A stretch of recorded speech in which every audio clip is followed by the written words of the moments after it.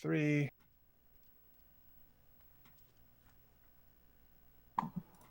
All right, everyone. I'm here with Shug, and it is time for the longest run in Midwest Speed Fest history. The 8.5 hour behemoth that is Final Fantasy VIII. Take it away. Heyo, I'm Shug. I'm gonna be here to show you guys a great RPG experience. We're gonna get started pretty quick here. So, 3, 2, 1, go. All right, so we got a little bit of time to talk here because it's a Final Fantasy game, so we have a long intro. Some stuff you'll see a lot in this run. If you've ever watched a Final Fantasy run, you know that we spend a lot of time manipulating things. We spend a lot of time planning ahead to get very specific outcomes in scenarios. You'll hear me talk about that a lot with things such as like step count as we're going through the run, and there's a lot of smaller things we do to set this stuff up. So I'll be jumping into that as they come because it's a lot of information for me to try to front load onto you guys. I'll introduce myself a little bit. I'm Shug. I've been streaming for a little while now. I've been doing mostly speedruns, mostly Final Fantasy VIII. It's been awesome to do. And believe it or not, I actually got into speedrunning a lot from Helix here, so thank you, Helix. But You're very welcome. It's been really cool to see your progression in this game. Not only this game, but also in Titanfall 2. Shoutouts. yeah, dude, that's a great run. And I've enjoyed it. So throughout this run, I'll give you guys some, like, lore stuff as I can, but if anybody can tell you anything about speedrunning, it's that the first thing you lose when you become a speedrunner is the lore. So I'll do the best I can for you guys to explain kind of the speed stuff and the story stuff. To get us started, we're basically we have to pass a like pre-exam, an early test, whatever you want to call it, to make sure that we can become members of the SEED program, which is the elite military force made entirely of children, which is very, very important. Trying to think if we have anything else. You can do a couple donations here early on, Helix, if you'd like, because we have another couple minutes of this. That's cool, because I have these. $20 from Emmy Pup, who says, "Cheers for the runs for a great cause." That's followed up by $50 from Brenham Poodle, who says, "Hey Shug, best of luck tonight. Proud of you, bud. Whoa, man, I can speak English, I promise. I had to make sure we met the thing Eyes on Meagle. Hashtag Quistis sucks." Yeah, let's go. Let's get as many Quistis sucks in the chat throughout this run as we can. Quistis does suck. I'm with you on that one. Even the host is in on it. We also have $5 from Zayden. I may have butchered that. So sorry. Greetings from Germany right around 5:30 a.m. Good luck to you, Shug. You know where those 5 are going to. Quistis. I'll donate 5 more for every fish fin fight. It's 90%, right? That's what they say. They're all liars, though. You can do a couple more. That's all I got. But Oh, no. I can plug some Bid Wars. We are just now opening the Pokemon Diamond and Pearl Bid Wars for the starter, Chimchar, and Piplup. And we also can name the starter as well. I'm partial to naming the starter Lapras, just because I like Lapras. But let's see what you got. Let's see what you all can come up with. All right. Maybe we can name it Quistis and annoy Shug. Oh, no. When I last looked, Griever name Quistis was in the lead, and it's very important, chat, that we make sure that does not happen. I saw Mufasa in there. That's a good option. Mufasa's a great option, but let's make sure we just get that Quistis option out of there. And I'm gonna need that name for Squall now.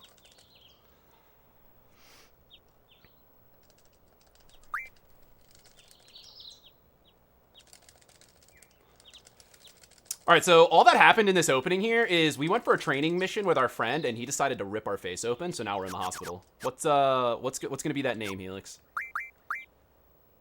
Oh gosh, the name will be Pringle with $223. Y'all had a strong opinion about being named Pringle. I almost said Kringle.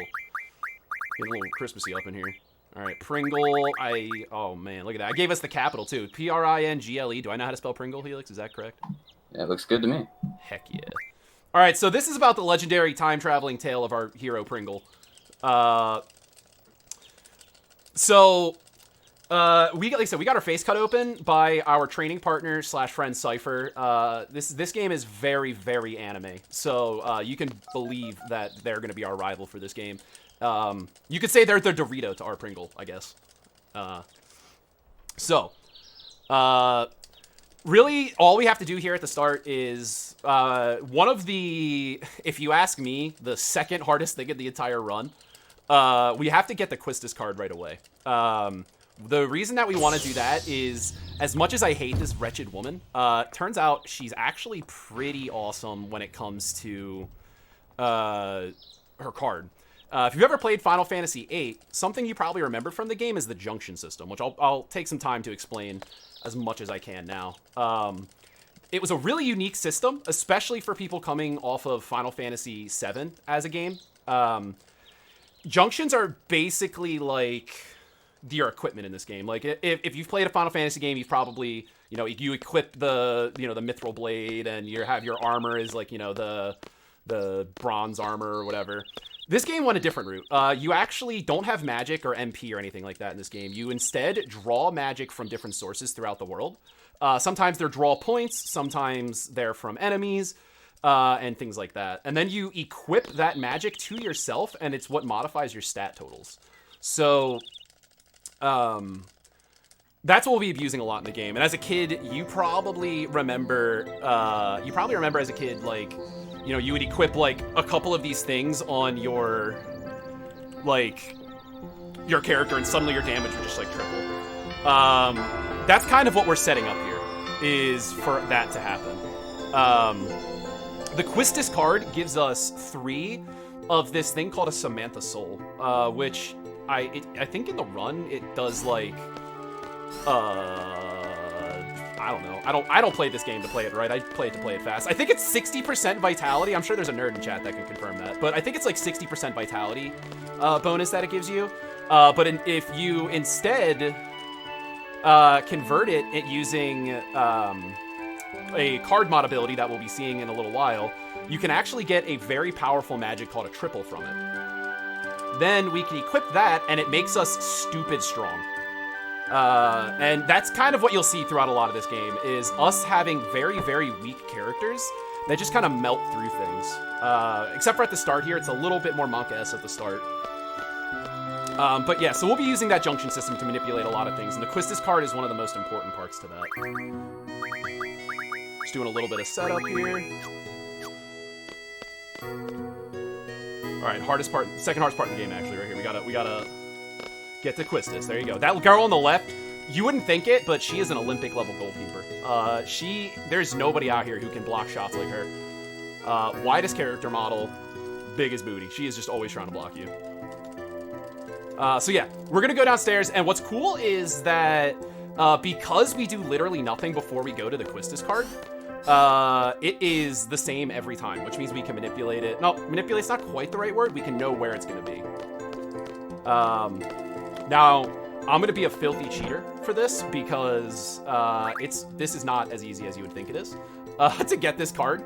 So I'm going to be using Turbo for it, just so I can, make sure that the marathon doesn't have to go on forever, which I'm sure the management appreciates. So we'll be using Turbo for that. Yeah, part of me wants it to, the other part of me doesn't.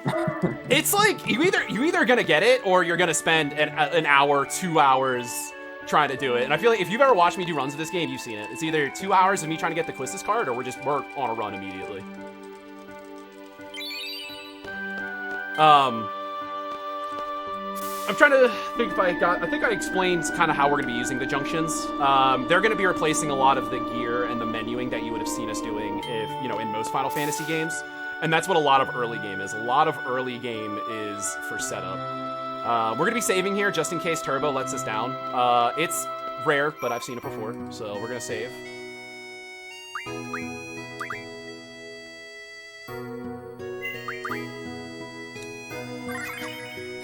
Alright, so here goes step 1.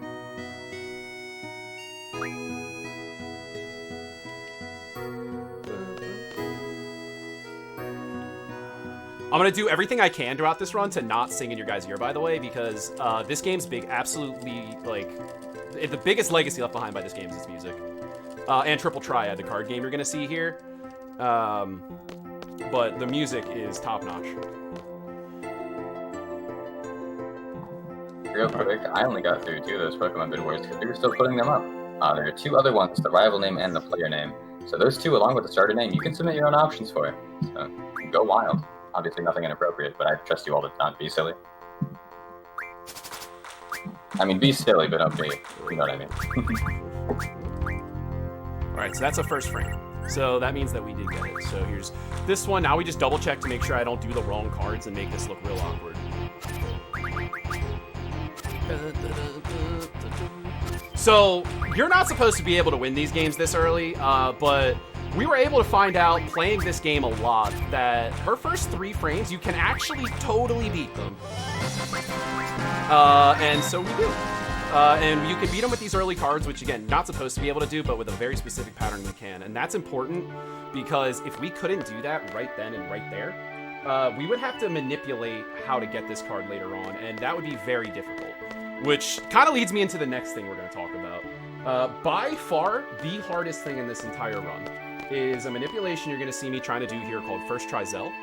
And in a little bit, I'll be quiet for a little while, not completely muted, but I have to focus on some of these fights because I'm going to be counting.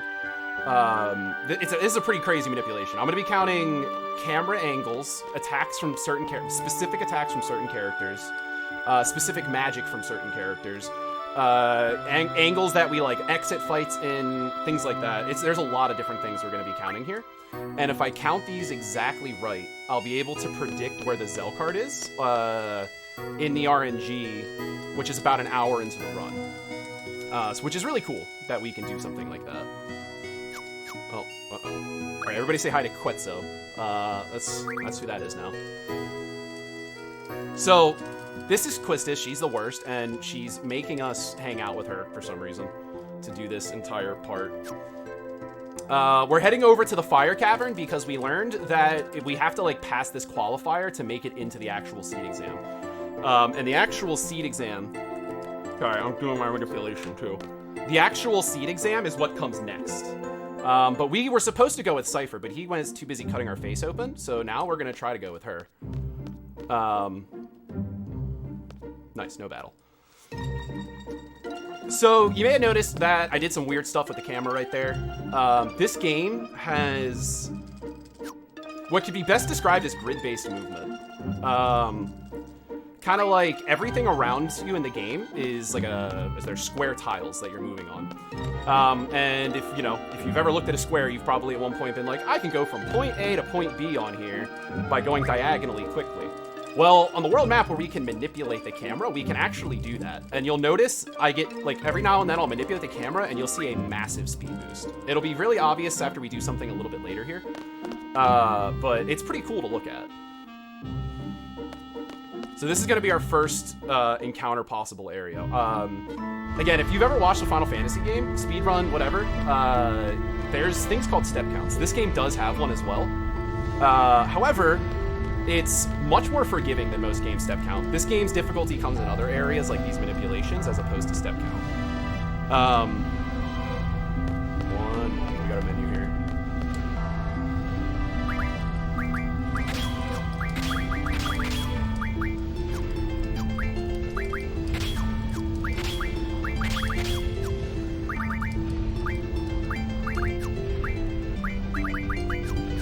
So, anywho, so we got a battle here.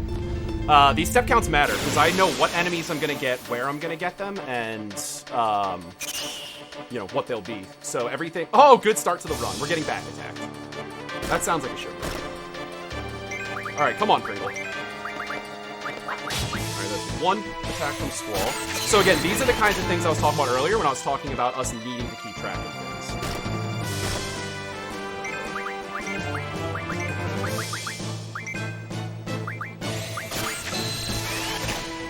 So for marathon oh, never mind. So for marathon safety, I would normally like draw extra right there. But instead, we'll just get the best RNG and just only have to do one more per character.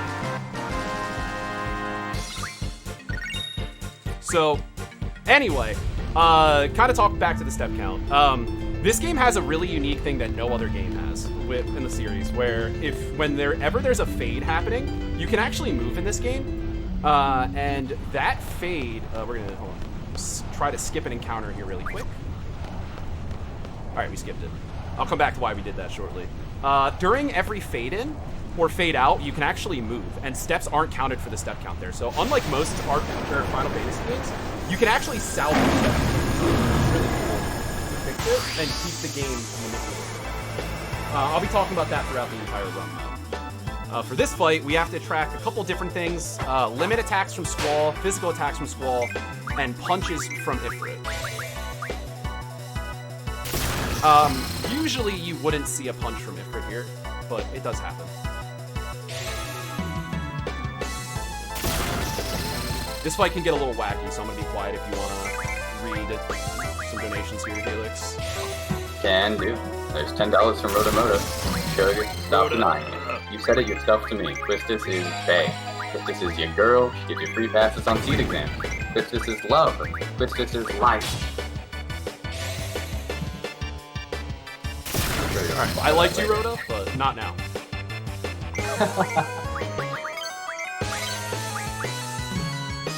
Also, $14 from Barack Bramall. There's no comment, but we really do appreciate your generosity. Thank you. So I'm looking to get 18 hits here. We don't like it when they fire speed, but sometimes they do that.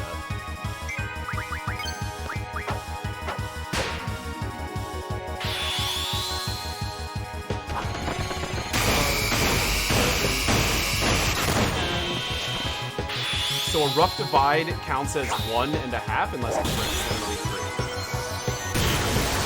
So that's 11.5. So this means that he can punch us now. That's what that dialogue trigger means. So one of the things that... Oh, that's why I hate her! God, I hate her so much.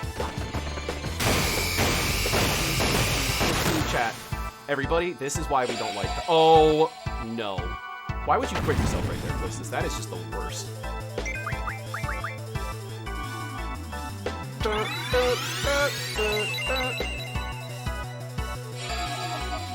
Ifrit, bro, come on, dude.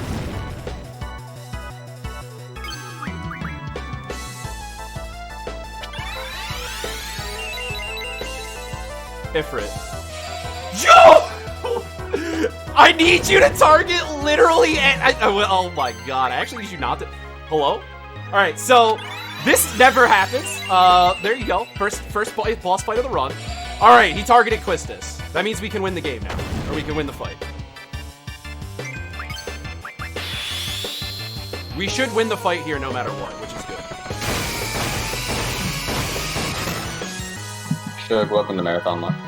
Seriously, right? Alright, that was 4 limits and 1 squall.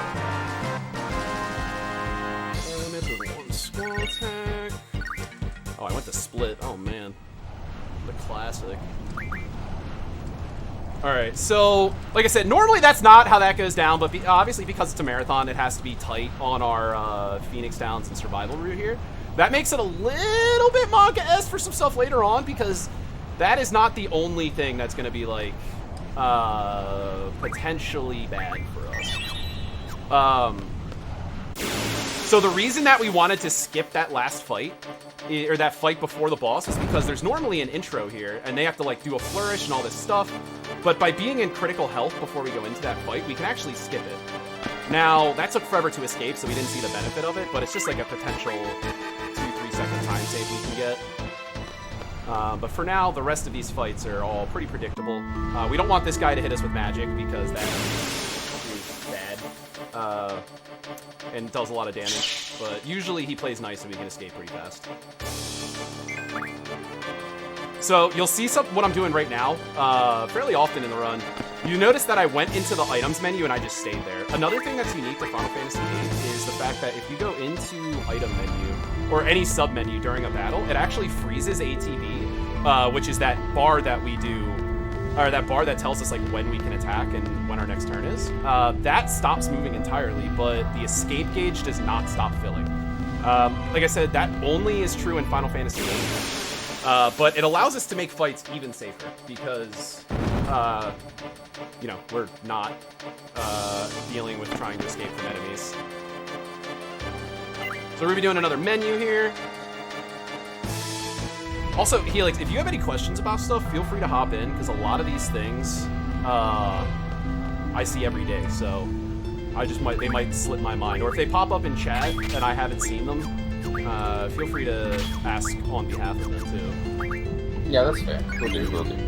Is this a long run? And there's a lot going on in this run, so I'm sure there's going to be things I'll overlook.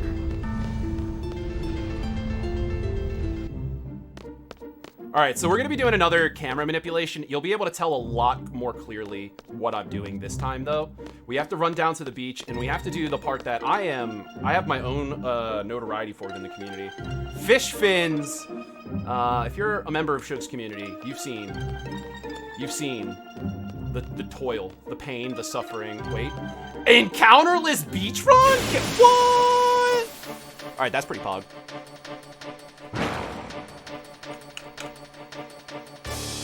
Alright, so we gotta follow, like, pretty specific setup here. We just don't want them to target Quistis if it's possible, which so far they're being very nice. We need to get 5 fins here, alright? These fish supposedly have a 90% drop rate. I think that's a whole lot of hoopla. I think that it's a lie perpetrated by the fish government to make me lose runs here over and over again. I feel like half the time I sit into your screen, Shug, fish fins are just being awful for you. Like, it's that's just half your screen. it's awful, dude. To kind of like talk about how awful this is, like, somebody actually made a all right, cool. And I forgot to save as soon as I got here because I got really excited about a encounterless run, but I gotta save because marathon. Encounterless run is actually a huge time save, like when you're going in a real attempt, because every single fight is like at minimum a 15-second time loss, probably worse. So, oh come on, where are you? Hello, there you go. That was a 2.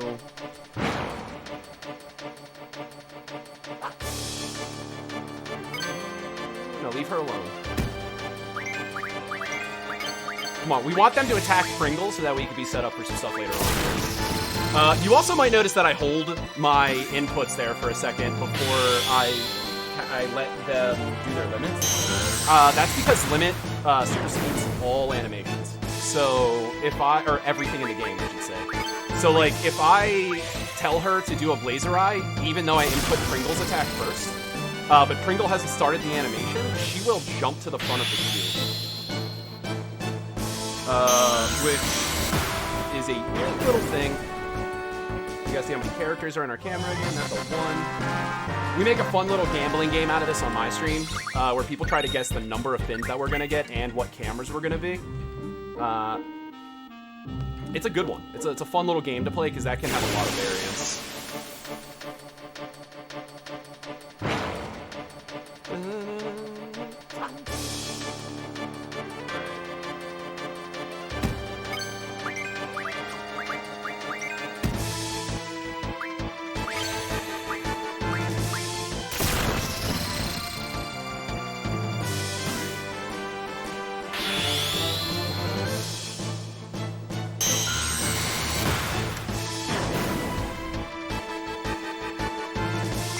Gonna plug the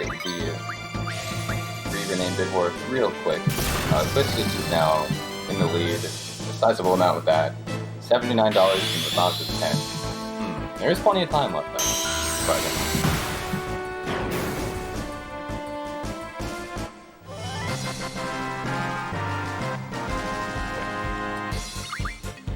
Alright, so we got enough fish fins, Quistis didn't die, and we tracked everything. So that means we're out of here. So notice some of the crazy slowdown you see right there when I move Squall. That's the difference between proper movement and movement, or like world map, like manipulated movement and normalized movement. I don't know if you noticed, but it was like almost double speed. Also, can I get an F in the chat for that start being a marathon run? Because that is just such a dope start. Almost slipped up already. It's such a dope start, even though it's marathon. Get out of here, guy.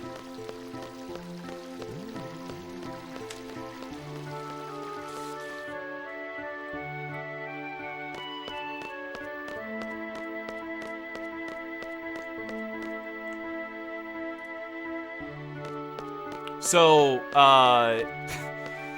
this, basically, now that we've done that, we have our new summon Ifrit. We've proven that we are ready to face the ooh, that's not the right one. That's awkward. We've proven we're ready to face the challenge. So now we have to go to Dalit, which, if you played the Pizza Hut demo, which everyone did, let's be real, you know that this part is awesome.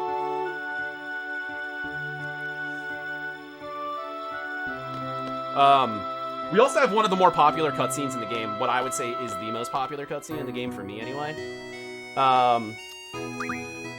Or for the running community, I should say. Another thing I should probably point out, I didn't really explain this. The reason that we needed to get fish fins is that we can actually... sorry, I'm fixing a thing on my end. We can use those fish fins, and we can use a thing called, like you may have seen me get an ability called iMag Refinement. That makes it so I can refine items into magic. And we're actually going to be refining those fish fins into water, which is by far the most powerful spell that we can mod this early in the game. And that'll make everything we encounter in Dalit a lot easier to deal with. Okay.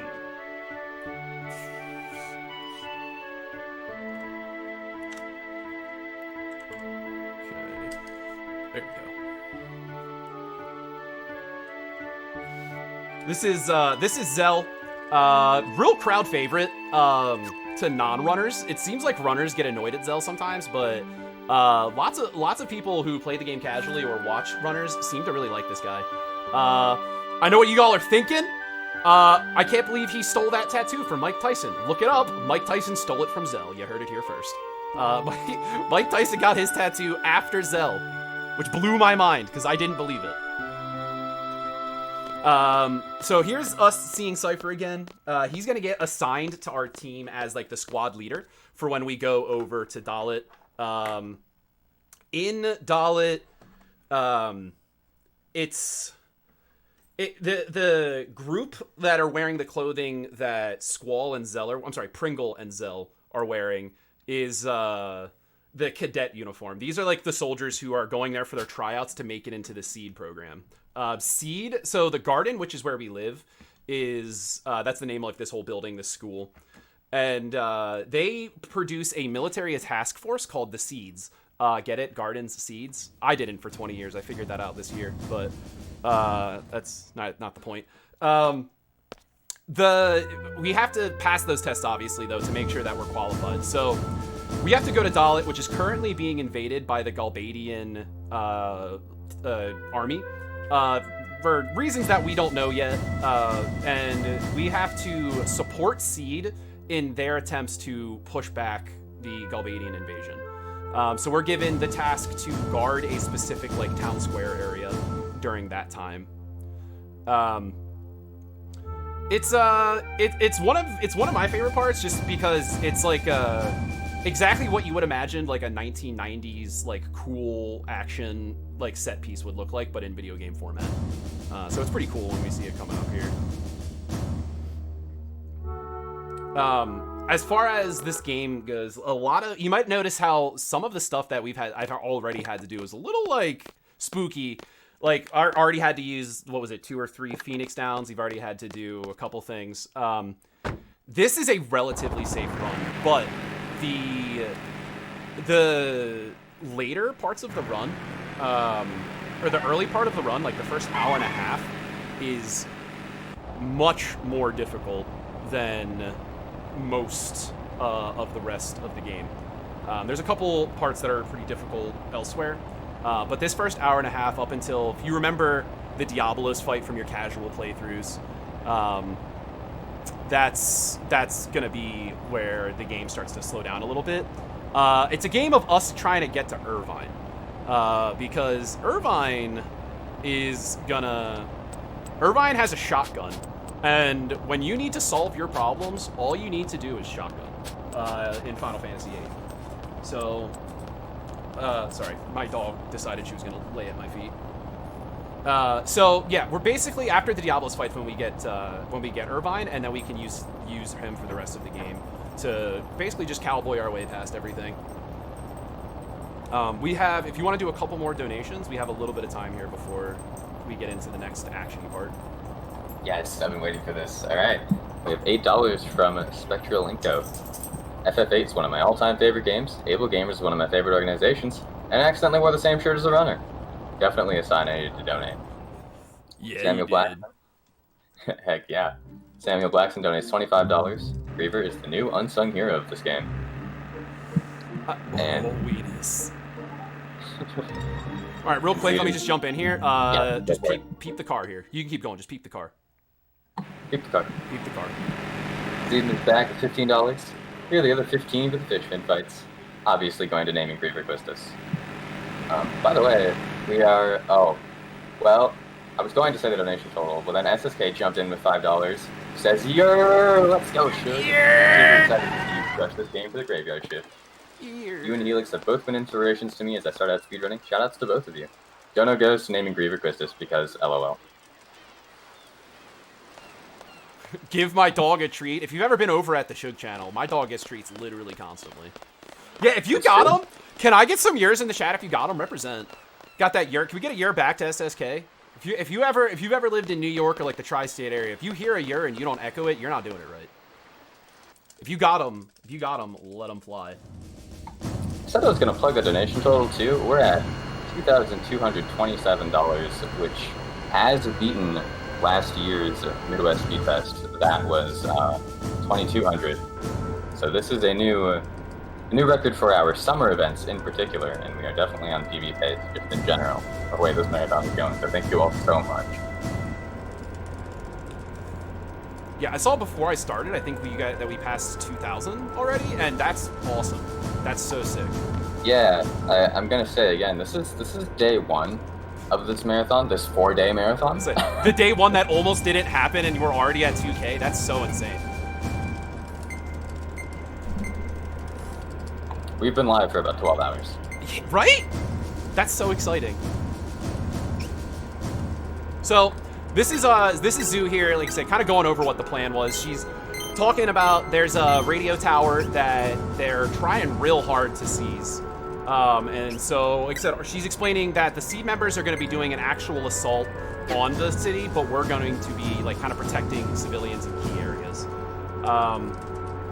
But coming up here for this cutscene, we're gonna get a moment of silence because not only is this cutscene what the kids would describe as pog as heck, it's amazing. The music's amazing. It's just a really cool scene. And at the end of the scene, I want you guys to tell me in chat if you guys can guess which boat the protagonist was in after this cutscene. Remember, heavy anime inspiration. So just let me know which one you think the protagonist was in. We'll see who gets it right. We just gotta tell Cypher to bug off here and then we out. You would think that people would respect Pringle more considering... Uh-oh, that's awkward. You would think people would respect Pringle more considering that it's like a multi-million-dollar corporation. Turns out we gotta do the same stuff as everyone else. Alright, here we go. This scene's amazing. Enjoy the music and enjoy the visuals.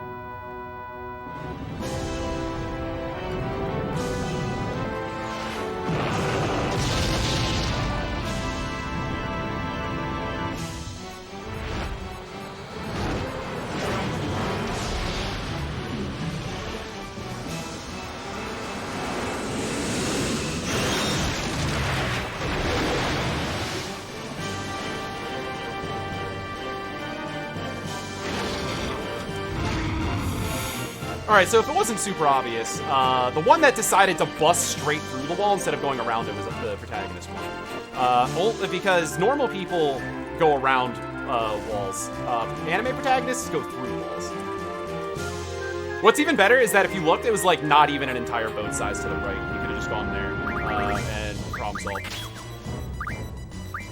What are you doing up there? Oh, because we're out of... that's annoying.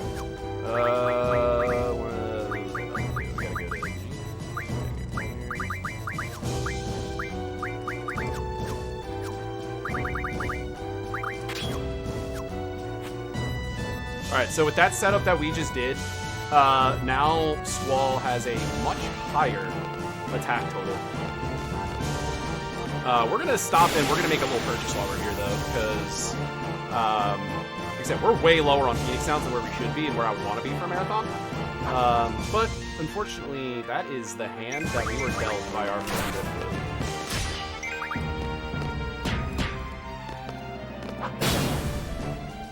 So, you may notice here I stopped running compared to where normally I would not stop running. Or you would have seen me keep running during that. The reason I do that is because there was no fanfare. In order for fights to end that don't have fanfare, your character needs to be in a neutral stance. So we hold run, and I'm sure that people have asked this in the chat, and I don't think I've explained it. We hold run because the run animation always is on top of the pile. We talked about how, like, limits always come through first. Well, run always beats other animations.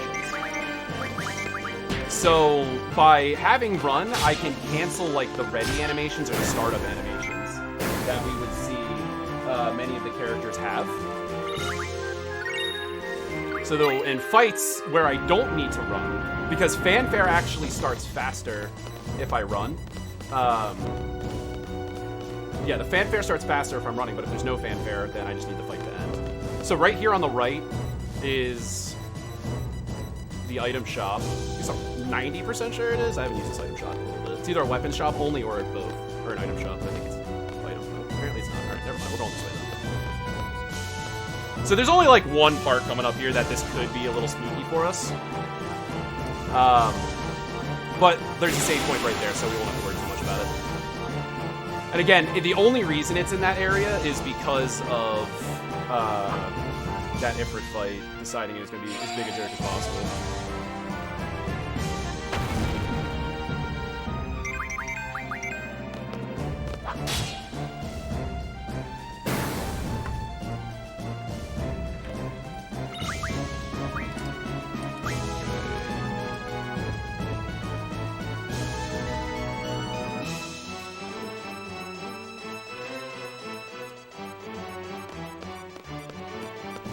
Sometimes I forget how good the visuals are for its time. Yeah, right? That's actually, like, one of the craziest things about this game is its graphics were such a huge leap for games of this nature. Oh, get out of here. What is that? Alright, so we're gonna stay running here because we have to go into this. That's a wonderful camera.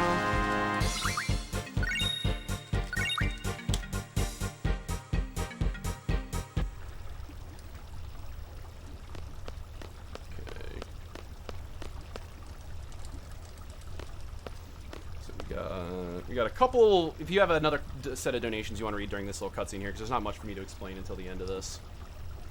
And this is like a forced waiting segment, believe it or not. Or if you have stuff you want to talk about in general. No, I don't really have any donations, but hey, we have a lot of people here. Y'all should just sort of check out the rest of Midwest Speed Fest in general. You know, exclamation Discord, join our Discord. Lots of information about future events, current events, hang out with runners, hang out with staff, hang out with viewers, just chat about whatever, you know. When we're not having a marathon, it's actually still a really active Discord server. And of course, you know, if you're interested in speedrunning, our online marathons take people from all over the world. You do not have to be from the Midwest. So, yeah, join our Discord, hop in it. Next time we announce an online event, you will know, and you can submit if you want. You can also apply to host, volunteer, whatever. We'd love to have you. Alright, so we have to wait here. This is like where our objective was. Our objective was to hold the town square. and, you know, wait until the battle was over. Cypher's a little bit of a hothead. He thinks that's stupid, and he doesn't want to do that. That's, like...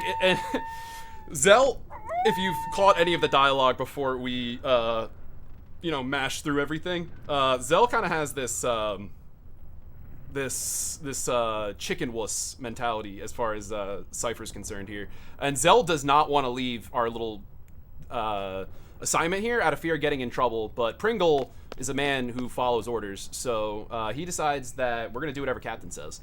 And I guess Zell agrees, I guess, because he doesn't have any strong opinions otherwise. He just complains a little bit here. So then we have to go fight there's a snake coming up here. This snake, it only goes one of two ways. It's super easy, and it goes exactly the way that you want it to go, or he gives you the hardest fight of your life, and it's an absolute nightmare. For some reason, there's just no in between for this guy. We're about ready to move here. Just want to make sure I was ready. There's a lot of different things that he can do as well that matters as far as the like our manipulations and our counting goes. But if the fight goes well, we don't see any of that. You'll have to tune in later to see if the dog's okay, Chad. You'll have to tune in later to see if the dog's okay. Alright, quick escape. That's what we like to see.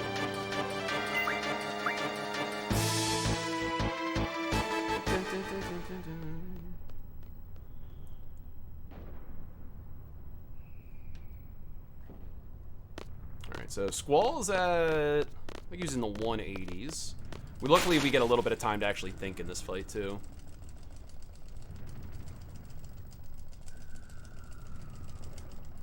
So we gotta... A lot of people, if you played this casually, you probably remember this snake pretty vividly. This is a pretty tough fight for a lot of people who are trying to get into this game casually for the first time. So you're always struck first here, and this is where they explain a mechanic about whoever gets the last hit gets the most XP.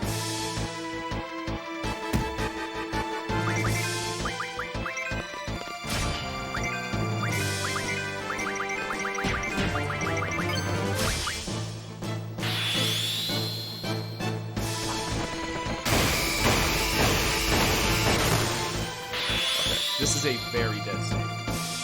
So that was one Cypher attack, 2 Zell attacks, 1 headbutt from the snake, 1 limit, and then we gotta see what our camera here is too. It's a 1 character camera. So I'm trying to show off this first try Zell manipulation for you guys because it's really sick.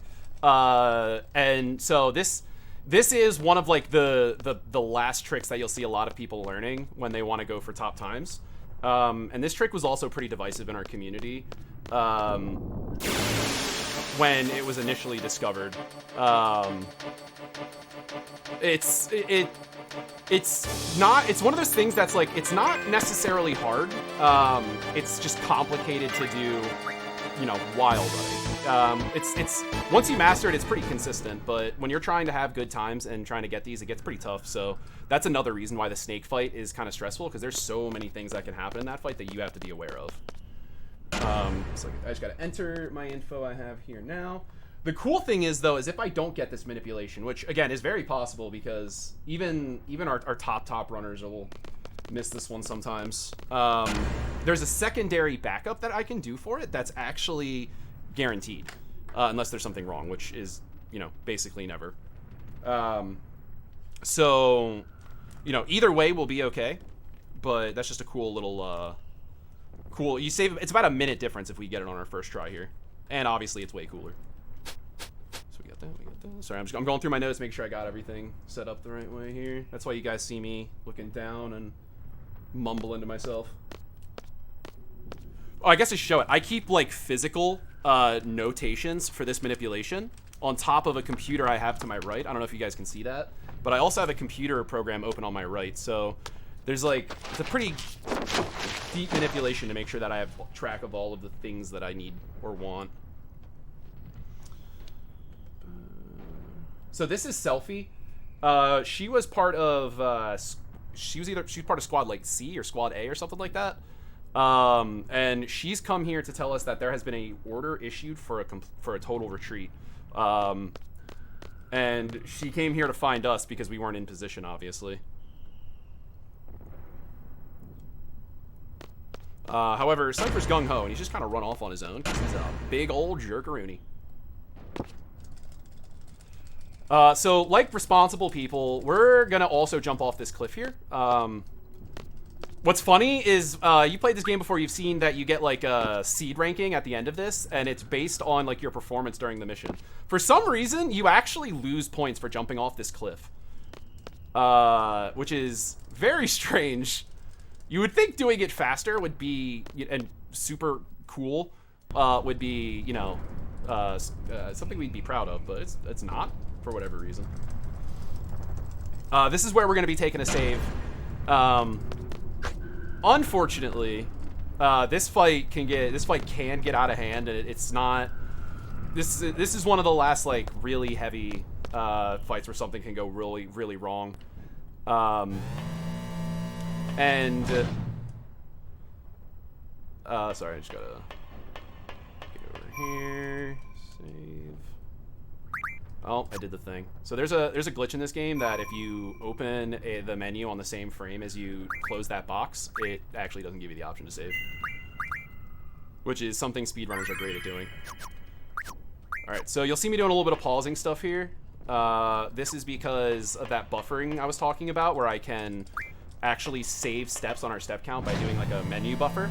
I have to do that there because that save point, obviously as runners we don't route for the save point, so I have to adjust the step count around that happening. So yeah, we took that save to be safe. We have a good HP total going into this fight that would, you know, tell us that the fight will be largely safe. But you know, this is a marathon. So, you know, Squall might just get targeted 6 times in a row and die.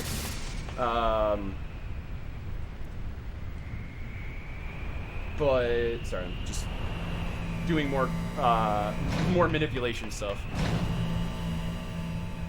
But with the health where we are, we should be good at the start of this fight. So I'm trying not to talk too much because I know that you're doing lots of things. Yeah, we'll be able to talk lots after this manipulation. This opening is just real tough. All right. If you have any donations you want to get in here before the fight starts, though, that's definitely the time to do it. None yet. I'll give an update on the Griever name while I'm here, though. Awesome, that's a good way. Mufasa, $10. Quistis, $99. You all know what to do. What the heck? Y'all, if Mufasa wins that bid war, I will give Dog a treat on stream. We can't let the menace that is Quistis win that bid war. If you love puppies, you should donate so that Mufasa is the name of the boss. You can name it anything else, even. You can name it, yeah, really anything. Anything.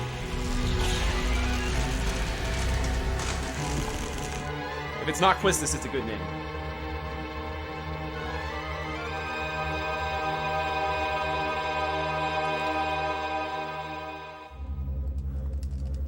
Okay.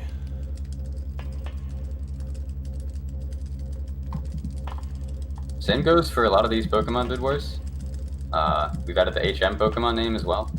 In addition to the rival player and starter names, you can name those anything. Within a character limit. I should actually go get that all for you and list it.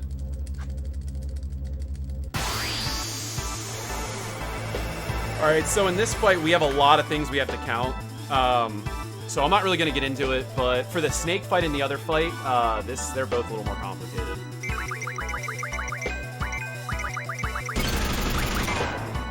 Alright, so we don't want him to target Squall, and of course that's what he did right away. I could have done that a little differently. It's okay. I'm not used to Squall having that much health, if I'm being honest.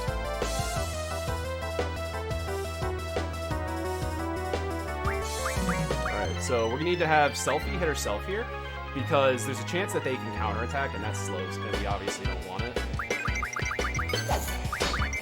Alright, did we choose them? We did choose them, good. So you'll see me doing stuff like that where I have characters attack themselves or attack other characters. What I'm doing when I do that is I'm stalling for time. The reason I'm doing that is because obviously we're playing on the fastest speed. But when characters are attacking or things of that nature, it actually freezes the ATB, which means it gives me time to farm for my limit break without leaving ATB, which again, obviously a good thing.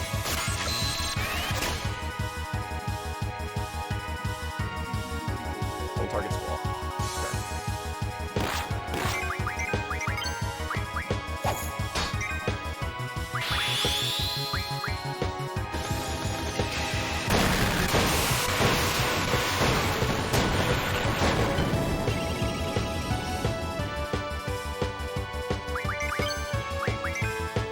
Let's go, dude. That's a really good fight. If we don't rough divide here, that actually might be a gold split on the fight.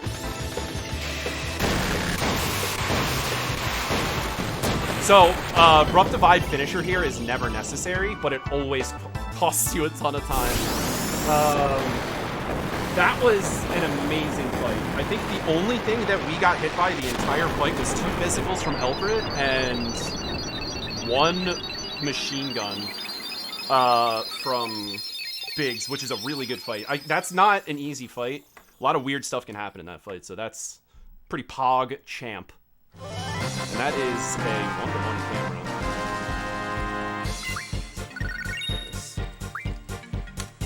That is a gold split. That was a really good fight. This is like, this is the kind of run that you kind of hope for when you're going for PB attempts. Outside of the Ifrit at the start there. There are no encounters and no rough divides on Ifrit. So I talked about earlier how like no encounters on the way down to the beach is like a huge deal when you're going for PB pace. Like if you go and check the world map or the world record, I don't think they have it there, and I think like in the one before that there was 1 encounter there. It's completely random in that area, so like you can actually like you know, have like 5 encounters on the way down there. In fact, I've done it. So to have a run where we don't get any rough divides on Elvrit, again, to make it clear, like you can have the best possible Elvrit fight you've ever had, and you will rough divides. So I hit a button on accident. You will have a bad split if your character rough divides twice, because you might lose 20 seconds for literally no reason beyond your character rough divided twice.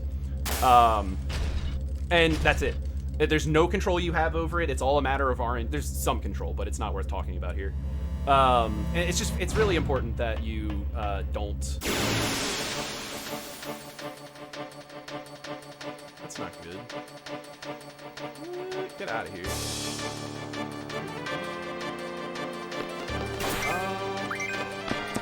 That encounter wasn't supposed to happen yet. I don't know why we got an encounter there. So anyway.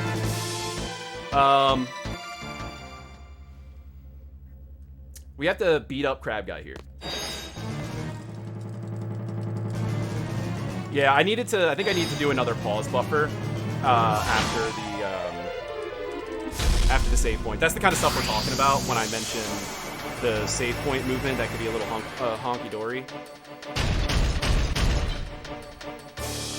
So we're hoping we get quick ATB on Squall here. Shocking, we did it. Do the funk.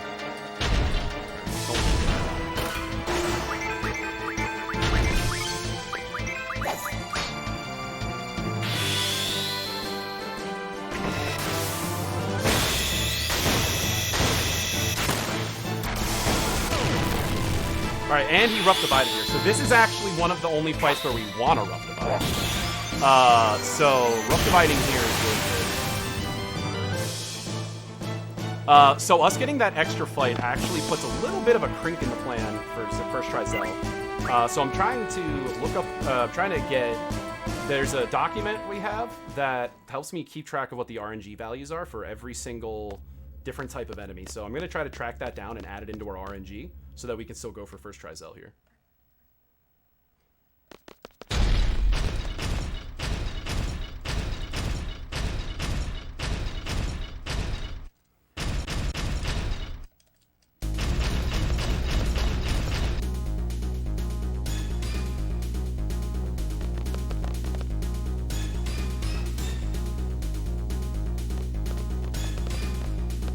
gotta walk right here, otherwise some like the characters get like stuck, and then it's weird, hard to explain.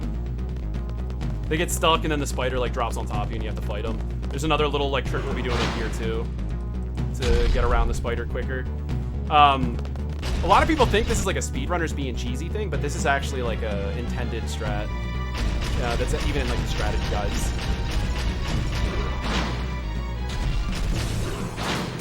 I'm really not a fan of when spiders drop on top of me. Me either. Also, we've all the runners just call this guy Spider Tank, but he's definitely a crab. Even me. He said, is the dog gonna be okay? Yes, he is, because we saved him. You can choose not to save that dog. And if you're like WQ from the Final Fantasy series Relay, you let the dog die like a monster.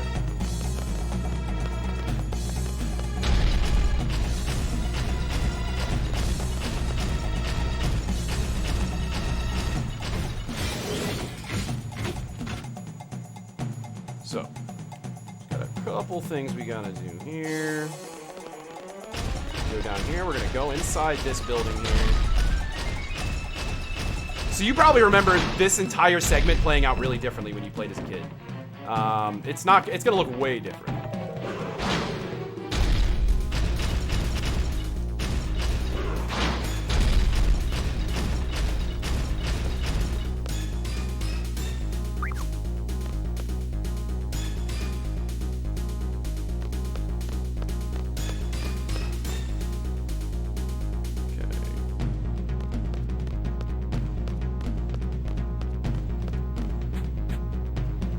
Now we got a couple things that we're going to be setting up here. This is going to be the end of the Zell manipulation. Like I said, that fight that we got a little early might put a crink in our plan to as far as like getting this first try Zell, but I'm going to try to salvage it here. I think we have the ability to do it too.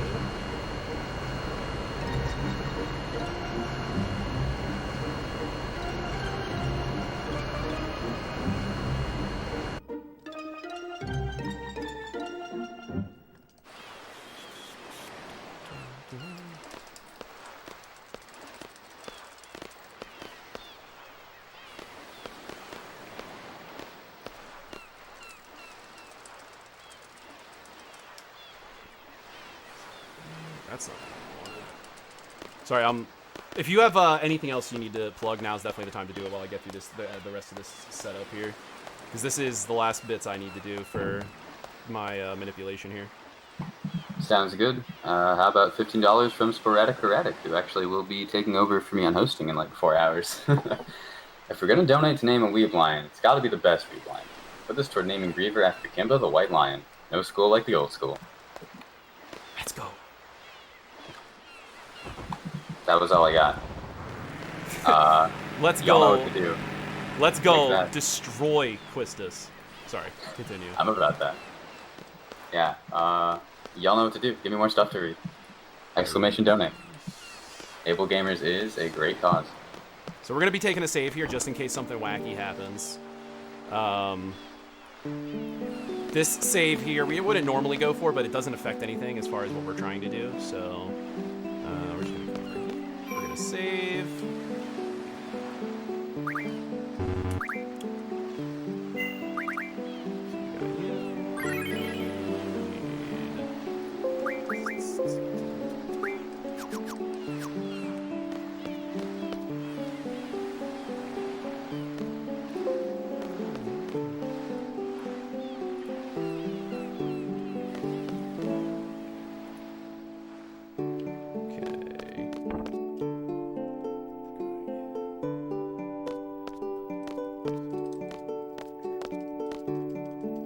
That's 45. 394 plus 45.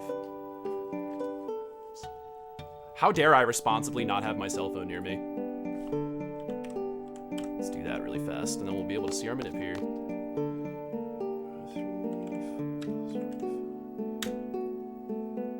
Alright. We'll see here if I got it. If I didn't, we're going to go for a second try. That's why, like I said, we have the save here, just in case.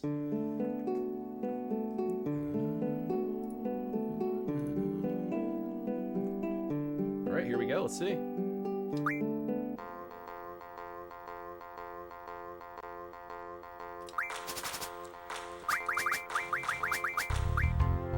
All right, so we didn't get him. So we're gonna do second try here.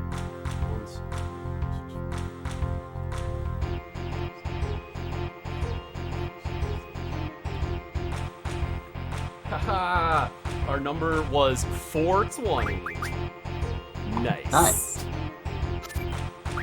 So we were supposed to be at 420. Like I said, it's our count. I'm actually pretty confident in until that last. Sorry, I just have to make sure we don't lose this. If we lose, it's bad.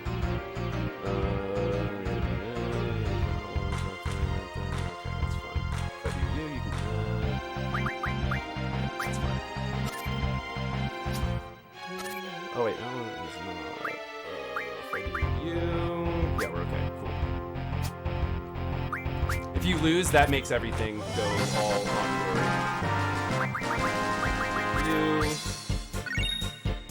We're gonna do it again. So the second try Zell here is the go-to for a lot of runners who are trying to play this game. One sec. Just gonna go for it again here. So he should be there this time. Oh, hey, there's not supposed to be a bike bug there. It's supposed to be there he is. So, second try is, like, basically guaranteed. You went first, which means it's the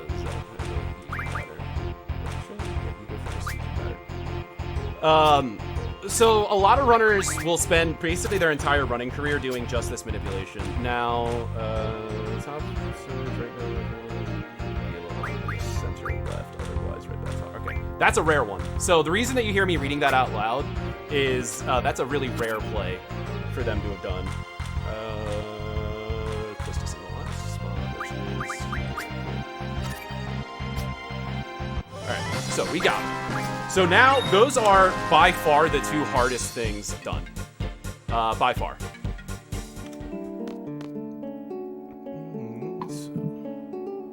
Alright, so now everything in the run is less scary. So again, runners will spend a large portion of their career never learning first try Zell because it is very difficult. I actually think we were on the right count until that extra encounter happened. But second try Zell is very, very, very easy. You have to keep track of very little information. Notice that I left the car there. We're going to be coming back for that later. That's actually a setup for something in the future here. It's crazy how much less pressure I already feel now that we have that card. Actually, Helix, it's crazy how much better I feel now. All right. So now we get to have fun. We get to relax. Everybody's stomach gets to be not coiled. We didn't die, which is like the most important part. You know what yeah, that doesn't matter. All right, we're good still. I was about to say, generally not dying in a speedrun is what you like to see, but yeah, that's actually a lot of speedruns will do that on purpose. It's pretty pog. Yeah, we definitely never die on purpose. We did not grab the Phoenix Downs when we were in the town, but we don't really need them where we are yet. However, I definitely don't want to do the Diablos fight without one. Luckily, there's a save I always do before the Diablos fight, so on the off chance I forget, and die, but we're kind of past the point where death is a concern now. But on the off chance both of those things happen, there'll still be a save either way.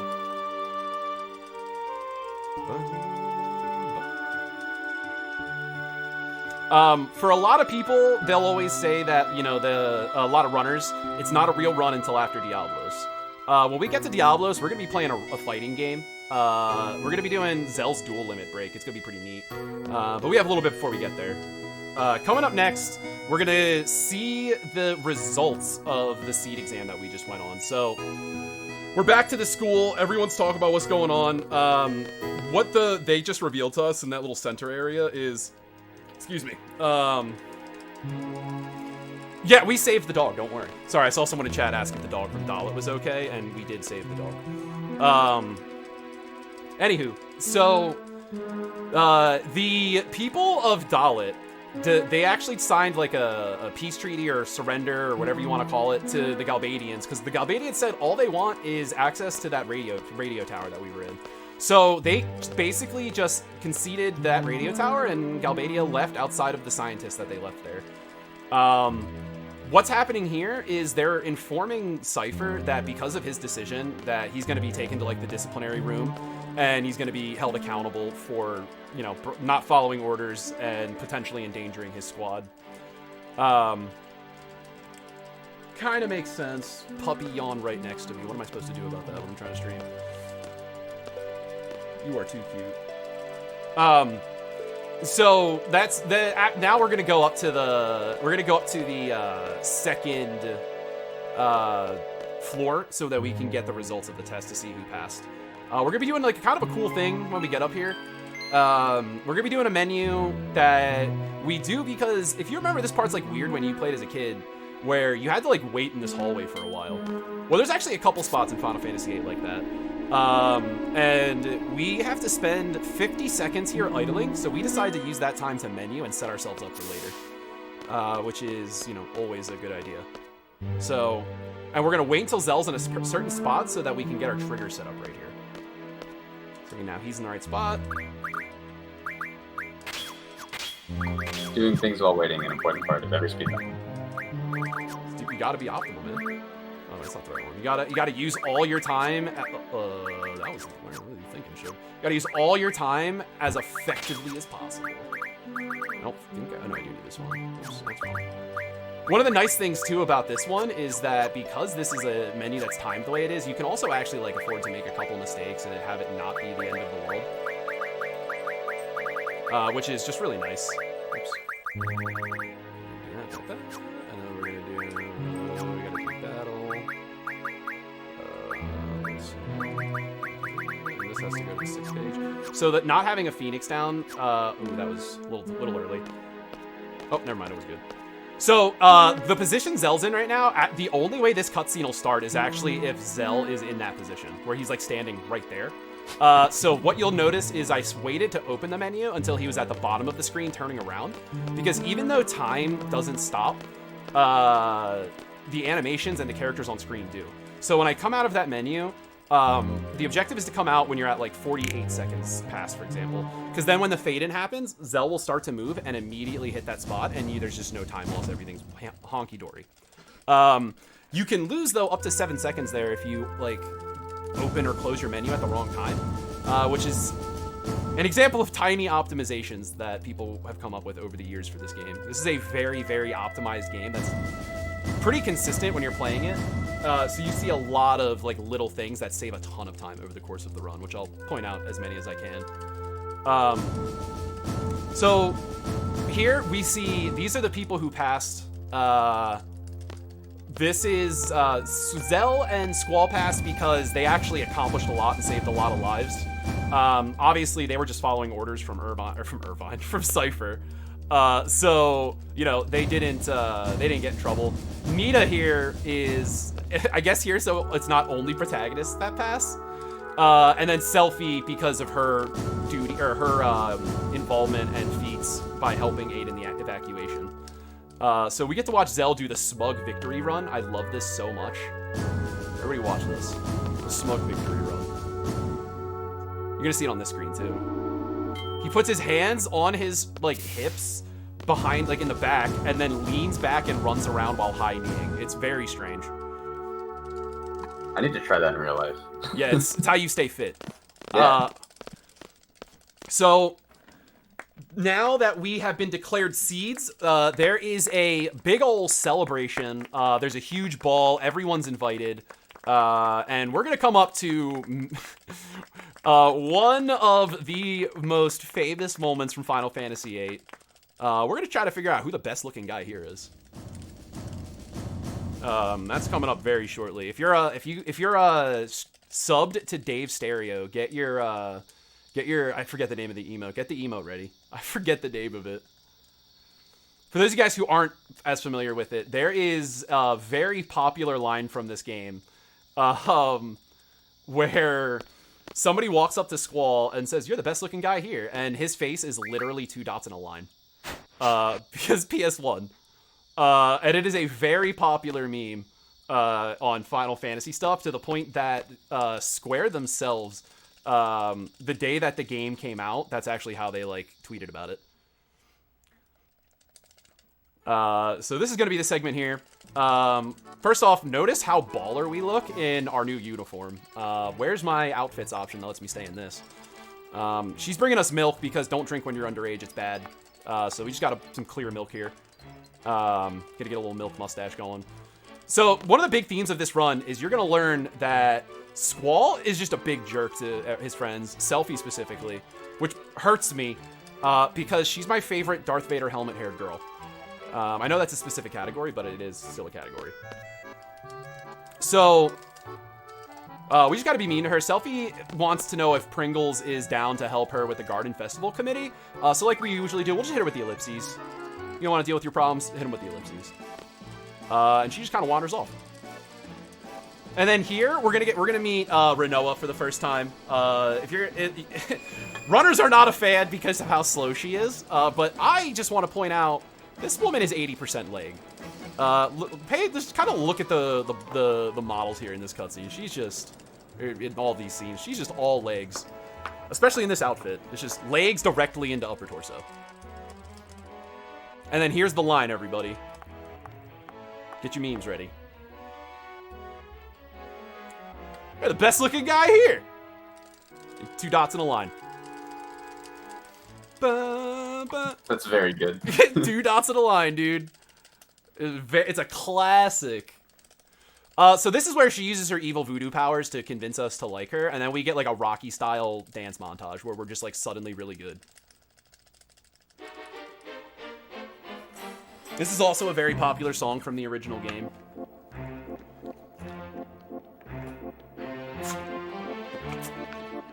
And then this is one of my bathroom breaks. I'll be right back, everybody. Hey, I'll be here. I'll say some stuff. I like when I say some stuff. You know what I haven't plugged in a while? I haven't plugged the Tony Hawk's Underground Skater Name Bid War. Similar to the Pokemon Diamond and Pearl Name Bid Wars, you can toss in whatever you want from that. Currently in the lead is Baguette Yoshi with $42. Doug Crow's in second with 10. And we have... Oh, hold on, wait a minute. I have to try to read this backwards. It's something backwards. What? I can't make sense of anything. Oh no, I'm sorry. It's way too late at night for this.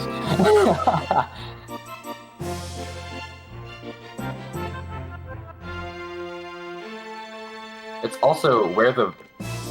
So, okay, on SRC, there is a, like, progression bar. And the bid war, or the option for the bid war, in the lead has a bar full. And then all of the other options have the bar, like, it's full corresponding to the amount that's donated. And this bar is in a spot where it is making it even harder for me to read what this actually is. It's a word backwards, so you can just go to the page. Just type exclamation incentives and look at the bid wars.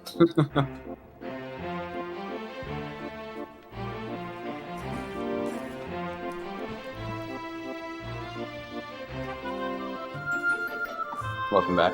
Oh yeah, perfect timing. All right, so this is the part where our teacher comes on to us really aggressively and then orders us against our will to go to the makeout spot. Not that I'm throwing shade or anything, just, you know, reporting on the facts. We also don't want to go. Because who wants to use their first day as a seed to yell at kids who are getting hella frisky?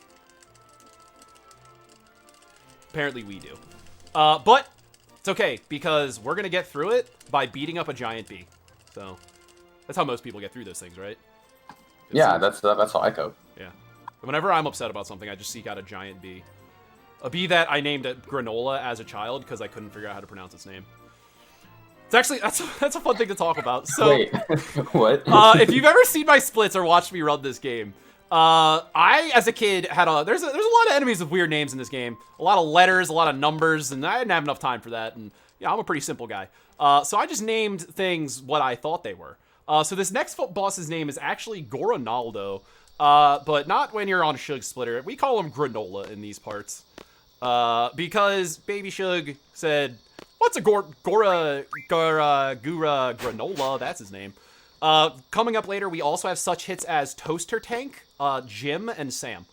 Again, not actually the names of the enemies, but they're the closest you're going to get from Shug's pronunciation. I like these a lot. Yeah, they're pretty good. Shout out to the legend in the Final Fantasy community, Goron himself, named after Gornaldo. Shout out to him. He's one of our community mascots. Great guy.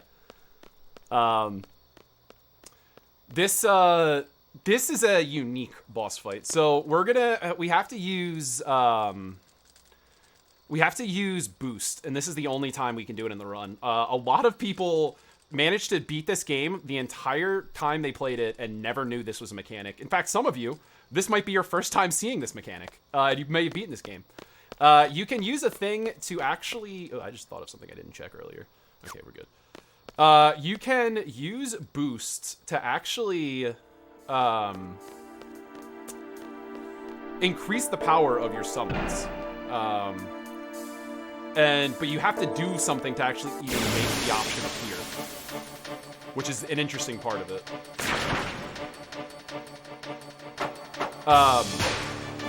So you'll be seeing me utilize that in the upcoming fight. There's a lot of weird things. I'm not going to try to explain all of them in the upcoming segment, but basically... so we're going to be doing a little bit of menu in here. Got to try to save that there step count. That one. That should be good for now. We'll see where the next encounter is. So we're gonna be taking that save after this fight, just to be safe, just in case something silly happens, since we don't have the number of Phoenix Downs we would normally have on this part. But yeah, so we'll be using the boost mechanic, and the enemies in this upcoming boss fight, there is these roly-poly dudes that are with Gornaldo, or Granola, as I'll be using the name continuing.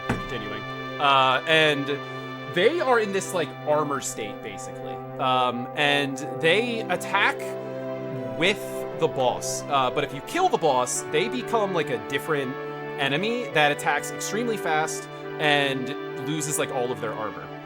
Also, though, the boss can throw these things at you.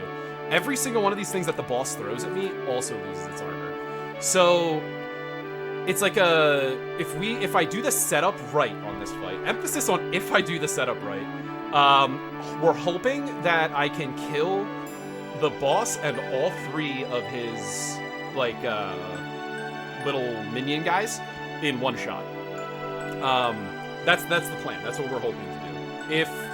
If that doesn't work out, which is not uncommon, because the way enemy health is calculated is in Final Fantasy VIII is very different from other games in the fact that this game uses level scaling. So, like, if you're level 15 on average, the boss will have a health that is what a level 15 average of that boss would have. But there's another mechanic in the game that ties into that mechanic that also gives you a chance to see a +2 or a -2 on the enemy level. So basically what that means is that you can have a low-level boss fight where the boss is very low on HP and is a lot easier than you would expect, or you can have a high-level boss fight where you have to use, like, the full strategy, I guess, for lack of a better word.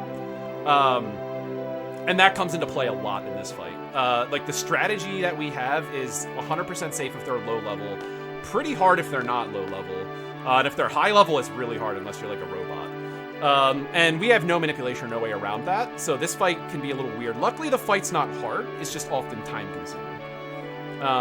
As long as Squall is not at, like, super low health and we don't get crit, which, you know, this is a Shug run, and it's a marathon, so there's, like, 2 different levels of potential bad luck there. But, you know, we're hoping.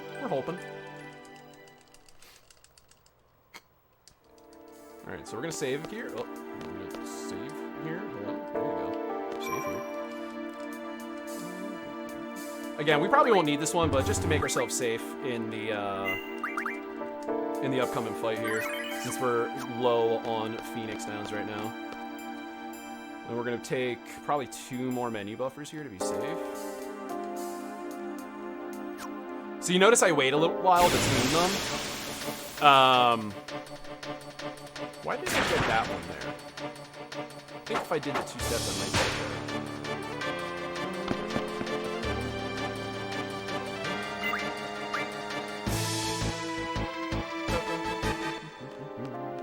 Alright, so we're in a good spot then. At least I think. I'm trying to do the math in my head to make sure I'm caught back up, but I think we are. So, this is Granola.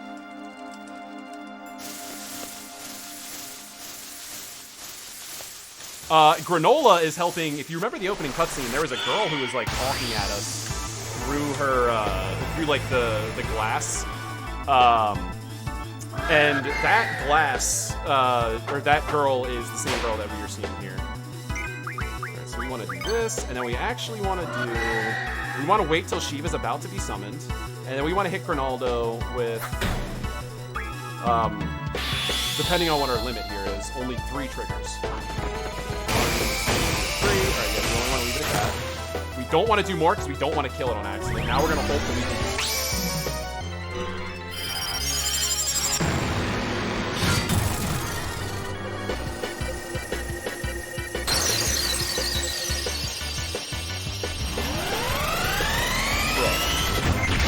That was going really well until that last deck. That last deck's really not our friend. Alright, so we didn't get high enough to get all 3, but we at least ranged them enough that it should kill anything we hit. But now they attack really fast, which is why we try to kill everybody in one hit.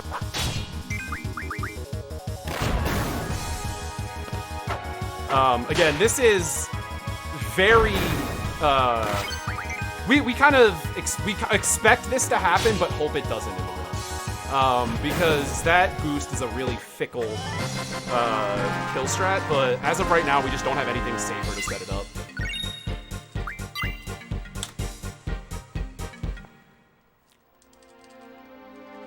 Alright, so these mysterious dudes in white jumpsuits, which are interesting looking, are gonna come take away our friend here, who knows us as Pringles and Quisty. I mean, I guess if I knew a guy named Pringles, I would probably never forget them. So now we get to go on our own personalized adventure. We're gonna leave the school. We're gonna go take our first seed contracts. And that's gonna set us off on a journey through time and space. In typical JRPG fashion, you have to think to yourself, all right, we started here and now we're here. We're students in a school. Now just think about the end of the game when we get there. I want you guys to really reflect on what we become over the next 8.5 hours. Well, I guess now it's like 7 hours. You'll notice I take a lot of these paths specifically so I don't touch any of these corners. A lot of corners you can ride, but to be like, there's a measure of like speed loss that you'll get as soon as you like collide with anything. On most screens. Some screens you'll see I'll like scrape along the side of something with no speed loss, but you'll see it happen elsewhere.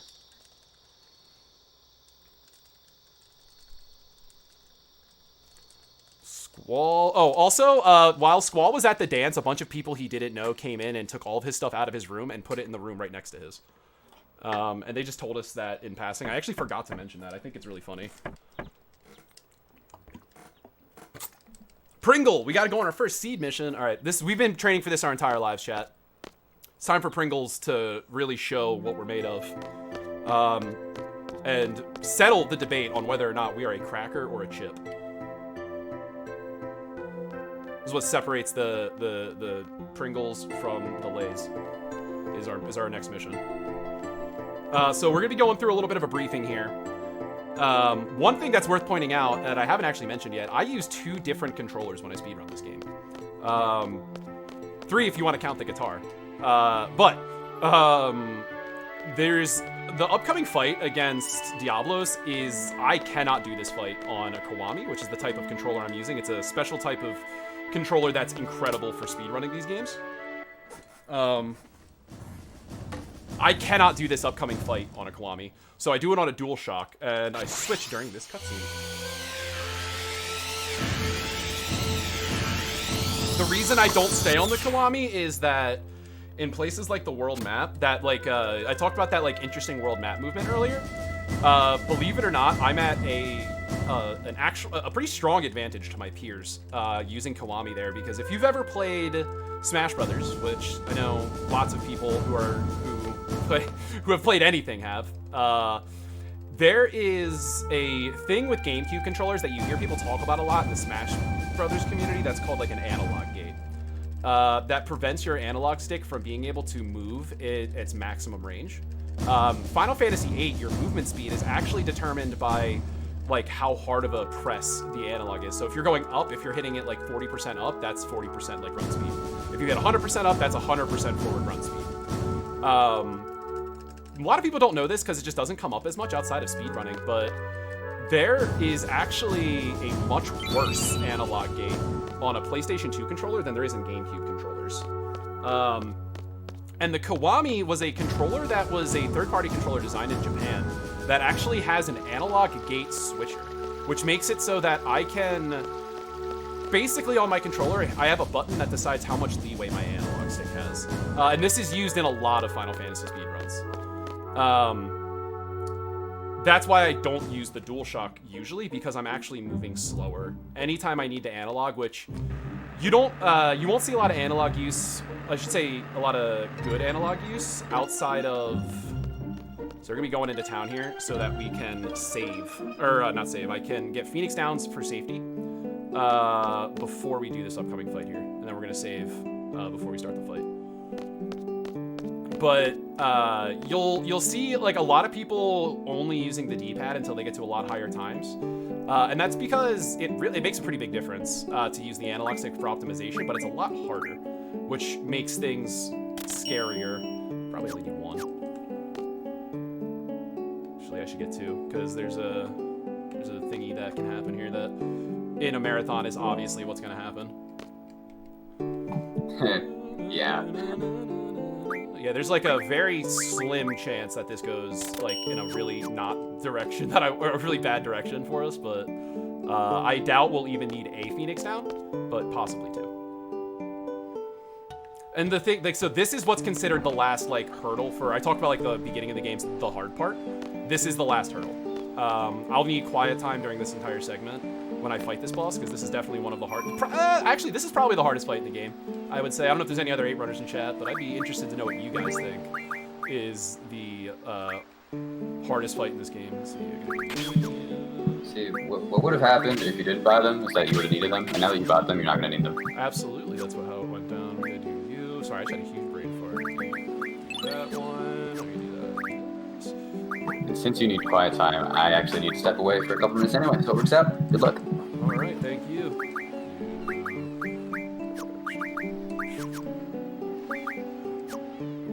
We're supposed to save.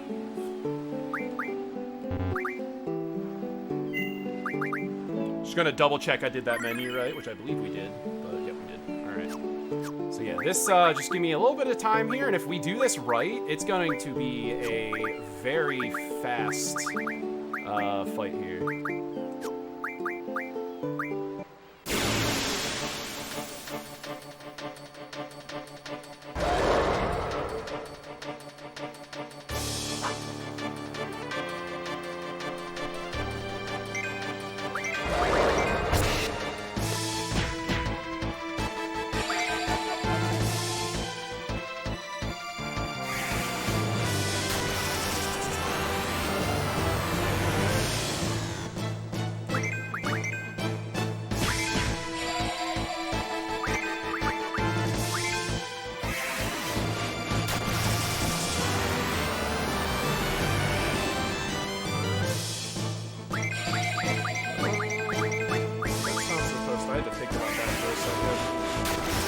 That went down a little different than normal.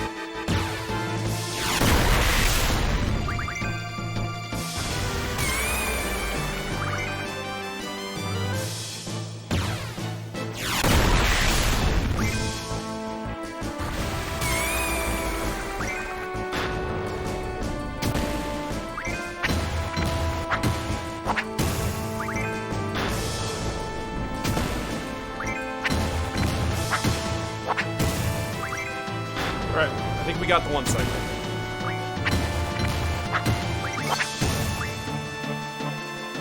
There you go. That's the one cycle. So that's easily the hardest thing in the game. Or hardest fight, I should say, in the game. It's not the hardest thing in the game, not in my opinion anyway, but it is probably the hardest fight. Unless you're on, like, one of the other versions of the game. If you're on remastered, really actually any version but NTSC, there's a fight later on in the game we call the Sorceress fight. That's gonna be, like, the next hardest fight. That's a tough one, so I'm pretty happy we got that. That's definitely a tough one. But that's all I needed for quiet time. So whenever Helix is back, we're good to talk. I am back. Hello. Pog. All right, and we have the perfect amount of money. Shug out here remembering his math properly. We need $3,000 to get all this trade. I was pretty sure that sold for $2,500, but I'm gonna be honest with you guys, that was a gamble. Gambled, paid off. This is where we're gonna switch our controllers because this guy has to look around like he did something wrong. Tell me this guy didn't commit a crime the way he looks around. How suspicious is that? That dude definitely committed a crime. Looking around, he's confused. That guy always suspicious. All right, so we're out of again the really difficult stuff you'll hear people talk about. Now we're gonna get to the game's gonna slow down a little bit for us. We're going into like the main story as far as everything's concerned. So where we are here is we were given our first orders to go, and just the three of us, which was strange for us in our opinions, to go help a resistance group based in Timber, which is on the Galbadian continent. Which, if you remember, the Galbadians are the guys who were invading Dalit at the beginning, and like we were hired by an organization to go help them in Timber, like get free from them. Squall has been appointed as the leader. Again, they're pretty disappointed. Blocked coward creep. It blocked moron. That's tragic. Yeah, also, our automod is going nuts. But yeah. And at this point, guys, I'll be able to interact with chat now. I was very specifically not doing much with chat during the beginning of that because that opening cannot really be understated how much harder that opening is than the rest of the game. So I'll be able to interact with you guys a little more now too. Which means if you've seen something I'm doing that I haven't explained, or you have a question about something that happens in the run, I will answer anything I can to help clarify it. Because I've been at this for a long time, and a lot of little things in the game I just don't even think of. Shug is very knowledgeable and very good at the video game. Yeah, I used to be like a lore factory. Oh no, Pringle's having some pain here, guys. I used to be a lore factory, but speedrunning just melted that away. So that's how it goes. We're all hanging out on a train together, and then we hear a loud sound, and we all just kind of pass out. What the hey is that? We don't know, but it's okay because we wake up as these guys? Question mark.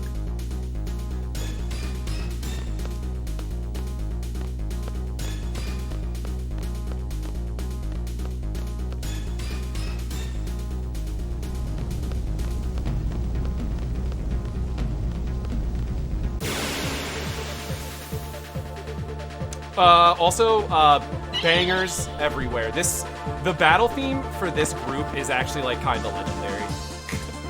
It's one of the most things people remember the most from this game. And Square clearly knew that because there's a forced segment later where we have to listen to it for 2 minutes straight, uninterrupted. And trust me when I tell you, Square is giving you a gift to let you listen to that song.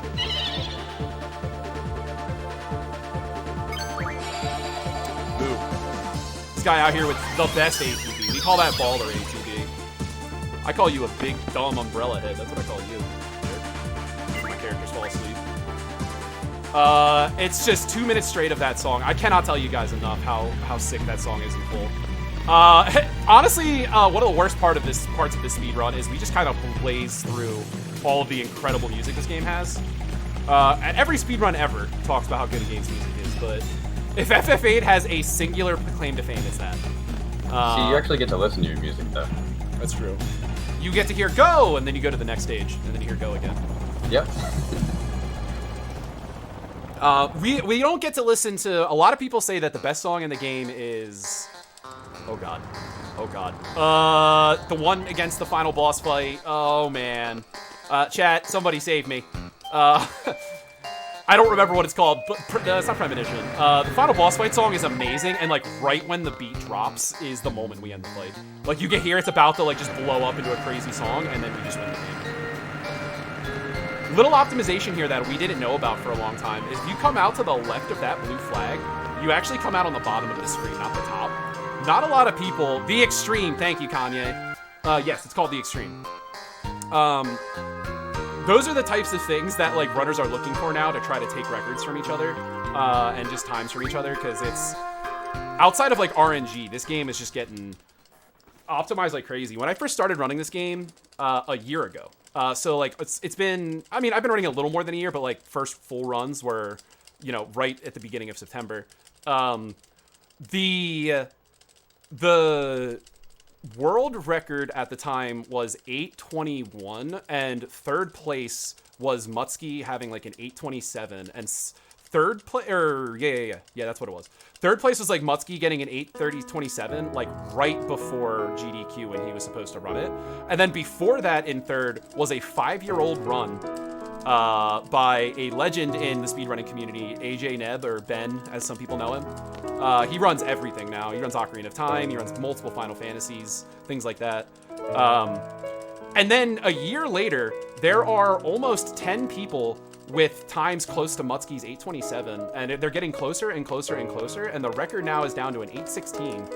And times that, like I said, less than a year ago would give us, you know, like a third place finish, are, you know, getting you narrowly into the top 10. So like this game has been optimized so much recently, and a lot of it is like little animation cancel things, little go here, do this, little like finding quicker ways to get to menus. It's very interesting the way that it works nowadays. And a lot of that is thanks to, one sec.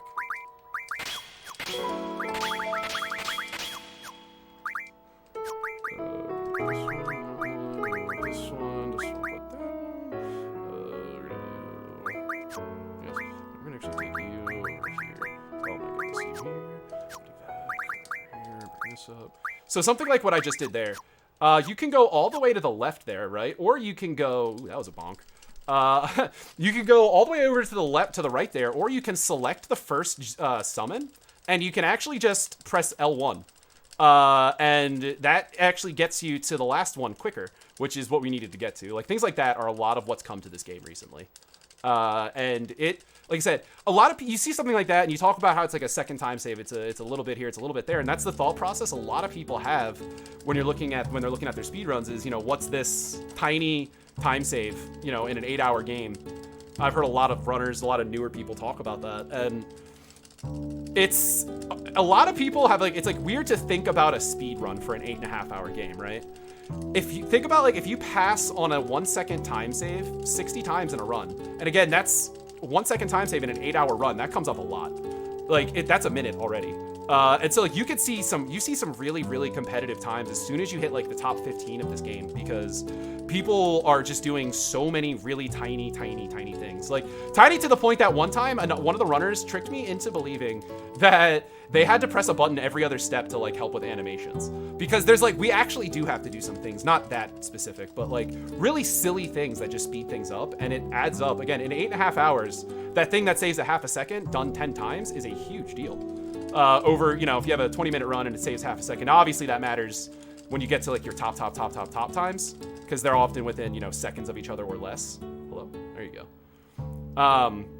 But it's just a really unique thing about the way that Final Fantasy and just longer runs work in general. When you're thinking about them, just a lot of people don't think about how those little things can build up over time. Super Monkey. All right, so basically this whole segment is really, Laguna is not great at being a soldier. He works for the Galbadian people who were, again, the bad guys at that other, in the Dalit segment. He abandons his job in the forest, drives back to the city, parks in the middle of the road, which you probably saw, and then decides to go to a bar to, you know, drink and watch this. This whole segment's a little weird for me because he walks up to the stage, as you guys all saw, and then he gets a leg cramp. And I don't know about you guys, but when I'm near cuties, I get real bad leg cramps. That's what happens every time I'm near cuties. So naturally, he gets a leg cramp and tries to limp away, even though he's like just right in front of her. You would think the normal reaction would for her to be concerned, but instead what she does is invites him back to her room, where she reveals that she wants to be more than a pianist and has written an entire song about him coming to the bar all the time to watch her. And you know what, chat? I think I'm gonna be singing that song later now, Helix, aren't I? You absolutely are. Yeah. Both of your incentives have been met, actually. Oh boy. So we're saving hot dogs and I'm gonna be singing? Yep. Oh man. I tried to find a recorder to use to play the flute solo, but all of my errands today, nobody had a recorder. Because there's a flute solo in the middle of the version of Eyes on Me I'll be singing for you guys. But the song that she wrote is Eyes on Me, and it is about Laguna Caripin. It's actually quite a romantic song, but the additional context that she wrote it thinking about that and then watching this scene kind of makes the lyrics funny. Much funnier in my opinion. But like I said, you guys will see that later, because it's gonna be a challenge not to fall in love with me when I sing this song. And if you do, that's okay. That's fine. I love all of you too. We'll see that a lot later. So he's getting called away now. She's saying, "When will I see you again?" He's like, "I don't know, man. Eventually." I abridged the dialogue a little bit there if anyone was curious. But it's we come back here and then we're back with our main group, who goes, "Wow, we all had the exact same dream with the exact same people. That's crazy. We should probably talk about that some other time." And then they just kind of ignored what just happened to them. This is, by the way, chat, this is why you shouldn't let teenagers be soldiers. This kind of decision making. If I'm an elite super soldier and I've been trained my entire life for these sorts of things, and all of us go on a mission and have the same shared dream, probably gonna report back to my superiors what happened. Maybe shoot an email, text message, something. Nope, we're gonna ignore it. We're gonna pretend like it didn't happen. And we're just gonna carry on. And Squall's gonna hit us with a legendary "I dreamt I was an idiot." He does not. Oh, I'm sorry. I dreamt I was a moron. There it is.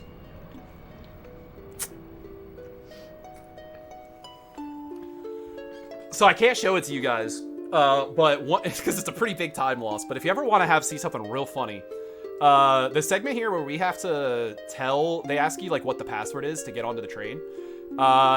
Getting that incorrect is one of the funniest incorrect dialogue options you can get. It involves someone getting hit by a train, a lot of screaming, a character running around in circles, and then everyone just kind of going, "You know what? What are the chances that you're not the spies we're waiting for?" And then they just let you onto their train. It's very funny.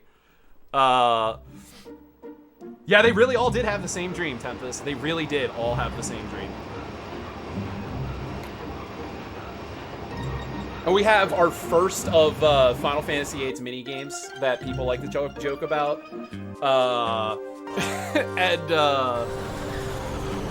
Final Fantasy VIII, Triple Triad, which is the card game I played for Zell and for Quistis, is a very, very popular mini game. A lot of places even listed as like one of the best mini games ever like made. It's listed a lot alongside things like Gwent from Witcher 3 and stuff like that.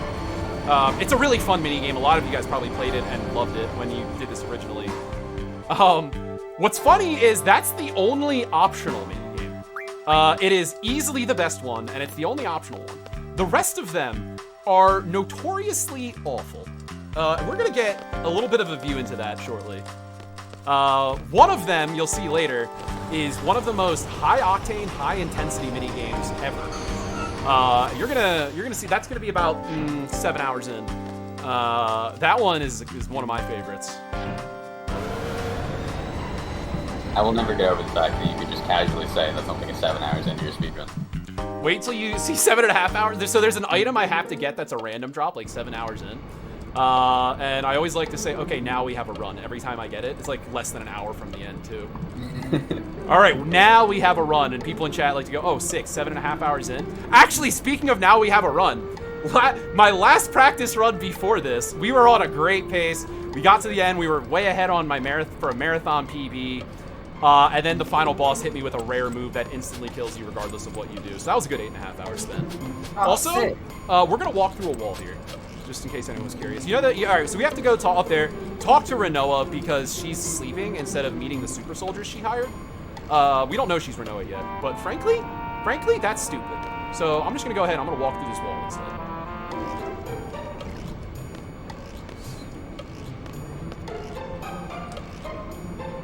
There we go. Just gonna walk through this wall. And oh my god, look at that. We got her. See, we woke up Princess, guys. Isn't that crazy? So we just did a little tidbit called Renoa Skip. You played this game before. You know that we're supposed to go back there. We have to talk to Renoa. We have to talk to her dog. We have to talk to all kinds of, to have a whole long conversation where she reveals that she dated Cypher in the past and that she's happy we were here. And that she liked hanging out with us at the ball, blah, blah, blah. We get to name her Doggo, which is precious, but slow. So that's why we don't do it. All in all, in a casual run, that's probably like a 10-15 minute cutscene. It's probably like 2 or 3 minutes in a speed run that we skip. But what that does is it sets a flag. It skips a flag in the game for Renoa to be in our party. So now when we open up our menu, she won't be there. Yeah, I don't think she's in the menu either. But we don't have access to her, basically. And you'll see, like, in a battle where she's supposed to be there, she just won't be there. Luckily, there's another part later on in the game where she's forcefully injected into our party. And luckily for us, that actually sets off the flag, and it makes her appear in our party for the rest of the game. So we actually lose nothing by skipping that. And if you were wondering why we don't have a name Renoa incentive, because she's the only other character in the game that we actually can name, that's why. Is because we skip her. Because speedrunners really don't like Renoa. It's any dialogue option but the correct one. So if you do the last one, which is the one you're supposed to do, it won't happen. But if you do either of the other two, it will.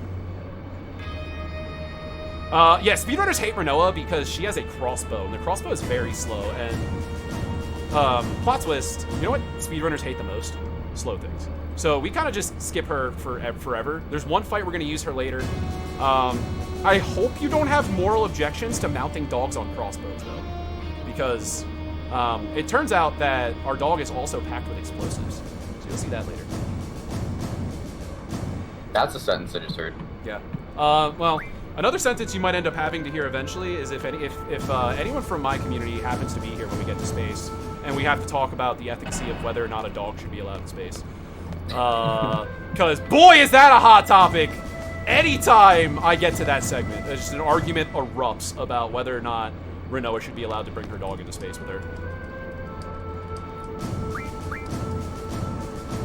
The context is still that the dog tends to explode because all the explosives it's packed with. So what would happen if it was in space? Now, oxygen explosions, that's not good. Because the doggy has a spacesuit on. You guys see it. So here we go. This is our first legendary Final Fantasy 8 mini game.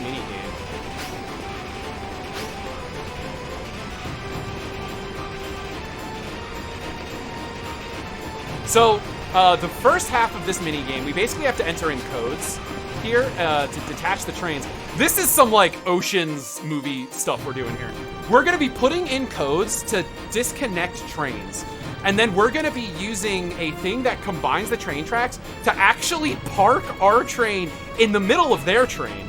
And then we're going to relatch them together, and then we're going to kidnap the president. That's right, chat. We're going to kidnap the president, and then we're going to just detach the trains and leave. What could possibly go wrong with this plan? Fun little thing here coming up. There's a cutscene where we'll see some chocobos on the left. There are actually no chocobo forests on this entire continent, so we don't really know where they came from. So this is always the same. It's going to look like I'm going to get spotted, but I won't unless I input one of my buttons here wrong.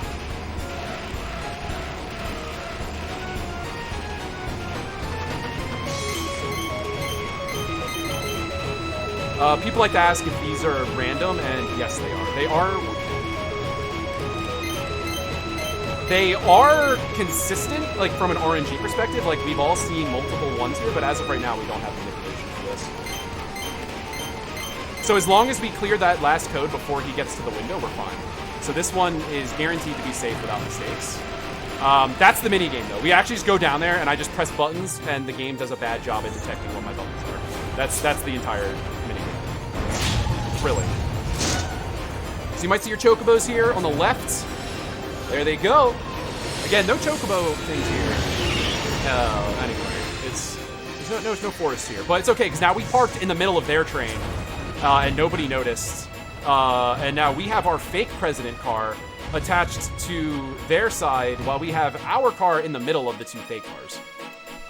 And so now we're just gonna kidnap the president. So the one with the newspaper is the fake president. And this guy's worried because he thinks that he's gonna get all of his pay docked for the entire month because he's annoying the president right now.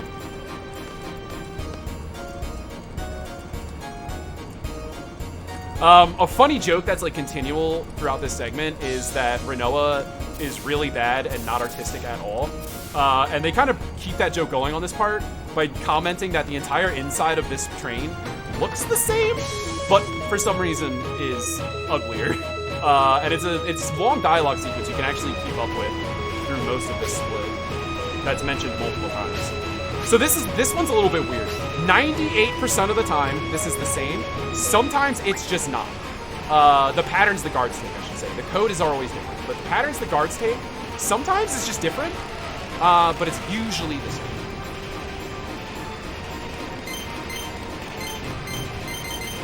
So if I can get 2 and then I have to go up, that means we're on the same pattern. I get to mash the button. Alright, so yeah, we're gonna have to go up. So the red should come in a sec. Yep. So this is the standard pattern. Now we can still get out of this if one of the guards just changes their mind, but usually from here.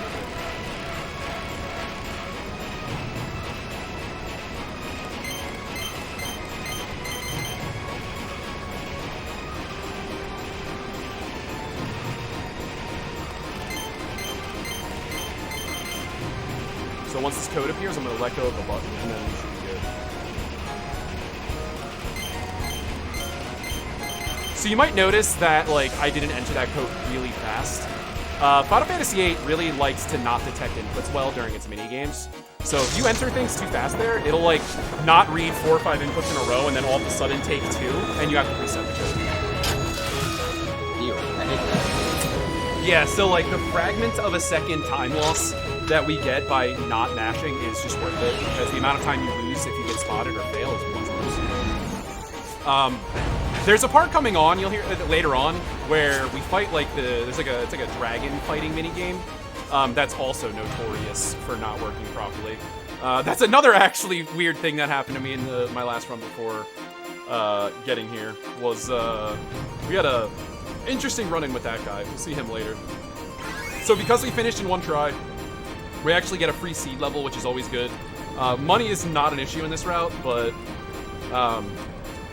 it'll be nice to have some more money in this part coming up.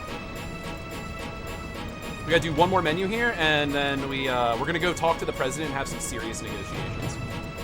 So we gotta make sure all of our people are equipped.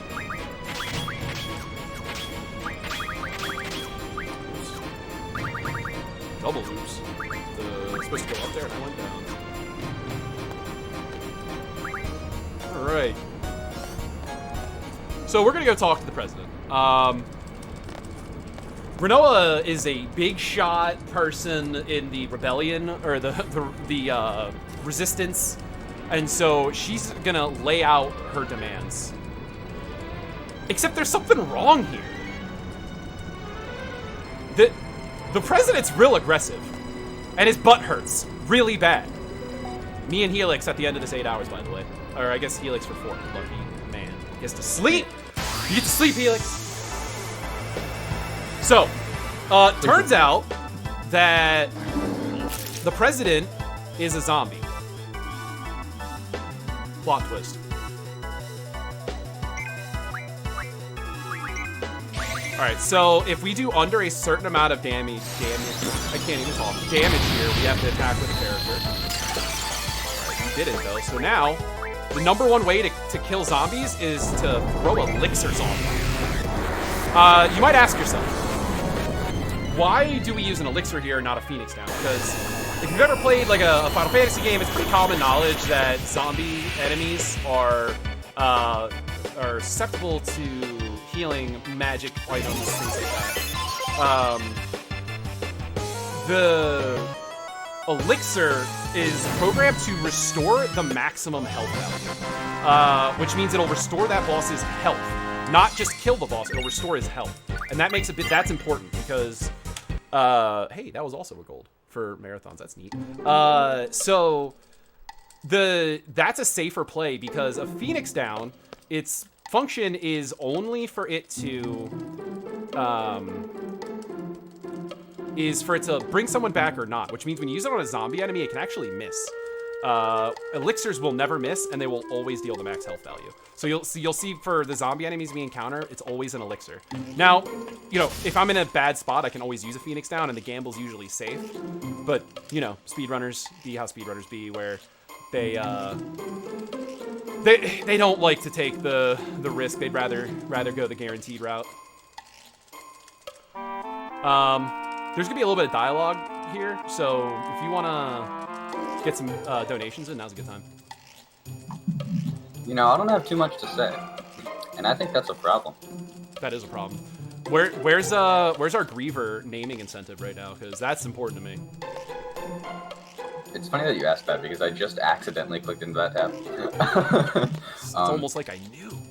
Yeah, Quistis at $99, Kimba in second, a distant second with 15, Mufasa bringing up the rear with 10, and of course anything else you all think of with 0, but that could change. All right. So, coming up soon here, I'm gonna have my first, we'll call it dangerous menu. I gotta be a little careful how I do something in this menu because if you accidentally refine one of your items incorrectly here, it's not a ripperoonie on the run, but it is definitely a blow to the run. It gets a lot more complicated. It's just not ideal, and it also makes you lose some more time. So that'll be coming up here shortly. Basically, it's going to be me utilizing card mod for the first time. So you probably saw in that last fight that card mod was learned, and that is what really just busts Final Fantasy games wide open, or Final Fantasy VIII wide open. A lot of you guys, when you were kids, probably like did the strat that everyone did, where they like went down to the beach and they beat up fish until they got card mod, and then they were like super strong before they even left the first area. That's what a lot of people did with this game. All right, we gotta bring the ladies with our friend Pringle here. And having card mod is what allows that like crazy broken setup to go through, and we're gonna use it here. You're not gonna see the full effects of it until we're closer to the end of disc 2, or I'm sorry, disc 1, because that's when we're gonna get the Samantha Souls I was talking about earlier. But once you see this menu where we get hyper wrists combined with the strength that we're gonna get from these triples that are coming up, our characters are gonna go from like where they are now to one-shotting everything in the game, including some of the very final bosses. It's pretty crazy how much stronger we get.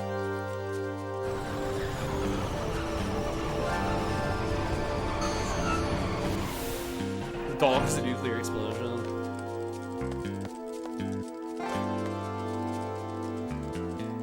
All right. So one of my favorite lines of dialogue is here. I don't like Zone very much, and he's always mean to Watts.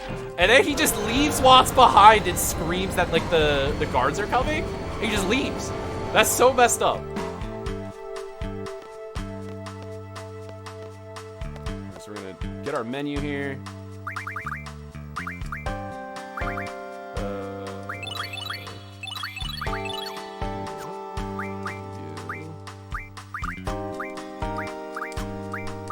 Oh, didn't like that input.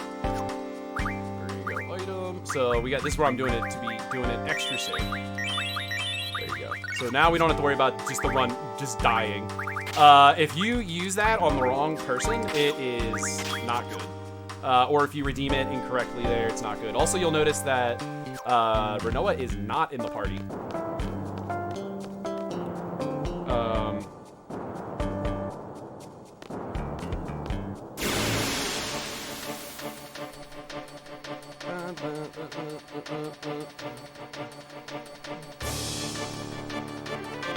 Ooh, good escape. So again, you'll notice Renoa is supposed to be here with us. She's supposed to be like forced into your party for that segment, and she's just not there.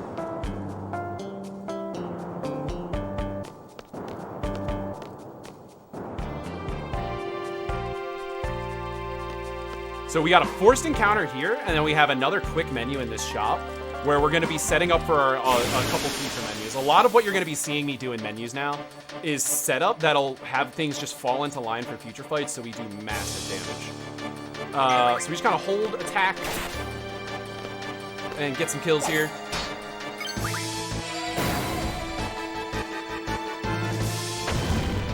So we should pog that they didn't use that on Squall, Pringle, because we would have had to resurrect them there. That's going to be our last forced encounter for a little while, I think. We're going to get another encounter pretty shortly, but...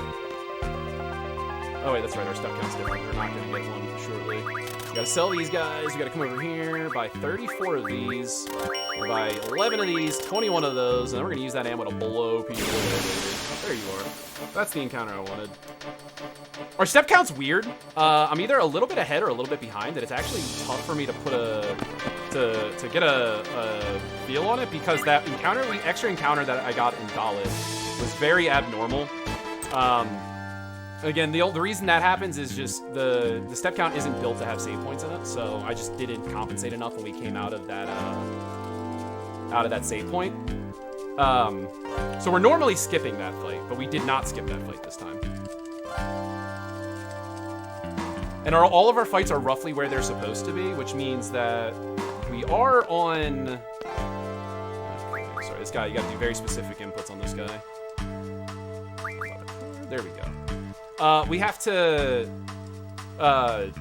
because I got that extra fight, I have one more fight than I'm supposed to, but that should only mess with something we'll see later on, which I'll highlight. The step count in this game is basically a, 6-hour manipulation, so that we can get 2 very specific fights later in the game. It's not the end of the world if I don't get them. Step count's still worth having because we get better encounters anyway.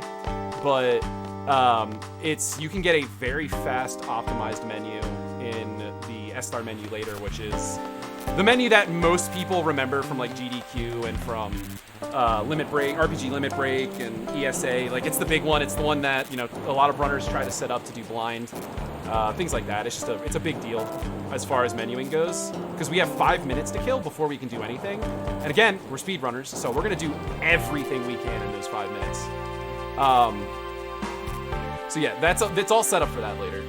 Here, what's going on is we have basically figured out that they're getting ready to do this broadcast here from intel that we gained after beating up the zombie president. And Renoa has decided that we are going to hijack this transmission.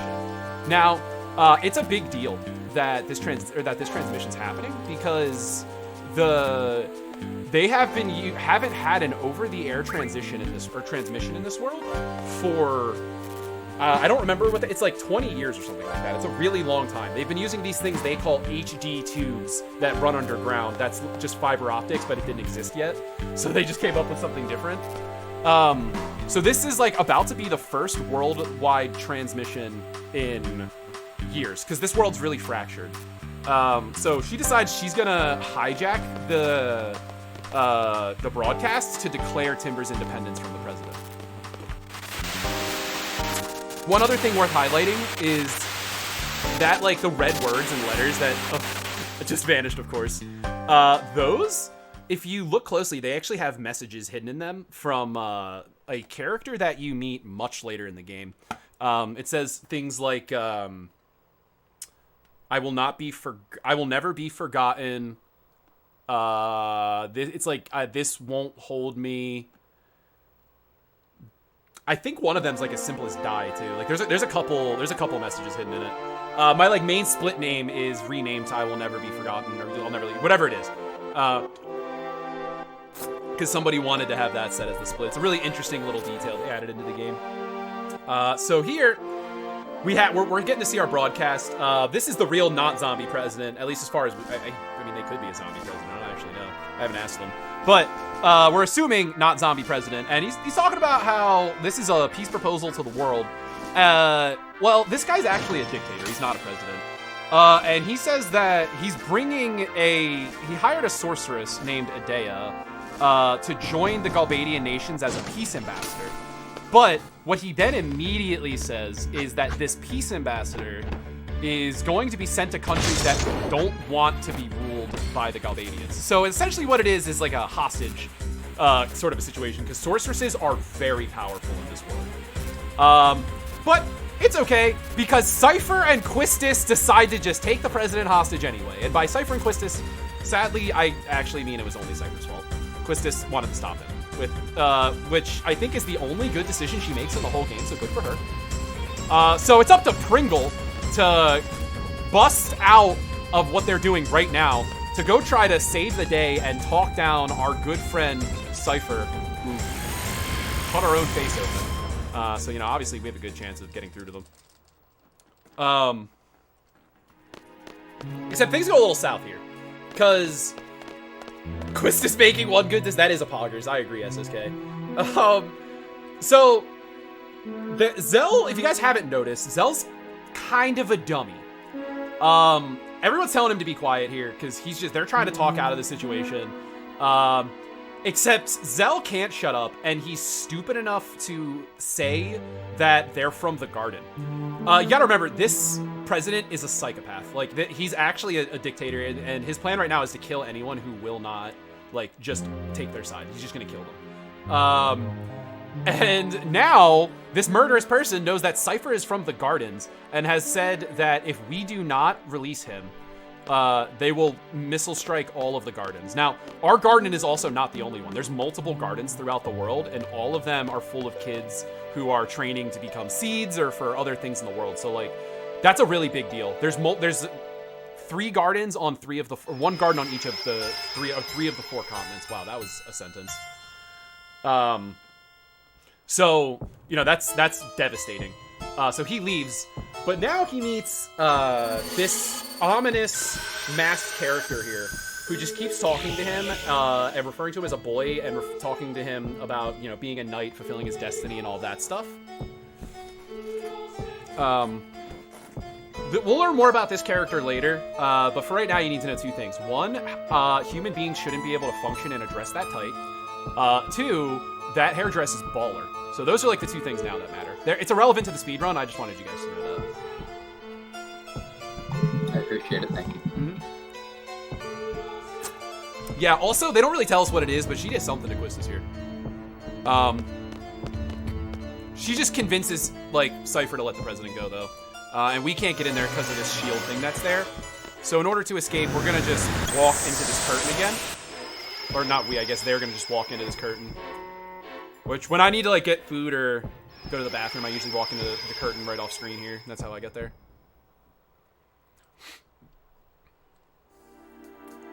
So, everyone just kind of goes, okay, so that was weird, right? Everyone just kind of agrees that maybe that was a little weird.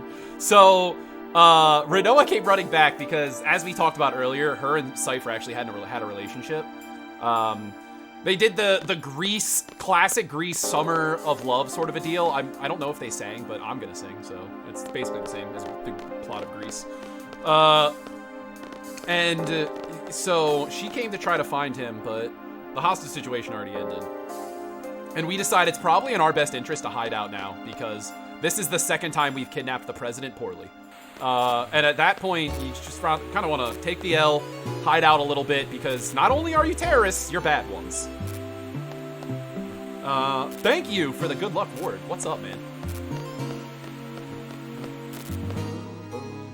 So, coming up after this, we're going to have the longest world map movement manipulated section.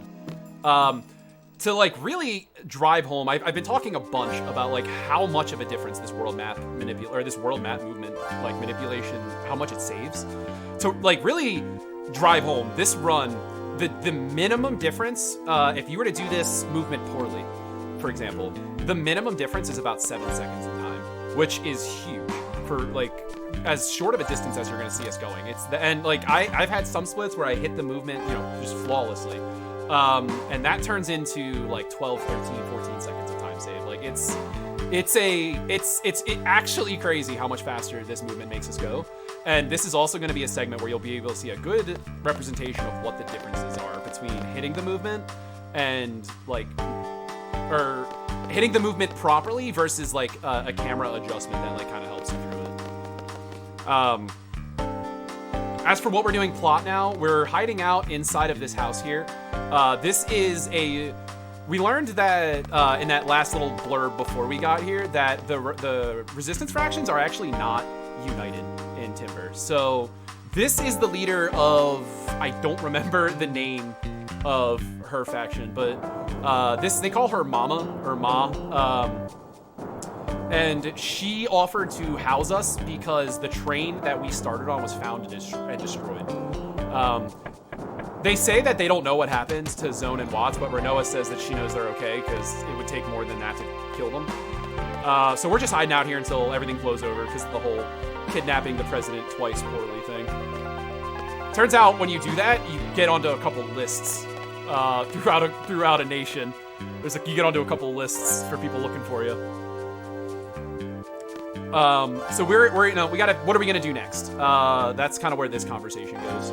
And she's talking about why, like, what Cypher did.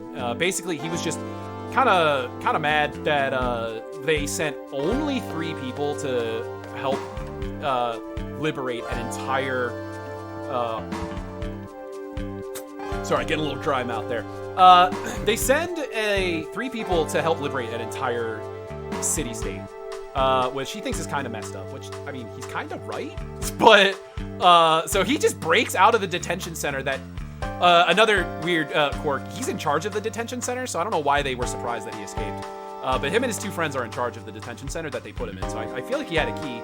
But anyway, he gets out, comes here, and now we're trying to figure out what to do, because we have an international incident on our hands. That's mostly Zell's fault, and if you can't tell from him hiding in the corner, he feels pretty bad about it. I'd feel pretty bad too if I was, you know, responsible for that. Shout out to the kitty on the counter there. Who's a good kitty?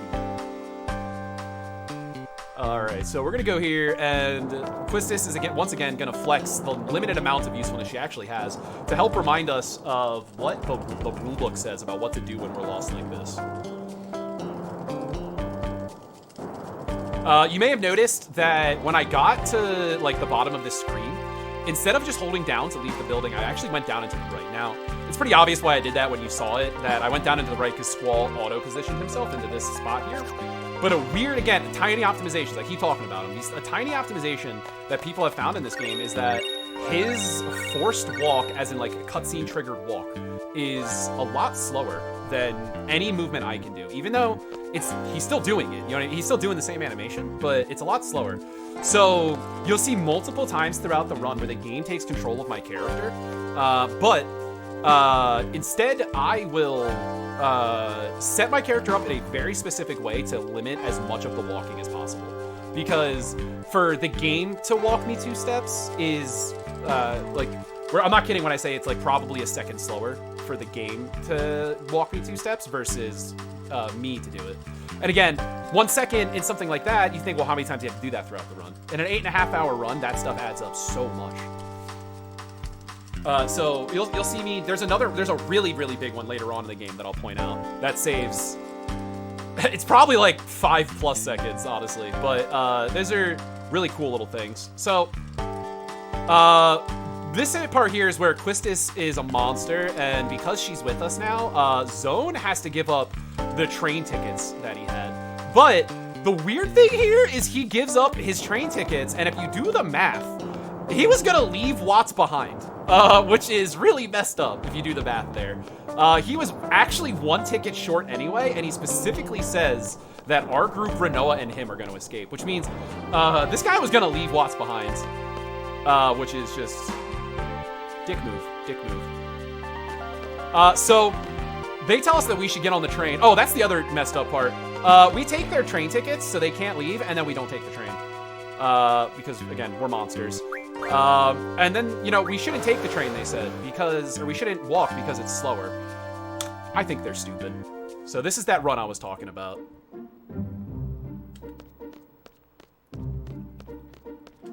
Watch the speed up here, you'll see. Do you notice how much speed I just gained when I did that? So when I turned the camera and adjusted, Squall's speed almost doubled.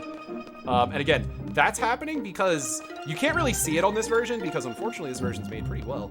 But there are like seams in the map. And when you're moving, you're just traversing through those triangles, and the actual speed that Squall moves at is constant. So when you cut that distance in half, it just looks like Squall's speeding up, but in reality, it's... I'm not gonna get... It's hard to explain, but it allows us to move so much faster. And again, if you ever like did that run before, or you ever see someone do it, it's like, it's a huge difference to make that save, or to make that run, with or without that movement. So, we take a little bit of a pit stop here in the forest, because Zell feels bad still. Turns out, you know, opening up everybody you love to being blown into a million bits is something that you feel bad about after. And Squall, if you guys haven't noticed throughout the game, is also not a good friend and not a good leader. So Zell's like, okay, so what's going on here? Are we gonna be okay? And Squall's like, probably not. Zell just gets really sad. But it's okay, because he has parachute jorts, so I believe in him. That kind of confidence is very powerful. So if you recognize this ear-piercing sound, it's time for us to visit everyone's favorite gaggle of dum-dums, the Dream World. Laguna, Kairos, and Ward. Now, there's one thing that's basically always true about these dream sequences, and it's that Ward is slow. The dude's special attack is literally called Massive Anchor. Anchors are built to slow things down, and again, if you guys haven't heard, this is a speed run. So, we're gonna just leave the dead weight behind. And by leave the dead weight behind, I mean we're gonna murder Ward. Now, if you're first off, it's really tragic that the last chat message was from Ward's back. I'm sorry that I'm gonna kill you, but you had to go. I'm gonna kill Ward several times in this run, because the game keeps bringing him back to life for us, but he's just slow and chonky, so we're just gonna keep murdering him. If you're a part of Shug Chat, you absolutely hate this. A lot of my community, this guy has become their mascot, everyone in my community just absolutely stands this character. They hate it every time I kill him. Which is weird because he's also mute for most of the entire game. So it's kind of strange that people, but it's a lot of people get very attached to this character. So they get upset in the speed run when we just riggedy wreck him, as one Rick Sanchez would say. The only reason we wouldn't here is if he attacks Ward right away, which is not happening. Okay, so Ward's dead. Do that. That's a crit. Who's the good Lagoon? That's a good Lagoon. So we don't run there. Again, same reason I explained before. We don't run because it's faster to let it return to standard. What's up, Dougie? Thanks for coming through, man. Die Forever 2011 with the rip. Poor Ward, dude. It's tragic. All right, so here things can go a little bit honky-dory if we don't get good. Okay, that's good ATV. That's what we like to see. We take out one dude. Okay. All right. Hold up. That's sick. So this dream can actually have a lot of variance in your splits. When you get to a point where a lot of what you're looking for in this game is just what your enemies do and what the reactions are from, and what the animations and attacks that your enemies do. So the fact that we actually got all three of our attacks off before they got one means they may have actually skipped an attack. Which this is also, as far as I know, I should clarify, I haven't seen any other one or heard of any other one where they do this. But as far as I know, this is also the only Final Fantasy where enemies can skip turns. It doesn't happen all the time, but it's super awesome when it does. I have to take 7 walking steps here. Again, I'm not sure if we're actually on the proper step count, but you're supposed to take 7 steps here. So we're going to do that to maintain whatever we can. Oops, that's not what I wanted.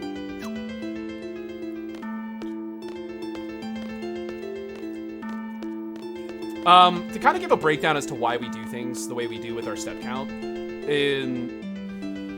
Gonna use a couple generalizations here to kind of make it make sense to, you know, if you're not looking at the numbers or the details. So, well, this fight here is supposed to always happen. There's that. So, that's funny, Dougie. The step count. Every time you run or walk, we're on like an RNG track. For lack of a better explanation, we're on an RNG track right now, and we take another 5 steps here. Every time we take a running step, we advance this track by 4. Now, this is not like a linear track. It's not like a linear track, so... Well, that was a weird bonk. I don't know what that one was. So, like, it might be like 242, 113, 345 or something like that. Like, that might be 3 numbers in a row. Then, with this, with the step manipulations, every time we take a step, we're checked against a danger value. And if the number we have matches that danger value, we get an encounter. Every time we take a walk, we move that counter by 1 instead of 4. So by doing that strategically, we can actually skip and jump around where encounters are meant to be, so that we can get optimal encounters and skip the ones that we don't want. It's a lot deeper than that, but that's kind of a rough explanation on how like step count works in these games. And it's really cool that people were able to get to that point. Now enjoy this, because we get the best song in the game for 2 minutes straight. So I'm gonna be quiet so you guys can enjoy this.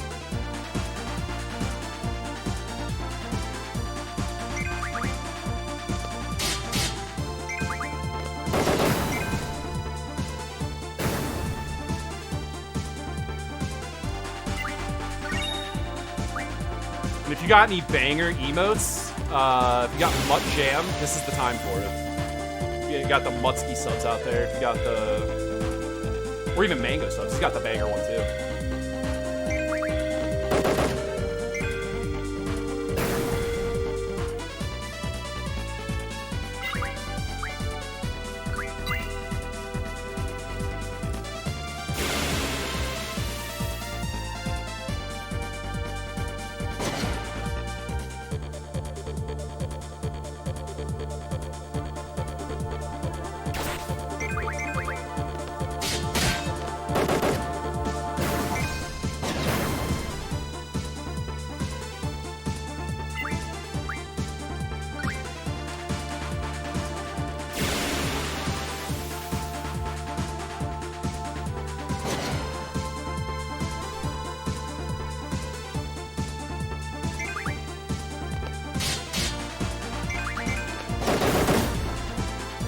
Nice crit, Laguna.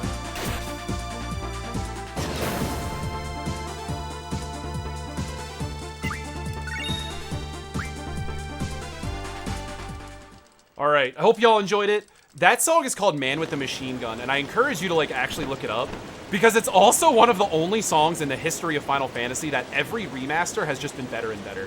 Final Fantasy notoriously does a terrible job at remixing and remastering its classic songs. And that one has been remastered, I think, 3 times now, and each time it's actually better. So I encourage everyone to look it up. That's a very, very, very good song. Basically what happened here is we have no idea what's going on. That's actually kind of like the plot here. They wandered here on accident because Laguna, if you guys haven't caught on, Laguna's not very smart. He was holding the map upside down, and it turns out he led them to the wrong side of the world. Because he's an idiot. And so they're getting attacked by these soldiers, and they don't know what's going on. But after this cliff stand that they had, Ward actually had his vocal cords irreversibly damaged. So he no longer can talk. Then Laguna throws his other friend Kairos off a cliff, because again, that's what you do. Hits him with a Long Live the King. And then he jumps off behind them and absolutely destroys every part of his body on the way down. That segment sets us up for something in the future that's pretty neato. So again, as per usual, we all wake up in a forest after being in the dream world. We talk about it really casually, where we kind of share what we had in our dream like it was previously on. And then we all decide we're just going to leave and not talk about it anymore. You know, as you do. I don't know about you guys, but the last time I had a crazy hallucination shared with my friends, we decided that we should not talk about it. All right, so let's find out if we're going to SawCon. There's a very small run we have to do here, and this encounter, shout out to WQ, named it Going to SawCon because it's like always the same encounter, and it's this giant spinning buzzsaw. And the fight always takes 8,000 years. If you have a stopwatch, you can check it. That's not a joke. It's 8,000 years. So this is the Galbadia Garden. If earlier we were saying how in case of an emergency like what we're in, we have to report to the nearest garden because the gardens are like an organization. So this is the Galbadians. This is the garden on the continent with Timber and with the president dictator guy. So we're coming here and awaiting, giving an update on the situation, and then awaiting our next orders. I think it's funny, but Quistis says she's gonna go sort the things out. Like, she is any form of qualified to do that. Especially with what ends up happening. Because it's even funnier. There's a reason that she got fired from being a teacher, and I'll tell you what, it's not just because she hits on her students. It's also because she's grossly incompetent.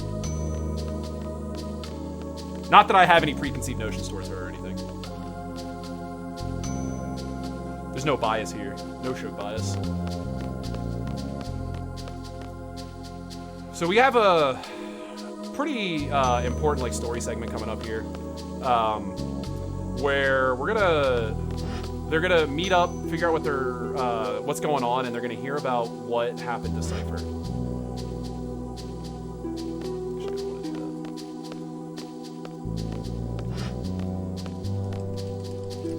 Oopsies. This is the curse of having fat fingers, everybody. You accidentally hit 3 buttons at once when you tried to hit X. So, Quistis comes in, they hear about it, and we're told Cypher has actually already been put to death, or was sentenced to be executed, and the sentence was already carried out. So Cypher has been killed for his attack on the president. But he did take all of the blame. Cypher is a huge jerk, but does actually care very deeply about the people of the garden. And so he took all of the blame, and the Galbadian government accepted that he was not involved because obviously we were trying to stop him as well. Or that we were not involved, so they are not holding it against the gardens. Zell kind of laments the fact that he like didn't like Zell or Cypher, but like he's still one of them. Like doesn't mean he wants him to die for it. Quistis just says some really, oh man, I caught myself. That Curse a Lot stream before this was really good. Quistis has some bad opinions here that just makes her more of a jerk, and everyone else is sad. This here is like a weird translation error where Renoa like hints that she was like deeply in love with Cypher, and a lot of us in the community think this is like a translation error or a poor translation because in the original version she explains it more like they had a summer fling where they just dated and like hung out a lot. If you go through that dialogue, she actually kind of makes it seem like they like were deeply in love, which confused a lot of American players because it makes it seem like there's this weird love triangle between the three of them. There's not supposed to be though. But that Squall has a panic attack here because he's worried about people forgetting about him too, or lamenting him as they're lamenting Cypher. Hey, a raid, that's always baller. Thank you. So we have the infamous poll count coming up here, everybody. Y'all, chat, you can actually do this manipulation with me if you want. It's a pretty fun time. This manipulation coming up, anyone can do it. It's one of those things that like once you see it once or twice, it's super easy. But it's a lot of people have actually picked it up on their first try. So what we're gonna be doing here is we're gonna be going to a train shortly. And on that train, there's gonna be a bunch of dialogue we have where the characters talk about what to do with the new party member. After that, I have to walk through a door on the top of the screen. Outside that window to the right, there's gonna be polls that are gonna go by on the screen. We're gonna count those polls. By counting those, I've been talking a lot about like RNG tracks throughout the night. Turns out, if you played this game casually, there's a point where you have to get a code from this one school or you have to get a code from a student who was in, there you go. You have to get a code from a student who went to this thing called the Tomb of the Unknown King, and then give them that code. Or, if you're an elite member of the Seed, like we are, you're gonna count poles outside of a train window, and then you're just gonna guess the code. You know, that's how people usually do these sorts of things. So that's what we're gonna do instead. So the way that this works is, when I go through that door, there's those poles are gonna be on the right side. They're gonna come by in patterns of 0 to 15. Now, we're gonna count them. So it'd be like, you know, 1, 2, 3, 4, 5. Pause. That pause will be like 2 seconds, and then we'll go 1, 2, 3, 4, 5, 6, 7, 8. Then maybe a pause for 2 seconds, and there's generally only going to be 3 sets of numbers that we'll see. I have a manipulation program, the same one I was using earlier for Zelcard, where I will be able to input those poll numbers and get my code. It'll actually give me 4 different codes, so we'll be like double checking some stuff too. But we can actually get a 0 value. It's very rare to get a 0 value, but we can do it, or it can happen. It's pretty obvious when we get a 0 because there'll be just nothing on the screen for like a really awkward like 6 seconds. Now, the only other marathon scenario I've done this run in, I actually did get a 0. So, statistically, it's very unlikely we'll get one now. But poll counters in the chat, and what I'll say here is, if anyone in chat who is not a subscriber to me or somebody who I know from the 8 community, if anybody gets this in chat, I will donate $10. So that's what I would like to see. I'm not counting my team because they all help me out when they do it. Surely there's no. What? So I should do it along with you because I've done it before. Whisper it to somebody who hasn't done it, so that you donate $10. I mean, that's one way to go about it. If you can cheat, listen, it's very, very in line with Shug culture to cheese the system like that. That's very in line with Shug culture. My entire stream is all about selling out. If you're in there for 10 seconds, the first thing I do is talk about how I'm going to sell out. So that right there, cheating the system like that, perfect. That's exactly what I like. I'm glad you're for it. It's for charity. I mean, yeah, right? Is it cheating the system if it's for charity? So, now what they're actually talking about is we've received new orders. Renault is pretending to be a seed with us, but we were actually given orders from the heads of both gardens to assassinate the sorceress. She is too much of a threat because of how powerful that she can be. Well, another hilarious cutscene happens there if you do the wrong dialogue option. Alright, so let's see if we're gonna go. This is our last chance to go to Salcon. Then we're gonna do a little menu here and save just in case this goes sideways, because there is a reset strat for safety here if this goes sideways. So, are we gonna go to Salcon? And then we're gonna count some polls. Alright, no Salcon, that's good. So we're gonna go down here, we're gonna go hit this guy. This is, by the way, the other menu that can kill the run. This one actually does kill the run if you make a mistake, though. We gotta go down this one. So if you couldn't tell by me doing it so slowly, if you accidentally do 2 of those on the same person, that is a rip-a-rooney. We're gonna do this one, we're gonna come up here, we're gonna do magic.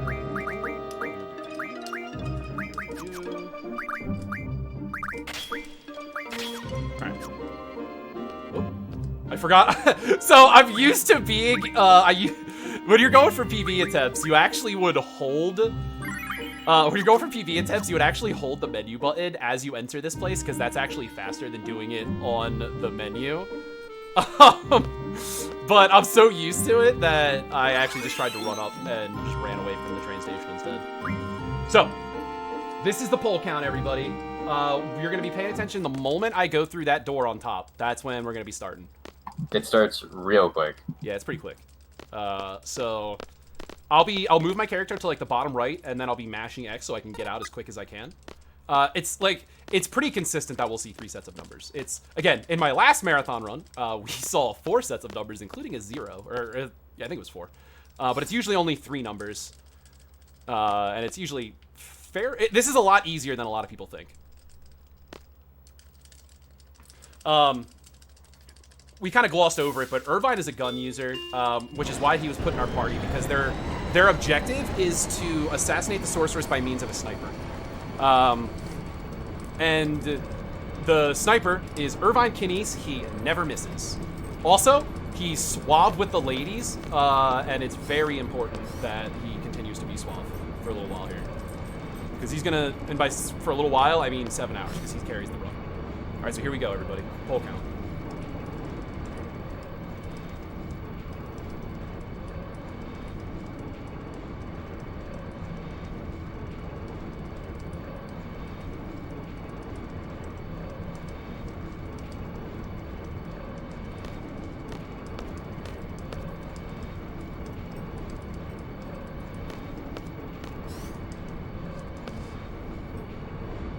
Okay. So type what you got in the chat now. Felix, did you count? I did, but I don't want to be wrong, so I'm gonna wait until someone else says it. I was curious if you did. All right, so tell me what you got, chat. Yep, that's what I got too. Cool. 12, 13, 6. 12, 13, 6 is correct, and 2 of those people are my subs. Emmy Pup, however, I have no idea who you are, so you just earned some charity. Some charity? That's not the right word. It's $10 to Able Gamers. I was gonna say some charity to Able Gamers, but that just sounds weird. $10 to Able Gamers that I will donate after my run, probably after I wake up, because I guarantee you 7 hours or 6 hours from now, I'm gonna be very tired. So don't blame me. yeah, I will donate tomorrow, and we will see. So there's a possibility that is what's called an incomplete code. I don't think it was. I think that was actually a natural 6, but I have a thingy you guys won't be able to see on stream. I'm gonna use to confirm that.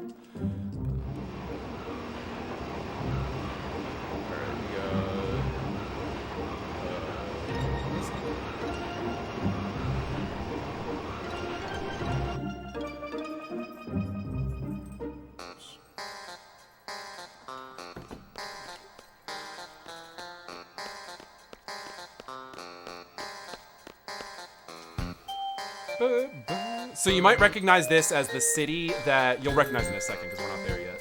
But you might recognize this as the city that we came to with Laguna Kairos Nord in the first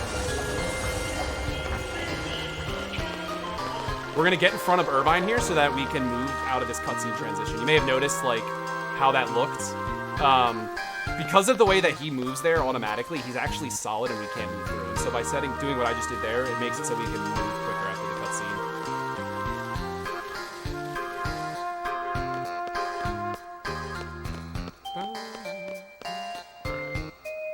So this is the moment of truth.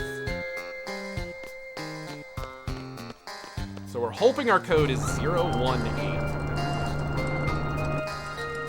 Again, it could be other stuff. Because this actually only gives us 4 different possibilities. But usually we are not let down by the options. Also, you have to enter it backwards because this game's stupid. There you go. Look at that, chat. We did it. We did it. Yeah. Except for I just ran right into a wall. I was pulling the wrong direction. Same! Oh man, I hate when I'm hosting a marathon running around in circles in my room and just straight into a wall. It's 2 a.m. It's 2 a.m., so you can't really blame them. Alright, so I want everyone to pay real close attention to Selfie here. She's the one in yellow by the window. Just watch her very closely. Let me know if you see it, chat. Let me know if you see it. I actually don't think you know about this one, Helix, so this will probably surprise you too.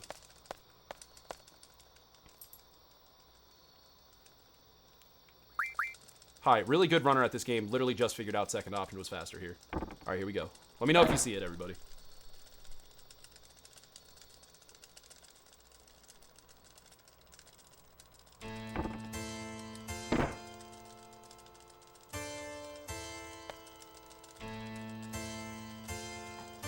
Oh. Yeah, so this is the part in the lore where we figure out that Selfie is actually also a magician. and she used, I think it's the Space Stone. Oh boy, we forgot it. That's awkward. Anyway, she uses her magician powers, the Space Stone, whatever you want to call it, to just teleport to another reality real quick. But don't worry, because she's back. And this time she comes bearing literally nothing. She just came back. Dang, I wish I could do that. Yeah. So, for some reason, when they made this, when you talk to Renoa right there, you are automatically, that is so stupid, SSK, I love it. Anyway. SSK, oh my god. Oh, that is so dumb. That's so funny. I'm going to yell at you in DMs about this later. SSK has the exact brand of comedy that I live by, so they knew that would get me on stream. Anyway, when you talk to Caraway right there, or I'm sorry, Renoa right there, it automatically puts you in that position. And if you don't move from that position, Selfie always runs into you and just vanishes. I talk a lot about on my stream about how I'm pretty sure this game was never play tested because I feel like things like that they would have noticed. Because that's like literally if we just leave all of the characters where the developers programmed them to go, that's what happens. So very strange. We have a little bit of dialogue here before anything happens because they're going through yet another classic FF8. This is the planning to do stuff music. We're planning to do stuff that never goes the way we plan. So if you have any donations or if you want to talk updated on some incentives, this is a great spot for it. I have a donation that's been sitting here for a while, and every time I have remembered to read it, you started talking, which is not to say that you shouldn't be talking because it should. Your commentary is phenomenal. Anyway, I'm just gonna get on with it. And Franker Z donates $5. Just remember, Shug, while we run this, Wisely is honing in on all the Titanfall 2 tricks. In all seriousness, though, this run has been really amazing so far. Granola is one of my favorite breakfast foods. Good luck on the rest of your run that I may sleep through. It's just quite the test of endurance. You know, I wish that I ate granola for breakfast, but Shiva let us down in that fight. For you guys who don't know me, or less familiar with me, I also run Titanfall, which is a super awesome game, and if you like anything movement-based, it's super poggers. But Wisely and I have been doing have done a race before, and we're planning another one. And if I could just, if I could just really quick, if I could just get a bunch of Wisely is free in the chat, so that I can just clip this, screen cap, send it to Wisely, so they know. Because it's the long-running like meme joke that we've had between the two of us is just my constant statement that Wisely is free. SSK with the let's go both players. This guy, pick a side. We want nothing but degeneracy. But I am so. Oh, Ant Frank, how are you gonna do me like that, Ant? How are you gonna do me like that? Ah! Fight me, Ant! Fight me! They're turning on me! That's it! That's it! This run's taking another hour. That's right, I have the power here. Just kidding, I don't even know how I could add an hour to this run. We just shoot everything and it dies. Actually, we have the power here, because we can just cut you off. You can just turn me off. Alright, so after Shug's 9th time dying to the final boss for seemingly no reason, we're just gonna end the run. The final boss is actually pretty easy, so I'd have to try to die. Unless you're Shug last Sunday. Unless that happens. That's why we made that happen last week, just so it wouldn't happen in a marathon run. Alright, so basically the plan was I don't need nearly as much time to tell you what it was. Basically the plan is that we're gonna split into two teams. There's gonna be the Gateway team and there's gonna be the Sniper team. The Gateway team is gonna be waiting on the parade path until she's like in that archway they showed, and then they're gonna drop the gates so that they can trap Adea inside of this grate so that Irvine can take a clean shot without her moving. When that scene happens, pay attention to the angles of it and the logistics of what's going on, because yet another point where we would say, I don't know if this game was play tested. Or tested much, because that's not really much of a playtest one, but coming up, it's pretty interesting. So, Quistis, Zell, and Irvine, or Selfie, are the party for the gates. This is another example of why Quistis is actually the worst. Renoa comes in and says, hey, I'm going to try to help you guys. I have this thing that limits magical abilities, and I'm like going to offer it to the sorceress on behalf of her father, who we learned in the last cutscene, the General Caraway, the guy who owns this mansion, is actually Renoa's dad. So that means Renoa is the leader of one of the major resistances against the Galbadian army, and her dad is a Galbadian army general. So there's a little bit of daddy issues going on there. And she basically just flips out on Renoa, like way over the line, for just wanting to help them, and then just leaves her here. So the mission's about to start, though, so we're getting ready to leave. So to speed this up, though, a little bit, instead of talking to everybody and walking alongside them, we can actually get a little, like, you can kind of call it a skip here. We're going to run back in the house, and then back to the left here. That actually skips Caraway talking to us in this entire segment right here and allows us to run, and so it's actually faster to do those transitions. We're going to try to beat Selfie here. It's very hard, but we're going to try. Ah, I almost had it. I could have had it. I lined up for it right, but I think I hit up too early. So yeah, we're all getting into position here.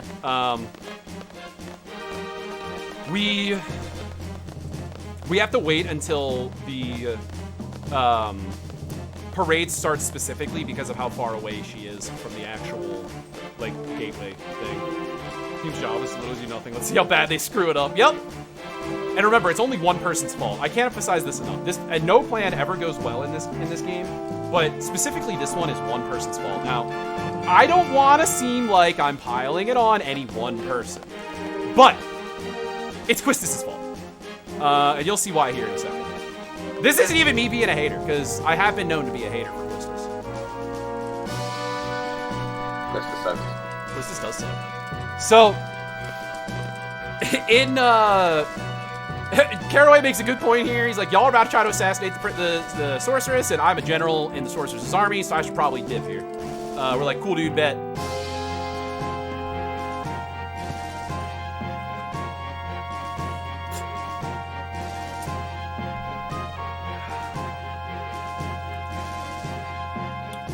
So now they're in position and their plan is literally underway, and Quistis says, all right, guys, I'm going to abandon my post because I feel bad about being mean to Renoa.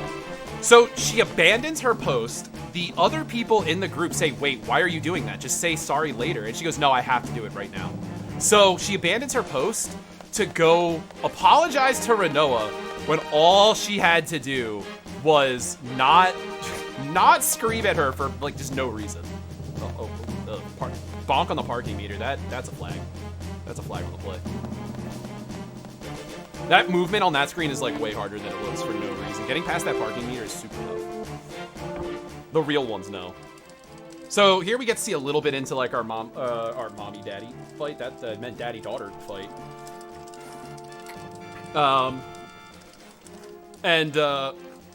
He just kind of is like, whatever, dude. And then he just says, I'm going to lock you in here so nothing bad happens. Yeah, right, Neo? She was a bad instructor for a reason. Turns out putting her in charge was not the best call.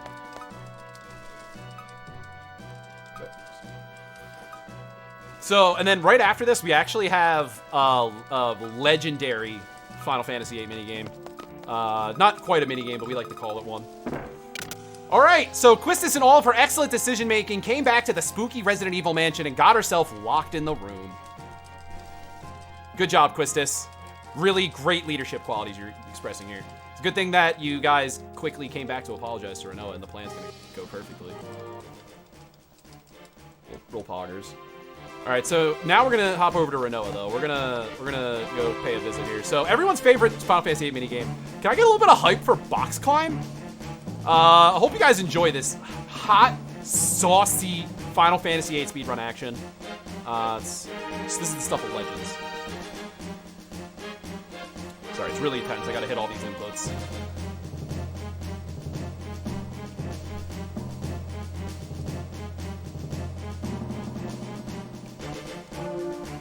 Very thrilling boxing match we have going on. I'm not sorry. Whew. Oh, man. Okay, so you guys thought that was crazy. Wait till you see the second Force Box Climb. Wait till you see that one if you thought that was crazy. Whew. Oh, no. Yeah, I'm feeling it.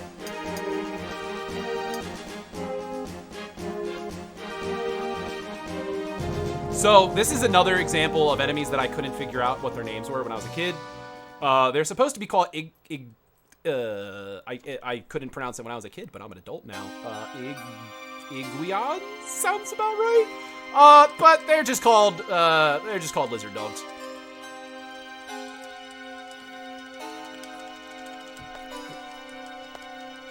All right, so definitely not acting at all suspicious. We're gonna iguanodons. We're gonna just go over here, give the bracelet here to Adea. There's a cool little cutscene coming up here. There's a bathroom break for me that's scheduled, so I'll be, as soon as she says a specific dialogue thing here, I'll be doing that. So if you have anything you want to read or catch us up on, Felix. Can you? Right now, I'll be right back, everybody. So, you know what I think is whack? Our Twitter is less than 500 followers. How? How does that even happen? Twitter.com/MWSF2020. We tweet updates about the marathon. I mean, y'all are watching anyway, but why not? Tweet updates about the marathon, reminders about stuff, incentives, you know, what runs up coming up. When we're not having marathons, we of course tweet about submissions, volunteer applications, stuff like that. It's another good way to get information, along with joining our Discord. So, what I'm saying is, go follow our Twitter, because it doesn't have nearly enough followers. It deserves more than the less than 500 it has.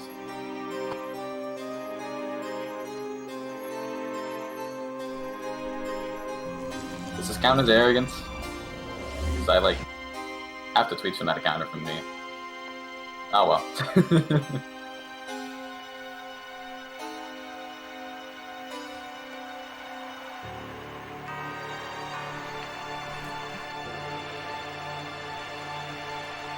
The best use of magic hairstyle. So, I'm sorry, did I interrupt you, Felix? I just realized I came back and started talking. Nope, not at all. Okay. This, now all of a sudden they're like, wait a second, why is Renoa big chillin' with Sorceress Adea? I promise, that was word for word what they said. She's addressing this whole, crowd, they're all going crazy. And she says, all right, everybody, I'm in charge. I'm the new dictator. I'm the president of the country now. And the president's like, wait, what? Wait, hold on. That's not why I hired you. And he's like, yo, Adea, you good, fam? Yeah, here he comes. You good, dog? So we do what anyone would do, and we impale him through the chest. So, and then we throw him like he's garbage. Well, I guess she does. Oh, and the crowd loves it. We impale the president, and then the crowd goes, yeah, that's the president, he got impaled, woo! If you read her dialogue, she was also threatening to kill everyone in the crowd. So, whether or not this was a retcon, I actually don't know. But, yeah, right? Adea, you're going way off script here. So, everyone's freaking out in the crowd and they're cheering, and she's very detailed telling them how she's gonna basically be way worse than the dictator was, and everyone's gonna die if they don't do whatever she says. The Final Fantasy VIII Ultimania says that she cast a spell on everyone in the crowd. And that's why they're all so hype about this. But I think it was a retcon because they didn't want to change the audio files. And make a different scene. Yeah, we impale a dude and the crowd goes wild. So these are the iguana dogs. That also used to be statues. I guess I left that part out. This is a neat little cutscene. One of the things that I really would want to point out is this game came out in 1999 while you're watching these cutscenes. Think about games that you played in 1999 and think about, this game won a ton of awards for its technological achievement outside of its less than popular story / gameplay. It won so many awards from its animation and its designs. Because again, 1999. It's kind of crazy to think about that, seeing a cutscene like that in 2020. All right, so we gotta just solve a quick Resident Evil puzzle here. Obviously, we gotta put the wine glass in the statue. and it leads to the secret escape room. That's also what my statue does. I don't know about your statues, but... Except I don't use wine glass. Mine just uses Jaeger. Just kidding. I hate Jaeger. Probably be wrong. So we're gonna go into the sewers.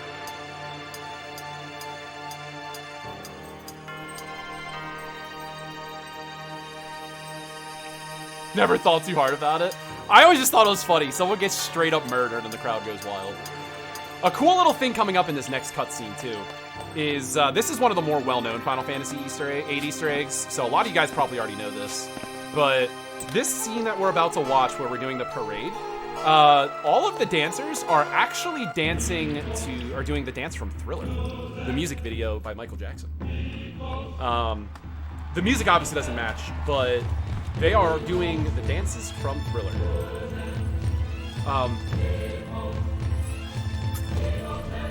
This is another strange topic in the Final Fantasy community. There's a lot of physically impossible things that happen throughout this last segment. With just watch where the parade float goes and the layout that it's on. It's kind of obvious where some of the confusing things are later on here.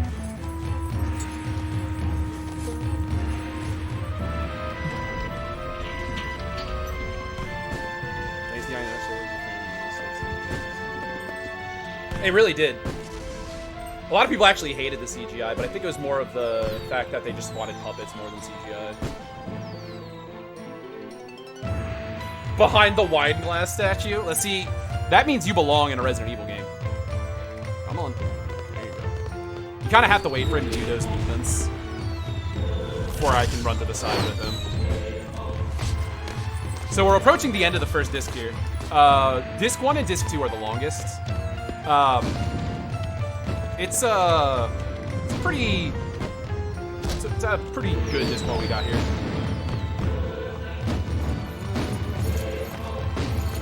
Also, big reveal, Cypher's not actually dead, and he's the right-hand man of the Sorceress. What a shock! But that doesn't really matter, and it pales in comparison to what comes next.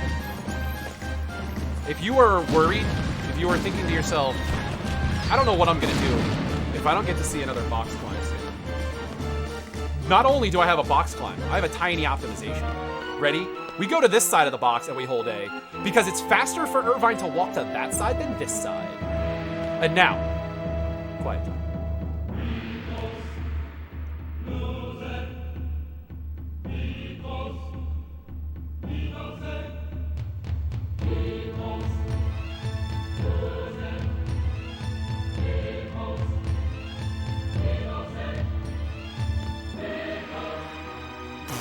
Let's go. That's 2 for 2 on box climbs.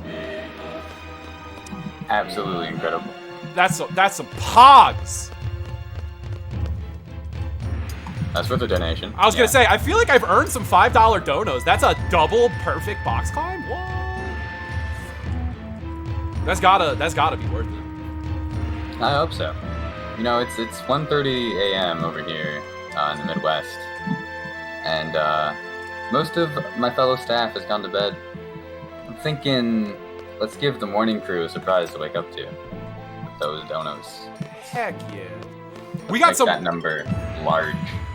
We got some real Poggerino stuff too that's gonna be going on later. Oh my goodness, Squall, can you roll straight? Sorry, Squall's very drunk right now. But okay, we got there. All right, it's time to beat up iguana dogs.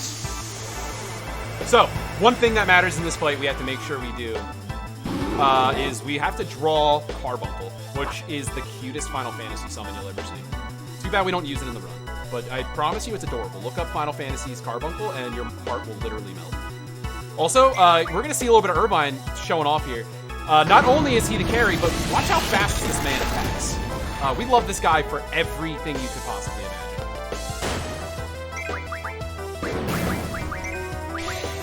These attacks are lightning fast.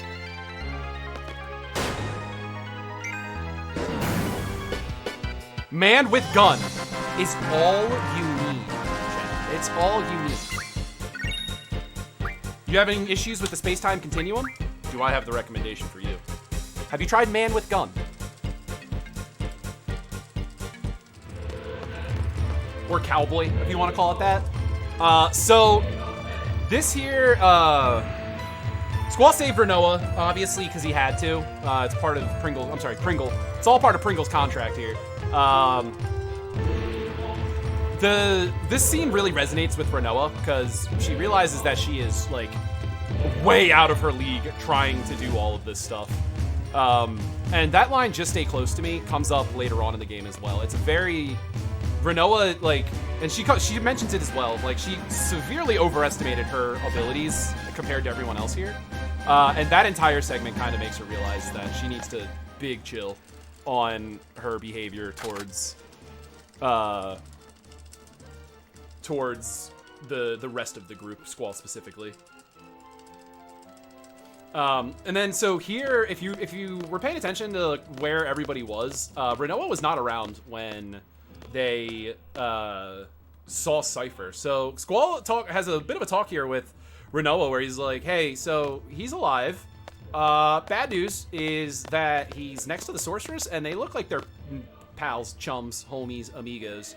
So decent chance I kill him, which really bums her out. I bet you can tell at which line he says that.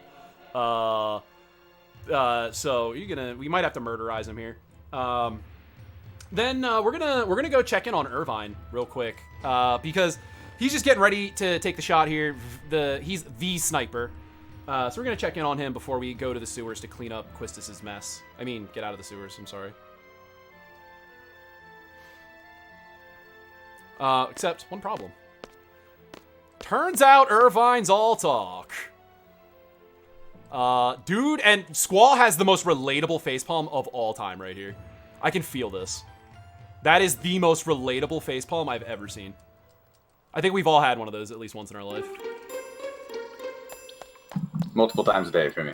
All right, so this is one of, this is like, that's amazing. This is a very popular part for runners because this is just really nice, comfortable D-pad based movement. All right, so we hope Quistis gets a fast turn, or we escape. That's fine, too. So, I was talking about items earlier, how I can go into the item submenu, and it stops the ATB, but allows the escape gauge to increase. So, the way that actually works is anytime you're in a submenu, it'll do that. For some reason, Selfies actually doesn't work for it, but if you go into Quistis's blue magic, it also freezes ATB. The reason that matters for us is because this segment, it would just not be worth our time to move our junctions. So instead, there's just two fights where we have to risk maybe not being able to item pause, which is frustrating because characters take at least 19 years to die. So that's like a thing you'll see a lot of runners getting really excited about, is if they're able to get it to Quistis and she has a limit, because it is Pog champ. And again, this is just really comfortable movement. Like, I'm doing a lot of like just singular inputs here, other than the mashing you hear, because some of these things I have to mash to open. But like, it's just really comfortable and it's nice. There's a little bit of movement up here that's a little tricky, and if I hit it, I'm gonna pop off a little bit. We're gonna go through. We're gonna try to hit this. We're gonna try to hit this weird angle without bonking anything. You'll see it when I get there. It's this next screen, or two screens from this one.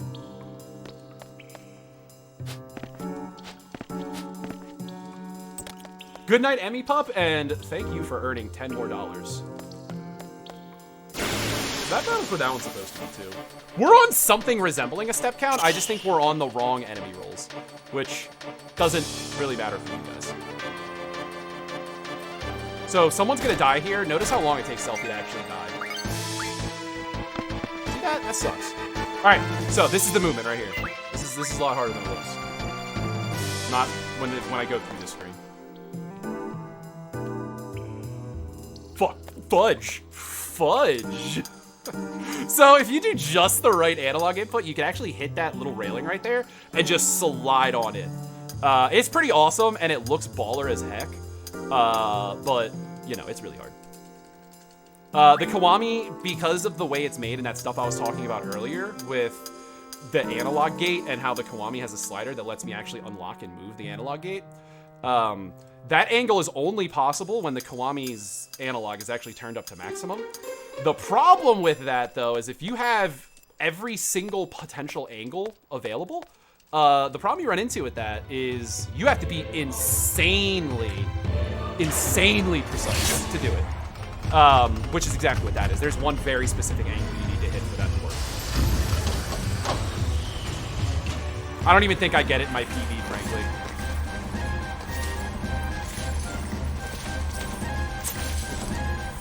I didn't finish the word die. Doesn't that count for something? I finished it as fudge. Yeah. That's gotta count. If you don't say, you don't say. Yeah. Booyah! Alright, so pay attention to where everybody is in this scene.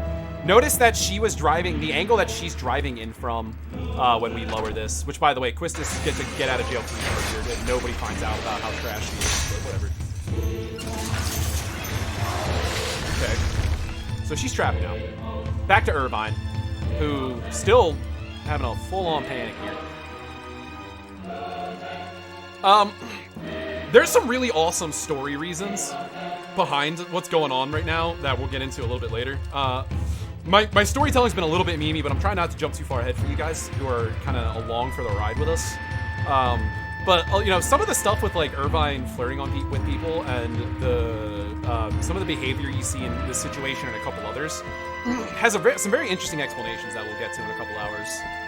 So Irvine is convinced by Squall that it's not even he's not even trying to assassinate the sorceress. He's giving a signal for Squall to attack because the backup plan is if this doesn't kill, Squall has to fight her alone. Or well, he has to immediately push. So did anybody else notice what was wrong right there? You guys, does anybody catch that? Catch what just happened? You have a second here, chat. Before it's truly revealed. But does anybody want to guess what just happened? I don't know if you caught it, Helix. Did you catch what was wrong with that scene? I was messaging a staff member. Totally not. Well, I'm curious if anyone caught it. A lot of people don't catch what happens here until they played the game a couple times. Yeah. So, the more you play this, the more you notice is actually wrong with everything in this segment. Everything in this segment is whack. So if you pay attention here, we shot from this angle, but what's the problem with that? There's a literal wall there! Irvine with the magic around the world bullet to hit Adea from the front when the float was in fact facing away from him. But the bullet hits her from the front. Very strange. There's a couple other weird things that happen there, but that's one of the weirder ones.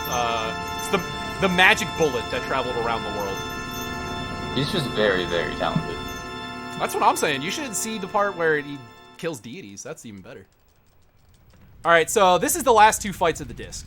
Cypher is supposed to be this really dope, like, rival character. But in the speedrun, we actually just kind of think that's funny. So I'm just going to go ahead and hold X here. And that's the fight. Beautiful. I lost? Yeah, it turns out you suck. That's tragic. So we beat him up, and then the sorceress is like, damn, dude, you got messed up. Check this out. And then she attacks us. I promise that's the words that she's actually saying here. So if you remember earlier, I was talking about how we don't have Rinoa in our party because we skipped her. Well, I talked about a fight that forces her into our party, and that saves it. That's this fight here. Because she's forced into our party here, it also hits that flag that we missed earlier. All right, did we get the quick kill? Nah, we didn't. So, we had almost good enough ATB to get the quick kill. She says that dialogue before she passes this Thundaga every time. But we have to hit her with one Squall and one one Irvine, usually. All right, that's the fight. So, you can skip that dialogue and that magic sequence, which is very long. So that's exciting. So that is the end of disc 1. What was the time I had for disc 1, Ian? I'm gonna have to check the stream. Hold on. Sorry about that. I don't have it live on my end, so I just... Yeah, that's why. All good though. I'm seeing about a 309. All right. So, a lot of... Yeah, so we're getting... I was actually about to get to this. Squall's dead now, everybody. That's the end of the game. I hope you enjoy the rest of the marathon. Squall's just dead. Turns out we just didn't do a good job. Very, very famous Final Fantasy VIII story, theory, whatever you want to call it, is that Squall actually dies here. And everything after this point in the game is a lot weirder.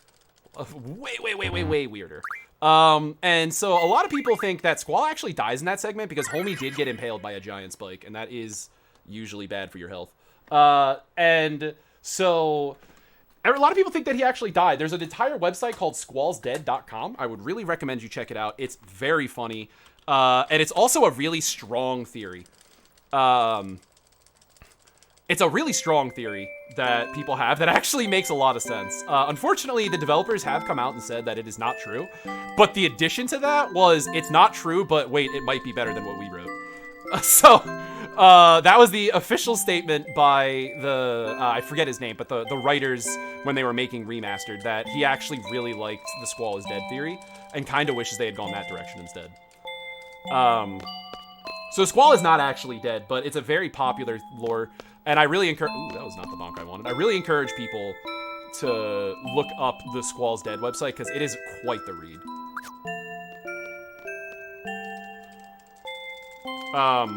So this is Laguna Dream 3, and things are a lot different this time. This is taking place 6 months after, I believe they say 6 months, after the events of Laguna Dream 2. And we find out here that, after they all fell, I don't remember the exact reasons, but they all get split up. And Laguna actually ends up here specifically. And like every bone in his body's broken because of that fall that we saw him take at the end of Laguna Dream 2. And Rain, the woman behind the bar, nursed him back to health. And this little girl here is like her adopted daughter. That Laguna is now heavily involved in her life as well. Obviously, this is Kairos. He is, you may not have known it, but he also likes to wear leather skin suits. Resident Gimp for the run, so there's that. Also, he does sick Naruto runs, I forgot to point out earlier. It's very important that you guys look at it. So he's the only one here with us this time. You're not going to see the dialogue option, but you can actually ask him why Ward's not here, and it's because he became a janitor at a prison. Turns out, being a military guy who has his larynx absolutely destroyed loses a lot of his value. So we're going to do a quick menu here. Gotta put Ketako, Diablo, some of the other homies on here. We're gonna do a quick item. That, hit you. We're gonna put carbon on. Yeah, that's fine. That's everything I wanted. So we're gonna go. Oh, that was a wide angle. So there's a fun little, not soft lock, but like a weird thing you can do here where if you're like too close to this wall here, to my left, you can actually skip this cutscene entirely. And you won't know until you get to the bottom and this other cutscene doesn't trigger. And that's a whole heck of a lot of sad boys, if that happens. So this is an expected encounter. Again, our objective here is to escape as quick as possible. There's supposed to be 3 encounters in this. There you go. See, the ninja run makes us escape faster.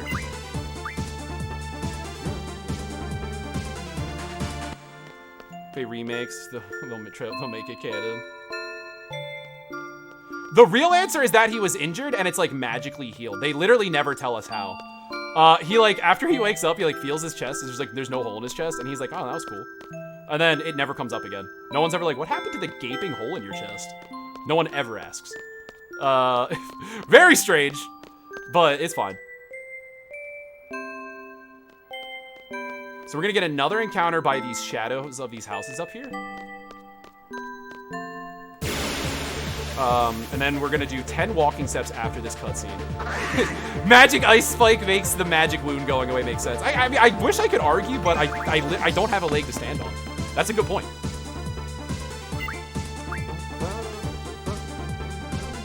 This is the part a lot of us use analog on because there's just such wide like corridors here. So if you don't get this cutscene, that's when you get the unfortunate realization that you accidentally skipped that opening cutscene. Definitely not VODs of me doing that during marathon practice for my last marathon. Definitely doesn't exist. Ooh, I'm gonna jump in here with $5 from Neoxol. I may have butchered that pronunciation. You know how it goes. It's me. I'm bad at that. The comment is, here's so you don't choke as hard as Irvine. Keep it up, Shug. Thanks, Neo. I really appreciate that, man. We also have $50 from B-Dragon28. Just, did someone say 1:30 a.m. donations? Let's go. And that is going to name the Griever Gabumon, which puts that straight to second place. That's such a sick name. Sorry. Yeah, I believe Quistis is at $99 still, so ooh, that one's only another 50 away from taking the lead. And by the way, we've passed $2,300. Let's go, guys. Pretty high.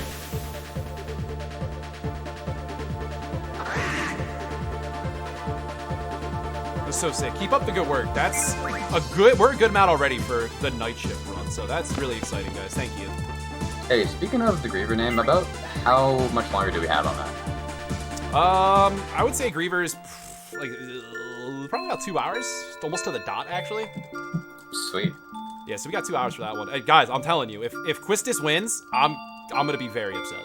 You said Quistis is at 99 and it's 50 for Gabumon? That is correct. Oh man, chat, please, chat. You don't know how much I hate Quistis. Please don't make me do this. We do have Kimba at 15 and Mufasa at 10 as well. And of course, if someone has $100 laying around and wants to give it to charity, you can just get your own name. Think of all the good you'd be doing. Think of charity, but also, more importantly, think about me not having to name a character Quistis. Think about the implications.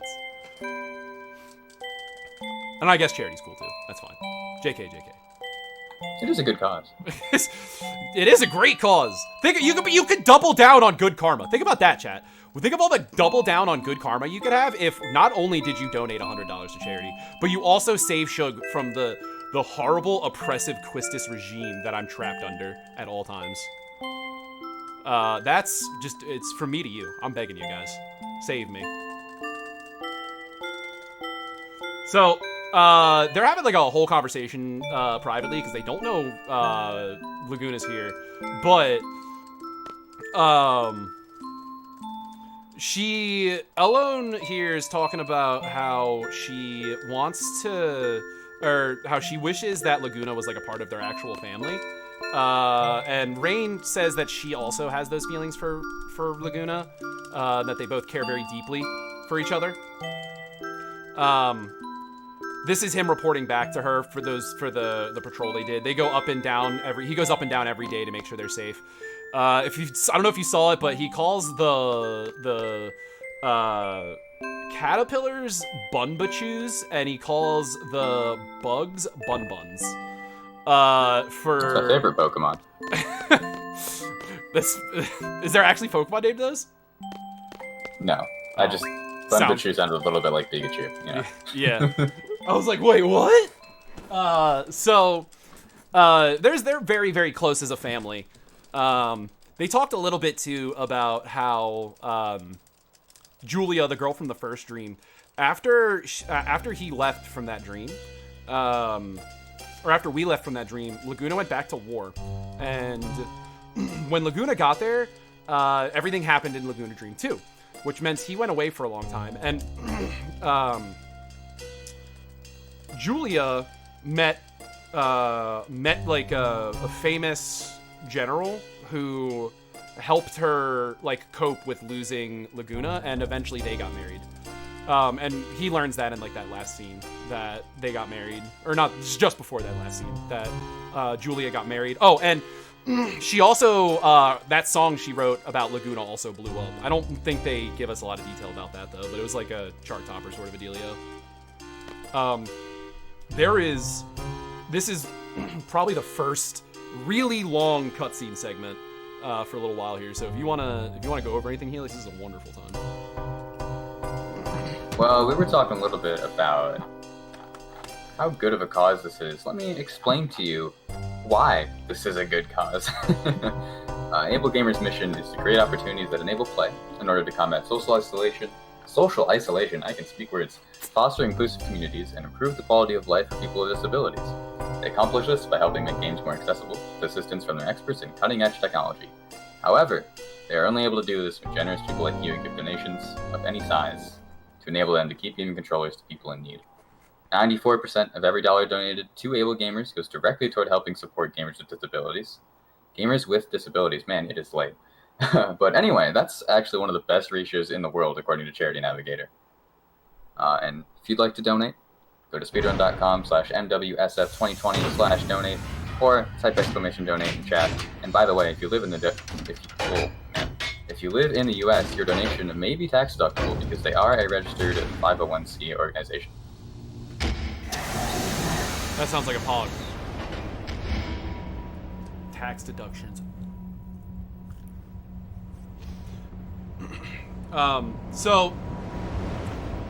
Basically, Squall was isolated from everyone else because he was, I guess, a Heka assassin. He led the charge. And they're torturing him, or they're getting ready to torture him. I don't know if y'all saw, but actually, here's the best character in the game, real quick. Quick aside, I want to introduce everyone to Mean Guy. This is maybe the greatest villain we'll ever encounter. The English translating team came up with some pretty creative names for some of these characters. Which, Mean Guy is a pretty good one. Big fan. Also, Zell forgets he has hands in this entire cutscene. And he just gets kicked in the nards for it. And then again. I like that kick animation quite a lot. Anyway, I got distracted. They're about to torture Squall to try to get some information out of him. They keep asking Squall, what is Seed? Which is really confusing to Squall because Cypher's their leader, and literally, like, tried out for Seed and like, lived with them forever. So Squall's really confused because he's like, Cypher, shouldn't you know what Seed is? But the Sorceress really wants to know what Seed's true intentions are. And Cypher is convinced that once you join Seed, you're let in on whatever that secret is. And so they want to torture Squall to get it out of them.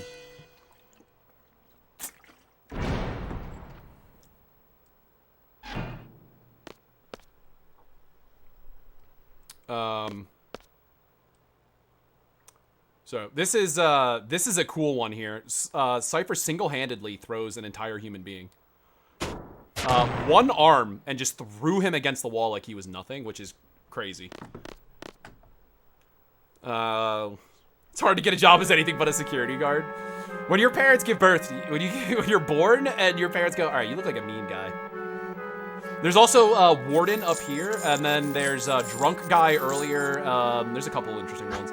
I guess, you know, we do exist in a world where we're playing as a man named Pringle. So I feel like, if anything, we fit in well. Pringle, Mean Guy, Warden, Drunk Man, Drunk Guy, whatever it is. There's a person named Astronaut later, too.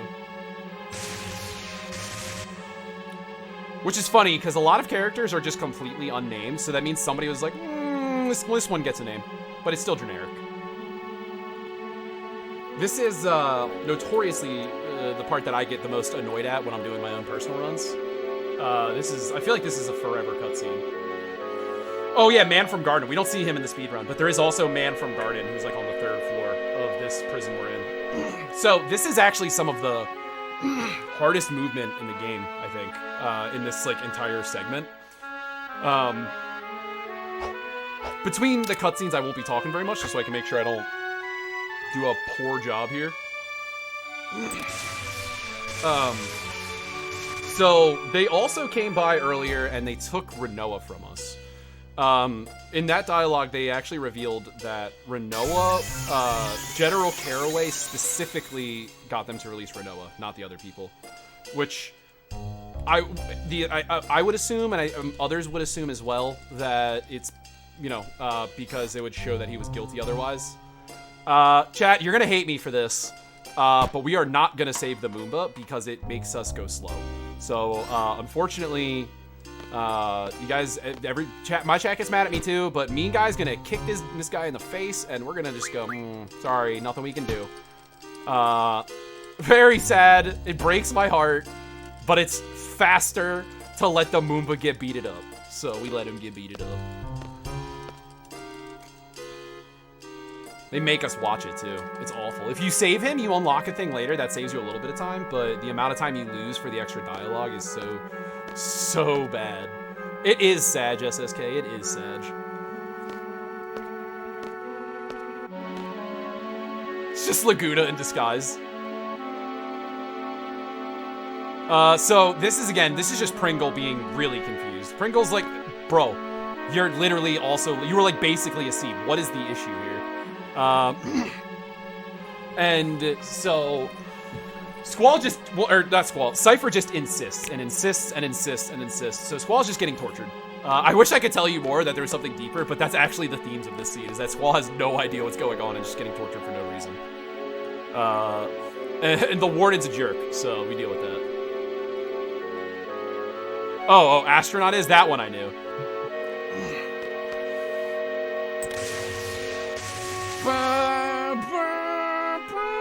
Speaking of Astronaut, though, there's a part in space that's very funny where you can challenge somebody who's unconscious on the floor to cards. We're gonna hope I don't do that on accident, but it happens sometimes.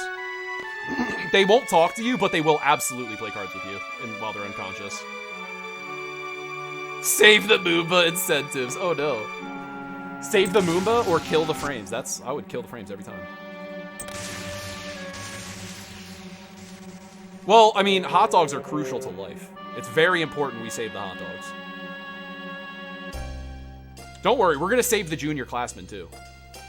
But mostly because I have to. Not because, I want to. So this is the part where Zell needs to be reminded of the fact that he punches things for a living. And then immediately realizes, how come I haven't broken out of prison yet? I can punch things really hard.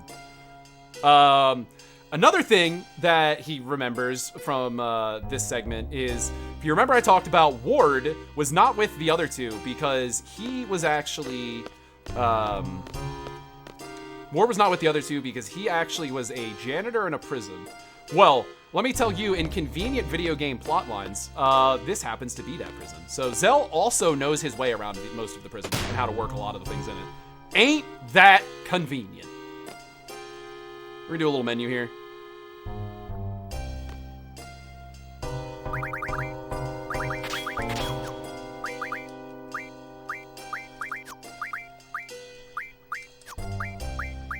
There's a big delay in those transitions, or when the page turns like that. So it's very easy to accidentally hit a button way too early. All right, so in typical standard operating procedures for storing terrorist weaponry, they just leave it on the floor, right? They leave it on the ground on the floor right above where the prisoners are stored. So we just take one short little trek up some stairs and then murder these guys and have all of our weapons back. A lot of convenient stuff going on for Zell right now.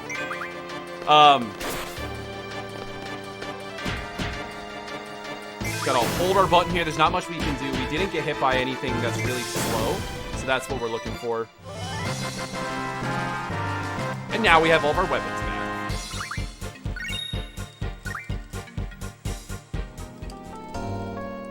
So we're gonna go back, free our friends, and a little side effect that you have when you pick up weapons is you also get a very brief Gigantamax form. So we'll get to see that, which is exciting. But first, we get to watch Squall get help from our favorite little lion people. Now, you may have noticed, look, they kept calling him Laguna. That'll be touched upon later. And the Moombas know how to free him, which is quite the reveal to people who've never played the game before. They're apparently intelligent.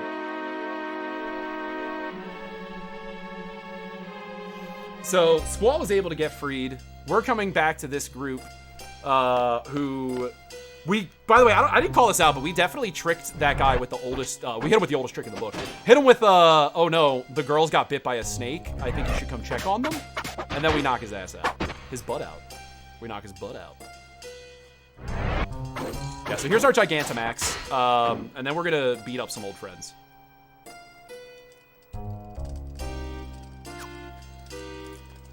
I talk a lot about how I think Biggs and Wedge, low-key, might be like my favorite characters ever, in this game. Like, These characters have hilarious dialogue every time you see them. And it's like a cartoon whenever they do anything. Like, they like, it's you! And they point at each other, and they're like, this is like something out of Looney Tunes. They have like an argument, I'm gonna beat you up this time, after all the harm you did to me before, and then they all just have weapons. He's like, uh-oh. And then they have more fun dialogue as this fight continues, and then there's a third time you can meet them later on, and that I'll talk about. So we want Quistis to kill the guy on the right in one shot. We're hoping Zell crits the guy on the left, otherwise it'll take 2 shots to kill. We're hoping neither of them use magic, because those attacks are long as heck. Alright, so Quistis does usually get that kill. Unfortunately, Zell usually doesn't. We didn't get lucky there. You may have noticed that Quistis popped first, but I actually opted not to use her. The reason that happens is because... The reason that happened is because Zell's attack is much faster than hers. Zell runs up and punches, and that's the end of it.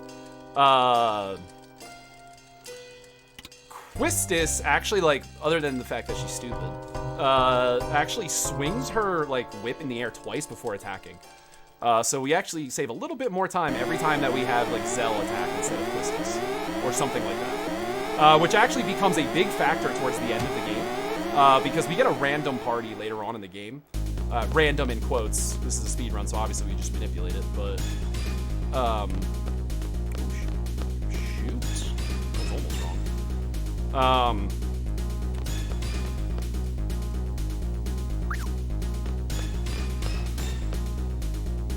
Sorry, this is the hard movement. This might look like I'm running around in a circle, and that's because I am running around in a circle, but it's not an easy circle to run around. Collisions weird. Yeah, you can get like stuck on anything for like no reason.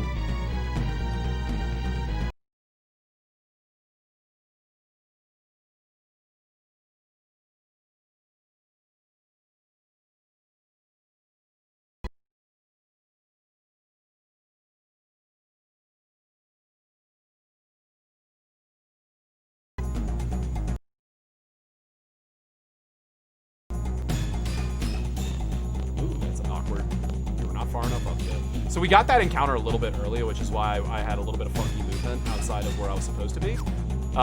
Because I actually was kind of blind on that movement, unfortunately.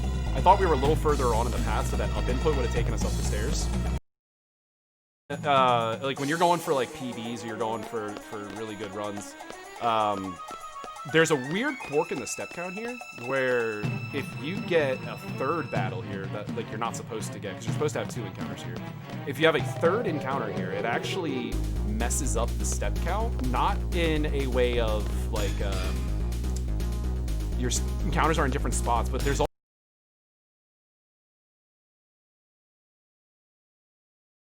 also these things called encounter pools, and those encounter pools are like the order enemies are supposed to appear based on just where they are in general. And that was 412, right? Fudge. I meant to hold over. I went down too quick. Anyway, getting a third encounter in the prison, for some reason, actually moves the encounter pool 2 stops further than it's supposed to, and gives us different encounters in SR. So the movement here is very important, because if you are not accurate and you have a third encounter here, you can just blow your entire step count, even if you're doing the step count right. Which is just a weird little quirk that's like only here. That I know of anyway. I've never heard of another spot that it can happen. But so far that one encounter is within safe margins of where we would want it to be. We're going to be able to judge based on where this next encounter is with Squall. If I need to do, there's a safety strat coming up here for the step count where the party's going to split up. And one party goes up, one party goes down. And there's a part where we have to do like movement with both. It's slower, obviously, but you can do a special junction that'll actually, as one of my favorite people, Windows, in the Final Fantasy community, Windows says, it absolves you of your sins. It gives you so many steps back, because basically the way that this works is, remember earlier I was talking about how every step counts as like 4 on this RNG track. When you equip encounter half, it quite literally does like half of the. It's hard to explain without getting complicated. Basically, think of it like encounters are half as likely because the encounter checks work differently and they occur half as often. In a perfect step count, it's routed specifically so you don't have encounter half there, but you can also make it so you can use encounter half there to again absolve you of those sins, which is a neat little thing you can do here for the step count. So we'll see based on where this next encounter is whether or not I feel I have to do that. It should be in front of a red door on floor 10, I think, is the next encounter I should get. Also, get ready to pop off for me, chat, because if we have to do a little. It's not really a mini game. It's like a challenge here where we have to escape with Zell. We're gonna try to do this without getting caught. We're gonna not get caught here. It's gonna be pretty pog. Oh yeah, everyone's shocked that the gunfire is Zell, which is surprising because if you see that guy talk, I'm not surprised people are shooting at him. A lot of people actually think this segment is impossible to get away from without getting caught. It's not impossible, but those soldiers move pog. By the way, those soldiers are really, really fast, and if you bonk on something or you have like a bad input there, they will like immediately catch you. So, fun little thing there. Squall actually jumped off of the lift so that he could get to Zell in time before he was executed, which, of course, again, they have to call as much attention to as possible. So, is Zell that important to you? Cheesy. But this is the point where we go, oh god, they have cutscene bullets. And if you've ever played a video game, you know, cutscene bullets are way more deadly than gameplay bullets. But luckily, we have a cowboy with a double action shotgun that also shoots at range and has unlimited ammo. As you can tell from this entire segment, where he's just gonna keep shooting and shooting and shooting and never reload. I really identify with Irvine here. He tries to act all suave and cool before getting kicked down the stairs. This is me trying to act out everything I do in life before life just kicks me down the stairs. I love me some Zell. So our party's gonna split up here. First, everyone forgot about the cutscene bullets, which is like a big deal. But everyone's back together, and Renoa made Irvine come back because they did try to leave.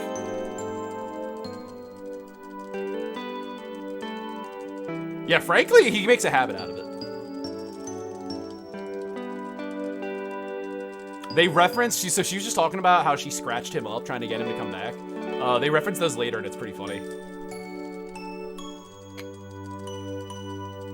Oh yeah, this prison's underground. They didn't know that, but that's why there was dirt on the bottom there. What's a little casual head trauma between friends? I agree.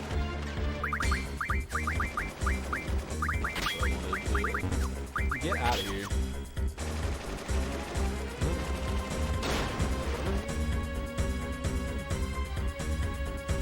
So like I said, I'm pretty sure the one I'm looking for is in front of the red door on, so that red door up there on the 10th floor is where I think the encounter's supposed to be. So we're gonna, well, not I think, I know that's where the encounter's supposed to be. So we're gonna see based on that, whether or not I want to do this transition. We're probably gonna do the swap either way, frankly. So like I said, it's this floor or the next floor, but I'm pretty sure it's this floor. We're looking. All right, maybe I was wrong. Maybe it's 11. I always mix up whether it's 11 or 12. Zell, one of them has the fight on level 11. One of them has the fight on level 12. So level 11. That, or we're just way more off step count than I thought we were, which is also possible because of nope, same screen. Okay, so based on that, we're gonna want to do the transition because hey, is that a back attack? Pog, let's go. All right, we out. This means we are going to do that transition because it gives you that junction swap actually gives you like about half a screen back. So I'm supposed to be getting this encounter there. That's also, I shouldn't have moved my hand because that's why I bombed. Which means that we have, we're a little bit behind right now, but we can easily fix that. And we will fix that here soon.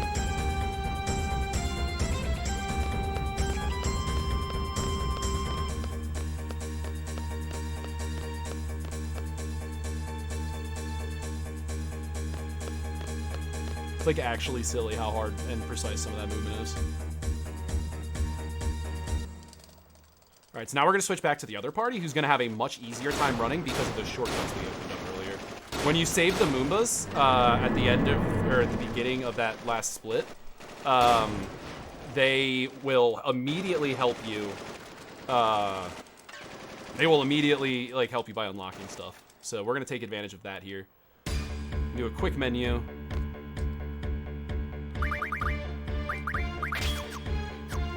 Now that puts encounter half back on this party. So why that matters is, again, this is our get out of jail free card. So this all happens because this is normally built into the step count, so we don't have to swap, so we get encounters where we want. But because we're behind, we actually have to catch up. So our options are to either do, 18 pause buffers or whatever, or to do it this way. And this is safer, faster, and then we're gonna make it up, or we're gonna take it off right after this scene. So right here, we're gonna mash X through this segment, and then we're gonna hold down, and I'm just gonna be able to swap them back really fast. And like I said, that absolves us of a lot of our sins. Now it's really bad if you forget to do that menu right there, because this next fight is not unwinnable, but it's really monk-ass if you don't have Renoa at critical. So if you got doggos, if you're a fan of doggos and you have sick dog emotes, this is going to be your moment. This is the part where we prove to the world once and for all that crossbow dogs are also explosive. It's a hotly debated topic in the doggo world. But who's ready for wrist-mounted doggies? This is Renoa's one and only moment in the entirety of the run. And I'm not going to lie to you guys, she usually lets me down here. Case in point. Right there. Quistis with the crit again. So I'm going to go ahead and just do this. This is a pretty interesting attack.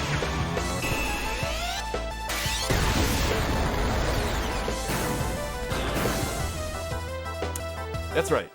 The dog exploded and killed all the people. So that's the only time we're gonna give a hoot nanny about Renoa. She's just always slow, and unless she's like really good in our final party, she's just not gonna be worth having with us. That's there in an older route. We used her one more time, but not anymore. It's just not worth it.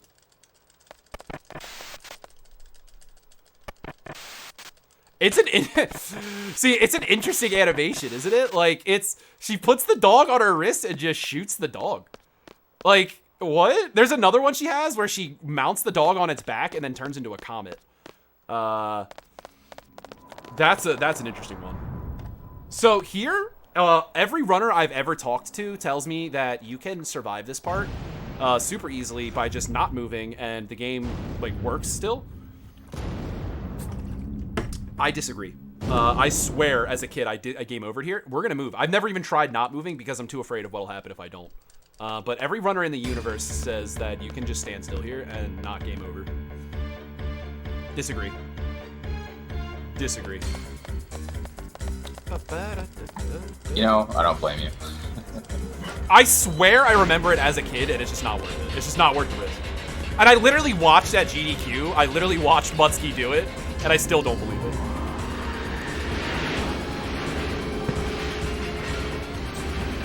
Apparently the catch is if you hit left, or yeah, you hit left and then don't move, then you die. It's only if you go backwards. Again, don't believe it. So we're just gonna hold right here and play it safe. Although think about how scary this would be. Yeah, team hold right to not die. Exactly, Dragon, exactly.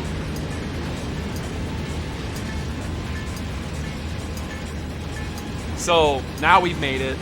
The first time I ever made it here as a kid, I game overed it, and let me tell you how I was like, what? What did I do?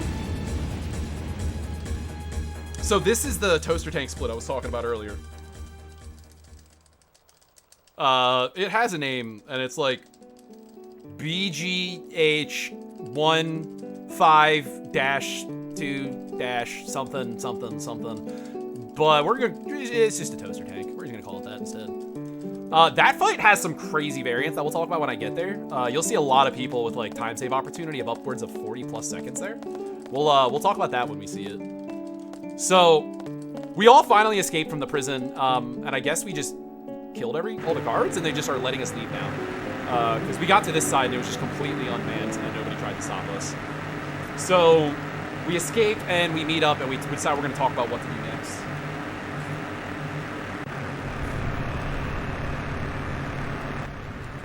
This spot here gets a lot of people with the classic standing still and not moving during a speed run.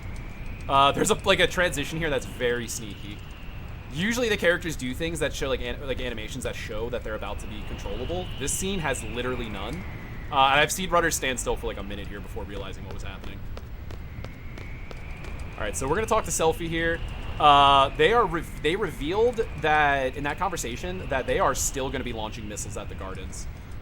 So they decide that Pringle should be in charge and that he should pick the teams for who's gonna go to the missile base and who's gonna go try to warn the other gardens.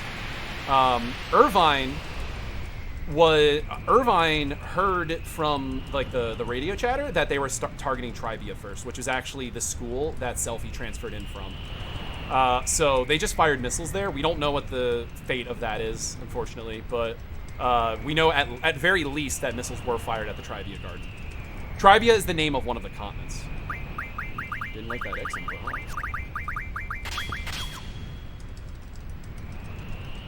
Alright, so this part here, we're actually going to say goodbye to some of our characters here for a while.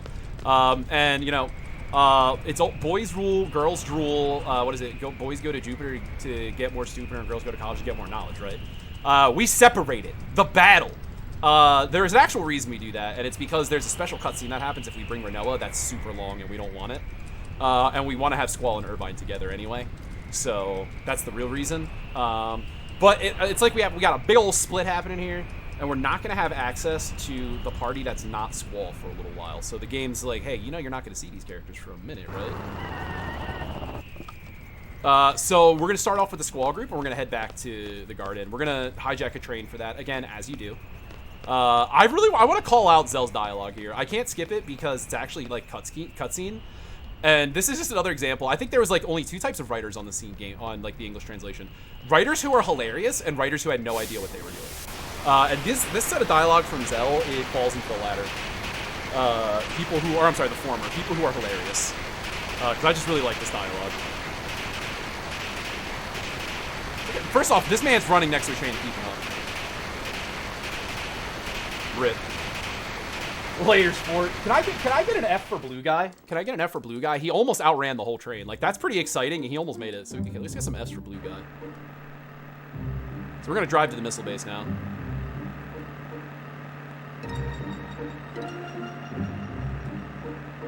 Which is conveniently right to the left of where we were. All right, I'm gonna just... Oh, no bonk, I'm the best.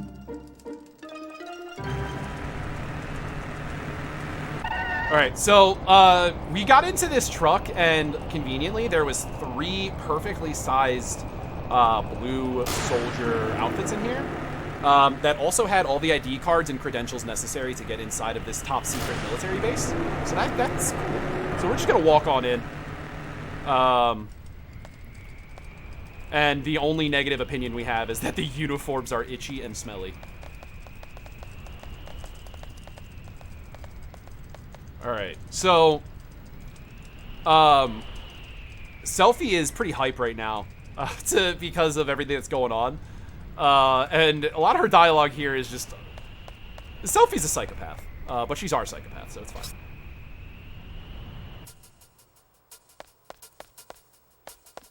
All right, so turns out they locked the doors in this base, which is crazy, right? Selfie tries to go in, they're like, wow, the front door's locked, can't imagine. Luckily, Quistis found a key card in the car that also opens this door. Very good, very convenient. And so now we're in the top secret military base. Very secure. So there's a lot of different things we have to do here. I bet you this part's gonna go very different than how you guys remember it from being a kid when you were a kid. So because we're trying to make sure nobody knows we're here, we're gonna do the sneakiest run we can. you go. Do you think we look suspicious to this guy? Oh, darn, he saw us. Alright, well, we just tell him that we were doing walkie stuff, and he says, alright, well, we'll do that anymore. And he goes, alright, fine. Like, if you guys haven't picked it up yet, there's some gross incompetence in this military. So we're gonna go over here, and if you didn't believe me yet about the gross incompetence that this army's dealing with, I just want to point out the fact that we walk up to these guys. We've never been in this base before, and they say, hey, we're supposed to go check on this guy who's getting ready to fire all the missiles. Can you just, like, go check for us? So we're like, yeah, I mean, I guess, whatever, we're gonna do it. It's pretty easy to sabotage enemy bases here. So we're gonna go talk to the guy over here who they're supposed to all meet up in, like, the maintenance room and, like, do the last things they need to get the missiles launched. However, this guy isn't done his final checks here. So he can't actually do anything else. So we have to go back to that first group. We have to tell them that this guy's still busy, so they need to do it. I bet you can't guess what their rebuttal to that is.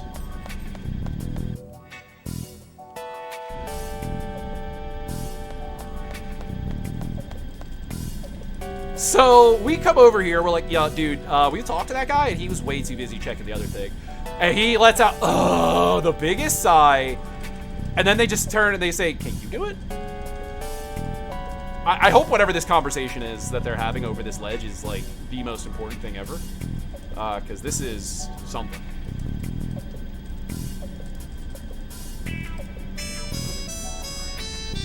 So, yeah, they just told us where to go, and we're going to the master power room now. Oopsies. Old bomb there. So, yeah, this is either Selphie and her team are master spies, or the Galbadian army really needs to take a second look at its security procedures here. Little bonkeroonie there. So we walk up to this guy, and we tell him that the others sent us, and he says, I guess my shift is over, and leaves. So we walk inside of the room. I cannot make this up. Hit random buttons on the keyboard. Beat the crap out of it. And we cut off power to the entire military base.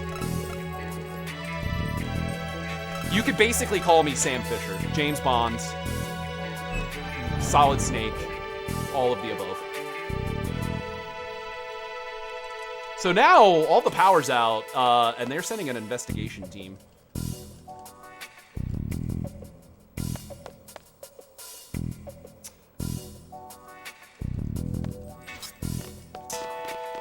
So you can lie to these guys here, which is really funny. You could be like, oh, we just got here. They're like, we literally just watched you come out of the door. What are you talking about? So this is a required fight. We don't want Renoa to get a turn because she's slow, and we don't like that. Oh, gross. They're getting that, so gross. So we're gonna get another fight shortly. That one is not required. There's very few required fights in the run. We'll be, I think our average level is like level 12 or something at the end of the run. So we're gonna, now the alarm is off and the jig is up. They know that there's some bad guys in the building now. This is probably where things take a pretty dramatic divergence from what you remember as a kid, too. So we gotta go, we're gonna just storm into the command center. And just beat some dudes up. That's how Selphie solves her problems. She runs around and she hits things until they're in line with what she wanted. Like I said, I told you she's our favorite psychopath, and I was not kidding. That's very much her entire character.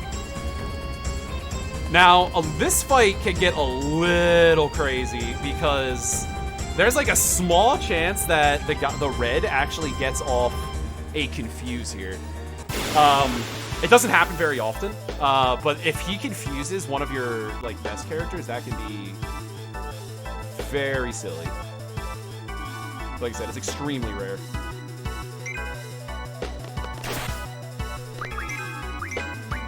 Damn, they got that's how bad our ATV was, guys. They got the silly dialogue. So we have to kill this guy and this guy at the same time. That's why you would have noticed I didn't autumn. This guy never skips his turn. It makes me mad. That's why you would have noticed. Oh, Selphie! I needed literally your next hit to be a crit. That's lame. If Selfie gets a crit on the next fight, we save a lot of time. So that's lame that she got the crit there. But yeah, if you don't kill those two guys at the same time, the middle soldier actually has a bunch of dialogue that triggers. So naturally, we still have to stop the missiles. So what do you think Selfie's gonna do to do that? If your answer was randomly press buttons, you were dead on. Except Renault is the one who found the answer.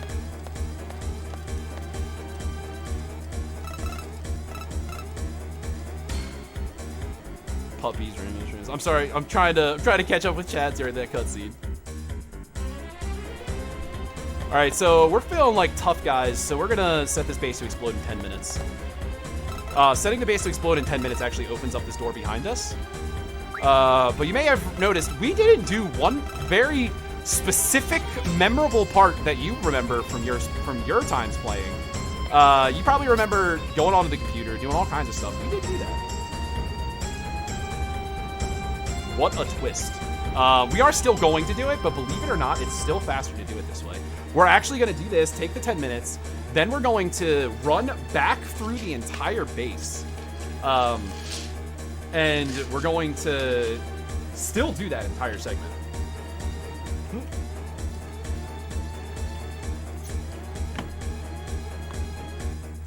Also, that guy just kind of dies on the board. So yeah, like I said, this might seem weird, but this is actually a lot faster. If you've done this part casually, you remember like you have to do that whole segment where you like push the thing into the base. It's a very thrilling game where you just mash X and the thing barely moves. That's exactly where we want that encounter. So that's good. Yeah, she's absolutely the worst person to have in charge for a mission like this, but I guess I'm not even gonna try to figure it out. It's definitely a bad call.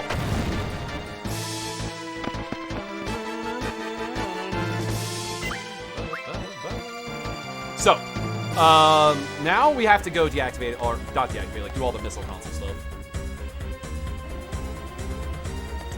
Conveniently, if you haven't noticed the trend here, Wounded Soldier here is down at the bottom of these stairs and just wants to know why, what's our objective? Who are we trying to save?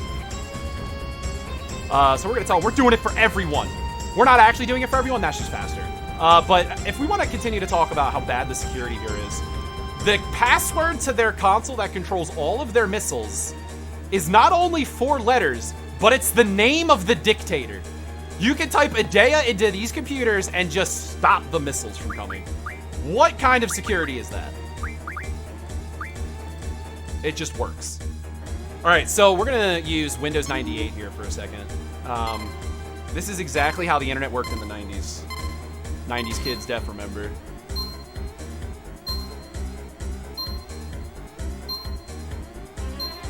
I can't speed this up, by the way. There's one tiny piece of speed tech here, I'll point out.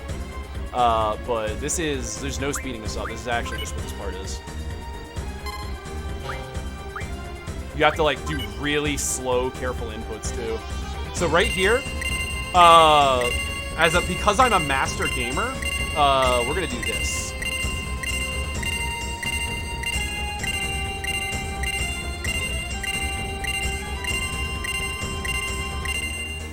That's right, 74%. For some reason, the game will also accept 74 as 75. If you try to do it anywhere else, it'll tell you that you haven't like maxed out the error ratio. But if for some reason it'll accept 74, so you can actually just use 74, and that is acceptable.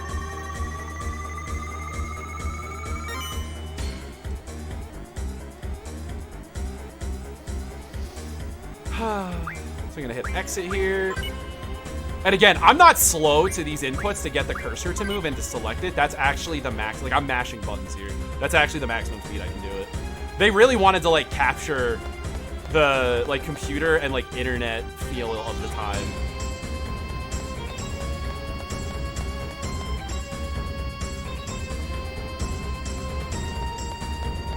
So now we get to leave.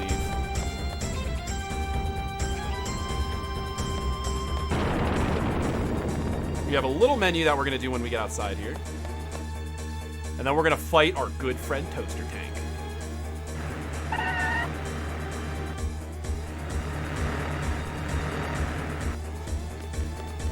Yeah, Final Fantasy VII was really good. That's why it got the hit sequel Final Fantasy VIII. It's a little confusing where it picks up in the storyline, but it's fine. I think it's really funny, by the way, how unnecessarily long this scene of watching these guys run out of this base is. It's so long for no reason.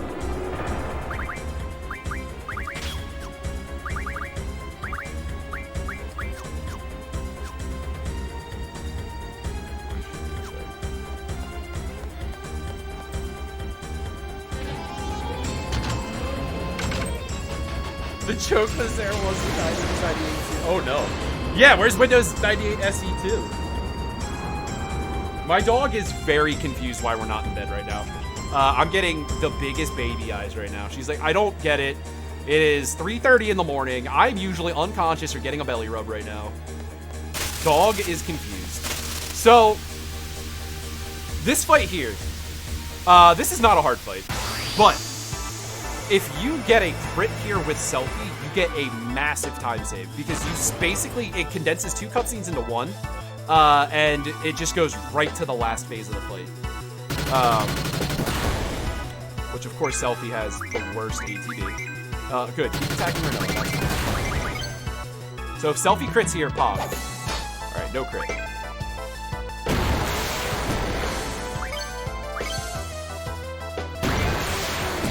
So, like, the 2 here, there's going to be 2 separate cutscenes. All of these would play as one with no interruption or time loss in between, which is where part of the time save is. So this should kill. I've never seen it not kill, so that'd be awkward if it didn't. All right, there it is. So now the reason that I didn't attack with Quistis, because everyone always asks that, well, why don't you just finish it with Quistis? So...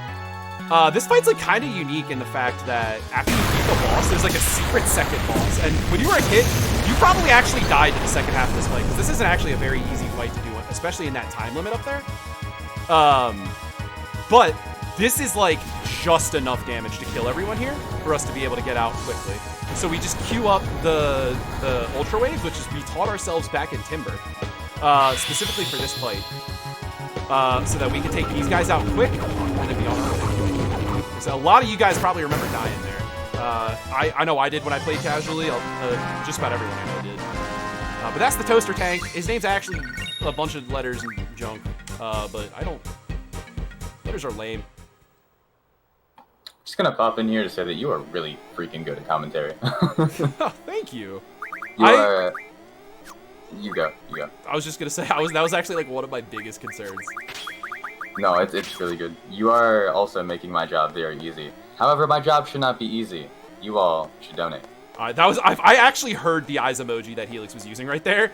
As they said that, I felt it. Not busy enough. Eyes emoji. At all of chat. At 130 people. I'm glad I conveyed the correct emotion there. Here, this is a good reason to donate. All the girls, they're gonna get blown up. Now, the real reason that we do this in the speedrun is we're trying to protect the world from the horrible outbreak that is very dangerous.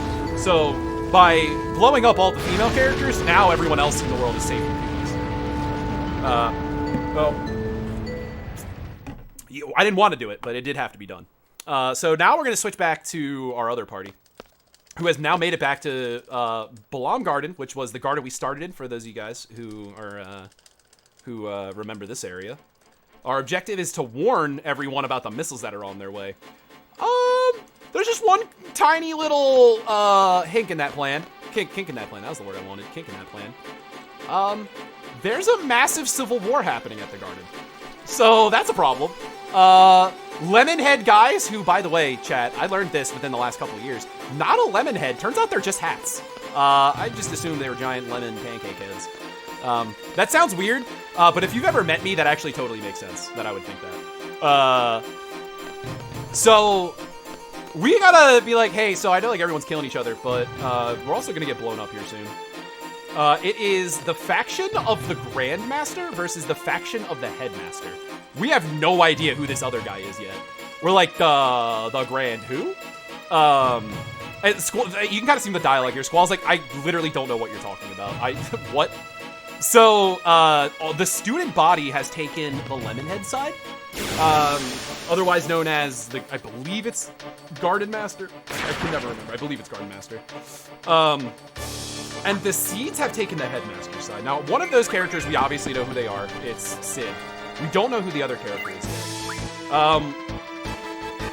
It's hard. It's hard because the Seed are vastly outnumbered by the student body, but obviously the Seed have elite training and the student body doesn't. So we have to kind of hide whose side we're on during all of this, and just try to get to the Headmaster so we can tell people what's going on. Here we bump into Fusion and Rajan again though, which is dope because they're like reasonable people. So we tell them that first things first, we tell them about the missiles. And we're like, hey, so everyone's killing each other but missiles. And they're like, oh crap, all right, well, we'll also go tell everybody. They also reveal at the beginning of that Cypher helped Adea. Or no, is it here? It might actually be here. I don't remember. Somewhere in this conversation, they reveal... Okay, it must be later on. Somewhere in this conversation, they reveal that... So he tells them that they sided with the Sorceress. They're his best friends. And they're like, lol, if he did that, he has a good reason. We'll go find him after this. Basically, they just, ride or die. That's actually what the name of their splits are called for me in my game. It's called ride or die. They ride or die with Cypher big time. So we do a very specific set of things to get the flags we want. Basically, if you remember this part, you probably went around the entire outside of the garden, going to like every single thingy and doing all the battles and talking. Believe it or not, you actually only need 3 triggers here to be able to continue the story. So we can come here and we can absolutely cheese the game. We just leave, let those people die. By the way, you didn't see it, but those are children. They're children with one person, and we definitely just left them to die. But that's because we're here to speedrun, not to game. So they're dead, so can't help them anymore, but that's a flag. We take those. We're going to go to the library because reading is how you advance the mind. Unfortunately, we're not going to read. We're just coming here so Zell can hit on his girlfriend. We got to beat up this guy first, though. And by this guy, I mean this, like, monster he summons. We're going to go talk to Zell's girlfriend, and then we're going to leave those people alone as well. You have a little bit to get sort of off track here? Yeah. Alright, because SSK donates $5 and says, so Shug, what's the funniest thing that's happened to you during a mid-run battle? The funniest thing that's happened to me in a mid-run battle. That's a story. So there's in Laguna Dream 5. Laguna Dream 5 later on. There's a fight where you have to fight this dude with like squiggly SpongeBob arms or Squidward arms, I guess. And this guy, so the strat for the fight is shockingly you have to kill Ward because that's just how it be. You gotta not battle. Apparently it wasn't battle. I said bathroom break, but now I want to hear this story. Oh, you said bathroom break? I thought you said battle. Oh, well, we'll do both. So later on, I'm doing that fight. We're supposed to kill Ward. I absolutely kill Ward. So you're supposed to attack, but I hit the wrong button, and I don't kill Ward. I kill the wrong character. And then they cast slow on my only surviving character, so I have them attack Ward like they're supposed to. But then they miss because I'm Shug and I have bad luck. And then the boss also casts blind on that character. Now this fight's supposed to be over in seconds. We're talking like maybe 15 seconds. I proceeded to blind halves your accuracy. I proceeded to miss another 4 times. It was tragic. I ended up losing 2 or 3 minutes to the entire run to that fight. Now we'll talk about the bathroom break. I actually thought that's what the donation was gonna say, and then my brain heard battle. Probably because I was going into a battle. So I just went that one. Really quick aside, that's actually either the first or second biggest time loss in the game if you do the wrong dialogue option there. If you do the wrong dialogue option, you actually follow her into the infirmary, and you have an entire conversation about the missiles, and then you have to leave and run through this whole segment. So it's quite a bit of a time loss if you do that. But anyway, what my best mid-run bathroom break story here. Earlier on in the run, I did that segment where I had to walk Renoa up to Adea. So I did that, and that's a planned bathroom break for me in all of my runs. So I go to the bathroom, and I say, can I get a pee in the chat? So SSK, being the good friend that they are, throws a pee in the chat for me. I get back, I decide to throw a pee in the chat too. I don't know how many people here are speedrunners. Do you know what the default button to pause is? The answer's P. So, so I pause the run, and I just pause my timer mid-run. And it takes me like a minute to even notice. And I'm also on like ridiculous PB pace. Like I'm doing real good. So I had a timer pause for over a minute. We blame SSK for the whole thing. And then even better, at the end of the run, I also broke a milestone of getting like, I think that was my first 840, which is a pretty big milestone for Final Fantasy VIII runners. So I had a PB where I had to explain to the moderators that I had to add a minute to what the splitter time said because I had to pee at the beginning of the run and made I put a pee in the chat, paused my timer for a minute. That was a fun conversation. Hey mods, so I had to pee and pause the timer for a while. Please don't unverify me. Now, any good SRC mod will never like not verify your run because of that, but it was amazing. SSK felt so bad because they were worried that they actually like it may have actually messed me up. So now it's just a chair emote every time. Every time I leave, there's chairs in the chat. So we met up with Zoo. Zoo asks us which side of the fight that we're on. I have one other story, by the way, related to that. I'm just going to catch everyone up here.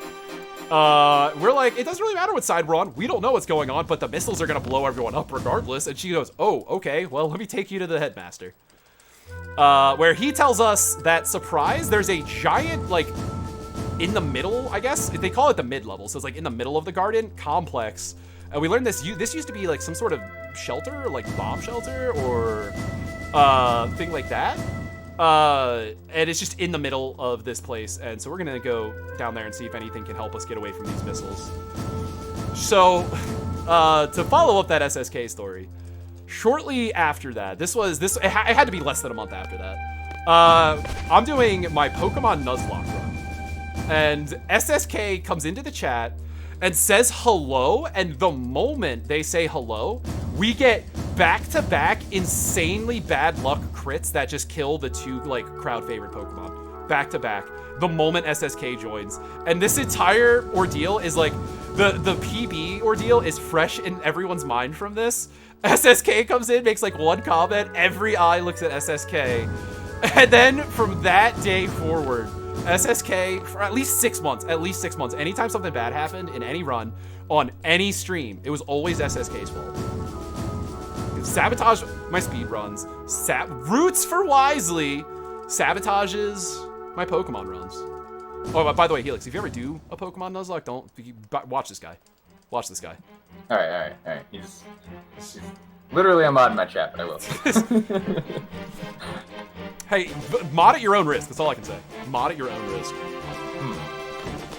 If SSK wasn't such a top-tier mod, I wouldn't be able to make the same argument. He's also a mod in my chat. Shout out to top-tier mods, though. Y'all are amazing. He's pretty good at it. Shout out to top-tier mods. Go. Missiles are a-coming. I don't know what the point of us setting all of those, setting the thing to have a 75% miss rate was, because the missiles are coming right for us and they don't miss.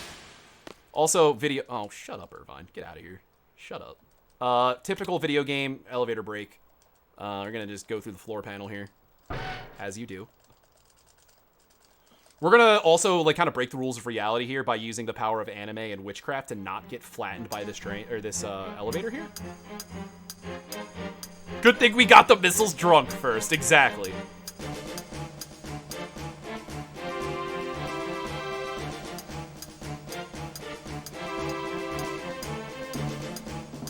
Yeah, right, that's a weird thing to have.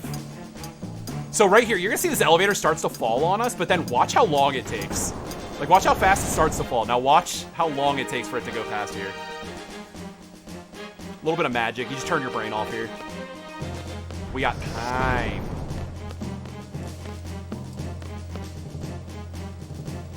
So, We're gonna go. This is the Valve minigame coming up.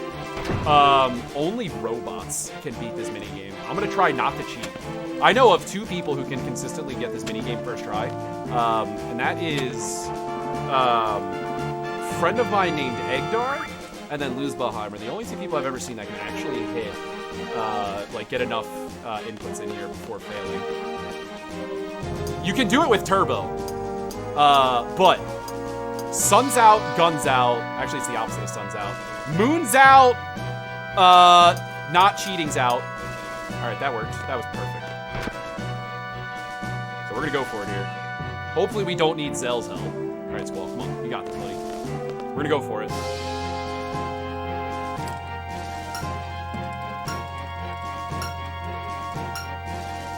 no, I'm doing terrible. There's no way. There's no way. There's no way. Oh, I couldn't do it. All right, so it's pretty free. It's pretty free second try with Zell. Turns out the guy who fights with his fist was the guy that we probably should have had opening the valve the first time, because it's super easy when he's there. So the math, I think, is what it is. Is you need to have it's 100 and it's like 111 inputs. I think is what it is that you have to get in the 10 seconds, and for every additional character, it's like. It's like an additional multiplier, like ×1, ×2, like that sort of a deal. Or times, yeah.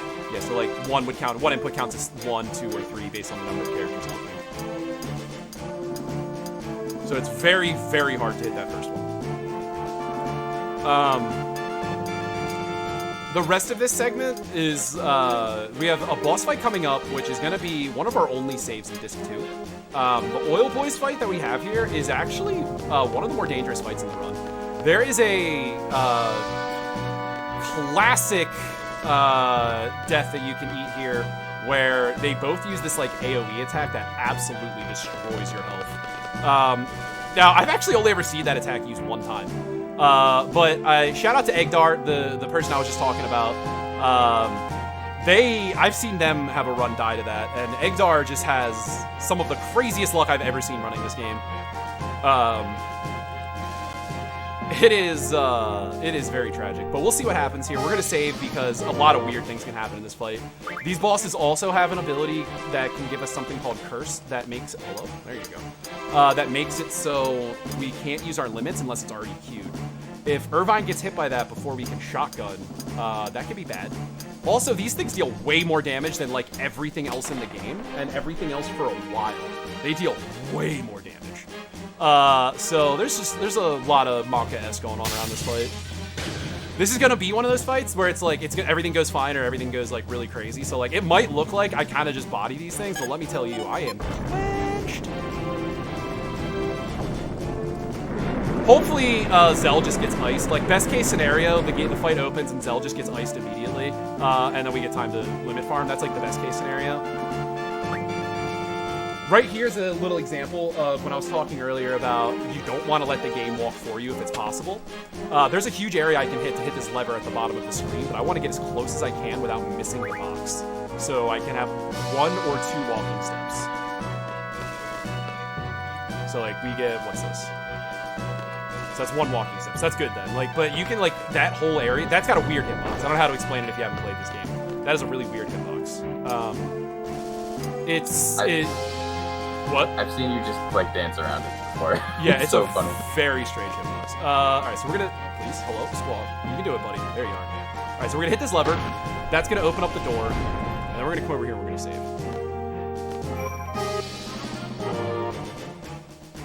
I did the thing again. Speedrunners are really good at opening things too quickly. So yeah, like I said, that's one of our only saves in Disc 2. I'm trying to actually think there might not be another save now that I'm thinking about it. So we come up here. This is the Oil Boys, or Oil Boys. Hold the Z.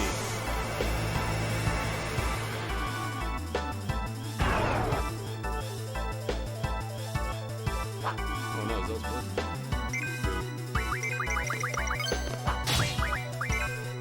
Did we do it quick enough? All right, we got it. So we got to do 4 shots. That's the fight. So again, that might not look mock-ass, but like 2 things worth pointing out. 1, if you didn't notice, Squall dealt 0 damage on the impact. If Irvine dies, that's obviously a problem. So the reason that matters is because of all the menuing we have set up, Squall has an ability called Elemental Attack Junction, and he also has those Blizzagas I made earlier, if you remember. Those enemies are immune to Blizzagas, so when Squall attacked, the Ice Element actually makes them immune to his attack. I mean, we could obviously menu around that, but we're gamers, so we just be perfect the first time instead. I've never actually seen anyone menu around that, but you can definitely do it. We're gonna have a bathroom break and a bit of a reading opportunity, a dono reading opportunity here in a second, Felix, too. If you want to get ready. Basically, we go down that elevator that's right here, and we find us the control panel for all this stuff. I'm gonna let this cutscene coming up kind of speak for itself, because I bet it doesn't do what you think it does.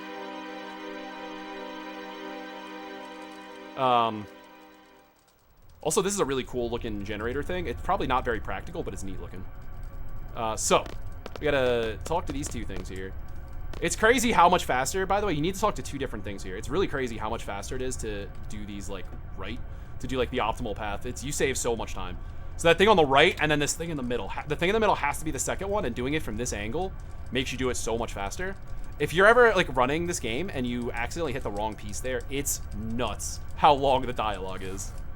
I'm gonna clear a text box here with exclamation points, Helix, and then it's all you for a little bit here. Right, sounds good to It's me. all you for a little bit, bud. I got a potty. I'll be right back. All right. Well, I guess I get to speak words in my microphone for a little bit longer. Let's see. What haven't I plugged yet? I haven't plugged our shirts in a while, right? It's all kind of blending together for me, but. Yeah, we are working with the Yeti. We're working with 2DCon, who is working with the Yeti to get some incredible shirts up, including a MWSF2020 shirt. So if you type exclamation shirt in chat, you can go and get yourself the first ever Midwest Speed Fest shirt. It costs $20 US, and a quarter of that goes to support Able Gamers as well. So it's a win-win. We're also partnered with Rogue Energy, so you can type exclamation Rogue Energy in chat or check our Twitch bio for a link to the Rogue Energy store, where you can buy an energy drink. And a portion of your purchase from Rogue Energy will go toward Able Gamers.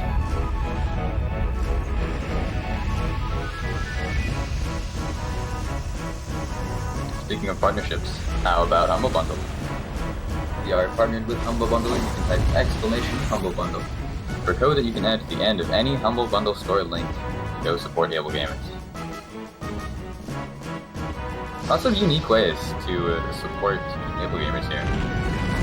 Also a reminder that all of our Twitch revenue this month will go toward them as well. Welcome back, Shug. Oh yeah. Alright, so turns out the magic in the middle of the base stuff here just makes our school fly. So, you know, I feel like that's a pog, right? Our school can just fly. So now that those missiles that had a 75% chance of missing hit their target dead accurate 100% perfectly, we at least got a school that could fly out of it. Did I miss any awesome donations?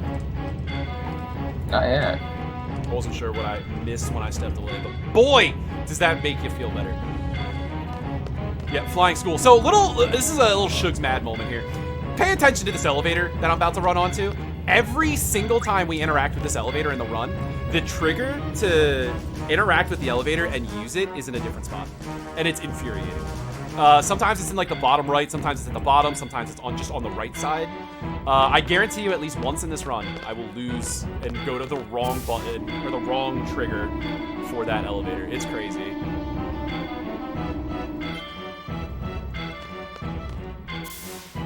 So, we're like, wow, school can fly, that's pretty neat, we should look outside. If you remember earlier, I talked about the actual reason why...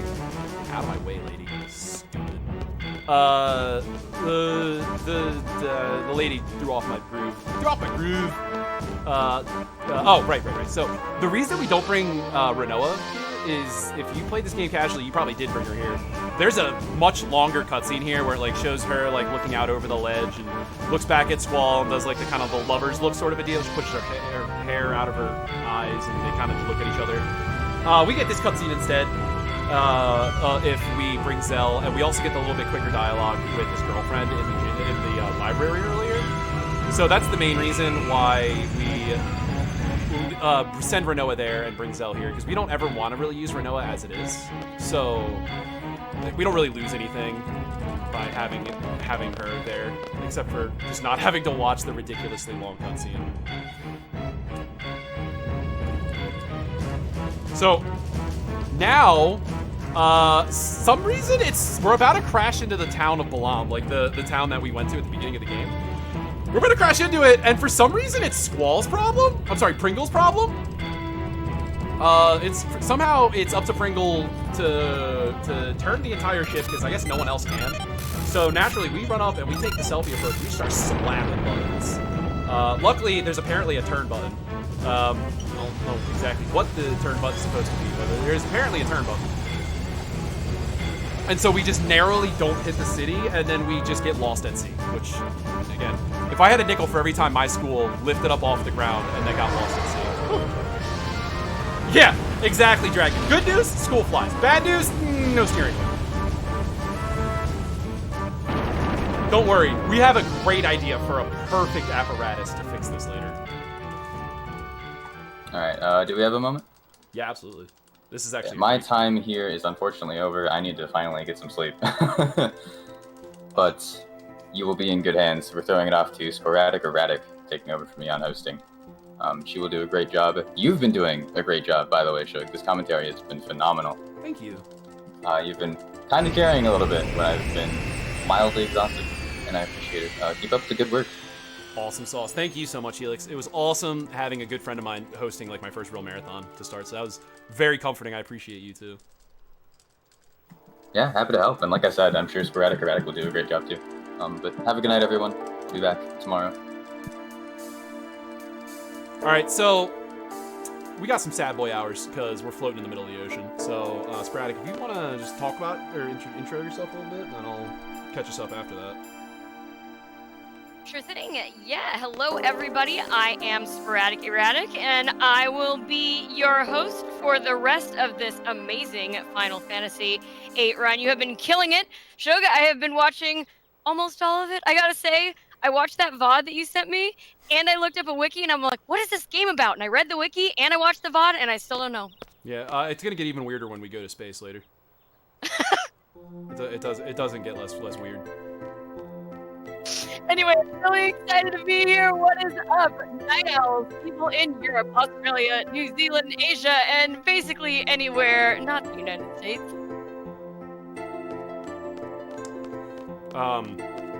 So basically what we're doing here, or where we are now, we decided we're gonna get up and walk around because we're just floating around in the middle of the ocean. So Pringle's gonna stretch his legs a little bit.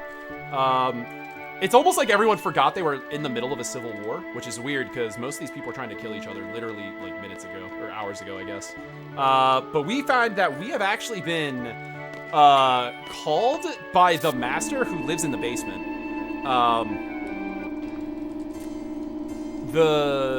This is where we're gonna see the Grandmaster and the Headmaster like with each other for a little bit here. This is a super long cutscene, so I'm gonna kind of like cut to the chase with what happens here, and then we'll have time for some donations and things like that if they're available. But basically, we find out that the idea behind creating the garden was Sid's idea, like the gardens, the concept behind them, and his this character named Norg, who's right up here, who we're gonna meet in like this next scene. Is the financier behind the entire operation, and as such, like, feels they have a certain level of ownership over it. Which is like the faculty's on their side, and okay, I thought I did something wrong there for a sec. Anyway, the faculty was on their side, and the students were on his. We also get the shocking revelation here that Sid, our headmaster and more or less the father figure for all the characters, is actually married to Adea, the sorceress that gave the president the good old stabby stab. So that's kind of a shock to the kids. They're like, I'm sorry, what? And why is he trying to get us to kill his wife? We also find out here that the order to assassinate the sorceress was actually not a certified garden order. Like, it wasn't any official order or anything. It was Martin, who is the principal, owner, headmaster, whatever you want to call it, for Galbadia Garden, and Sid were actually working together in a plot to assassinate Adea. And so Norg, in order to kind of maintain civil relations, also is going to deliver the heads of those who tried to assassinate her to Adea to try to save face, after we give them a report of everything we saw about the missiles and the sorceress and things like that. I didn't point it out yet, but the second ruler is actually Jabba the Hutt, which is awesome. He just kind of screams all of his words at you, and he's going to do this for a while. Basically, he's a bad guy. He wants to give us up to Adea. We think that's stupid, so we're going to murder him. If you have any donations or stuff to talk about, this is a great time, Sporadic. Sure thing. Well, I don't have any donations right now, but I do have a bunch of awesome bid wars going on that are still open, including the name of the starter for Pokemon Diamond and Pearl. Currently, Chimchar is in the lead. You can name the skater in Tony Hawk's Underground. Currently, Baguette Yoshi is in the lead with a cool $42. However, in second place, we have Thug Pro. I mean, both amazing names. And then, of course, more near and dear to both of our hearts is you can still name Griever. Has pulled even further into the lead with $104. No! Why do you people hate me? Well, Gabumon is sitting at 50, Kimba sitting at 15, and Mufasa at the original 10. Heartbroken. Chat, please. Save me. Donate for anything that's not Quistis. If you do, I'll be your friend forever. Donate now to get a friend for life. I mean, I'm a good friend to have. But for real? Oh, go ahead. I might sound crazy and I might yell a lot, but I'm a good friend. Oh my gosh, I came on just in time. Okay, when I was first watching the VOD, I seriously thought, because of the angle, that you were fighting like a gingerbread man or something. I thought it was this little tiny, like, mandrake root. That's amazing. Then you get to see the rest. This, what's funny is, like, this guy's really unique in this game. You never see another, like, member of this guy's race that's remotely like this. Actually, I'm happy to bring that up because it brings up a really interesting part of this lore. Unrelated to the story, but this guy's race, when they reach, like, their final evolution in life, they actually, like, their final evolution in this race is they evolve into what is in their heart. And this character is represented as greed, which is why he becomes, like, a glutton so large. And then, like, their village elders turn into these, like, older, thinner, more, like, wise ones. And believe it or not, the Moombas, which are those adorable orange guys we saw earlier, that's actually the, like, final evolution of their life for normal people. Weird strat here. Well, I'll come back to this at the end, don't worry. I just gotta plug this part here. Okay. Yeah, weird strat here. Everybody got healed, so we have to have you attack you, and then we have to weaken the shell with a shot. Then we have to wait a second here, and we have to hit this trigger. And then that's gonna expose the boss. And Irvine's gonna get a limit, there we go. And we're gonna take the shot here.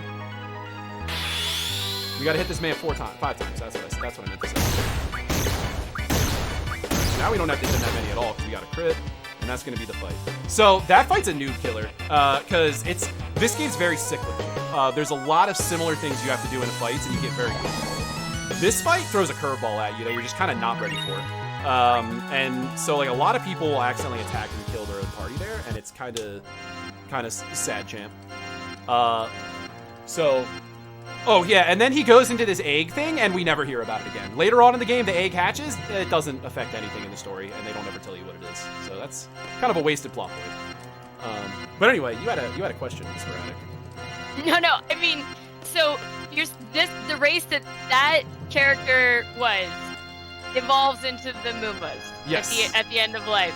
So he's in his last stage of life. Basically, the way it works is, and I'm sure there's like lore nerds out there that could probably explain this a little better than I could. But basically, the way that the Shumi tribe works, which is that's the name of that group, they're born as like kind of like normal human-esque people, and then as they go into their like later stages in life, they have like I said, it just comes into whatever's in their heart. But like good-natured, normal, like Moombas, like just like you or me. Or I'm sorry, Shumi, they turn into Moombas afterwards, and they go on these like world journeys, and that's why you see Moombas all over the place. But the ones that are like the purest and like their leaders, they actually evolve into these things called elders, that are leaders, obviously. And then like you see an example there with Norg. Oopsies. You see an example with Norg there. Come on, lady. Where that's what happens when they're like greedy and gluttonous. It's just an interesting little lore thing that is completely irrelevant. Can you imagine? Like, you can't fool anyone. Nope. Like, you evolve into this form that shows Yup. exactly what you're thinking. Yeah, it's pretty cool. And that's why I think it's so funny that people take his side so heavily. Like, you can tell he's not a good dude by literally just looking at him, but it's okay. So, I don't know if you saw there, but we went into the infirmary and we try to go to talk to the headmaster who is in that infirmary room, and the nurse is like, he's severely injured. Is this really important? And we tell her, yes, it's extremely important. So naturally he says it's okay because he finished crying, and then we just leave. We insist to see him, and then we just leave because we're rude like that and it's faster. But now we're told there's another ship approaching us. So if you guys remember, we're actually floating at sea right now. So the characters are pretty alarmed that we literally just started floating in the ocean and we're already getting approached by another boat. So we're gonna go figure out what's going on with that. Which is like right around the corner up here. We go out this door for a lot of things. This door over here on the side that seems really unnecessary and innocuous. We run through it a lot. Wait till we go to Canada. We're gonna use it a lot then too. All right, so yeah, we come out here and we're gonna find a Galbadian ship. Now, again, the Galbadians, they're the military that Adea owns now. They're the bad guys, the military state, whatever you want to call them. These guys, though, you might recognize them from earlier. We're gonna learn a little more about them here. These guys are called the White Seeds. And if you saw there, the White Seeds are owned and operated by Adea, who is the final boss from the first disc, and the woman that we saw murderify the president earlier. So, granted, that raised some flags for us, and we're like, hey, we don't like her that much. She's the anti-poggers, as the kids call it. However, Sid immediately recognizes these people, and they tell Sid that it is no longer safe enough for Ellen to be here, and she has to come with them. Squall, and you guys might recognize the name Elone, is the same name as the little girl from Windhill when we did Laguna Dream 3. And by Squall, I mean Pringle. So we're asked to go find it. Yeah, it was a good jump. They got a bit of a running start, Pale. That's all. A little bit of a running start. So we decide we're gonna split up. We're gonna go find Elone. I have a hunch that she's gonna be in the library. I don't know why, but I have a hunch that she's gonna be in the library. So let's head down there. See what we can find. This leads into one of the bigger cutscenes. And oh, why am I using my analog stick right now? What are you doing, Shug? This is one of the more important like story cutscenes. Squall kind of has like a little bit of a crisis like internally, because he learns that Ellen's the one that's sending them back in time into these dreams, because she wants to influence what's happening in the timeline, to change some events that we're going to learn about later, that she wishes she had no part in. She feels guilty about, is probably a better way to say it.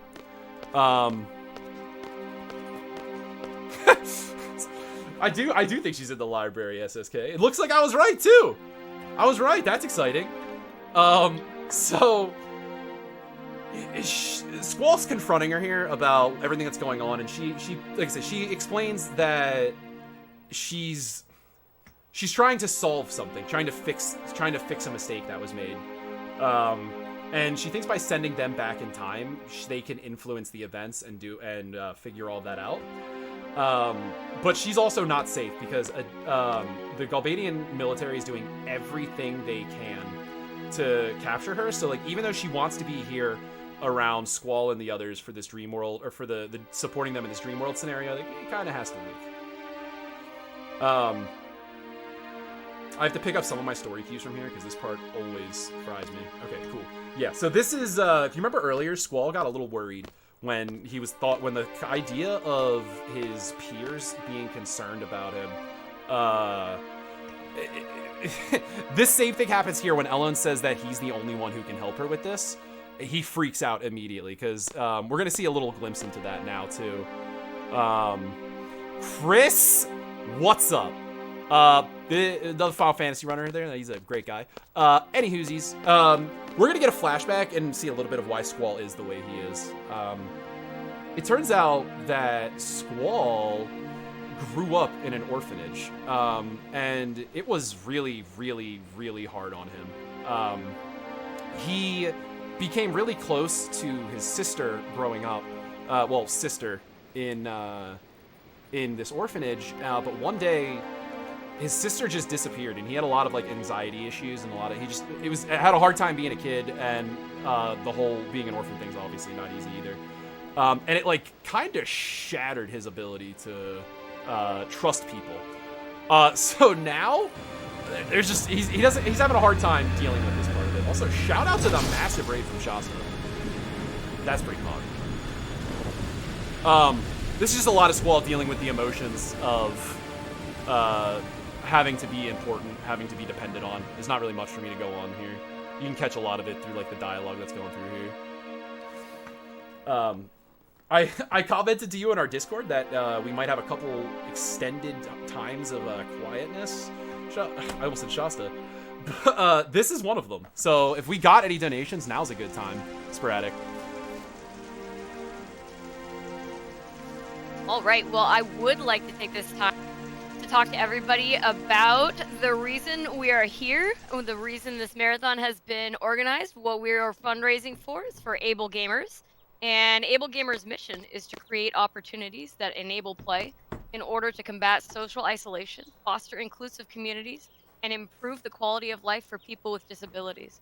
They accomplish this by helping make games more accessible with assistance from their experts and cutting-edge technology. Able Gamers is only able to help others when generous people like you give donations, large or small, to enable us to keep giving controllers to people in need. 94% of every dollar donated to Able Gamers goes directly toward helping support gamers with disabilities, which is one of the best ratios in the world, according to Charity Navigator. So to donate, please go to speedrun.com/MWSF2020/donate, or type !donate chat.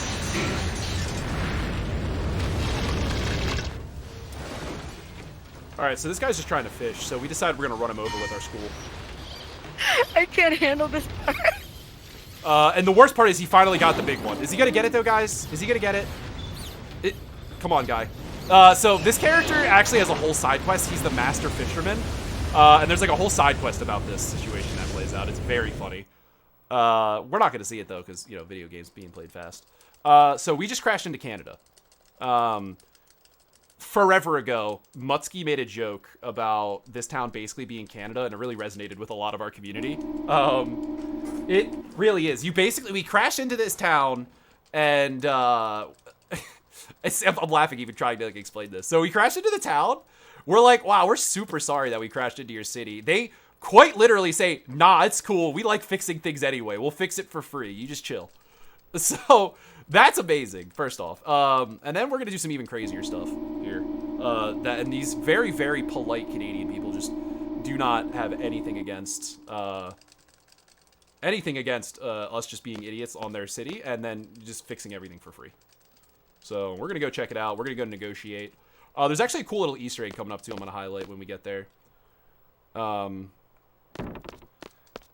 There's a lot of apologies that are about to happen because we have to go meet up with the elder. We have to go meet up with all the people. And it's kind of hard to have a peaceful conversation about crashing your school into a whole city, but we're going to try. Yeah, as Dragon said in chat, somebody I would also lovingly refer to as Mayor Doobie. It would be very hard for you to convince me that this guy is not inebriated by any specific substances. It'd be very hard for you to convince me otherwise. Got some big hippie vibes coming from this guy. So here's that first example of them being like, "Oh, you crashed into our whole city? That's chill, dude. It's whatever." You may have also noticed that I haven't seen an encounter in a while. This section here, there's a little piece coming up, is actually the very last encounterable segment in the run, which means, well, encounterable like outside of what we force in the games. Like there is going to be other encounters, but they're the ones that we're forcing. This is going to be the last screen where you can get an encounter. Now, normally in a marathon setting, I make a joke here where I'm like, "Hey, this is, this looks scary, but it's actually guaranteed." Well, you may remember there was some hiccups earlier, and we might not be guaranteed, so we'll see what happens. Also, here's some blind movement for you.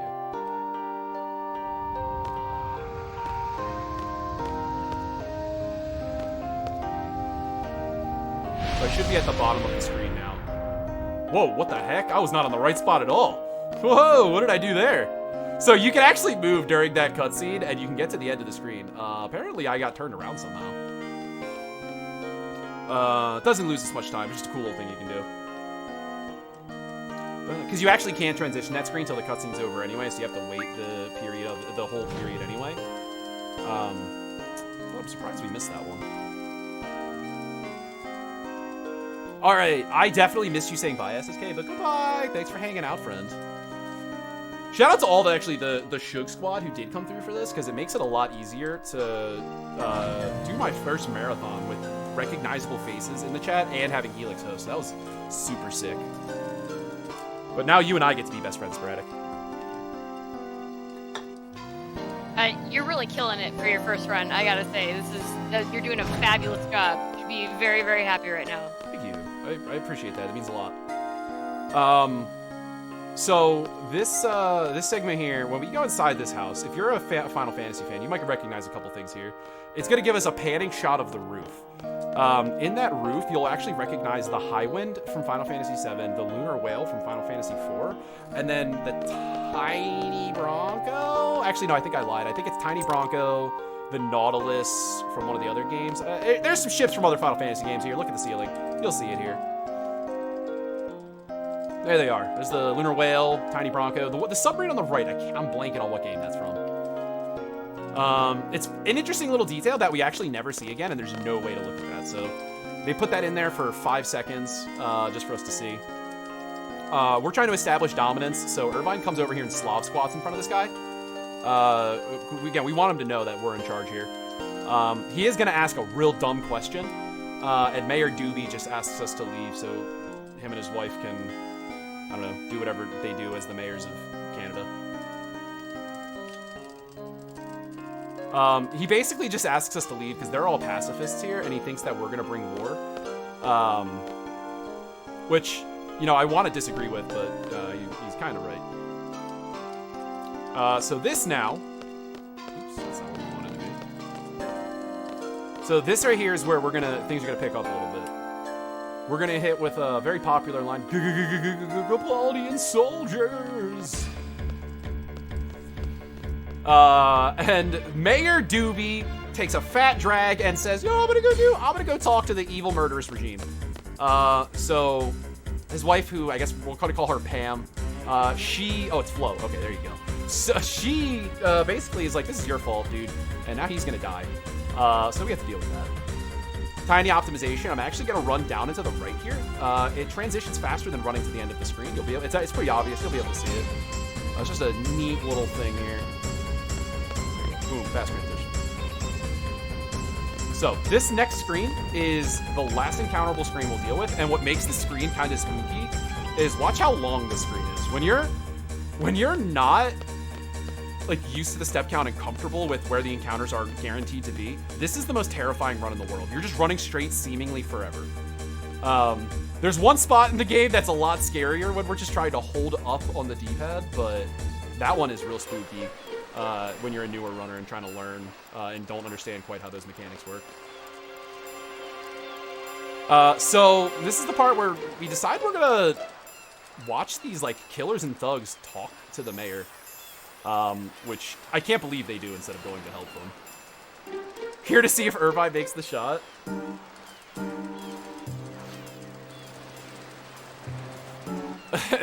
That segment's actually coming up pretty soon.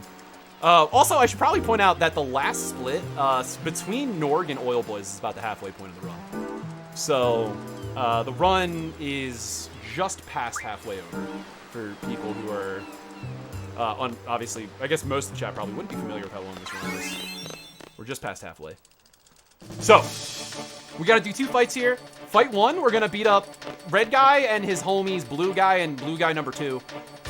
We're hoping that in a perfect world, we get a good ATV Irvine, so we can just shotgun these guys in another minute. But, you know, I'm Shug, and I never get anything nice, so we're probably gonna have to do it the slow way, which is attack everyone one by one if Irvine doesn't pop quickly.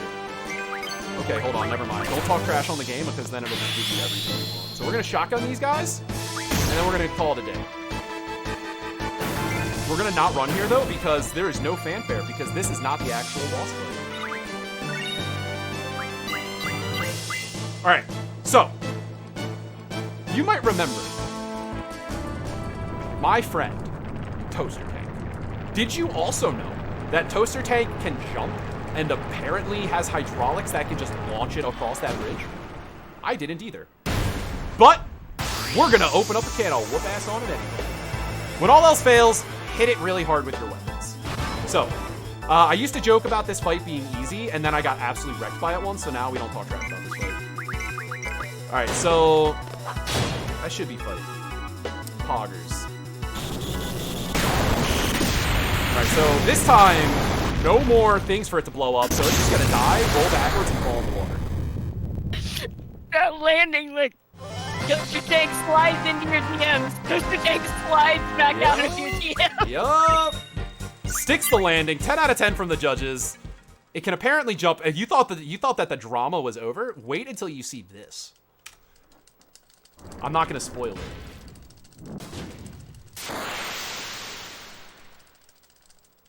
Apparently it was our friends trying to murder us the whole time, because they were inside the tank.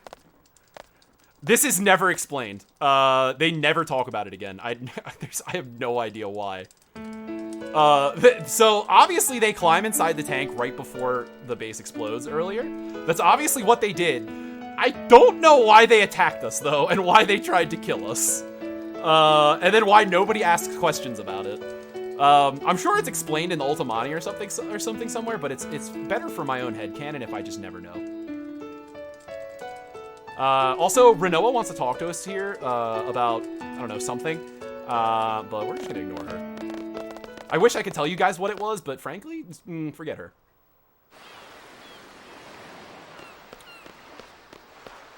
We'll talk about lots of stuff later. I feel like they never explain it, and we never talk about it again, is basically the theme for this entire game.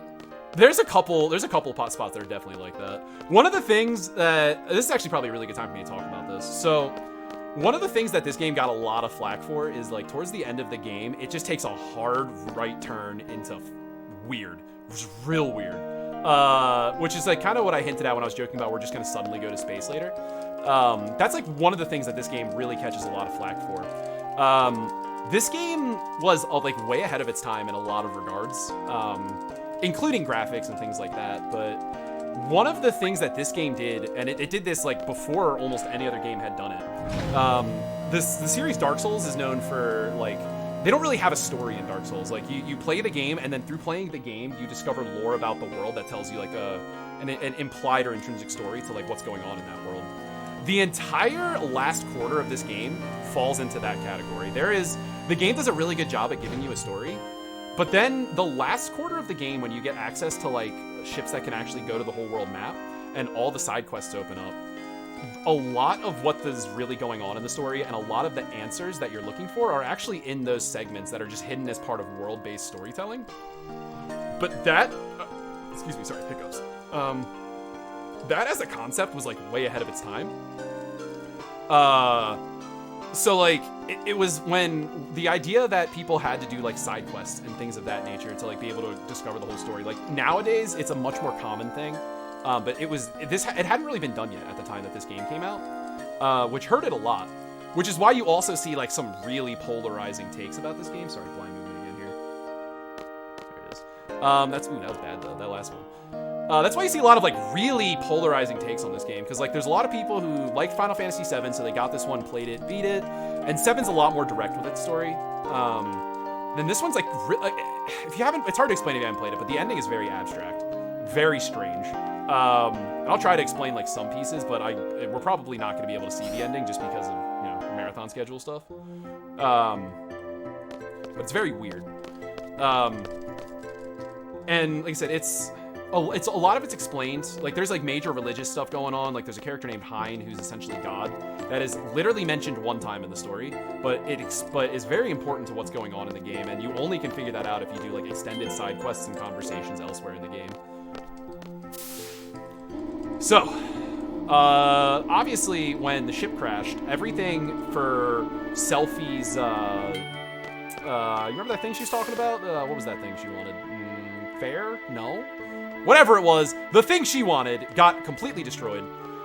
So she asked us to make us feel better, and because we're a good leader, we just kind of shrug it off on someone else. Caring about Selphie's problems is slow, and I'm a speedrunner. So we're gonna speedrun her feelings by having her talk to Irvine, who has a crush on her. So if anything, I'm a good wingman. Garden Festival, that's the one. So that world map movement stuff I've talked about is actually applicable on some screens. That's one of them. Usually it doesn't work like on a screen like this because we can't manipulate the camera, but sometimes we can actually cut diagonally through squares without camera manipulation, and that screen's one of them. So like I said, we could help her because she's our friend, but we have a cowboy, and if you haven't noticed anything about this run, we put all of our problems on the cowboy. So that's what we're gonna do. So naturally, we decide to start a band so that we can rock out. But you gotta think, where are we gonna have our concert? Well, we're just gonna ask the nice Canadians to build a private concert in front of their mayor's house, and you know what? They're gonna say yes. Don't know why, but they're very nice people. So we're just gonna build a stage in front of the mayor's house for a concert just for Squall. Squall's also, against his will, made the leader of the entire garden here. Our man Sid quite literally hops on the intercom and just goes, "Hey everybody, Squall's in charge later." So 17-year-old child in charge of an entire army now. Against his will. He's not happy about it. The only other thing really worth pointing out here is he's explaining that the sorceress's true goal is to stop not to stop Irvine. It should be to stop Irvine. It's to stop Elone. And prevent her from doing whatever she's doing, and then capture her, get a hold of her. That's basically all we know. We know that the sorceress is trying to get a hold of Elone, which is weird because we also know that the white seeds work for Elone, or work for Adea, but Adea is also looking for Elone, which is a key plot point that those two things don't line up together. Oh, he also mentions in that scene that the only way we can stop it is to kill Adea, which again is his wife. So he's totally down for the murder side, which is, that's good. I admire his conviction. Alright, he's got a lot of feelings to talk through here. We have a lot of dialogue that's about to come up here. So if you have any donations or anything like that, this is a good time. I had a question about the gardens because they kind of just seem like a floating, like this game seems so incredibly anime that like it seems like a big floating high school, but it's like a big floating military high school. Everybody's like 17, right? Our main character's 17. Yeah, so they are actually training child soldiers. That's like a thing that a lot of our community thinks is really funny. Like they literally go to war in the first hour of the game, and they're 17 years old. So they're just trading child soldiers. They're normally not flying, but we're ballers, so we made ours fly. It's kind of like a pit my ride sort of a deal. Yeah, and so there's 3 different gardens. There's one on each of the continents except for the Forgotten Continent, understandably. Each one is like all part of the same organization, but they're all managed independently, and then they're like private contractors where you would hire them like mercenaries to go help wherever. Yeah, this game gets very anime. This is a really weird game because it's really touted for like how realistic it was for its time, but it's like a game that's based in reality with a story built out of anime. It's very jarring in some of the sections, which is another thing I think may have hurt this game's public perception when it initially had come out. So you notice I'm putting together a band here. This is because we're throwing a concert to celebrate Squall becoming the leader of the garden. The group at this point, this is weird to think about because contextually we've been playing this game for like 5 hours, right? But reality is that they actually have known each other for quite a long time at this point. And they all know that Squall is not going to handle it well now that he's in charge. So they decide to try to throw this concert and this like whole shindig to try to show him, A, he's not alone and that like they'll help him, and B, just to help him feel better about what's been going on. Because he's like real messed up after the whole first conversation with Elone. I'm not going to get like too crazy into like that whole segment because I do really recommend people play this game. The story is pretty good. Just go into it expecting to do the side quests, but he's like pretty shook by that whole conversation, and he's just kind of bummed. So Long Legs Renoa here just tells us to come to this thing with her. So Irvine, naturally, because he's our homeboy, sets up a porno mag on this thing up here. That's not a joke, by the way. They talk about it. He makes a comment that it's to help get the mood going, and Squall thinks it's a joke until he sees that it's actually what it is. And then Irvine says he wants to try to bring Selfie there later because he's crushing hecka hard on Selfie, which I can't blame him. She might be a psychopath, but she's a cutie. She also has Darth Vader helmet hair, and I like Star Wars, so I'm kind of biased to that.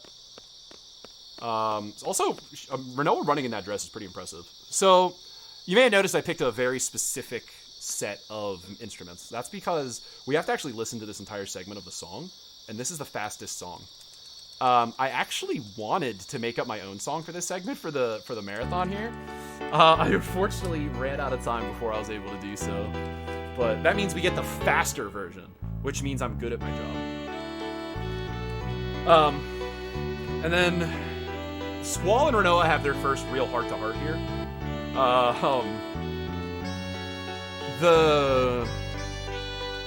It's basically her telling him that he needs to deal with his feelings, and he needs to deal with he needs to understand that he can't do this alone, even though he's trying to, and he has to lean on his friends a little bit. Very anime, sort of a dealio going on. I was trying to think if there's anything I miss here, but he gets really into his own head. That's kind of this whole segment.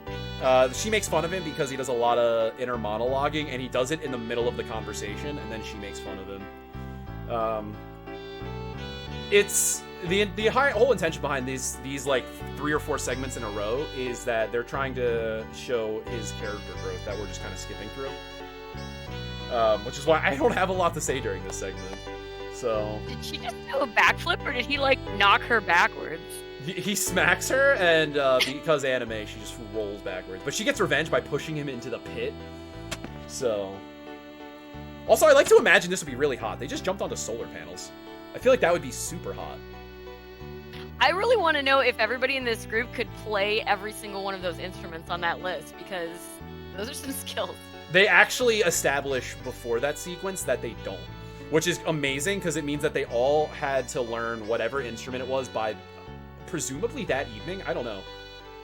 But they do go out of their way to say that they do not know how to play those instruments. I mean, it's cool you didn't get to see the montage. Yeah, well, we got a little one earlier during the dance sequence. This whole sequence is really interesting. It's hard to talk about in marathons. That's just why I'm passing on it. But it's a good segment outside of that. Actually, this is a good opportunity for me to grab a water that I need. So if you have anything you want to read, you can. Yes, I have all kinds of things I would like to read. I would like to tell you all that this time around, Midwest Speed Fest has a shirt. That is correct. The convention Midwest Speed Fest works with every summer. 2DCon has partnered with the Yeti to sell some awesome shirts, including a Midwest Speed Fest 2020 shirt. The shirt costs $20 US, and a quarter of your purchase will go to support able gamers. If you are interested, type !shirt in chat. Yo, that's sick. I didn't realize that we actually had our own shirt for this marathon. That's sick. I'm gonna have to buy one. Right? Get it on the ground floor of the very first Midwest Speed Fest shirt. All species can play instruments and take part and dance as part of the curriculum. Oh man. So this is more real sad boy Squall hours. He's having a nightmare dream flashback to when he realized that his sister had abandoned him. And he is just not doing a good job. And by Squall, I mean Pringle. Pringle, report to the bridge. So let's go do that. So now, we try to figure out what we're gonna do next. First things first, I want everyone to notice what the Fisherman's Horizon people have replaced our perfectly functioning console that we controlled the ship with. I want everyone to kind of notice, what's going on with that? It's pretty. I can't handle this either. It's pretty hard to see. it's pretty obvious. It's a good one. This is a source of a lot of debate, a lot of memes for the Final Fantasy VIII community. Is this what we're gonna see here? Oh, Shug lost to elevator boss, chat. Oh no, this is the hardest boss in the run. The elevators in this game suck, especially this one. The menus are actually non-contextual, which like basically. I don't even know how to describe it.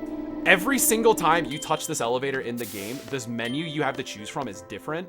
I need to go to this one. The menu that you touch on that screen is different. So like the next time I come here, it will not say B1, 2F, 3F. It'll say something different. So it's like really hard to practice for that part for the elevators because they are never consistent. Lots of angry rudders about that. So. We got rid of our perfectly functioning control console for a shark fin. That even visually when they show it is strange to drive. But you know what? Whatever. The smart Canadian people said shark fin works better. So now we drive the school with that. We as a community for a long time have been trying to figure out what the heck the thought process here was. Squall literally finds out how to turn the ship by just mashing buttons. It has to have been easier to just add a steering wheel to that console than to just take it all out and just put a shark fin in there. Very strange. So we're talking about what we want to do. They say, what should we do? And we say, you know what we're going to do? Pringle says, we're going to go check on our friends back home. So that's what we go do. I mean, I think that the Canadians noticed that you were skipping arm day and leg day, so they put that in there. Try to get some games for the community there. Work before, I mean. It's true. It's true. So watch that guy working that shark fin. You wait later on. You see him going absolutely ham on it. It's pretty funny. Also, for those of you guys who are paying extra close attention, you may have noticed that the pilot for the ship is actually Nita. Nita is the fourth person to actually graduate the C program with us. So there was Selfie, Zell, Squall, and one other person. That person was Nita. So we're gonna go to Balam here. This is Zell's hometown. We're trying to make sure everybody's okay. Ooh, okay, stop that. You may have noticed, turns out we don't have the only garden that can fly, which is... Alright, so we got a little bit of a menu we gotta do here.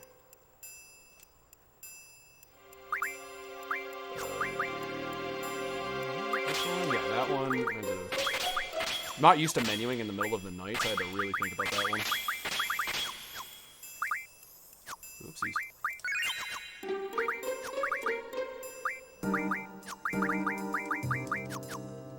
Okay. Menuing's like one of my favorite parts, but it's hard when you're feeling it. So, we get all the way back to our hometown to figure out that in the short time we've been doing this, or we've been away, it's actually become occupied by the Galbadian military.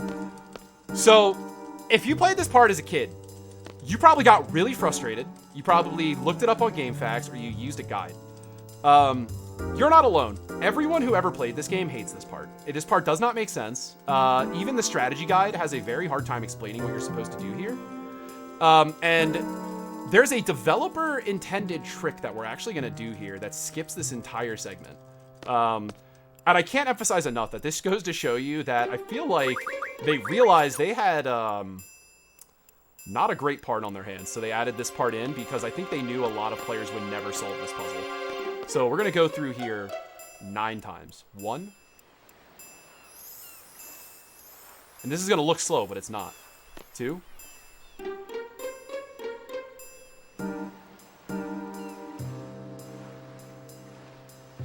3.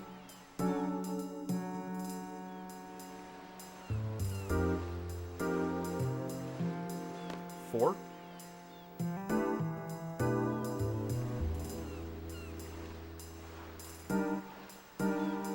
5.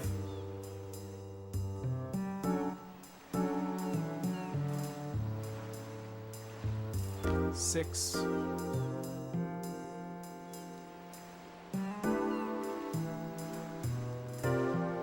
7. Pay attention to these soldiers that are going to be in like the middle of the screen here. 8. Or this is 8. 9.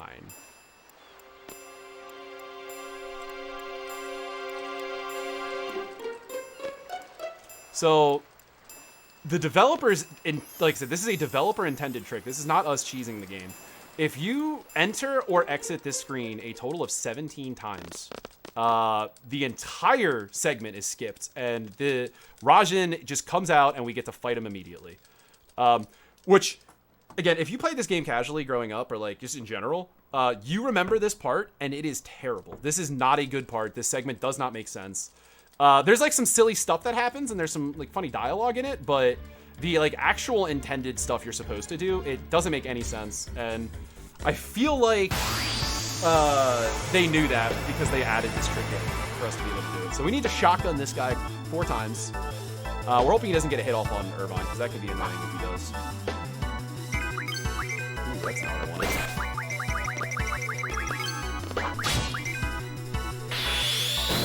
4 shots here, or 3 shots technically. 4%. Oh, or we can just do 3 because I'm a dummy and can't count. That's fine. 3 is all you ever usually need, but there's rare occasions where you need a 4th shot there. But if you're going for like a PB attempt or a record attempt, you're going to take 3 there and just stop. Because it's faster to just stop. Alright, so we got another fight here. This is a double. We're going to fight Fusion and Rajan now. This fight is pretty straightforward. We have to make sure we draw Pandemona here. What's weird about this fight is because Fusion basically always opens with a Twister. But sometimes it's like a little bit delayed, so like a lot of times people will accidentally kill too fast here and not be able to get Pandemona, which is bad, because we need Pandemona for something later.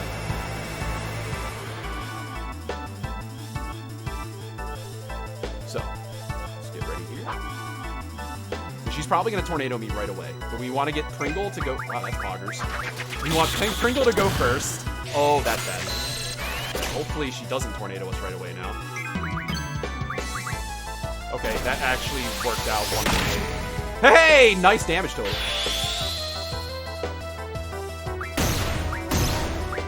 Wrecked, kid. Absolutely wrecked. Alright, we got super lucky there that she skipped Twister. If she twisted, it would have 100% killed Irvine, because Rajan actually crit when he hit Irvine, which is obviously not good. And we take about 200-300 damage from that. So we actually got very lucky there. Ooh, that's a gold split. We got very lucky there because she decided not to Twister. So we take those. But Pandemona is really good because Pandemona is going to get us an ability called... 2 abilities that are really important. We're actually going to be setting it up here very shortly. Pandemona has the initiative ability, which does exactly what it sounds like. it makes us always go first, which later on in the game when we have that is going to be super busted. Sorry, I'm just making sure I got this set up right. All right, it's gonna be super busted when we get to this, or get to using it later. We also from Pandemona learn Speed J, which is not that important until late game. We actually are not fast enough to beat the final boss unless we have a very specific setup, and Pandemona is part of that setup. Dragon, thank you so much for hanging out. It was awesome having you in chat. Have a good evening. All right. I'm trying to think if there's anything I missed here. Squall says that they shouldn't beat or kill the 2 of them because they're just doing what they think is right, and that is being with their friend. But he does tell them the next time he sees them, he will kill them. Typical anime stuff. So now we're back on the ship, and Selfie says that she wants to go check on Trivia Garden because she knows that it got hit by missiles. So we're gonna go do that. And this is probably tied for or once we get there, I should say, it's probably tied for one of the longest cutscenes. So if you guys want to get some donations in, you should start donating now because we're getting pretty close to that. And we're gonna have time to read your donations, so now's the time to get them in. Just do a quick menu. Boo.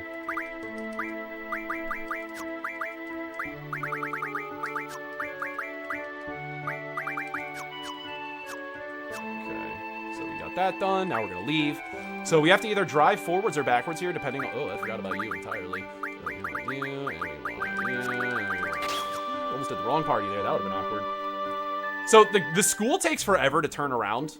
So we just kind of drive whatever. We're facing backwards. We're going backwards. We just drive whatever direction we want. The school can fly unless it's over water, and then it can only be a boat. Unless we just do these like weird little island bunny hops, and then we can just kind of do whatever we want. We do that. We're not going anywhere we're not supposed to. Like, there's no sequence break here. It's just us just taking advantage of the physics a little bit. So I don't know if you saw, but during that last menu, I also equipped something called Encounter None. That does exactly what it sounds like. I don't have to worry about step count anymore. There will be no encounters going forward unless I take that off where they're forced encounters. And I can run around like a lunatic doing whatever I want. All that like precision I was talking about earlier does not matter now. That's another reason I really like this game, because we only have to deal with encounters in the first half, and then the second half of the game is just playing as fast as possible. The RNG really kind of melts away here.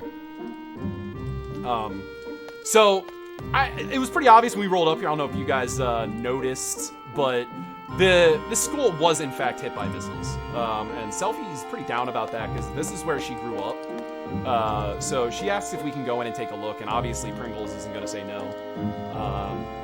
So we're gonna do that. We got to meet her in there, and then we're gonna have like probably like one of the biggest reveals in the entire game. We decide that we're gonna let Selfie heal, talk to the people she needs to before we leave, and just give her whatever time she needs.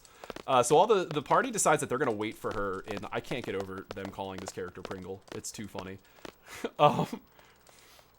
They are going to go wait in the basketball court, which leads to them having it's a really great cutscene. I'm going to abridge it the best I can, but it's really good. But so I'm not going to do it any justice here. But basically, all of our characters here are they learn that through conversation with Irvine, Irvine remembers has a much clearer memory than the rest of them do, and he starts talking about what it was like when he grew up. And we learn that he grew up in an orphanage, and he remembers all of these, he kind of talks about all these people he remembers from that orphanage. One's named Quisty and Sephi and Zell and things like that. And through this conversation, the rest of the characters start to remember that they also grew up in an orphanage. Now, you're probably thinking to yourself, okay, Shug, why are you trying to tell me this is a good game? And these dum-dums don't remember they grew up in an orphanage. It's actually part of the cost that they have to pay for using their summons. The GF's the junction system. The junction system's a very literal thing. When they junction something, it's a symbiotic relationship where they are basically becoming one. And the more time you spend with these junctions, these GFs, these things that are making them powerful, they actually replace parts of your mind.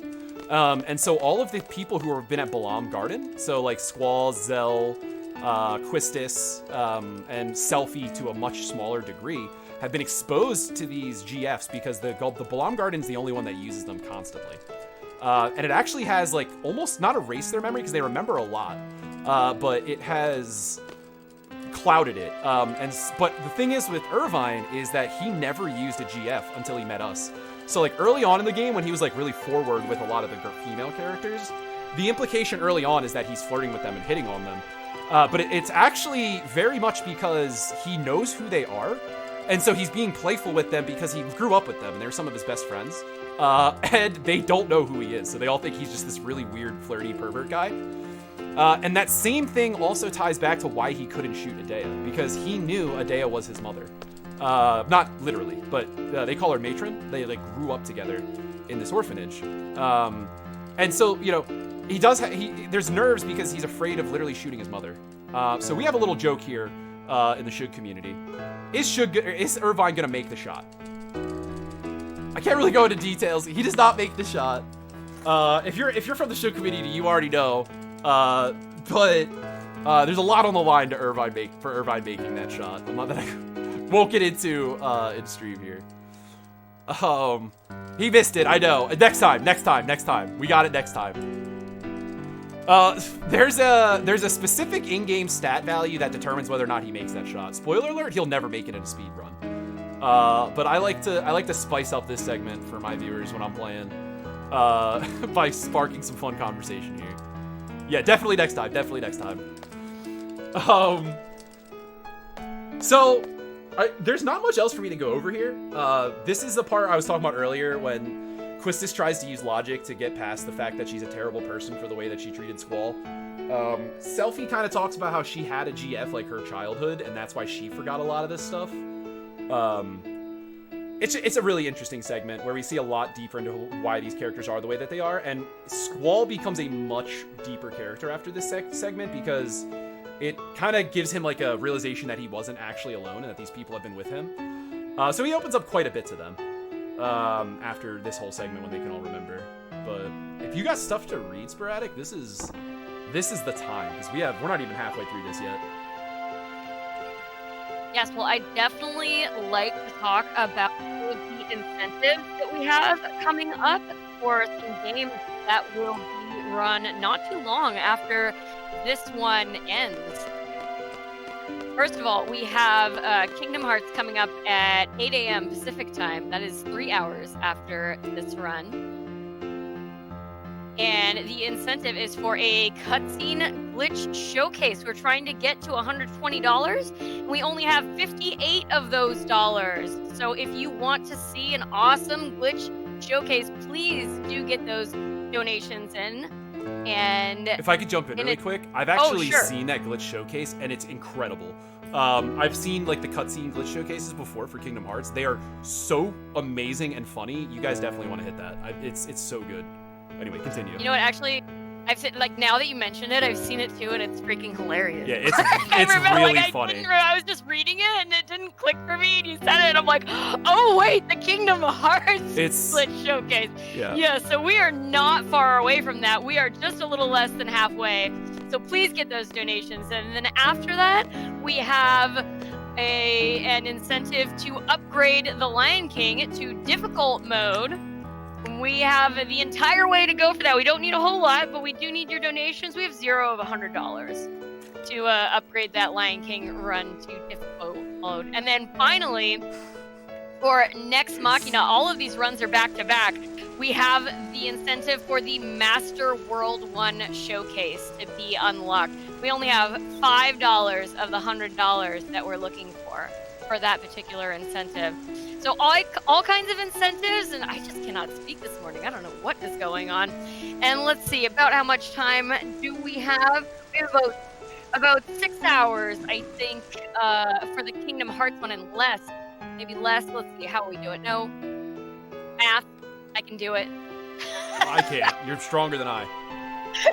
I had to do add 49 to something earlier, and I had to find a calculator.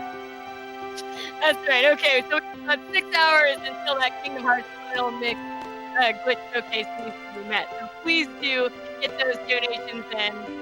And then it's only a couple hours after that that the Lion King runs and the Next Machina runs will be back to back.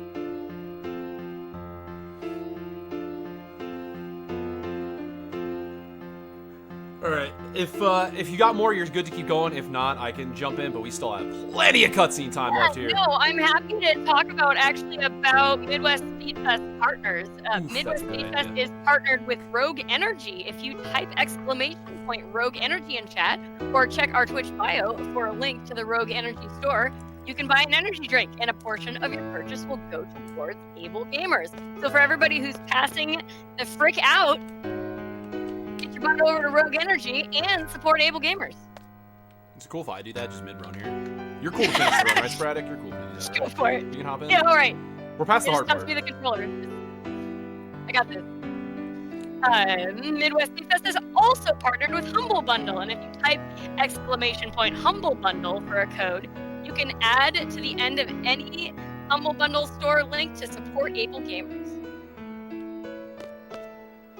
I see Chad trying to make an argument that we should. Oh my goodness! Stop fighting this thing. I see Chad trying to make an argument that we should name something Quistis, and all I have to say is no, no sir, no.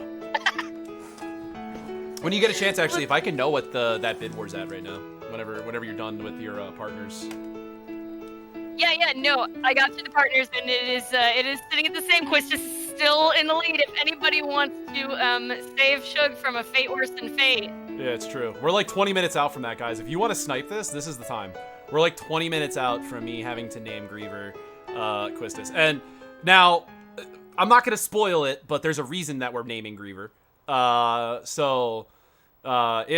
It's going to come back up. Please don't make me have to look at Quistis more than I need to.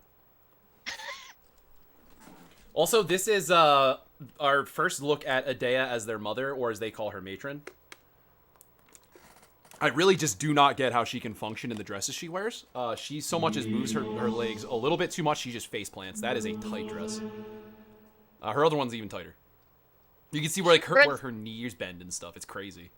She runs in it later, and I'm just like, how? How? Yeah.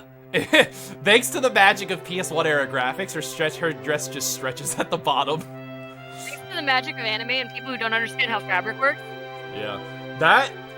I get like the evil witch sorceress like vibe that you're going for with that, but it can't, like, you have to have breathing problems with that dress. It's the one that she wears when she's not in that like matron persona is just crazy. As opposed to Renoa's, which is just turns her into some sort of 80% leg creature. I mean, they all kind of have legs for days. Like, yeah, they look really at Pringle. do. Like, Pringle's got that. Like, he has the, what is it, like the half shirt. He has like the short jacket. He has the short shirt. I'm pretty sure that you can see his midriff like earlier in the game. He has 6 belts too. Like, those pants just go like all the way up. They do. That's why he needs 6 belts to maintain them, to keep them in spot. To keep it like right up there underneath his chest. One's in the belt loops, then the other 2 go over that one, and then there's 3 around his leg. No wonder he's so upset. He's had like just this nitro uber wedgie for the entire, for basically his whole life. He only has that one pair of pants. People make jokes about like Final Fantasy games being just like belts and zippers the games, and Squall just really does not help this argument with literally having six belts. Yeah, and then Lulu, exactly, Rovan. Then Lulu from Final Fantasy X has a dress literally made out of belts. The belts and zippers meme, you're not helping yourself, Final Fantasy. You gotta stop doing this. Your characters don't need belts that bad. They need more cowboys, though. Alright, so we're coming up to the end of this cutscene, finally. And this is, like, the last thing we're gonna do in this disc. We decide that we're gonna go to Adea's orphanage, where we were just flashing to. They all kind of remember where it is, so we decide we're gonna go visit it. But something is amiss when you go to do that. I wonder what it is.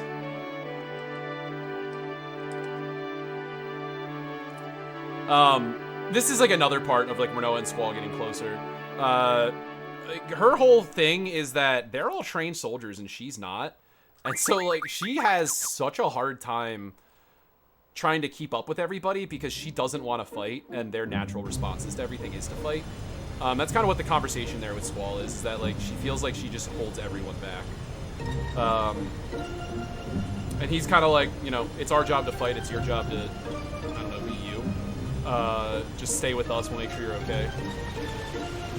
So we do a lot of really specific pathing here because it's just a much faster way.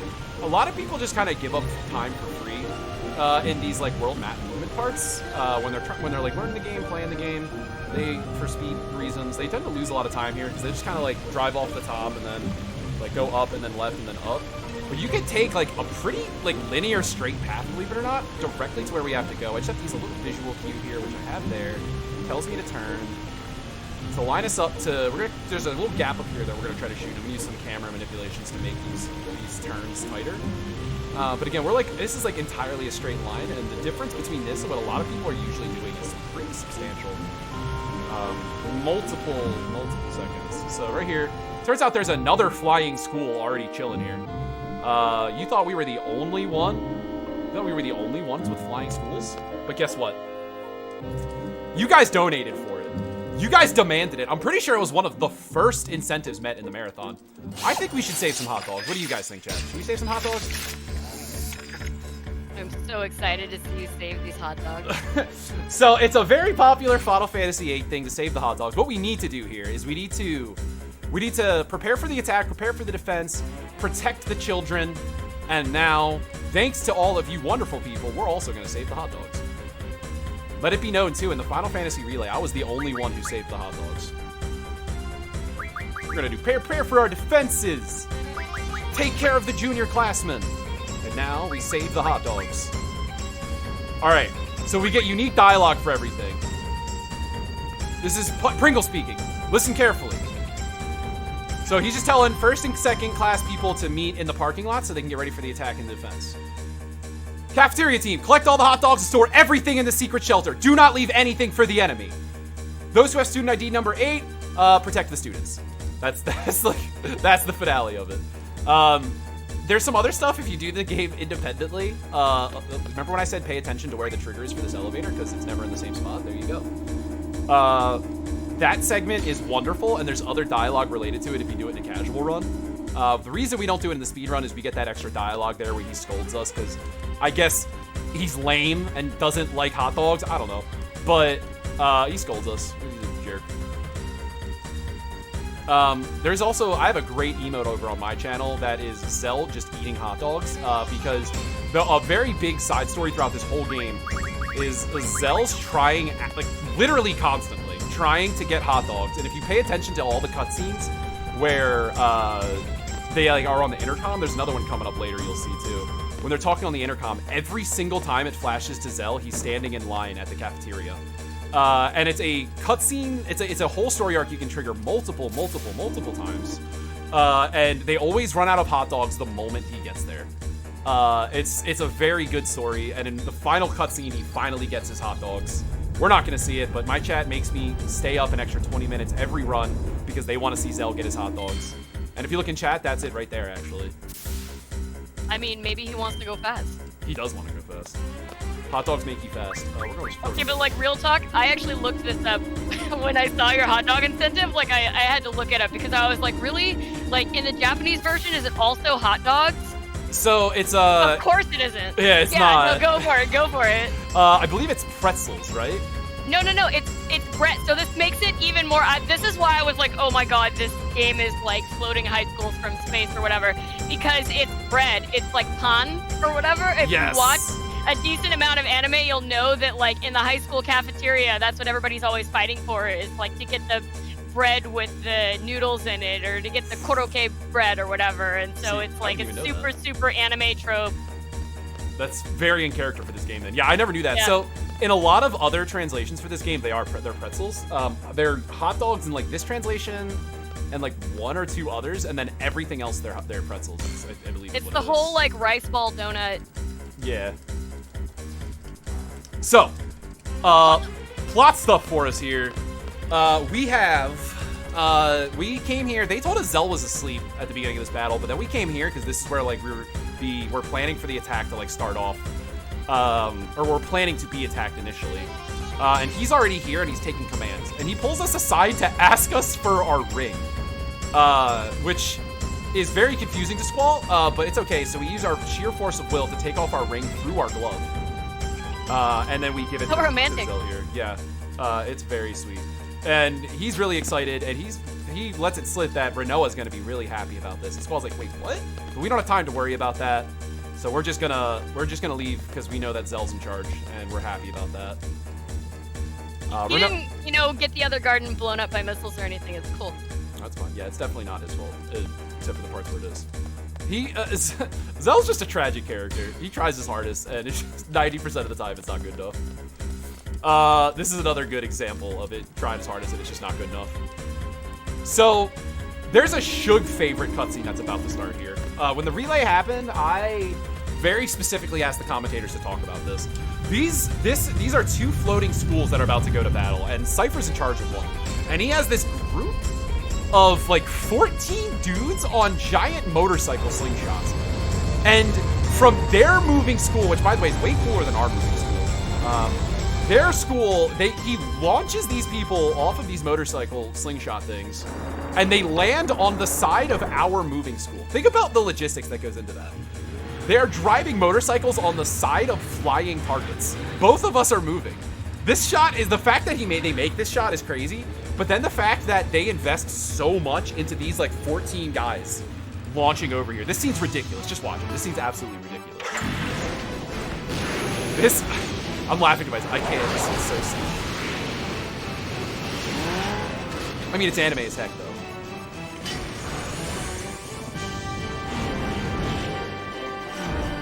One slight miscalculation, they're literally all dead.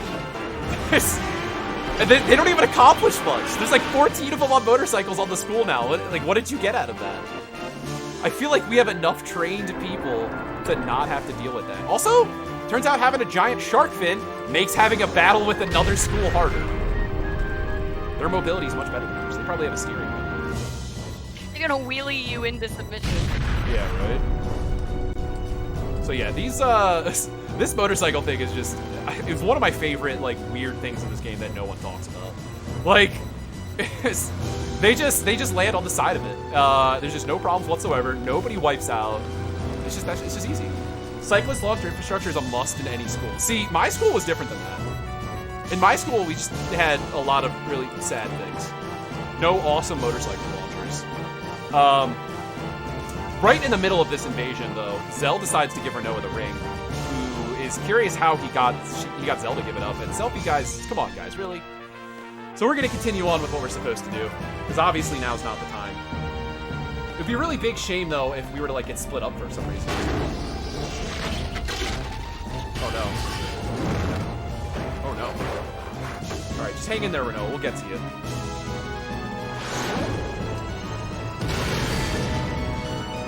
That's a uh-oh SpaghettiOs for me.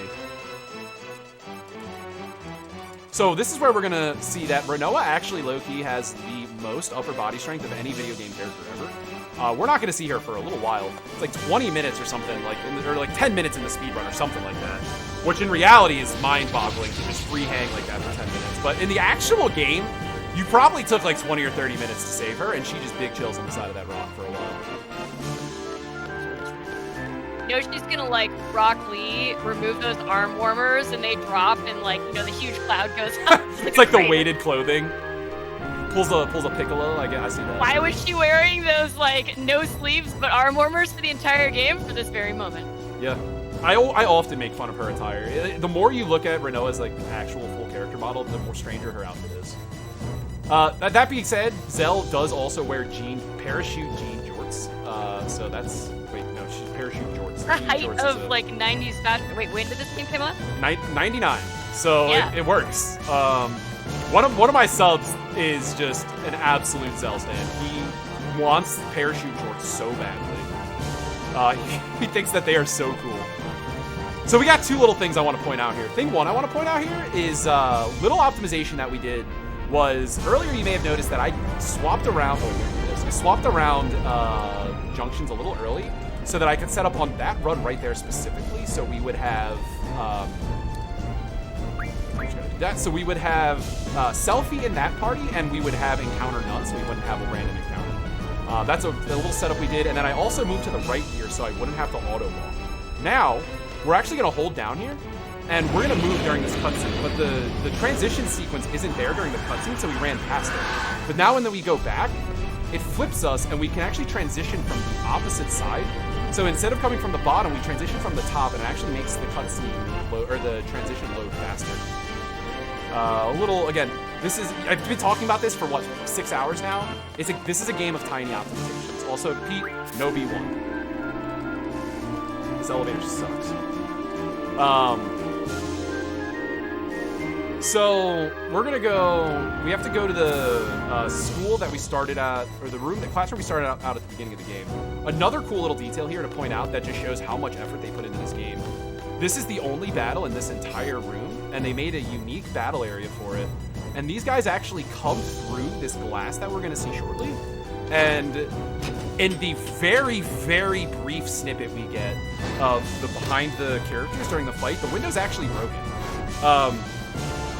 That's like very impressive for a game to come out in this era, for that tiny level of a detail for a room that we only get to see one time in the entire game. Not even just the speed run, that's actually only there that one time.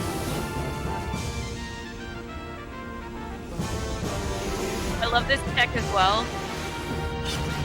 You love this what? This tech, I love that they have these incredible, like, rocket booster mech suits, Oh, yeah. and they just ditch them on the side of the thing. They're like, these are just to move in space. Wait till you see the next part. We're fine. That's always exciting. We get our own little flight here soon. So our strat here, pay attention to the window here. It's shattered. That's pretty neat. They only just showed that one time. We want to have selfie kill herself here if we get good ATV. But we want to get out of this fight as quick as possible. These guys can take 18,000 years to take their turns. And we want to hope that we don't get slowed on our behind. Okay, that's good. These guys like to slow our characters. We're hoping that doesn't happen. My fault. I had a bad hit on bad input on the Damn, everybody out here getting slowed. All right, so we're gonna shoot once. Be out.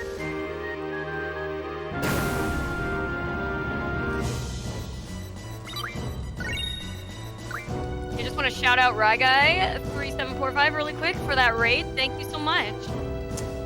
Pog, thank you, Rye Guy. All right, so we saved the people here who are getting attacked in the classroom. Now we're getting called up to the bridge. Dr. Katawaki is waiting for us to tell us something. Yeah, and Squall is not aware of what's happened to Renoa at this point yet either. I'm sorry, Pringle. Or the letter S, as he's affectionately known.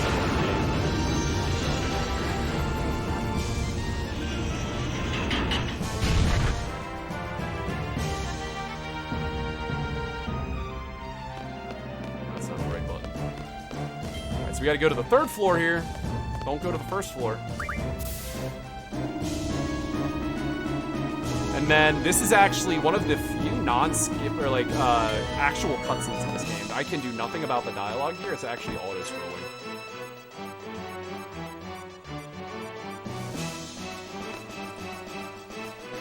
So, this scene I liked. Ooh, that's not the right one. This scene I like to actually make fun of because Squall makes some very responsible, good leadership decisions here, and all of his friends call him out on it and make him feel like a jerk for it. Basically, Zell comes bursting in here and is like, hey, so I couldn't figure out how to save Renoa.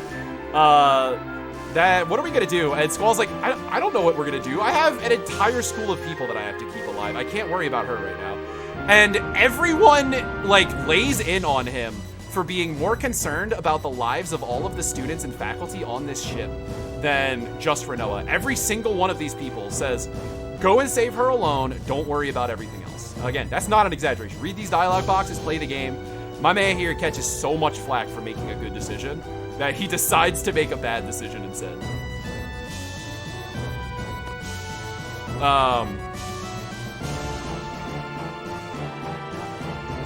If you got any donations in the last little while since I asked, this will be a good time to read them since maybe in an unskippable spot here. Well, I did want to ask how much time we have left for that Griever name. You were saying it was coming up pretty fast. Yeah. Probably like 5 minutes, maybe 10. Oh, only 5 minutes. Yeah, we're really to close. Save Shug from a fate worse than fate, because that total has not moved. Quistis is still in the lead with $104. Gabumon is the closest with 50, followed by Kimbo with 15 and Mufasa with 10. All right, so somebody snipe it, please. Just drop a quick 50 on Gabumon. Save my life. you're gonna have to drop 55, I believe. 55? Yeah, that's right. Why do you people Well, keep one person donating can drop to 50 and another person can drop 5. Maybe we can get a $5 donation train going to That's what I think we should do. We're 5 minutes away. Sounds like a good time for a $5 donation train. right? 5 minutes, $5 donation train. I'll get on that train. Oh, heck yeah. So, we have a little bit of Mortal Kombat coming up here. I'm going to try to get a death blow for the fans, but it doesn't always pan out. This is a weird segment where we have to just kind of float through the air and beat up a paratrooper here to save Renoa, who's been hanging off the side of this flying school that's crashing into another school for like 10 minutes now. You don't ever want to get punched by Renoa, by the way, for the amount of upper arm strength it would require for her to hang on for this long. She punches you, you're dead. So just be very careful. There's a cool little thing, too, coming up in this next cutscene that I'll point out. It's very fun. But this is actually, like, we're almost done this disc. After this cutscene, there is, like, one more segment that we'll be looking at over in the other school that we're actually fighting with right now. And then that'll be the end of this disc. And that's, like, what I would say we're past like the major parts. Discs 3 and 4 are much shorter than discs 1 and 2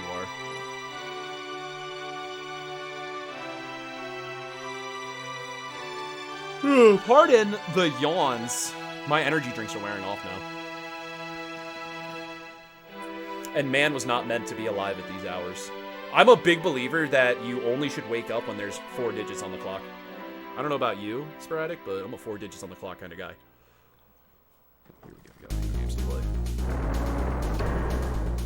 We don't wake up before noon in this house.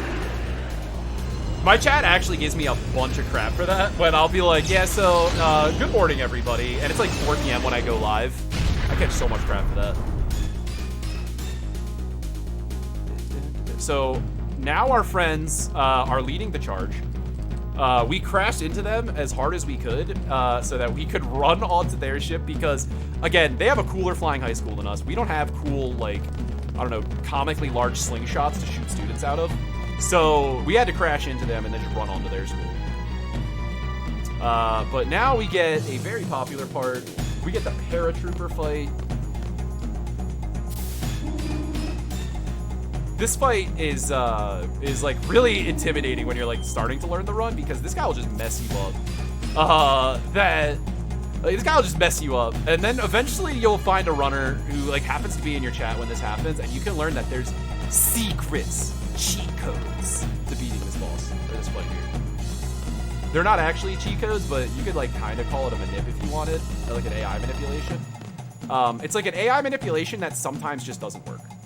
It's kind of relatable to like that segment from the train minigame earlier, where I was like, yeah, this is the same 99% of the time, and then sometimes it's just not. It's similar to that. This works 99% of the time, and then sometimes it just doesn't, and we don't know why. So we gotta do option 1, or option 3, and then option 2, and then we're gonna hold triangle to get the first hit off. Yeah, this is a filthy cheater minigame, by the way. The game starts us at lower health than this guy, and he punches faster than us. So, big cheater minigame. Hold the button. You ugly. Now we block. Your knees. We hold triangle. You ugly. You keep punching him. You say it every time to get his head. He plays worse if you keep telling him he's ugly. Alright, so we cheesed in an extra hit there. This is gonna... Okay, we got him. He's in the loop now. Well, he's gonna lose the loop. Alright, so... From here, we can loop him. So we're gonna hold triangle again, because that transition actually resets us when he hit us. Alright, so we're gonna punch him, and now we're gonna hold block. We're gonna punch him again, and he should fall into it here. Yep, okay, so now we punch, and we block, and we punch, block, and we punch.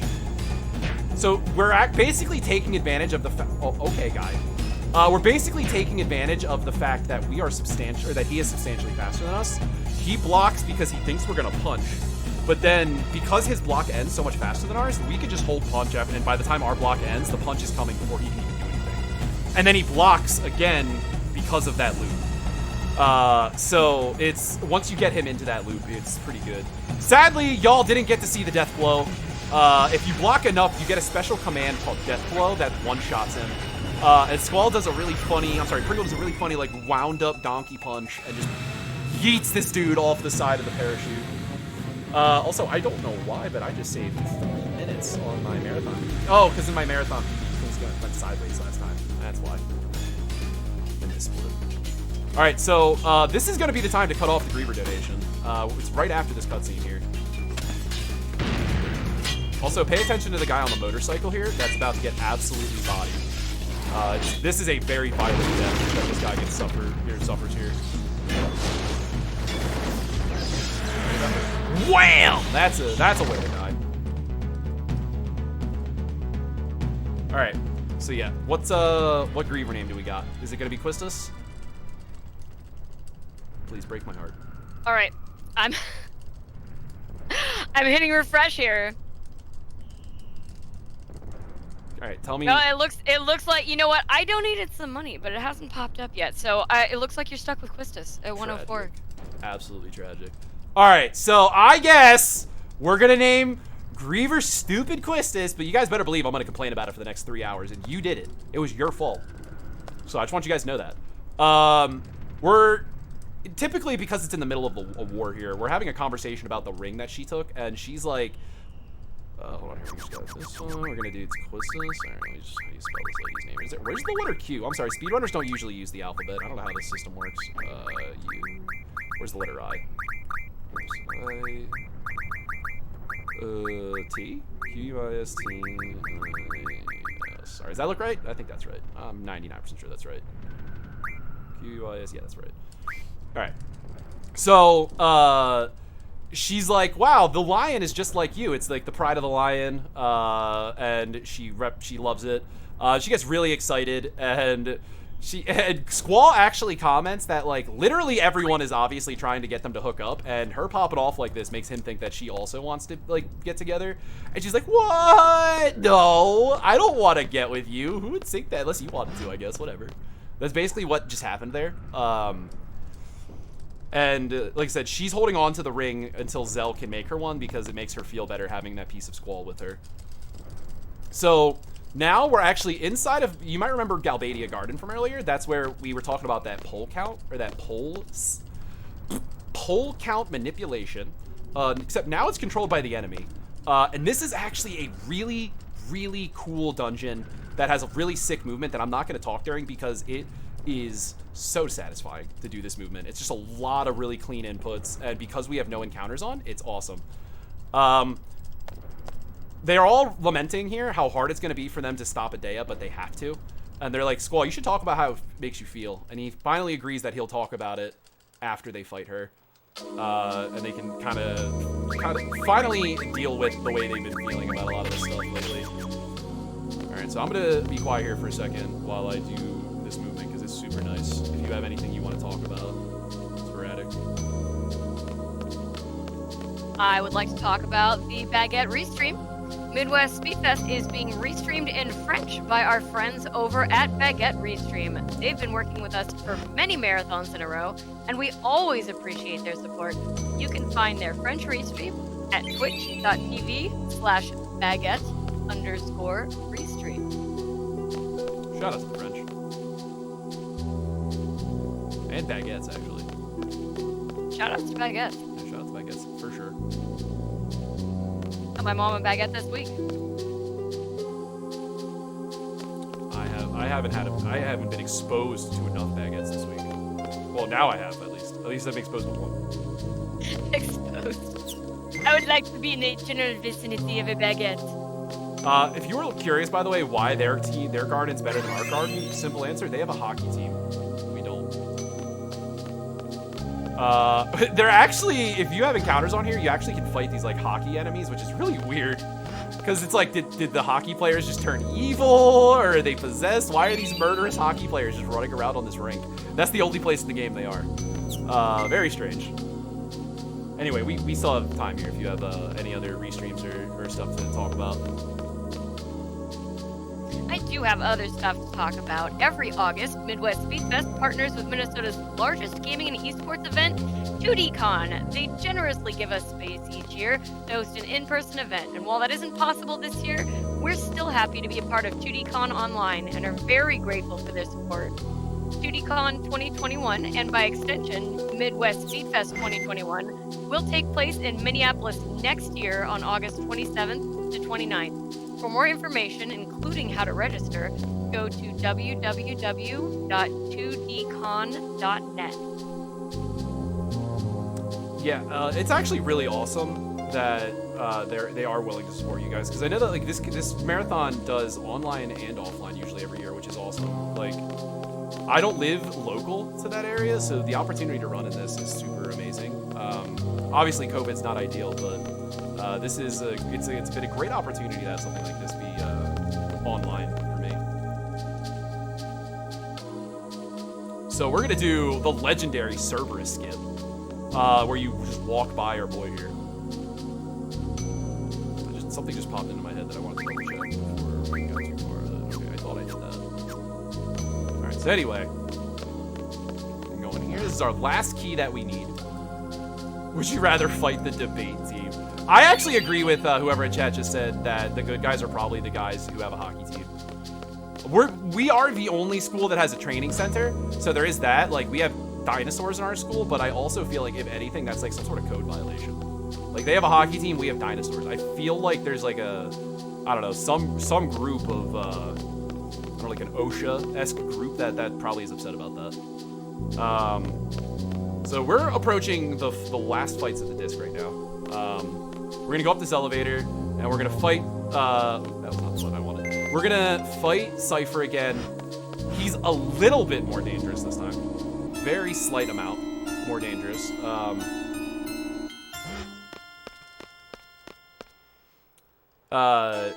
This is still pretty easy though. After this, we have to do some more movement, and then we have another fight. That we are gonna actually save after this fight, or after this first fight, I should say. Cypher actually has unique dialogue too, based on whoever's here.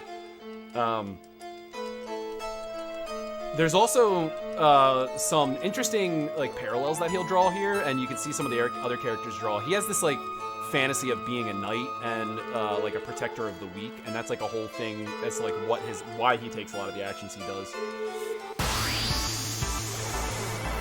So it's very important here that we're going to attack with Squall and Irvine again. You'll notice that's a combo we use a lot, but it's very important we attack with Irvine first. The reason that matters is because Squall actually has this guy. Squall actually has more health. Or more damage output, and if Squall attacks, it'll actually range Cypher into using his limit break, which is very powerful and very slow. So we attack with Irvine first, so we don't range him into that percentile, and then we finish his health bar with Squall before he ever even gets to see that segment of the fight. Just keeps us much safer. We actually do that in a couple areas throughout the run. Where we'll attack within a certain order to skip phases of fights and things like that.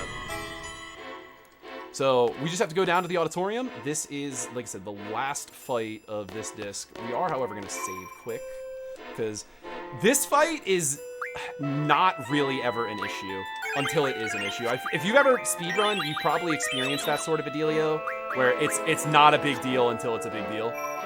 That's this fight. I don't actually know if I've ever even wiped on this fight. But I do know that most runners, most marathons, we always save here, because there's a lot of stuff that could happen in this fight. And it's just not worth playing the risk in a marathon.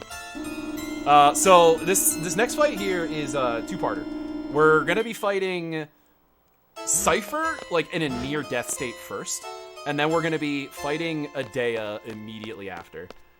We have to go through a very specific setup here, though, because we cannot let Adea get a turn. Adea, like, everything she does is really dramatic to get hit by. We don't want to get hit by it. She oftentimes will, like, open with a move called Maelstrom, which curses the entire party and makes it so we can't use limit breaks, which is very hard as well. There's a lot going on here. Also, a little error. The garden symbol right there is backwards. Tiny error. If you look shortly after this, it'll be flipped again. Don't know why. But if you'll see the white on the right side, right here. The white's actually on the right there. And then behind her, it's correct again. But in the screen before this, it was the other way around. Also, she did a flip to prove that she was a cool guy.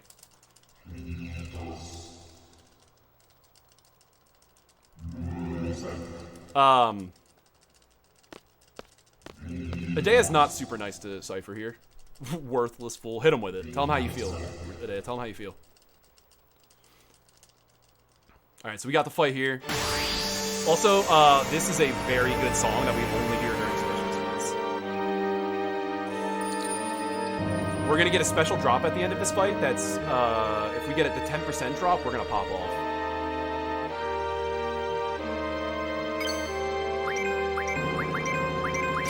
So we attack with Irvine, again, to range him to make this possible. We let Irvine refill, we kill with Squall, unless we get the rare chance. Okay, we didn't, and then we normal ammo Adea.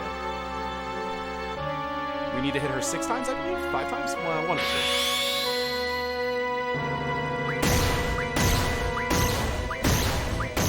two. Ooh, she had very low health. That's a low roll. All right, so she's dead. So if we get a Holy War, we pop off, because that is super amazing. That's a hero? All right, that's fine.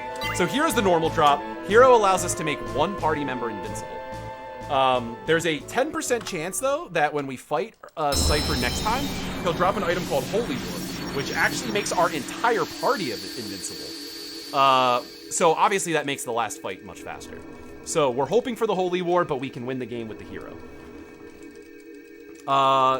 This is where the game gets weird, chat. We beat everybody, some weird stuff happens, and now we have Zombie Renoa, who comes over, does some stuff with Cypher here. They'll reveal later on what happens here. And then she just kind of goes into a coma for the rest of the disc. Gets real weird up in here. I like that Cypher's like, what happened? And it's like, well, you got shot. A lot. They shot a lot. A tiny little detail they actually add into the last Cypher fight that's really cool is his clothing is very tattered. It's like very, very tattered, very like broken down, and even his dialogue is they do a really good job at showcasing how just tired he is. And suddenly, Adea is not evil anymore. She remembers everyone by name and immediately asks if Ellen was successfully protected, which was the person that the White Seeds actually took in their ship. But now they can't get Renoa to respond to anything, and they don't know what's wrong with her. Also, I keep forgetting that I save in marathons, because I keep almost opening the disc tray too early. Waking up this early when you have to run a marathon? Gooby, you're a madman. Alright, so that's a Saberoonie. We're going to wait until this happens. Well, we're going to pop the disc tray. So, world record disc change, Pog. Alright, so this one starts off with a bang. I'm a big fan of the way this disc starts off. So we decide here we're feeling it. We're gonna go talk to our girlfriend, coma girlfriend, in the infirmary, because we're big sad that we finally decided we like a human being and they went into a coma. Very rude. If I had a nickel for every time I got a girlfriend and she just went into a coma to dodge me, I guess, I don't know. I'd be a rich man. Pringle, can you hear us? All right, so we were just summoned to go to Adea's house. That's where we were coming to originally anyway, so it's like not a big deal for us. We're just gonna walk outside. But we're gonna go for a thing called Sid Skip here. We could skip this dialogue with Sid up here. However, and it's really easy. I have to preface this with it's really easy, and then I have to follow this up with I've missed it the last like 6 times I've tried it. This is super easy. I'm telling you, I'm gonna miss it though. We'll do the hard stuff. We'll just miss the easy stuff. No. That was right. I had to think about that one for a sec. So we're actually going to jump back into school immediately here, because this is not the only time we have to do this movement, and we actually parked it in a specific way so that I could... Oh, God. The camera did a little different than it normally does there. So that I could just pull up to her house and do that. That's the whole reason we set it up that way. And then we're gonna be able to pop out much faster later on too. Now there's a cool little drivey thing we're gonna be doing coming up too. So here's Sid Skip first. Hey, we got it. All right. So if you've played this game, you've seen Sid comes out there and you have like a whole conversation. It's probably like 15, 20 seconds. But really precise movement right there. You can actually just skip the trigger entirely and come in here, which is awesome. So we can have a conversation with Adea here where she explains to us that she has actually not been in control of her body this entire time. There is a sorceress from the future called Ultimecia. And in the future, she has found a way to harness Elon's power to send. Sorry, I have to look for a certain. All right, there we go. She's gonna return, like, come back in time, to try to get control of Elon. This is the part where it gets much harder to explain if you haven't played the game. Basically, they want to be able to use Elon's abilities to make it so that she can get out of this prophecy loop that she's just stuck in. Ultimecia. So she's sending her consciousness back in time using this thing called the Elon machine, and she can inhabit the sorceresses. There are only ever 2 sorceresses at any given time. The other sorceress, we don't know where they are yet, but we know Adea was one of them. A sorceress also cannot die until they've passed on their powers. So, like, if a sorceress were to be killed, they would basically just be in a state of never-ending torment between, like, life and death until they found a person to pass their powers on to. Sorceress is the term that's always used here, but I actually think it's a non-gendered term in this universe, because there is definitely male sorcerers as well, or sorceresses as well. So I don't really know what the requirements are for them to have to pass on their powers, but all sorceresses do have to pass them. Yeah, exactly. There's a machine that replicates her powers, but not perfectly. So they're trying to get her to be able to compress everything. So that's kind of what she's telling us, that if any of this were to, you see what I'm talking about, chat? It switches into a different spot every time. So where was I about to go? We now have to go back down to talk to her, or to talk to Renoa again about what we want to do next. But basically all Adea was saying is that if something happens to her again, we need to kill her, like, immediately. Like, we can't let it happen again if she were to get possessed for whatever reason. And so Sid's gonna stay behind with her, and he just kind of gives up. He goes, "Here's the keys to the garden, and I guess it's ours now." So it's just our. It's just our. Can you not talk to me, Dr. Katawaki? I really appreciate if you just buzz off. All right, so yeah, we're gonna talk to Coma Girlfriend again here. You know, it'd be really unfortunate though. It'd be really unfortunate if we passed out and went to the dream world while standing over our girlfriend. Luckily, that probably won't happen. What are the chances? Oh no. Commentator's curse. I can't believe it. All right, well, I guess we'll just do this part then. All right, so this is an awesome part. Enjoy the silly ragtime music. Everything about this part is just silly. There's a fight here that I'm gonna do in a mini game. Yet another one of Final Fantasy VIII's insanely high quality mini games. In this mini game, we have to fight a dragon. There's a catch. The game just kind of decides which inputs it's gonna take. You can watch some of the best runs on SRC. A really funny one to watch is Mutski's 5th place time right now. Mutski was on an insane run, and this dragon just killed him. And he still got a top time with it, which was so sad, because at the time he would have had was crazy. But this dragon, if you've ever tried this fight before, you might even remember it. Sometimes you hit the block button and just nothing happens. You can actually predict what the dragon's gonna do, so it makes the fight like a little safer, but it's not. It's not always safe here. It's not guaranteed. This fight gets monk-ass real fast. If you have anything you want to plug here before we start the fight, if you got anything any donations or anything that have come through, that'd be a good time for them.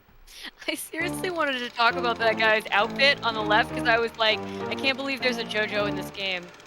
Like, so like the chest plate, underwear on the outside. Heck it's yeah. just That actually reminds me of an interesting lore bit here. So, Cypher... Oh, hey, Samja literally just said it in chat. So, one of the tiny lore bits is all of the behavior that Cypher, like, portrays throughout this entire game. The way he holds his gunblade, the way he talks, the way that he, like, is thinking. It's actually all based on this movie. This is a movie about a sorceress who's protected by her gunblade-wielding knight. And that's, like, the entire point of this movie, and it's Cypher's favorite movie. So this is where he gets, like, his style, a lot of the verbiage, or the vernacular he uses. When he talks about, like, the sorceress knights and stuff like that, it's all references to this movie. Now, he genuinely believes the stuff he does, but, like, that demeanor and vernacular is pulled from the movie. Something, again, it's very hard to find in-game, but that's just the kind of storytelling that the game has for a lot of its characters. So here we go with the fight. Watch its wings. When it, like, recoils quickly, that means it's going to attack me immediately. When it recoils, like, slowly, it's not doing that. So it's going to attack me. There you go. So we do this while it's filling up. Cheesy attack. So he's... Alright, we should be good to attack again because he's slow. Okay, he's going to attack me. Block, block, block! I hit the button, I swear. Alright, okay, not attacking me. Not attacking me. He's attacking me. Come on, come on! Bro, I'm hitting square, dude! So sometimes you just don't get the block in this game. We're just not gonna get hit again, though. It's easy.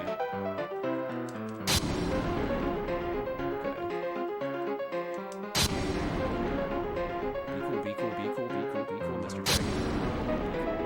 You suck! I'm the best! Later, nerd! So that's the end of that fight. That fight is all sorts of monk ass. It does it. The game just does what it wants in that fight.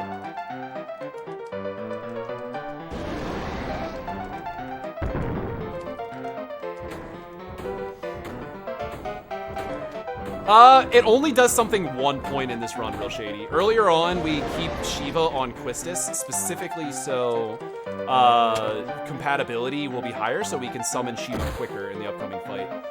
Also, any ward stands in the chat, enjoy this being literally the one dream we don't murder ward. This is the only time in the game we're not going to just tenderize that flesh and beat him up with our magic swords.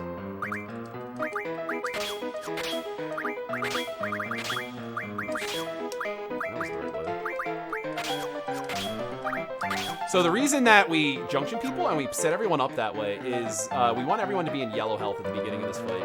Because if we have yellow health, you know in Final Fantasy games, characters do like a flourish when they start their battles.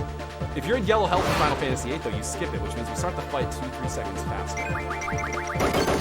That's a good fight. This fight usually fights me, and it usually is a bad split. That's actually a very good fight. These are not easy enemies to beat, so we're very fortunate that we have access to Blood Pain here. That is not an easy fight to do casually or in the speedrun, frankly. If you like somehow can't get a Blood Pain there, that thing can deal you major damage. So that like seems like a really weird out of like nowhere segment of the speedrun. And again, that's because the entire context they're trying to build up to here is what you see happening in the right side of that screen there. It's something called the Lunar Cry, which we're gonna learn more about later when we go to space. As you do.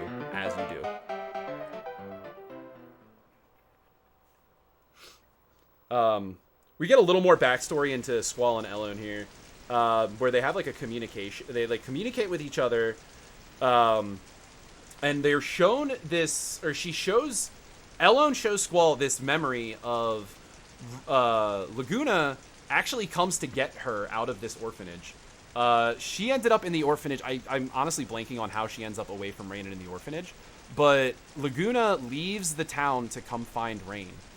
But unfortunately, while Laguna was away saving Rain, Rain died during childbirth, unfortunately. And Laguna never knew. Like, he never found out because he was so busy trying to save Elone. It was very sad. And we find out that she's trying to do all of this because she wants Laguna to be able to be with Rain during her, like, in her last moments, because she knows how much it would mean to Rain. Very cute. But sadly, she's starting to understand that you can't just change past. That's not how, or change the past. That's not how it works.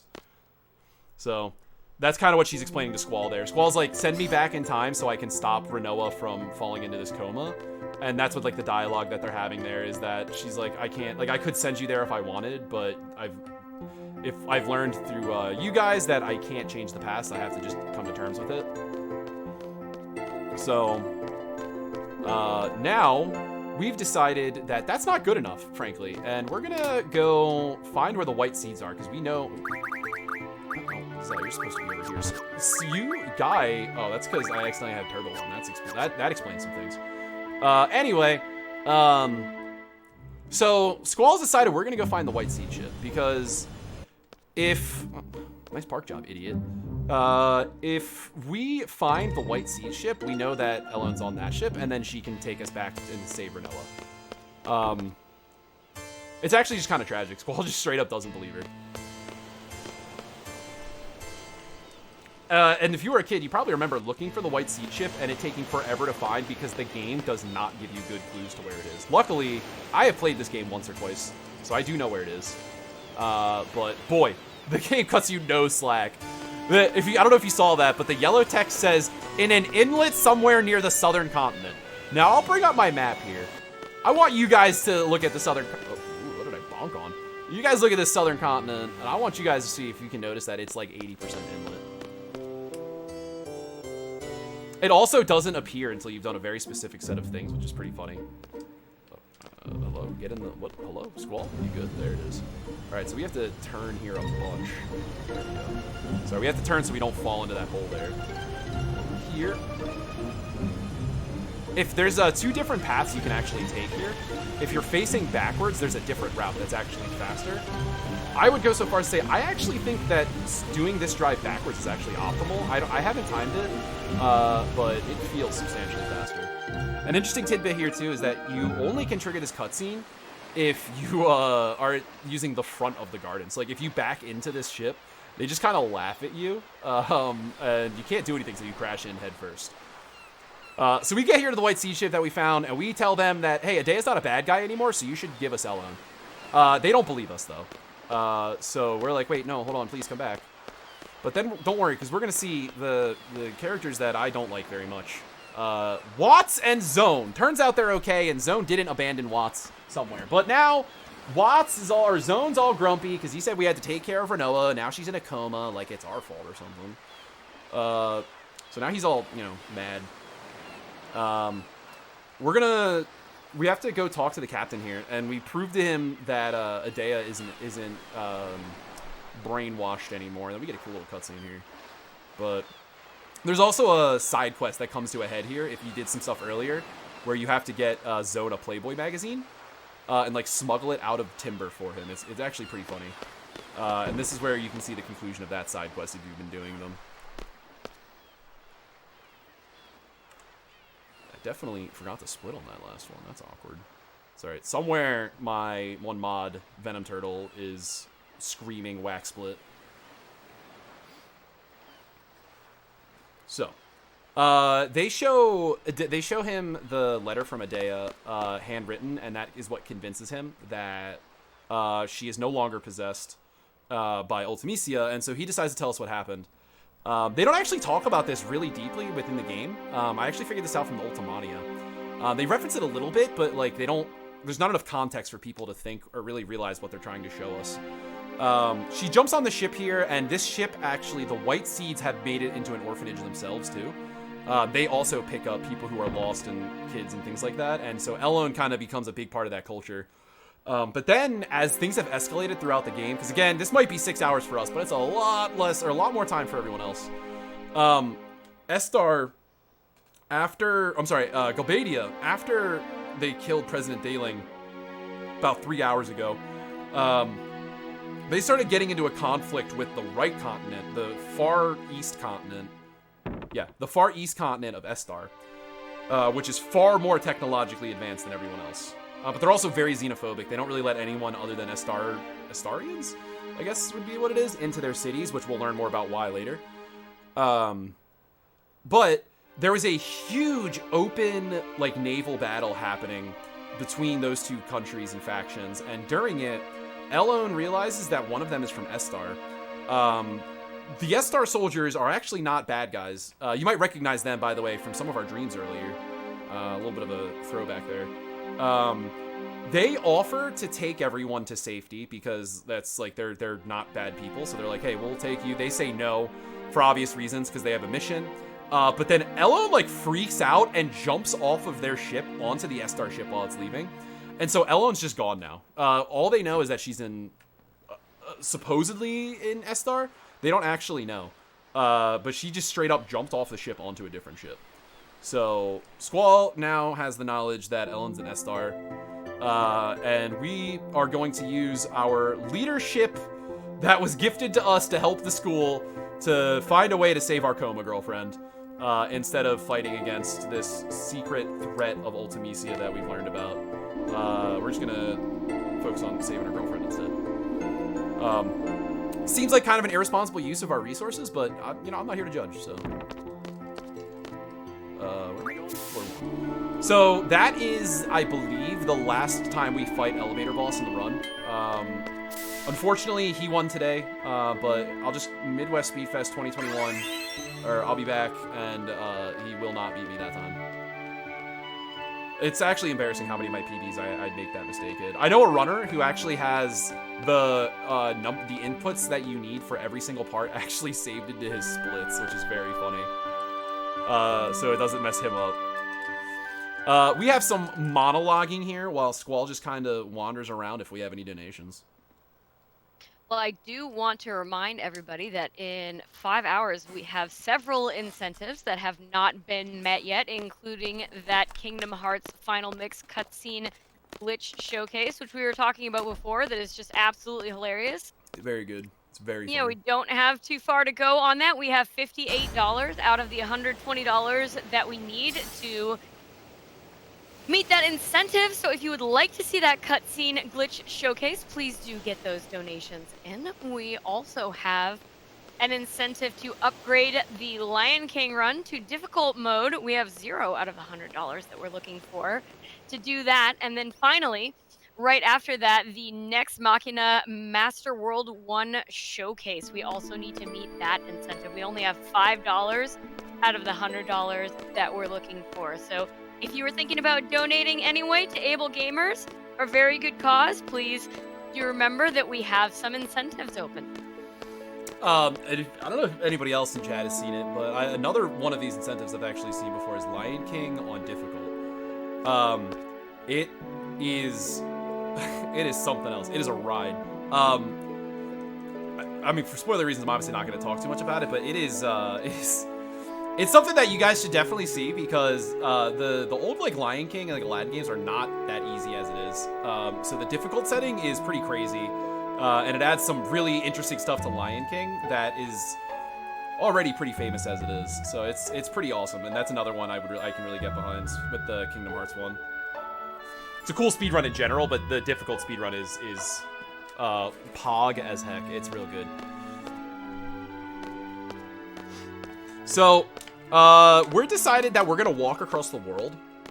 This isn't, again, Shug doesn't do exaggerations. This is exactly what we're doing. There is a giant train track that goes from the west continent to the east continent, and we just walked the entire thing.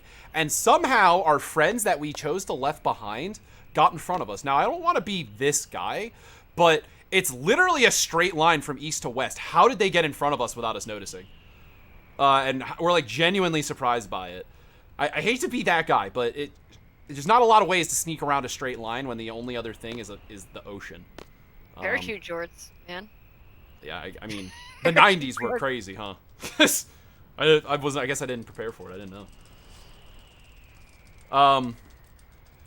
So, the reason that they're all here is, Adea actually decided that she was going to meet with Dr. Odine, who, if you recognize that name, it's because it's the person who created the bangle that Renoa tried to give Adea earlier in the game. And Dr. Odine is, for one, he's the only person in the world with an accent, which is very strange to me, and I swear I'm the only runner who seems to notice that. Every character in this game does not have an accent except for that guy. He has an accent, and it's very strong. You'll see what I'm talking about. But anyway, he is, like, the world's foremost leader on, like, magic science. Like he's the world's foremost leader on scientific endeavors relating to the magical realm, I guess is the best way to put it. And Adea has found out that he actually has a way to take away her powers. And for the safety of the world, she would much prefer that, because she knows that there's a very good chance that since she's still a sorceress, that she could be repossessed at any time. And obviously we saw what could happen the first time she got possessed before we beat the possession out of her. Quite well, I guess shot the possession out of her is what we did, but she wants to get here to have all of her powers sealed so that she can try to save the world here, or help save the world. Just a quick thing to point out in this split, there's not much that happens like for the rest of the split. It's just kind of like a quick dungeon run and then a boss fight. This boss fight is against the zombie enemy. We're going to be using that elixir strat I talked about earlier again. But something that's really funny and worth pointing out here is that this is actually the first and only time that they give you a tutorial that you can use elixirs or healing stuff to hurt zombie enemies. This is also the last zombie enemy in the game that you can encounter, which means that the game tells you about using healing magic and healing items on zombie enemies on the last zombie enemy in the game. So really awesome, very helpful tutorial for us to get here. This guy can hit pretty hard, so we're gonna hope I get a good set of inputs here.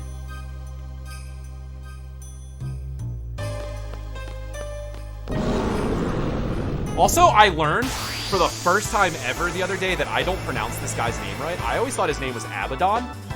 I don't even remember what an actual pronunciation is, but I learned recently that's wrong. And I don't care what anyone says, but Abaddon sounds way cooler, and it sounds like a dope metal band. Well, you had to crit because you're a big stupid jerk. That's fine.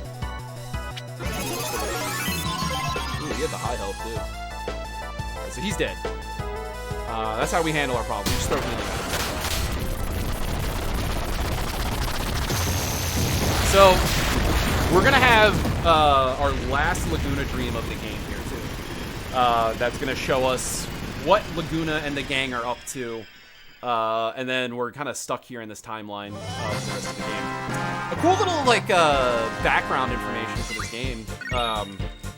If you've played Final Fantasy VII, you may have this opinion or you may have heard this opinion, but like one of the really hot button topics for Final Fantasy VII around the time it came out, people really hated the flashback scenes in Final Fantasy VII because they were pretty mundane. There wasn't a lot going on them, and like at least some of them added very little to the story. Well, Final Fantasy VII came out around the time that the internet was becoming more and more mainstream, so it was the first time that the development company had direct access to internet feedback. And the big feedback that stuck out to them was flashback sequences. Well, they were already pretty far in development for this game, and originally the entire first half of the game was us playing as Laguna and his party, and then the second half of the game was playing as, the next generation, finishing the story or finishing the fight or whatever you want to call it. And then they had to do an audible really fast because their feedback said people hate flashbacks. And in a crazy turn of events, most people, when you talk to them, will tell you that they think the flashbacks are some of the best parts of this game, and they're really upset that they weren't fleshed out more. Unfortunately, they did too good of a job at making Laguna an extremely likable character. So he even ended up getting representation in the Dissidia fighting game series as well. And he almost made it into Kingdom Hearts, actually, as well. But they took him out because they felt bad about having him in Dissidia and Kingdom Hearts. That's also very true if you look up some info about BTS.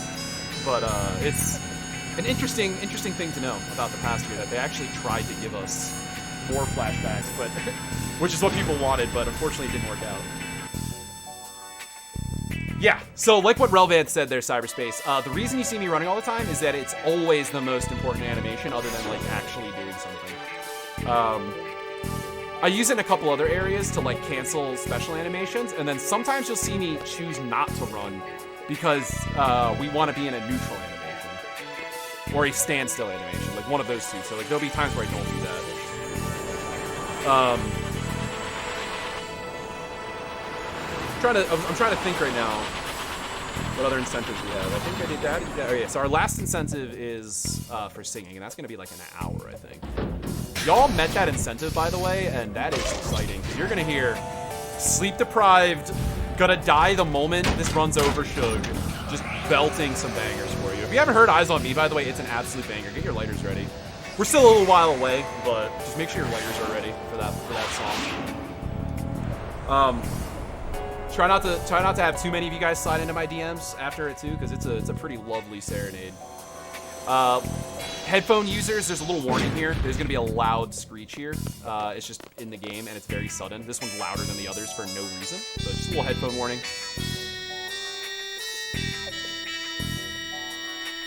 I don't know why it is, but that one's just a little bit louder than the others. So you might ask yourself, Shug, why did you put Irvine on Ward? Don't you kill Ward in every dream? And to that, I would say, you're so observant. I would love to recommend some resources for you to learn to speedrun my game. But other than that, I would also say that having your teammates at low health is good. And I talked about that initiative ability that we're going to learn in a little while. So we're not going to use Irvine for a long time now. By the time that we use Irvine again, we're going to have initiative. But the cool thing is, by killing Ward here, we get an auto-resurrection at the end of this split, I think is what it is, but it doesn't heal us. It actually puts us at 1 health.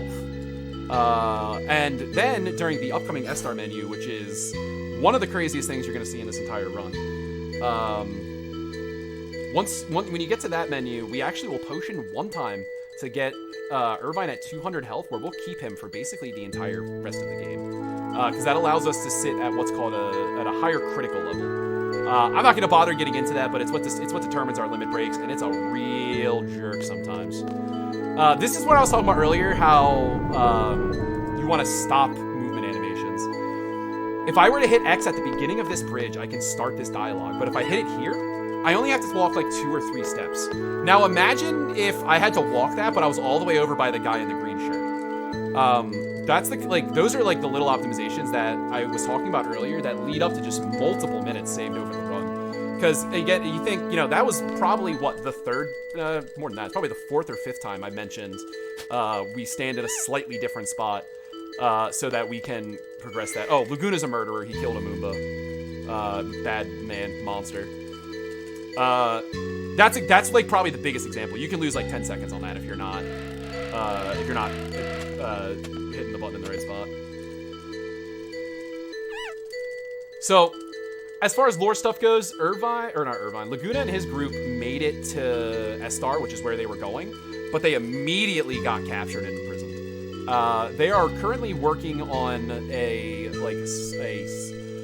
station. I don't think they actually gave it a name. For Dr. Odine. Or Odine, or whatever his name is. Hey, Jack's back. Hi, Jack. We're gonna just hold X on this guy. Everybody gag. Ooh, the crit? That person is hecka dead. I'd celebrate that too. That was a headshot. So if you were around earlier when I was talking about my most Monka-S fight of all time, it was this next fight.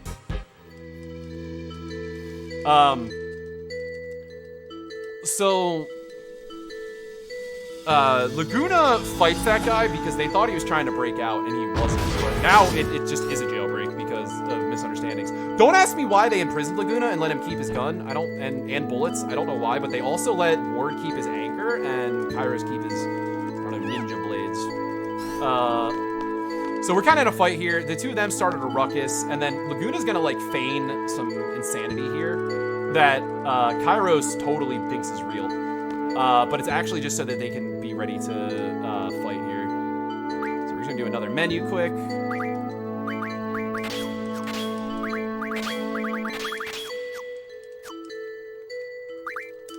Alright. So we're gonna do the fight again. So we gotta kill the 2 soldiers and then deal with the blue guy. So the chain of events that happened was I accidentally killed Laguna. Then we got blinded. Then we missed several times. We got slowed in the process. 1 kill. Ah, gross. Doing the slow animation too. The guy on the left with the squiggly arms can also do anything. Oh, I was about to say, he could target anyone in the fight. So he could target his own teammates, he could target us. He shelled his teammate. I've never seen that before. I didn't even know this thing could do that. Oh no, we're getting telekinesis. So this guy usually doesn't even get a turn. The fact that he's getting 2 turns here is very rare. He must have had great ATB, but he's dead. So is Ward. Runs pretty good, Jack. Runs pretty good. Other than being a zombie, that's a very sleepy boy. Alright, so now it's time for a jailbreak. So, we're gonna just walk by these guards and Dr. Odine here, because he's weird. You can see in his dialogue already here, by the way, that this is where only character with an accent. Oh, actually, I don't think we leave. Or, yeah, okay, there we go. We do see it a little bit. So here, we come outside, and we're like, woo, we're free, we did it! And so then we unleash this Moomba to run across this desolate wasteland full of giant evil monsters, even though there's a car, like, right here that we're gonna use. So that Moomba's definitely dead. Then this guy comes out, and we talk to these other 2 people, and this guy behind us was the guy that we freed with the Moomba, and they reveal to us that they're part of the anti-Adele resistance. Adele is the current ruler of Esthar in Laguna's time, and Adele is a sorceress, which gives us the identity of that second sorceress I was talking about, how there's only ever 2. For some reason, though, after this tiny little jailbreak, they decide that Laguna should be in charge of the entire resistance. And he agrees, he says, I'll only join the resistance if you guys can help me get to Elone. And they're like, all right, cool. Well, Dr. Odine's the one who tests Elone, so, you know, that's her. So we just have to go back into like the lab here, and we have to, bonk. We have to go back into the lab here, and we have to find Dr. Odine to get Ellen's location from him.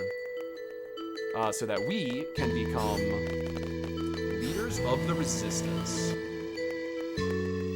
Squiggly arm dude was mad.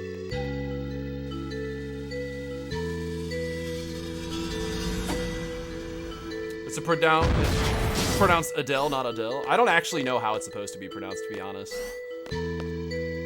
So, this time we're gonna fight. If you thought the last Squiggly Arms guy was bad, you're probably not gonna see it. But this robot in the back here can go absolutely ham. But we're gonna try to take him out pretty fast here.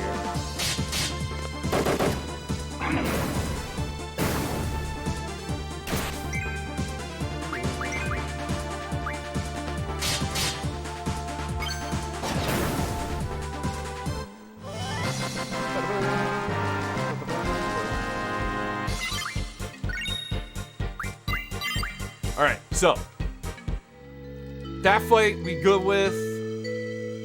And now Dr. Odine's like, okay, I don't know who Ellen is. And then we don't even press him. He just says, hello? Oh, okay, that was weird. My analog was turned off.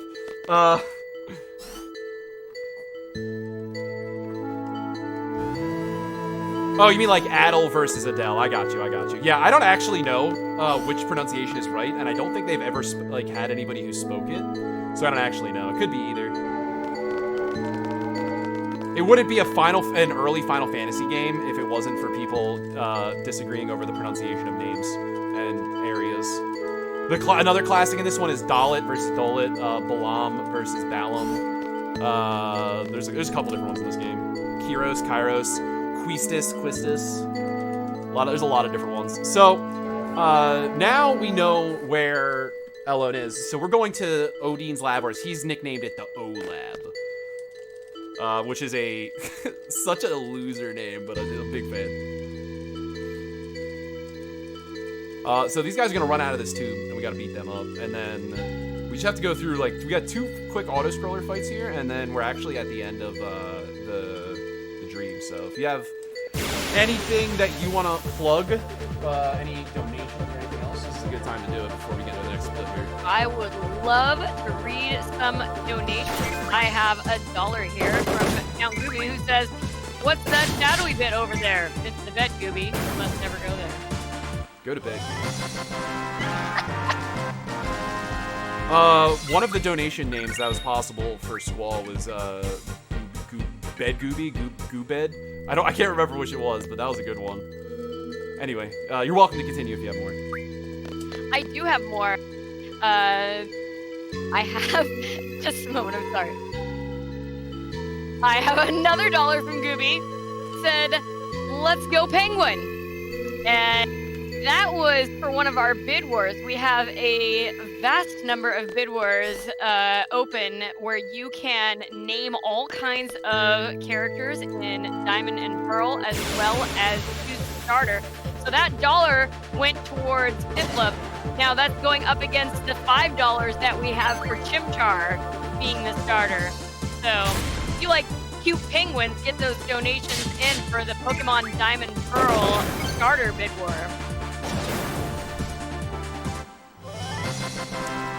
Shotgun right in the face and crit. That was very rude. Not only did he do the slow animation, but he crit me. I'm personally offended. Alright, so, this is really the end of Laguna's story. It's really a bittersweet ending, frankly. We figured out at the end of the last stream and during those cutscenes that the intention behind all of this was that she wanted to change the past so Laguna wouldn't come save her and be with Rain. And the conclusion we're going to see here is very much that. He makes it here and he successfully saves Elone and he's able to be with her. But because of this promise that he made, to the Resistance, he stays behind to help them. And unfortunately, that's when Rain passes away while Laguna's trying to free these people. Or right after, I don't remember which of the two. So it's like a really happy ending because Laguna gets to be with Elone finally, after all of the crazy stuff she goes through. But it's a bittersweet ending because it's not what Elone wanted. Elone wanted Laguna to be with Rain. And that's kind of the end of their story.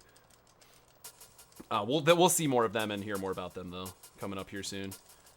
So now, though, we're out. That is the last dream that we're going to be doing. Also, that was a split. I just split late. This is a pretty good marathon run, actually. I'm like minus 7 minutes on my marathon PB right now, so we're gonna have a fat marathon PB here. We gotta go meet up at the Presidential Palace because that's where Dr. Odine and the others are waiting. Odine, whatever, are waiting to help us out. Boy, my dog is miserable. She is not happy to be awake still. No, I was also being yelled at by my cat, so solidarity. Oh my god, it looks like I just ripped her out of the deepest. Oh, you being a baby. Oh. She's not a... I trained her well. I joked when I first got my dog that if she was a morning dog, I was just immediately returning her. But shout outs to Good Dog, who, if I try to get her out of bed at 11, before 11, literally growls at me. Which, as a father, I couldn't be more proud. Where's the show dog incentive? So actually, she's like such a huge part of my channel. And we actually have a great emote for her too. Like there's very cheap stuff on my channel too, where people can give her or my cat treats. Yeah, my dog's a big. We also have an exclamation point puppy command in my chat. She's a very big role in our community, and she's also very nosy. So we'll have times where I'll be like in the middle of a run, or I'll be playing, and you'll just see her crawl up between my arms, like between me and the desk, and she'll just stand up and fully obscure my face, just because she wants me to pet her. She wants some attention. She's a precious baby. And so people redeem this for very low channel points. They'll redeem some. Her and my cat can get on them. Sometimes they'll do it strategically, where I'll be like try to practice for a speed run, and then they'll just redeem like 5 in a row to mess with my dog. It's precious. Uh-oh, I think she finally actually went to bed. Oh, no, she can't. So I guess I should catch us up here. They're going to get ready to transport Renoa to where they think it'll be safest to keep her.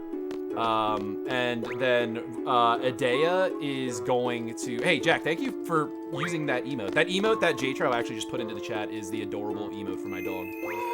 But anyway,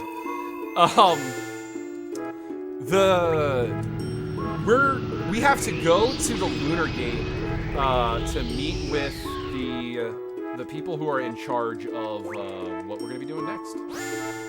If the name Lunar Gate didn't give anything away. wouldn't be a Final Fantasy game divisible by 4 if you didn't go to the moon, you know what I'm saying? As a deep cut to our Final Fantasy 4 fans in the chat. So we have the S-Star menu I was talking about earlier coming up very soon here. This is one of the hardest menus in JRPG speedrunning in general, and it's definitely one of the harder ones in the franchise.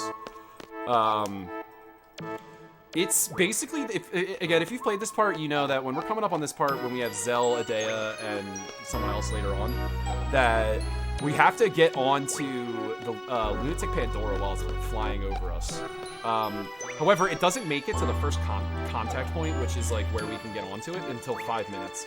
So that means we have 5 minutes where we can do anything we want, and the menu and the time fluctuates while we're in the menu.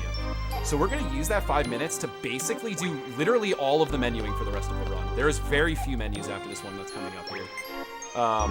Now, it might have to be a little bit freeform, because I don't think we're on step count, and that'll mess with a couple things, but it shouldn't be too big of a deal. It's not anywhere I haven't been before, so I'm not worried about it.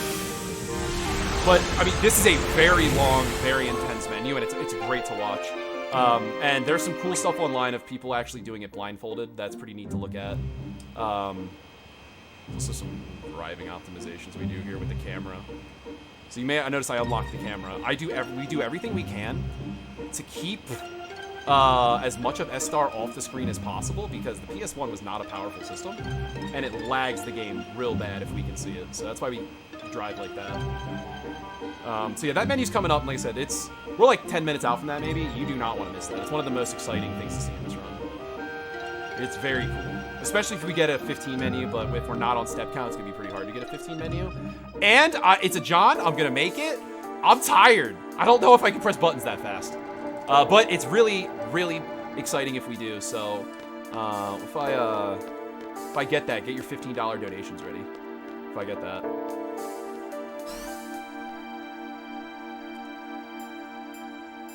So this is where the Shug community legendary argument takes place. My community is very heavily split as to whether or not Renoa should be allowed to bring her dog into space. One half of chat says that it is a very unsafe idea to let this dog into space, considering the exploding nature of the dog that we saw earlier in the game. And if you put this dog in a spacesuit and he tries to do anything, he's just going to explode. The other argument, though, is that we have no reason to think that the dog can't combust at will, and so the dog should be allowed in space to be with Renoa. I'll leave it to you guys to see which side of the debate you would fall on, but you can't make it through a Shug run on my channel without a very heated debate about whether or not Angelo should be allowed to come to space with us. I'm on the side of, I feel like Angelo doesn't immediately explode anytime something happens, so I don't see why it would be a big deal for him to go to space, but there's some naysayers out there. I definitely couldn't do it blindfolded, Jack. I do most of the menu based off of sound cues, but like doing a menu based off sound cues and doing it blindfolded are two very different things. I think if I practiced it for a while, or like a couple weeks/months, I'd be able to.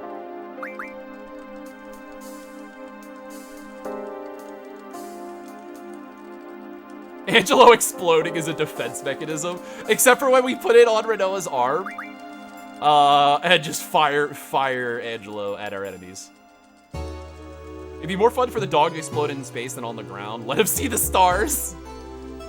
You make a point. It's a point that it's kind of gross, but it is a point. All right, so this is our last opportunity to, well, shortly I should say, we're not there yet, to plug any of our incentive stuff before I get some quiet time for this menu coming in. So if you want to talk a little bit about any of your incentives or any other stuff you have, I know I gave you some time a little bit ago, but this is the last time for a little bit. Yeah, no, I would be happy to. In fact, we do have a couple more donations. Gooby gave us another $1, said we can't not have the player name be Pesto. That was for one of those naming incentives I was talking about earlier for Pokemon Diamond and Pearl for the player name.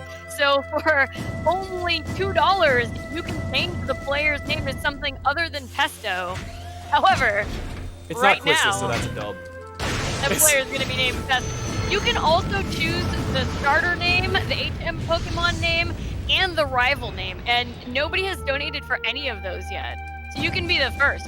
Guys. For only $1, you could name any of those, and you only need $2 big to change that player name. The rival could be named Bud, chat. Think about that. The rival could be named Bud. I'm not trying to, plant any seeds. I'm just saying it's possible. Anyway, continue. Plant any seeds. Really went there? Just, Good there. Putting it on the table. I'm just putting it. I'm not saying we should. I'm just putting the idea on the table. And if people happen to donate to name the rival Bud, that's not a bad thing.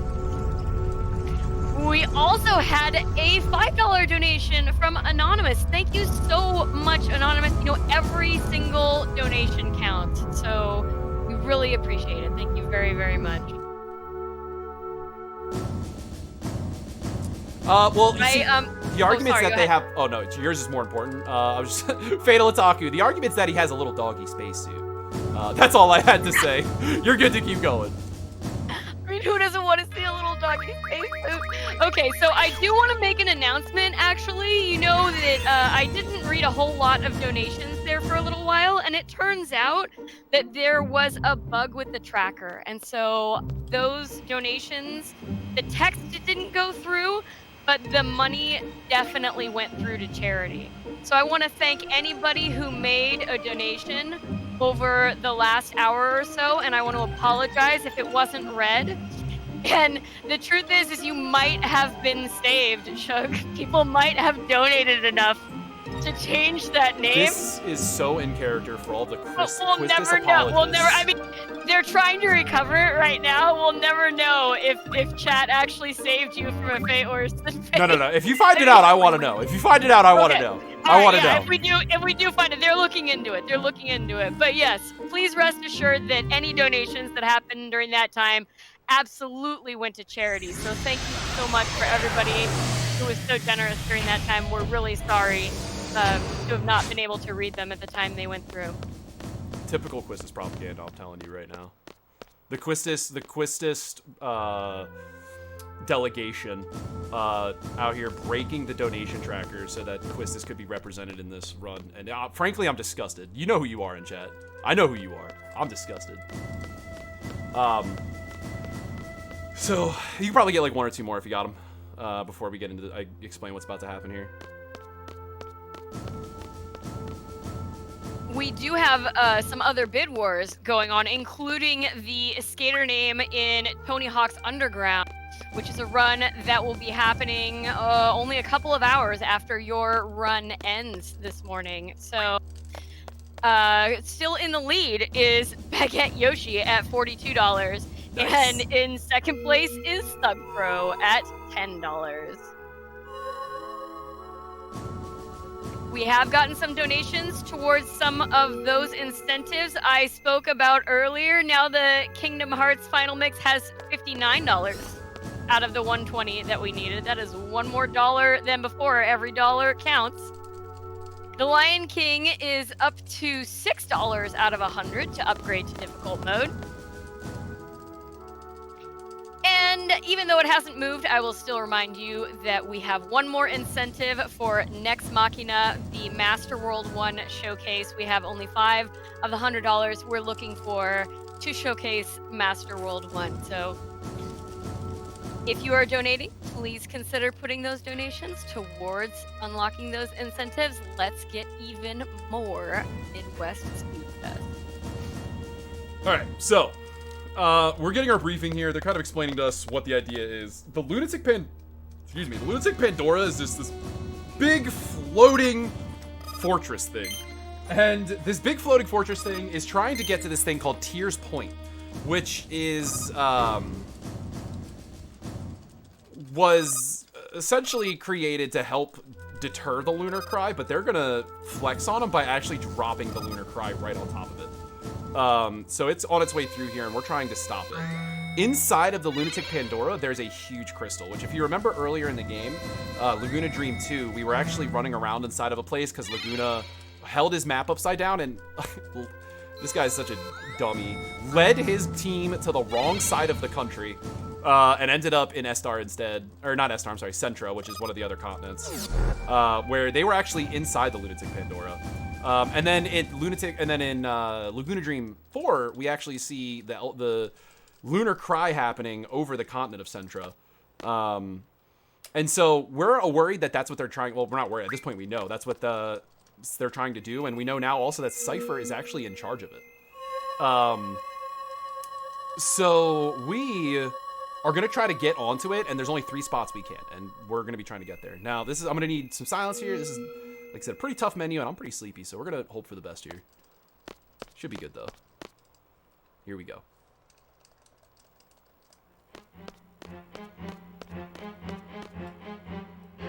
My goal is to be above 15 when I finish this menu. It's not abnormal to not be above 15, but that is what the goal is.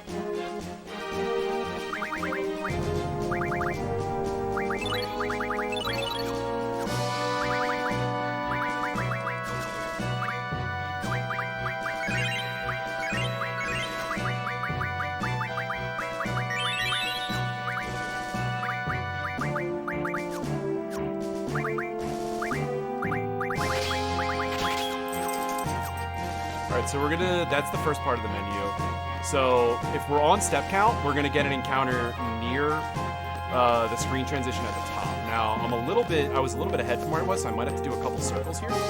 But we should get it really fast. So this is where we figure out if I kept step count.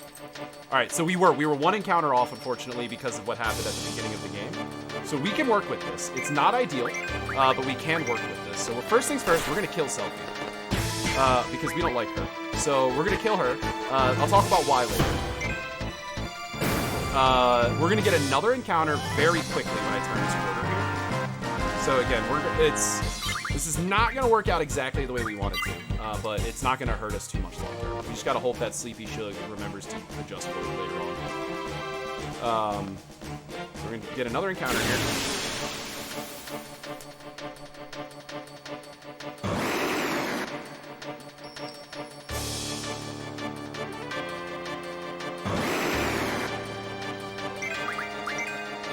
I've ever seen that attack.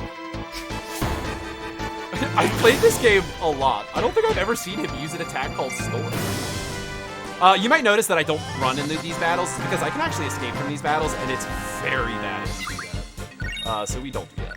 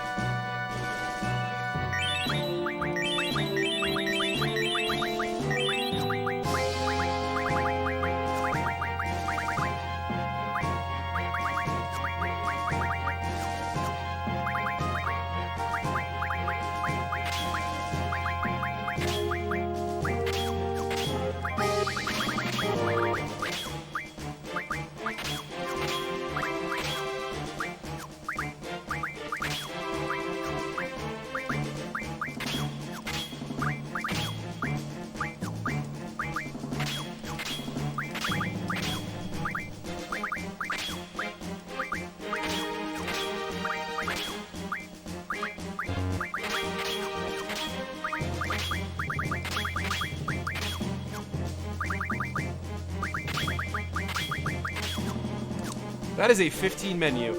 Donate $15 for me! Holy moly, I cannot believe we got that.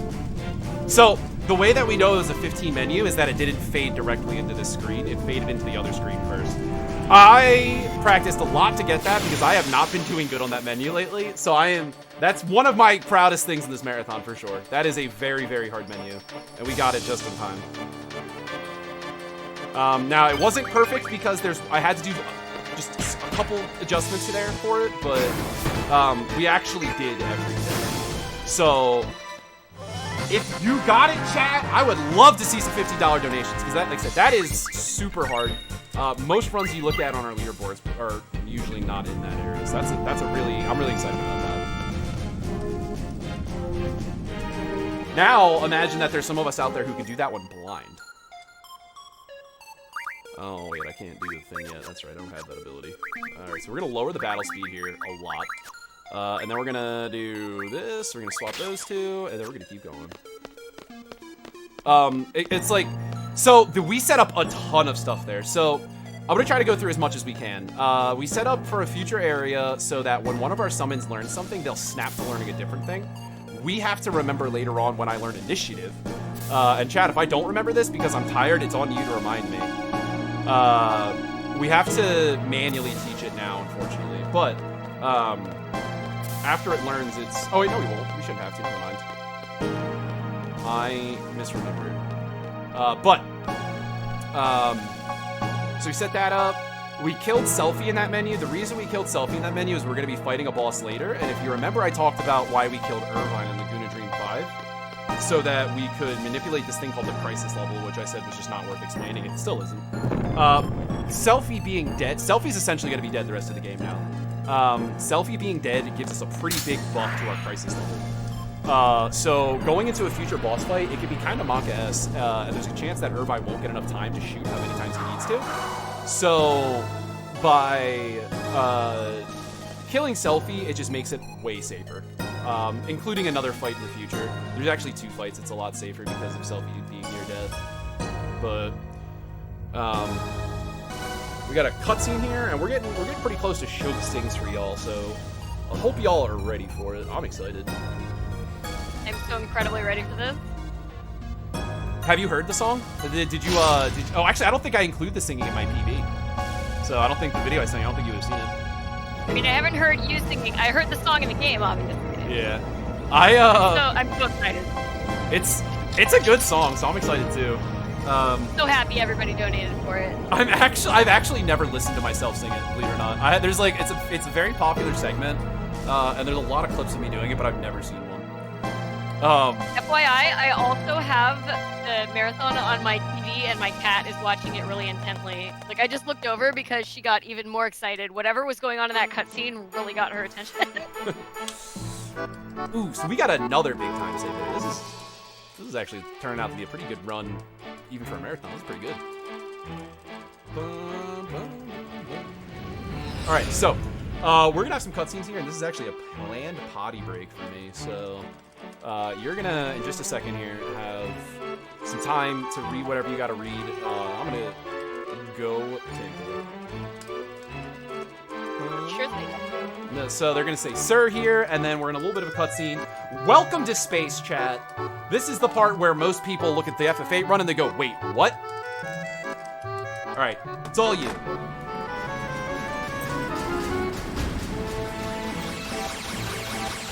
Right, well, I am very excited to tell everybody all about this event. Midwest Fest is raising money in support of Able Gamers. Able Gamers gives people with disabilities custom gaming controllers and special assistive technology, like devices that let you play with your eyes, so that they can have fun with their friends and family. They're also a registered 501c nonprofit, so if you live in the United States, your donations are tax deductible. Additionally, your employer may match your donation. To donate, go to speedrun.com/MWSF2020/donate or type !donate in chat. You can also apply your donation to various bid wars and incentives. To learn more about Able Gamers, go to ablegamers.org.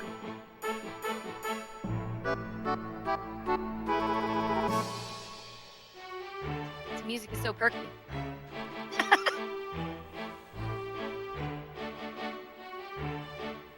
Midwest Speed Fest is a Minnesota-based organization that has been hosting speedrun marathons since 2015. All right, so there's a tiny skip right here that you're gonna see me do. Oh, all right. Sorry to cut you off. Sorry. Yeah, no sweat, please. This is just the only thing we're pointing out. Then you can finish whatever you're doing.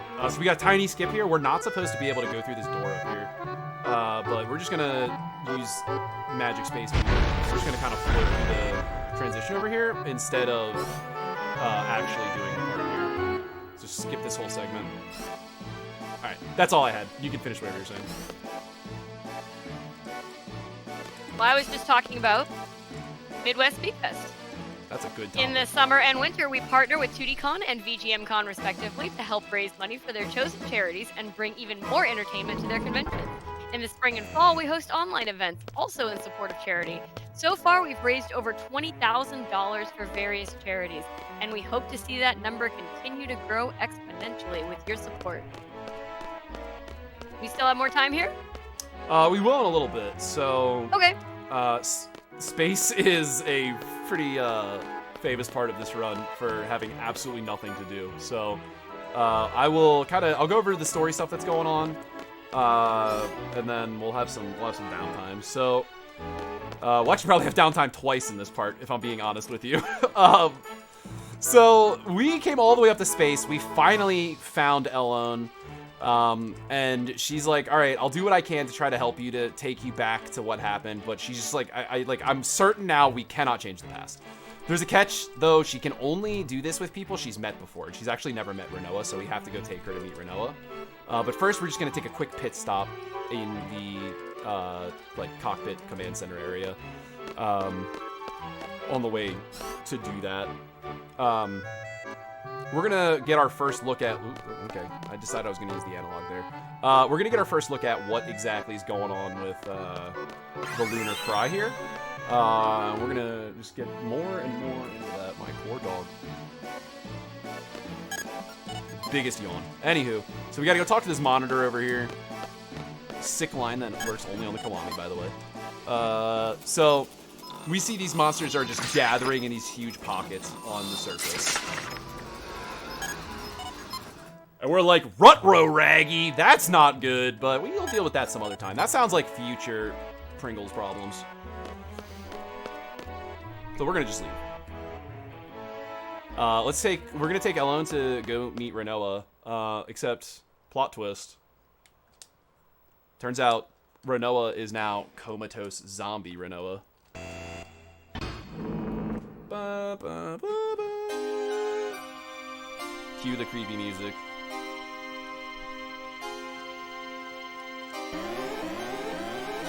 Alright, so the alarm goes off because Murder Noah is out here. Get it? Instead of Renoa, it's Murder Noah? Ah, hilarious.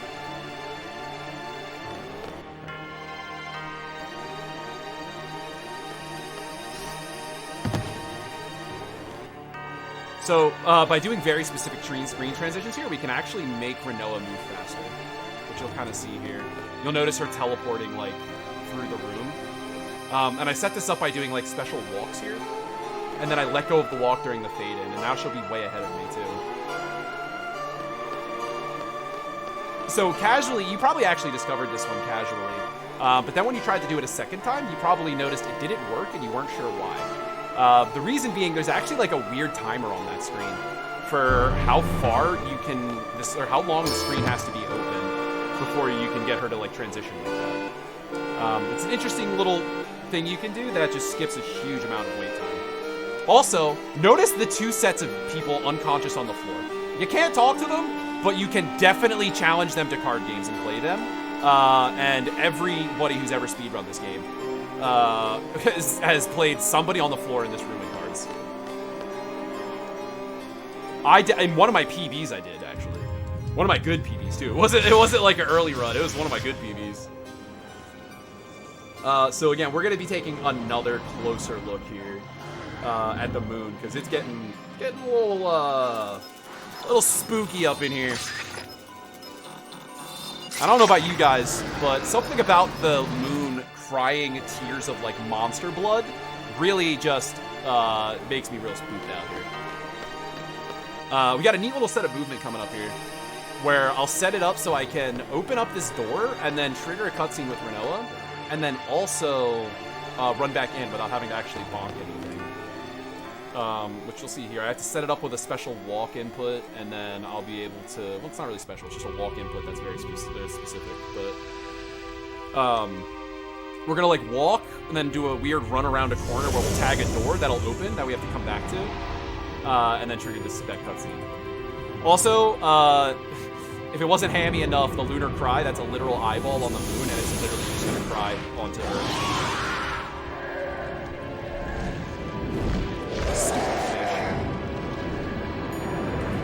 Final Fantasy VIII was actually one of the last games to have entirely unique enemy designs throughout it. Final Fantasy 7, 8, and 9, to my knowledge, were the last 3 games that actually used that. Or actually used fully unique enemy rosters as opposed to variants. So this is like I was saying earlier. Remember when I said it gets weird towards the end? Now the moon is actually crying onto the planet because of the power of the crystal that's inside of the lunatic Pandora.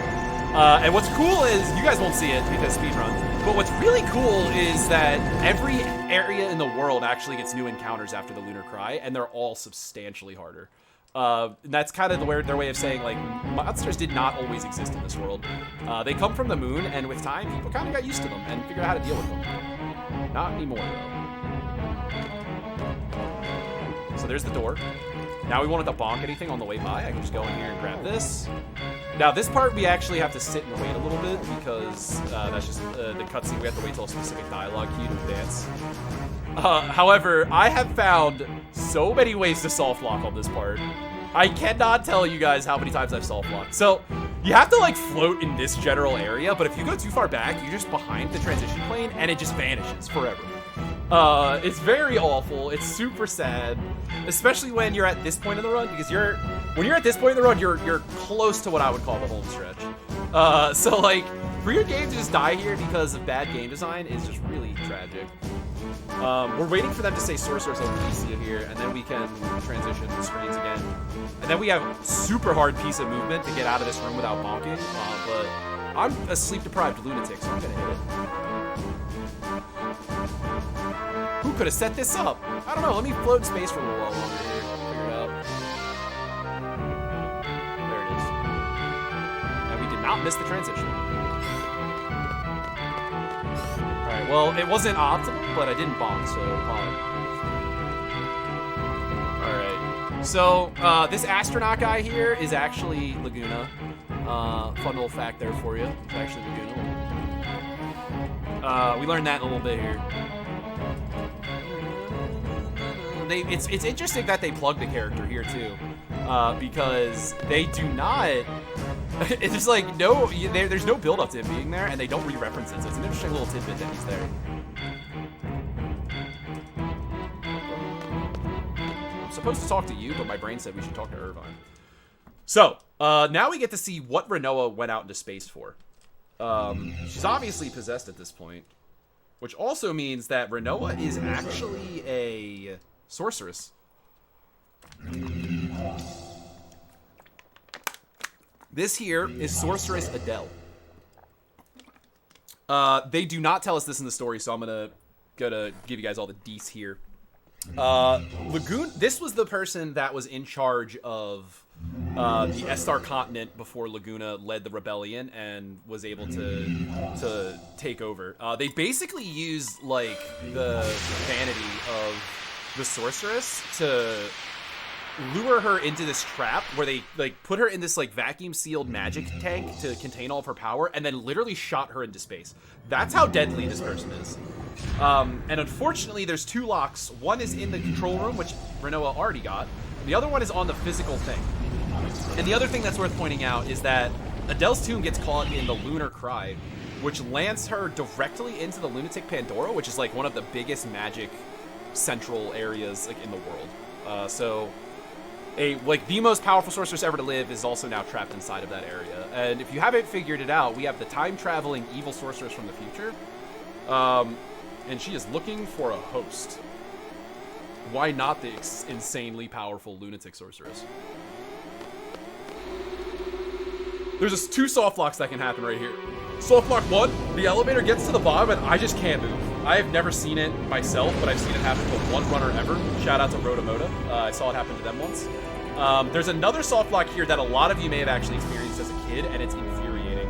If you run into Ellone's escape pod here before she does, the game immediately soft locks. There's like no getting out of it. It's pretty tragic, and it happens very suddenly. In the speedrun, I'm just gonna walk behind her, but it is a potential soft lock area that we won't worry about.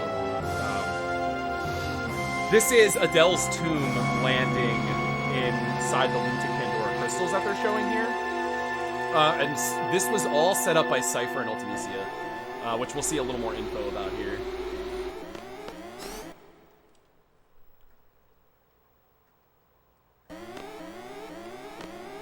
Alright, so we walk there so we don't accidentally get in.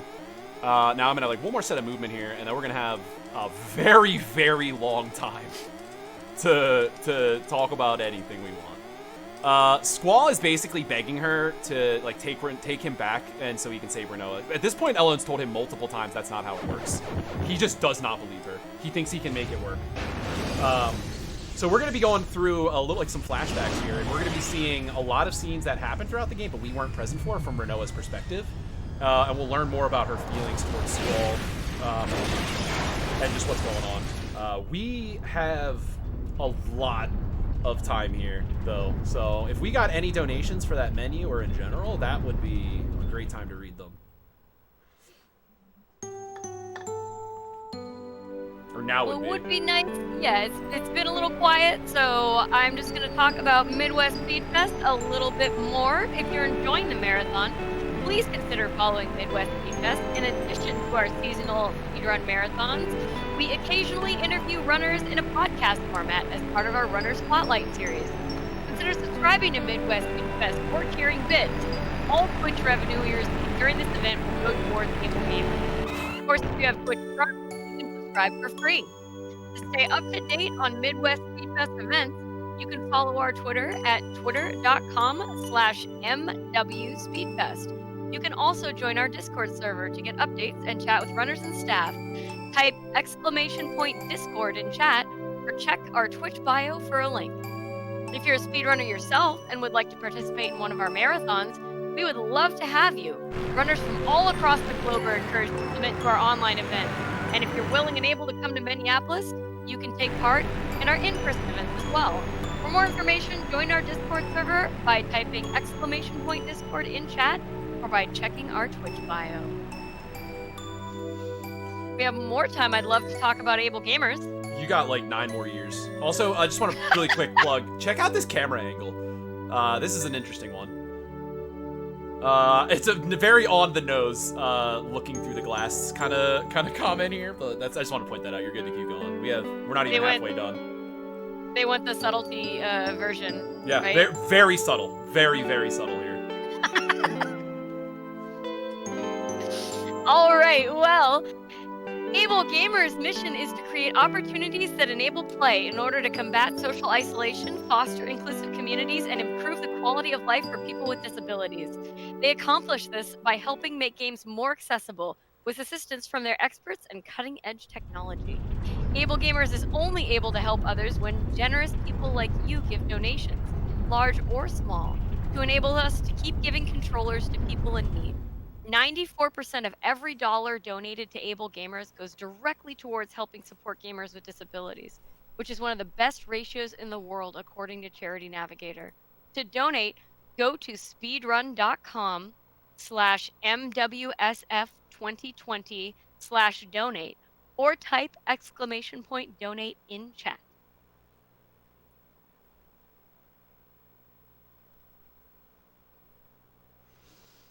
So quick story plug here. What we're seeing is a flashback to the end of Disc 2. And this is where we're seeing that Renoa was actually possessed the entire time, and she was the one who not resurrected. That's not the right word, because he didn't die. She, like, restored Cypher's vitality here and orders him to go find the Lunatic Pandora, which Laguna sank to the bottom of the ocean after realizing how dangerous it was. Laguna Kairos Ward sank it to the bottom of the ocean. But now, a certain somebody is going to notice that we're digging around inside of the body that's supposed to be hers. This is Sorcerer's Ultimecia. One of the sickest, like, main villain designs you'll see in Final Fantasy. She's very popular as far as designs go, and it's really a sad. A lot of runners and Final Fantasy fans feel this way, that we get so little of her, because she's a really interesting character and she is crazy. But we're revealed there that that's what was going on the entire time. Like, the moment that Renoa fell into her coma was that, and the whole reason that she's doing that is that Sorcerer's Ultimecia wants to inhabit Adele, not Renoa, because of how powerful she is. But now, Squall is trying to get her closer and closer to the present. So the plan that they're doing now is he thinks that maybe if they can take her to the closest past, or the closest present is what I think is what they call it, maybe they can find a way to communicate and he can do something. But Renoa's just lost in space, and she's not possessed anymore, so she's now also fully conscious, and she's just trapped. We're maybe halfway, so if you got anything else to talk about, this is we got plenty of time. I do. In fact, we got an anonymous donation for $2 in. Thank you so much, Anonymous. And they actually got in on one of our bid wars. Oh, I'm sorry. It said it that. Hold on just a moment. Okay, why isn't it? Sorry, I'm having like refresh issues, but I believe they named the rival character. The first person to get in that rival name. Oh man, you can't see what the name is? Yeah, well, it looks like it's Red Jr. Looks like it's Red Jr. So... That's a good one, whoever did that. That's a good one. So yeah, so far we have a rival name and a player name. Now, if you want to get in there for only $1 for the Pokemon Diamond and Pearl run, you can name the HM Pokemon, and you can also name the starter. We haven't received any donations for either of those bid wars, so you can just get on in there and pick the name for a single $1. That's pretty pog, as long as it's not Quistis.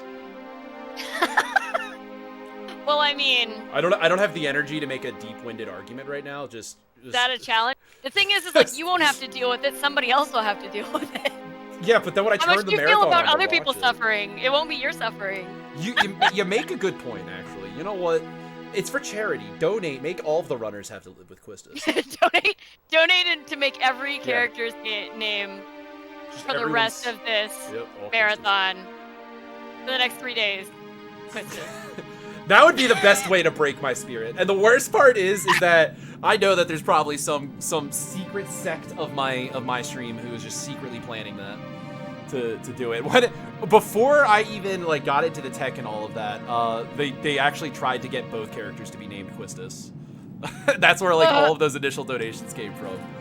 They won on one of them, but shout out to the rest of the chat for not letting my chat have its way, because they don't have good opinions. Anyway, we got plenty of time. Just the only thing I'll point out here, not important at all, just something I think is really funny. In this cutscene that you're going to see here in a second, Renoa hits the emergency oxygen button, which is an entire second tank of oxygen. Right here you'll see it. Well, in a second you'll see it. It's not this exact one. But it goes from empty to literally maximum. I don't know about you, but I've never heard of a reserve tank for something that's literally just a full version of the same thing. Never heard of that before. But anyway, you're good to keep going. I just want to point that out for people to see here because it's kind of funny. I mean, that's pretty dope planning. I've been scuba diving enough times so you can dive with 2 tanks. But yeah, no, that's supposed to be the itty bitty reserve tank, right? Why not just have a tank that's double the size and then a small reserve tank instead of just having one tank? That's your like oxygen tank, and then your reserve tank is just the same size oxygen tank. At that point, you just have 2 oxygen tanks. You don't have a backup tank. You need a backup for your backup. Yeah, that just means your second oxygen tank has a button it needs to work for some reason. That's all that means, which is weird. Why would your tank do that? We have a $2 donation here from Q Kitsune, who didn't leave a comment, but they did get in on that challenge to name the HM Pokemon Isalis. I hope I said that right. I thought you were about to say quizzes. The way you built up to that, I was like, Yeah, right. You thought it was gonna be the quizzes? way that you built up to that, I got debated real hard there. I took the bait. I was ready to yell at someone in chat.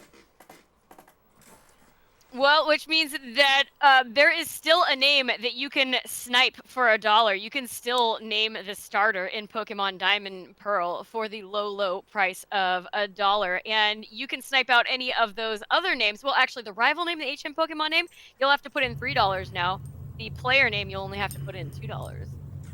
I would like to mention some of our other bid wars that are going, which is to choose the starter in Pokemon Diamond and Pearl. Chimchar is in the lead with $5, and Piplup is a very close second with $1. Let's get some penguin love.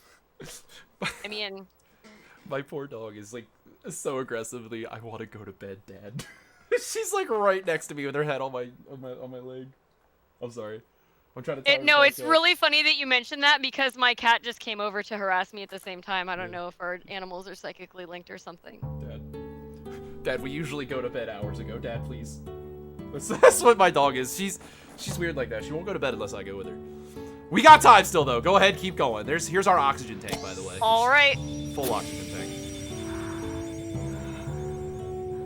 I am gonna talk about the incentives that we still have open. The Kingdom Hearts Final Mix Cutscene Glitch Showcase. We are almost halfway there at $59 out of 120. And if you will remember our conversation from earlier, or if you're just getting here, that cutscene glitch showcase is really, really, really funny.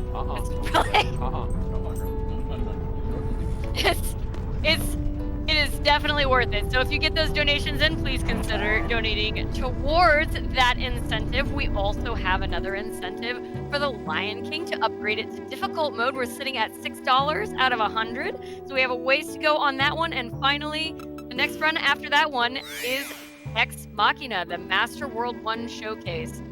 And we're sitting at $5 out of 100 there. So we could definitely use some donation. Let me take a look at the schedule here. I believe the Kingdom Hearts run is coming up in just 4 hours. We have 4 hours to meet that goal, get $61, and have that glitch showcase. So really quick, I'm just gonna jump in. Let me introduce you to the best minigame ever invented. So you remember when I was memeing hours ago about box minigame being an actual minigame? This is a literal Lost in Space minigame where we have to put Renoa in the center of the screen and then wait until she just floats into us. And you can lose runs here. I have a couple clips of it where she can actually like spawn in a position where you can't catch up with her in time. It's very sad. And you lose a ton of time because you have to wait this amount of time. So if you have to, luckily you don't game over if you lose this mini game, but you have to repeat it. And obviously, like in a speed run, if we have to wait a minute and a half, that's bad. So this is the stupidest mini game ever, and this is a really good, this is a really good visual as to what all of the Final Fantasy VIII mini games are that they force you to play instead of playing the one good one, which is Triple Triad, which is completely optional. This is what we get instead. Y'all want to trash talk? You have to actually like watch her float away if you miss it. It pops up and it's like shows like a really short cutscene, and then it's just like Renoa was lost in space forever. But instead, we have to get a face full of booty from her here. A bunch of booty here. There it is. Space booty. And a lot of just gonna sit on us real quick. So we catch her and then we do space hugs. And then you know what is super convenient? The giant spaceship right next to us that we find. Very convenient. So there's that. Oh my god, please don't look at me like that there. I love you so much. This dog. I'm getting guilt tripped super hard on this side of the stream. I'm sorry. I like that their suits are color coded just in case you didn't know. Yeah, which one was which? Who was right? who? Yeah. Like the blue suit has the boy in it.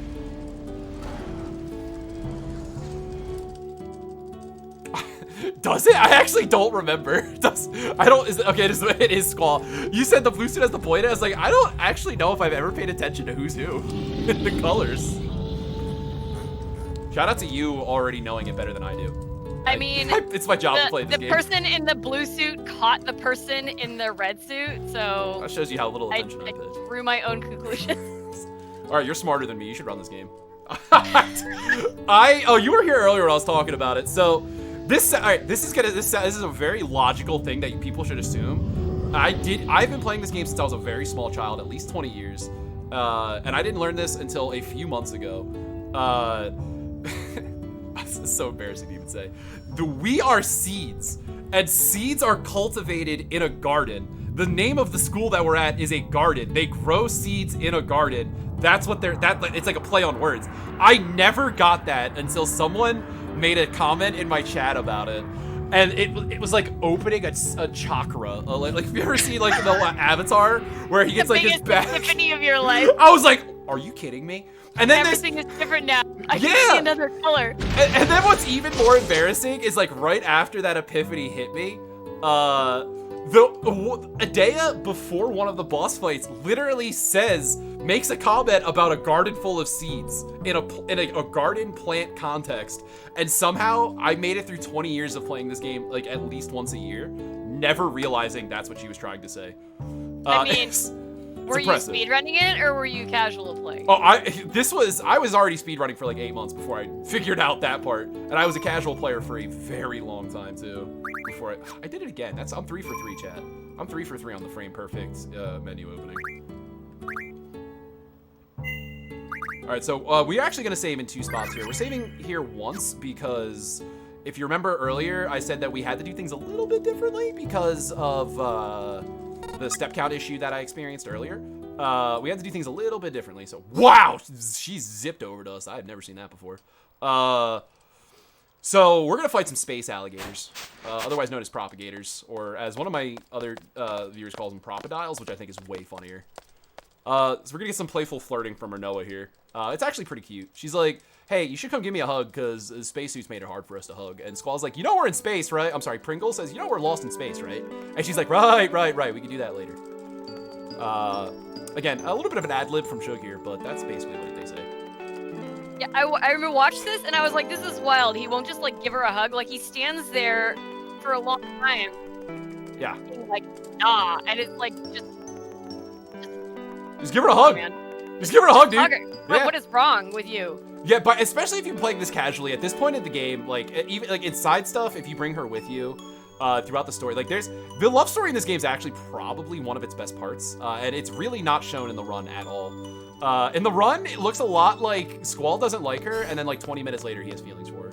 The love story is Renoa constantly being like, I like you, and Squall being like, I don't understand. That's actually especially in the speedrun, that's like 10,000% accurate. It's fleshed out quite a bit. It's one of the better parts of the run. So like of the story. And so like when you get to this point in like a casual playthrough, you are just so excited that they're on this like weird romantic space date, where they have to fight these ridiculous anime monsters that respawn themselves if you don't like do the puzzle in the right order. This is also like a puzzle set of boss fights. Luckily, we're gonna double check first, but luckily we should have everything. Yeah, we're good. We should one-shot all of them. Now, this first fight, this first fight's gonna be a lot less. I should actually probably see where my health is now that I'm saying that out loud. Okay, we're fine. This first fight's gonna be way less safe than the rest of the fights because we're not gonna have initiative just for this fight. These guys can deal pretty big damage. So we're gonna hold X, we're gonna kill him.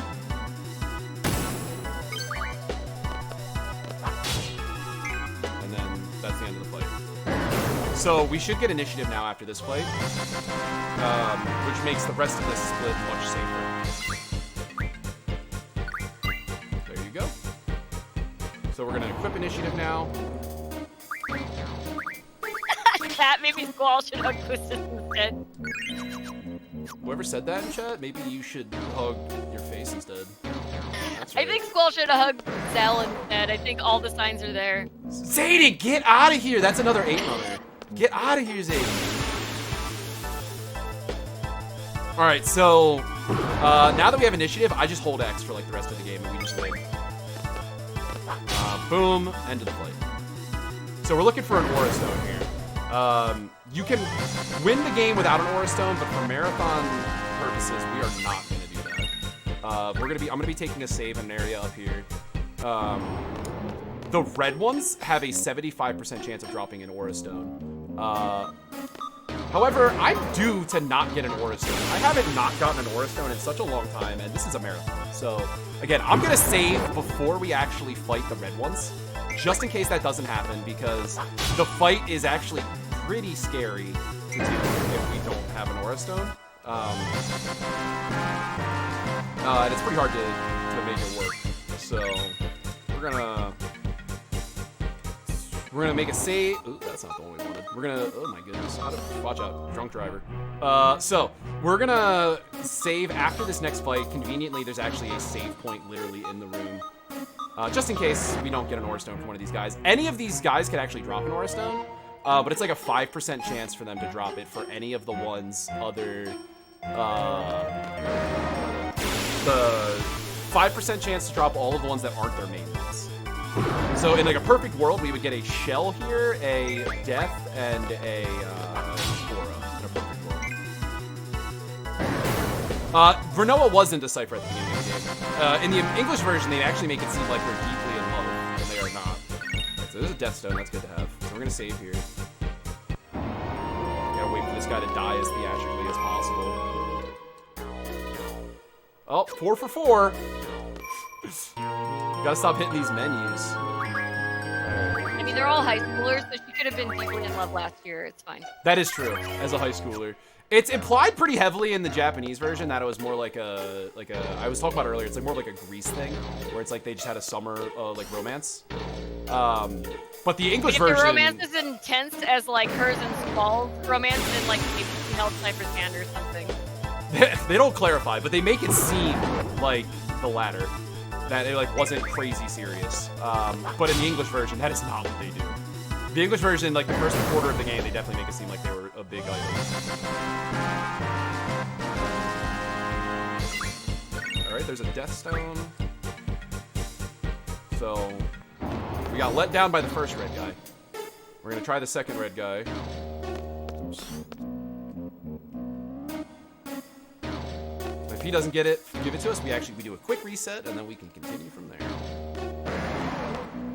And luckily, a reset doesn't actually harm us in any way anymore, which is really nice. But statistically, we should get one after this fight. But like I said, I haven't not gotten an Aura Stone in months, so we're due to not get an Aura Stone.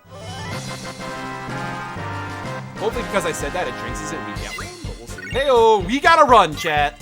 We gotta run. Yeah, I think I was in love. That's one of them. That's one of the big ones.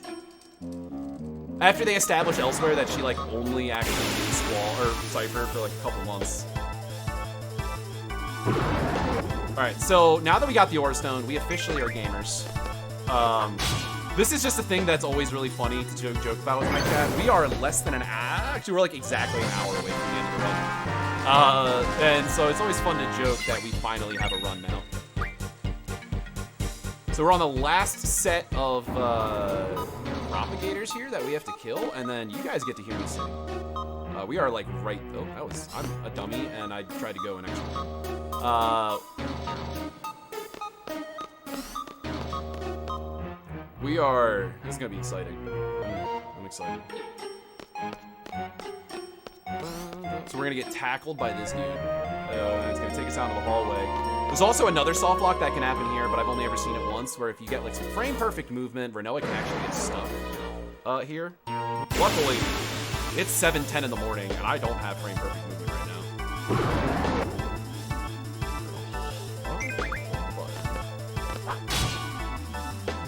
And that is going to end our Renoodle Rescue space split. My chat has lovingly renamed Vernoa to Renoodle because of her noodle arms and legs. So she is Renoodle to our chat. Alright, so who's ready for some singing? Who thinks that they would like to hear Shug sing? Because I'm so ready.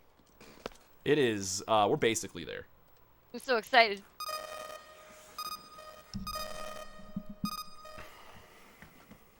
I wish I could tell you guys that I needed to bring the lyrics up to sing the song, but I don't. I'm gonna have them up. But that's mostly for my tired brain. So, you're gonna be distracted by me singing, but this is actually another adorable scene. Oh, I will, Fatal. I will. I'll sing for you.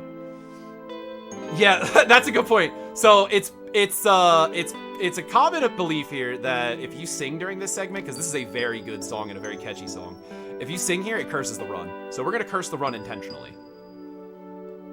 It's for charity. Yeah, just give it a good old charity curse. Cursing the run for charity. Now, I will give a small disclaimer before I start this.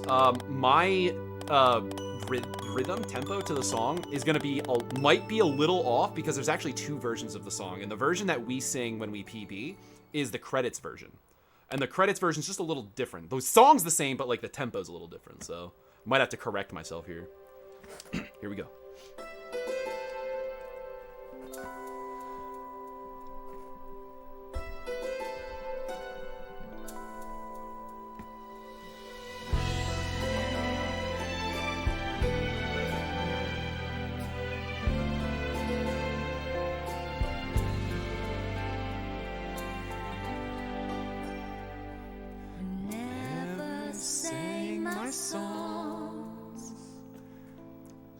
Stage on my own, never said my words, wishing they would be heard. I saw you smiling at me. Was it real or just my fantasy? You'll always be there in the corner of this tiny little bar. And last night here for you, same old songs, just once more. My last night here with you. Maybe yes, maybe no. I kinda liked it your way, how you shyly placed your eyes on me. Did you ever know that I had mine on you? Darling, so there you are, with that look on your face, as if you never hurt, as if you're never down. Shall I be the one for you, who pinches you softly but sure? If frown is shown, then I would know that you aren't a dreamer.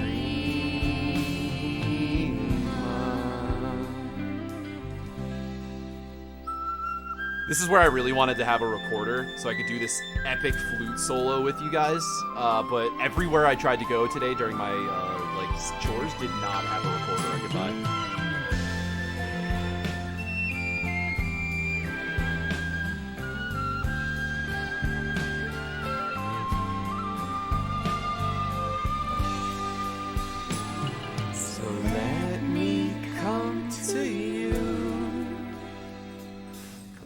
As I wanna be,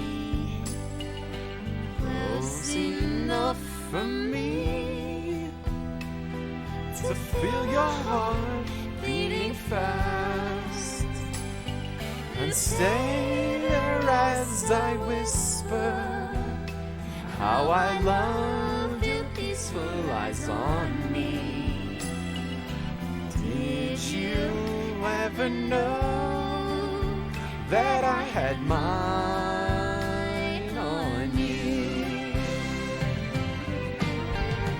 Darling, so share with me your love if you have enough. Your tears if they're holding back, or pain if that's what it is. Can I let you know I'm more than the dress and the voice. Just reach me out and you We'll will know know that you are not dreaming. Darling, so there you are. with that look on your face, as if you never hurt, as if you're never down. Shall I be the one for you? The pinches you softly but sure. The frown is shown, then you'll know that you are no dreamer.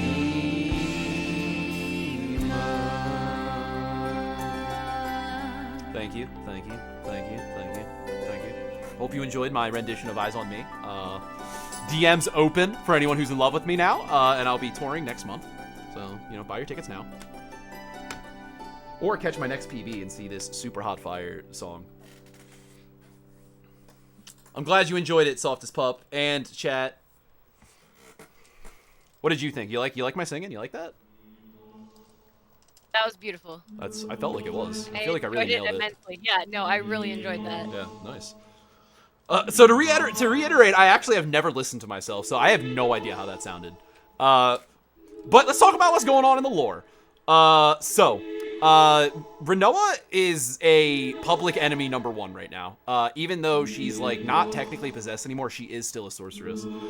So we are gonna fire her into space again. We have to encore, get out of here. So these people from SR come to help us, or come to take her, and we like deliver them. And Rinoa agrees to go with them because it's just her existing right now is basically a threat to the entire planet. So she agrees to go with them. Squall's not a big fan of it, but he respects her decision. I feel like as any good other should. He respects the decision, not a fan. And we'll see how that changes here in a little bit, but basically everything that we just experienced in space was just us getting like a flashback to all of the weird things that's been happening to Rinoa, and then learning like how much of a threat her being around is. So if any like donations or anything came in during that song, you can read them here before we jump into the next part. Awesome. Yes, I have a $5 donation from Q Kitsune, who also said Mewtwo isn't the best legendary Pokemon, and that donation went towards the starter name in Pokemon Diamond and Pearl, being Mewtwo. So now you have to beat, Mewtwo. So you have to beat $5 if you want to change that one. Now all of those naming incentives have at least one name in there. So thank you so much. We also got a $20 donation from Kekyu, who said, really lovely Final Fantasy VIII stream. Thank you. I appreciate that. And that donation went toward our Kingdom Hearts Final Mix incentive, or at least some donation went, because now we're up to $79 out of the $120 we need. So thank you so much. We're so much closer. Yeah, y'all don't want to miss that. We talked about it earlier. It is an incredible showcase. You definitely don't want to miss that. It's a shame that I'm going to be sleeping in a coma during it. Only $41 to go to meet that incentive. I earned a couple fivers with that song, right, chat? Let's get that met before the end here if we can. I really like that showcase. Anyway, continue. Oh, well, we have a $20 donation here from Zayden, who says, Zayden here, imagine having the song Rinoa's mother wrote for Squall's father as a love song for their kids. Also, don't forget to praise Quistis. This donation goes towards naming the Pokemon MC Quistis. Whatever, dude. Whatever, dude. This. You think I'm kidding when I talk about my own communities out to get me and they're hatching plans? You see what I'm talking about? Oh my gosh. It is absolutely in the lead. Now the Pokemon Diamond Pearl player name No! has taken the lead. Oh no! That was $20 to name the player, Quistis, in Pokemon Diamond Pearl. Now Pesto is a distant second at $1. This is why I took the record, Zayden. This is why I took the record. 'Cause you treat me like this. Thought we were friends. I really want to see every single character in this game get named Quistis. Ugh.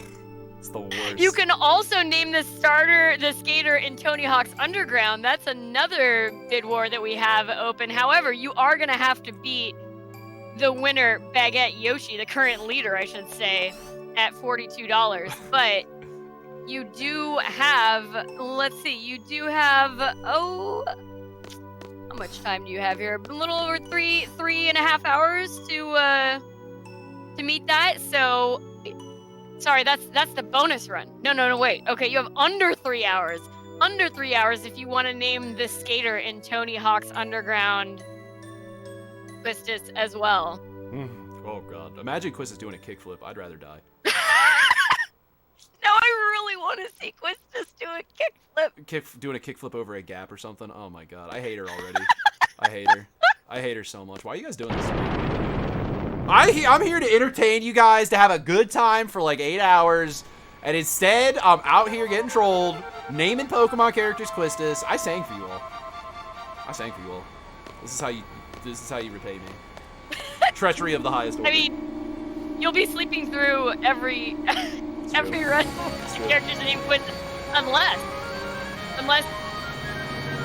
you know, the donations just keep coming in for the next 3 days to name every single character for the rest of the marathon quizzes. Oh no. That would be the scariest thing. So, we had a bit of a change of heart. Our friends were like, are you stupid? And Squall was like, actually, I kind of do feel stupid. So we decided we're going to go bust our girlfriend out of jail. Because it turns out that was stupid. If I didn't make it clear the first time. So we're going to go to the Sorceress Memorial here, where we're going to get hit with the, oh, that's what that is, for what the cover means. It's not very subtle, frankly. This is a really funny sequence to me, because it kind of showcases how anime this game can be. Squall comes into this room and talks real profound. Like he had an epiphany and he's a changed man now. And like, that's kind of how Squall talks. And you have never met these scientists before. And whoever translated this clearly knows that. The scientists are very confused by whatever like level of off his rocker Squall is when he comes in here just ranting and raving about this stuff. And so they're all very scared and confused in this seemingly hostage situation for people who have no idea who any of these guys are. We're also going to threaten them all. See, he's just to do what I should have done earlier. And the guard's like, what? What does that even mean? I know what I have to do. The guard's just confused. It's okay, though. We're not afraid to use our fists and whips here, so Pringle's gonna go save his girlfriend. Mrs. Pringle. Let's confuse and threaten some scientists. Yeah. Pringletta? Is it Mrs. Pringle or Pringletta? What do we think? Which one is it? Because Pringletta also kind of works. Pringalina. Pringalina. Okay, hold on. No, I think that's it. I think you did something there. I think you did something on that one. Pringalina's good.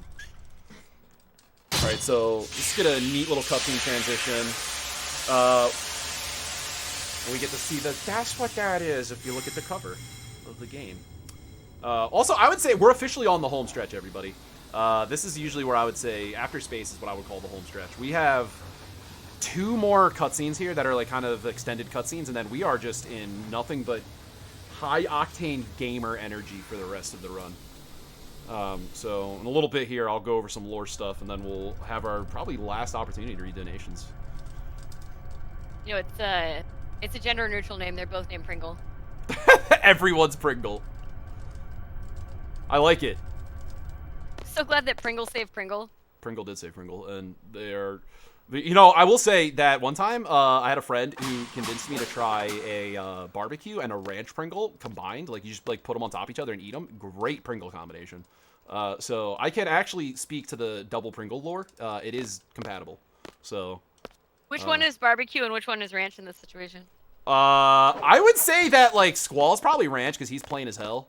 Renoa, I feel like, is barbecue's got a little bit of tang, a little bit of kick to it, depending on which one you get, I guess. And Renoa's got enough that it's there. So I would say I would say I mean, Squall's Ranch. She does have that exploding dog, right? So She does have the exploding she's dog. familiar with barbecue. Yeah, that's one word for it.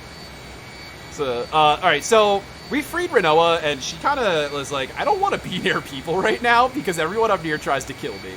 And if you guys haven't noticed, Zell is a very eloquent person who does a very good job at talking but thinking before he speaks. So he makes a comment about how we should just get rid of all the sorceresses, forgetting that that Renoa is literally a sorceress. And so he gets kind of yelled at here because they just want to beat up all the sorceresses. He's like, right. We have a sorceress now. So we decide we're going to go back to Adea's house, and if you remember the opening of the game, there's that cutscene where they're looking over a field of flowers and a lot of quotes pop up. We're actually going to play through the sequence where all those quotes come from. This is another segment that's just going to be hard for me to do any justice to. This is a really awesome segment of the story, but I'll do the best I can to kind of get across what's going on here. Again, we drive backwards because winners don't turn their vehicles. Winners just drive whatever direction the vehicles are facing, except we're always backwards here.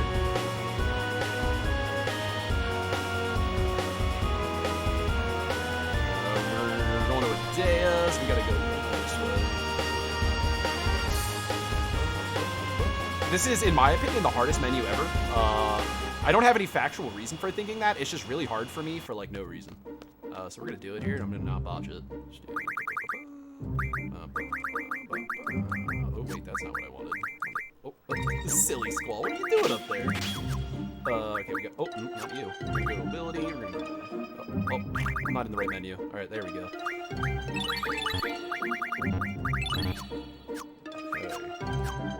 So that's the end of the menu. It's not hard. I didn't say it was hard. I said I'm bad at it. And I am bad at it, as you can tell. That one, it's so weird. No matter how much I practice that menu, I just suck at it. Alright, so there's a very common soft lock. This is another one that you may have experienced when you played casually. If you talk to the dog here when Irvine is on his way out and the dog is on its way out, it actually just soft locks the entire game and you can't do anything. So we're going to just do that. There you go. So I'm going to do my best here. Pringle is trying to make Pringle feel better here. I can't keep that up. It'll be way too hard. So she is like breaking down how terrified she is because she can become a puppet of Ultimecia ever again, but doesn't want to be imprisoned. It doesn't want to be away from Squall.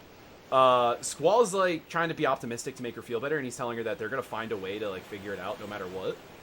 And he actually makes an interesting comment here that if she were to become the sorceress, he wouldn't try to stop her. He would actually become her knight, which is their way of trying to say that like if the roles were reversed with Cypher, Squall would probably have taken a very similar path. Which is an interesting thing for them to talk about. So she talks about a dream that she's been having that she like can feel the presence of Ultimecia, and so she like tries to find Squall, and she's running and yelling his name, but she can't find him, and she's just scared and alone and doesn't know what to do. So Squall says he tells her that stay close to me, which is where she another reference to that comment earlier in the game, and he tells her that if she's ever lost and can't find him, that he'll always be here at this field of flowers waiting for them. This is what they're talking about now.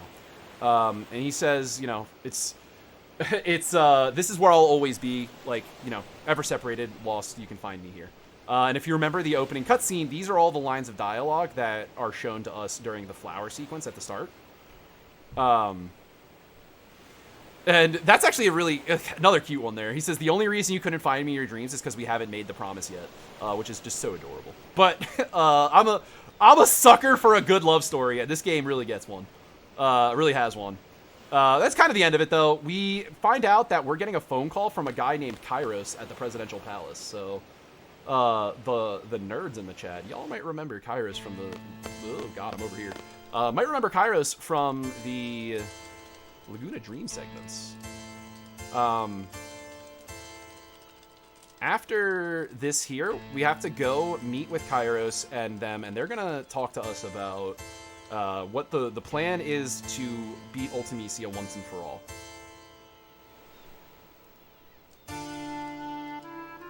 If you're asking me, yeah, I'm wearing the GDQ shirt. It's got like Ultimisia and Squall and them on it. So this is our last party menu in the game. Well, optional party menu. This is an important one because this actually sets up a fight we have coming up for, like, we do like a weird set of movement. Oh, I have this turned on. We have like a weird set of movement coming up here that is very much worth talking about. And it saves us a ton of time to actually set our party up right there, because we would have to land the ship otherwise, and it would cost us just a bunch of time because the ship has animations for all of that. And if you haven't noticed, it's like lift-off and landing animations very slow. I'm driving looking down here again because I don't want anything in the world map to load if it's not necessary. Now I'm gonna have to look up here quick just to make sure. Now you see how much the game slowed down immediately? That's why we spend so much of our time looking down when we're near the city, because the game is a very hard time rendering all of the city there. So coming up here, we're gonna have like that last briefing I was talking about. It's gonna be the last major dialogue-based time loss. Dr. Odin coming up here. If we accidentally say yes to one of his dialogue options here, it adds. I've never actually counted it out and done the math. But this or the one in the garden we talked about earlier is the worst incorrect error. I really think this one is like somewhere in the area of like 50 seconds to a minute of time loss, but I'm not 100% certain because I haven't timed it. But basically what the plan is that we are going to go and we're going to fight Adele and kill Adele. So that there is literally only one sorceress left that Ultimisia can jump into. And then through some hoodoo, I don't remember it because, like I said, this game's back end gets really interesting. Through some like crazy hoodoo, they're gonna use that in conjunction with Elon's powers to have Ultimisia pulled out of Renoa and sent into the past into Adele's body, which basically sets up a situation where past, present, and future coexist at the same time. And that is a paradox, and it creates something called time compression, which is like past, present, and future all coexisting within the same window. And that's what Ultimisia's ultimate goal is she doesn't want to just like rule the world. She wants to rule all of space and time. So by collapsing every timeline onto itself, she can create time compression where all three of them coexist and she rules all of them. So that's kind of what her plan is. And to stop that, we have to make sure that we can get there. So we actually trigger time compression ourselves. So that we can go to the past to present future, John, and beat up Ultimisia. Shout outs to this bop. This song is so funny. And this is another thing that like kind of adds evidence to like the Squall is dead theory we were talking about earlier, because everything in this game is so normal, and then you come to this like sci-fi alien city out of nowhere. That's also across a magic train track that you just kind of walk across. Very strange. So this is Laguna, Kairos, and Ward. Laguna is the president of Estar now, which is why, we haven't seen him, because it's a very xenophobic state that really, they locked down all of their borders after everything that happened with Adele, because they did not have a great relationship with the world after the Sorceress Wars. All right, so this is the dialogue option we gotta be careful about. Luckily, it's pretty obvious to see it, but I'm gonna be quiet here for a sec.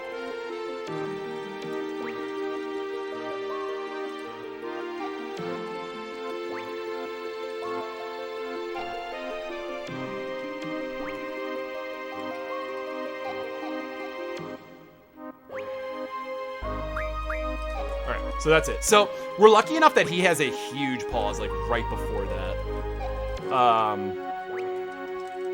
Which is good. So to kind of like, it's hard to explain if you haven't played like all of it. So there's like this self-fulfilling prophecy that is happening to Ultimisia, and that's why she's so afraid of the seed, because she is like prophesized to lose to the seed. So she's trying to like do everything she can to eliminate them, which is why everything's like been happening and why they're trying to figure out what the true like source of seed is and like what the real reason behind it is earlier in the game. Because she, Hein, who's like the god of this world, like is the one who bestowed a lot of that sorceress power. And I don't remember how we get from point A to point B, but somewhere in there, there's a prophecy about us killing her. I wish I could deliver that better. I'm a sleepy boy though. So this is our like last long dialogue. So if you want to get some donations in, this is a good time, and then it's kind of a roller coaster to the end here. All right, well, before we ride that roller coaster to the end, I'll just remind everybody of the incentives we still have open. That Kingdom Hearts Final Mix Cutscene Glitch Showcase. We're only $41 away from that. The Lion King upgrade to difficult mode, we are at $6 out of 100, so we have a little ways to go. And finally, the Next Machina Master World 1 Showcase, we're sitting at $5 out of 100. So if you get those donations in for Able Gamers, please do remember to check out those incentives and put them towards the one that sounds like the most fun to you. So, just to jump in really quick, we very literally have to win with the power of love and friendship here. If you still aren't convinced this game's an anime, that should be the final nail in the coffin. It's literally about love and friendship. Anyway, you're good to keep going. Oh yeah, no, I couldn't handle it. That was exactly first the bread and like the running around and like the floating high schools and like and then winning with the power of friendship. Yep. All right, we have an anonymous $15 donation to change the starter's name to Zammy in Pokemon Diamond and Pearl. The song's a banger too, by the way.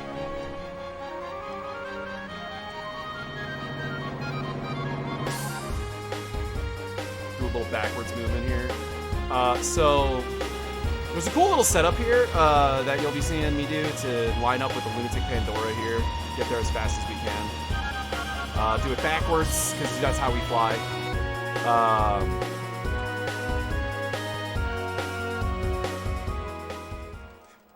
Yeah, see, that's as good as Sour Please. So this is, there's a cool little cutscene here where first off, our spaceship has arms, and I think that's so cool. I don't know why a spaceship with arms sounds so cool to me, but it looks super dope. When we're done with this, we're actually gonna leave these dungeons. This is like one of the last dungeons. But as soon as it like says we can leave, or like enter the dungeon, we're gonna leave instead, and it's gonna be pretty obvious why we do. This is a whole cutscene here, so if you have one more thing you want to do, we probably good for 2 more actually. Spaceship with an arm on it also has constant teeth. Got an arm and a giant. Look at that! Look at his arms! Sorry, I get so excited about this thing having arms. I do want to mention that anonymous donation that came in definitely changed the starter name for Pokemon Diamond and Pearl. It is now in the lead. Sammy is in the lead with $15, followed by Mewtwo with $5. Mewtwo kills me. Alright, so we leave the thingamabob, and then we go back. And that actually teleports us outside the ship. Which is substantially faster than actually going into the ship. Or leaving like through the door you're supposed to go through. Now, we teach Fusion and Rajan a very valuable lesson about being bad guys here. What happens to villains who monologue? They get bodied. And unfortunately, we have initiative, and these nerds decide that they're going to monologue on us. So, we're just going to use it to melt them instead of actually fighting them because, bad guys.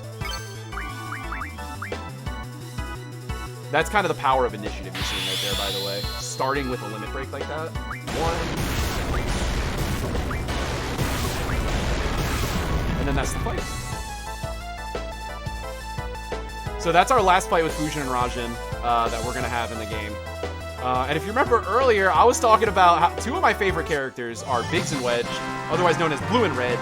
We've seen them a couple times throughout the game already. I love these characters. I think they are hilarious, and I talk about on stream pretty constantly how I think they might be the best characters in the game. The characters up here, if you go to talk to them, they don't actually try to fight you this time. They see you, and he's like, no, absolutely not. I'm not dealing with this again. Come on, Blue, we're leaving. And they both just quit. And like the guy on the right is like, wait, no, I don't want to quit. Why am I quitting right now? The entire segment is really funny, and if you ever play casually, you should absolutely talk to those 2 down there. They do not fight you, and instead you just get hilarious dialogue. Those 2 characters are just 2 really dumb dummies, and they're just a great joke throughout the entire game. So, you might recognize where we are now. We're actually running back through where the other team got ejected from here before. So I remember, if you guys remember earlier, I mentioned that Selfie was going to spend most of the rest of the game dead. That's all because we're actually building or preparing for this fight. In this fight, if this boss has a 100% counter rate, but he dies in 4 demolition shots. The problem with that is that if we get a Crisis level 1 with Irvine, we actually only get 3 demo shots, which means that he will retaliate and instantly kill Irvine, which is obviously not very powerful. So, we'll save you real fast. By choosing to... We're 5 for 5, gang. Did I do it again? Okay. By choosing to have Selfie be dead here, we increase the chances of us being at a higher Crisis level. Again, we're not guaranteed to get this, but it's ever since we've started doing this, it's just made the fights more consistent. And then shortly after this, we have one more fight after this, and then that's the end of this disc, and we will have the last manipulation in the game. This is a tough one. Well, it's another one like Pole Count, but it's a little bit harder to learn.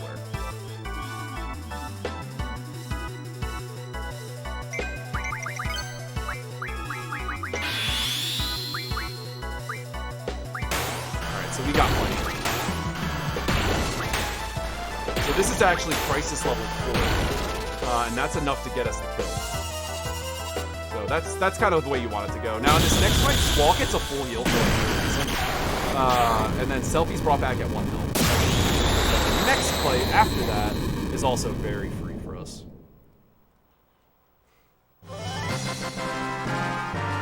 Also, I know you guys said you were behind schedule. This is looking like it might finish a decent amount actually ahead of schedule. So that's pretty exciting. They've been making really good time. Yeah, save some time. We'll save some time for the relay. I did it for the people.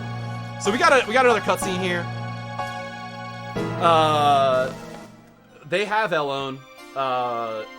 Rajan and Fusion were able to grab her in the meantime, so we're ready to settle it here. Except for Fusion and Rajan are like, Cypher, you've officially are off your rocker, and they actually give Elone to us instead. It's very different than what you kind of expect to happen here after an entire game of them just being ride or die. But yeah, they're like, all right, dude, you've lost your mind. You need to like big chill. You're like about to end the space-time continuum. And he just kind of writes it off, saying like, well, we were a good gang while we lasted. And so they leave. One of the more interesting character parts here is it's the only time in the game that Fusion speaks in complete sentences, as opposed to just screaming verbs and nouns at people. In an attempt for her to appeal to Cypher to stop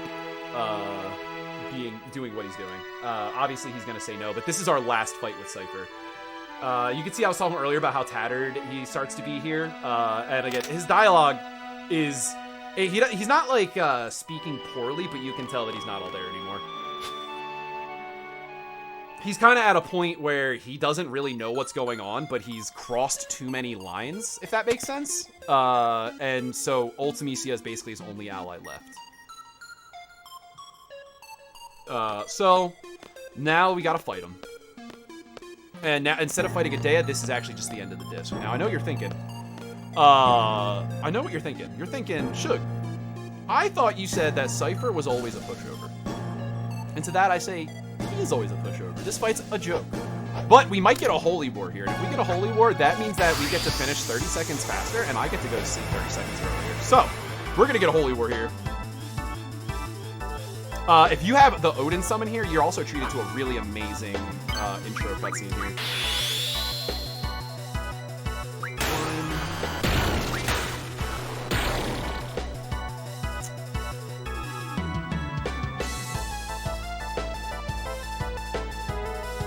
That's a bodied Cypher. It's a really cool cutscene though, where you see him just straight up cut a summon you have for most of the game in half, and that summon is supposed to be like a super powerful entity in the world. He gets riggedy wrecked. All right, so we did not get a Holy War. We have 2 heroes, which means we are going with the normal strat. This is the strat you'll see in like 90% of runs for this game. Holy Wars are very rare. I did get a Holy War in my practice run the other day, though. We're going to have our disc swap here, and there's only like 20-ish minutes, 24, 25 minutes in this last disc, so we are, like I said, we're real close. We're going to be doing a manipulation here to try to... Our final party during the last boss fight's actually random. But if you haven't noticed throughout the course of this run, Final Fantasy VIII runners think random is stupid. So we have discovered that by tracking very specific movements in this upcoming cutscene, we can actually predict ahead of time what our final party will be. And we can manipulate the game to give us the party we want. Well, to give us a party that is, like, good. Is probably the better way to say it, because we can't really necessarily choose our party, but we can... oh god. We can see where a viable party is. So that's probably a better way to think of it. We don't choose our party. We get to see where we are in the RNG and see what the parties around us are. And then we can move our RNG into a party that is beneficial to us in the end. Really, all that matters is that we have Irvine, and preferably, like Zell or Squall or something. But it's, you know, any combination works as long as Irvine's there. Because he is our cowboy who settles all of our disputes. It's like the Indiana Jones of this game. Yeah, like everybody else jumps in and like waves the sword around a bunch, and then he just shoots them and walks away. Yep. Like I said earlier, in Final Fantasy VIII, if you have a problem, you shoot it. And you know, other runs you have like slots, you have death blow, you have all kinds of different stuff. This game, a lot of like the skill cap in this game comes from input speed and precision, not from like battles and things like that. Like menuing, the text boxes are really weird in this game. Menuing is like pretty intense in this game sometimes. Like it's a lot of that, and this game has more manipulations than I think any of the other like major PS1 games. And that's like another thing that really intimidates people into the game. But like that's where the bulk of the difficulty is, which is kind of neat. So, as a kid, you probably remember this Adele fight, and you probably remember getting stuck on it here for a little while, because you probably killed Renoa on accident a bunch. This fight is super easy in the speedrun, though. This guy usually doesn't even get a turn. By usually doesn't, I mean the intro is usually not even done before we win. Like, we've already won the fight.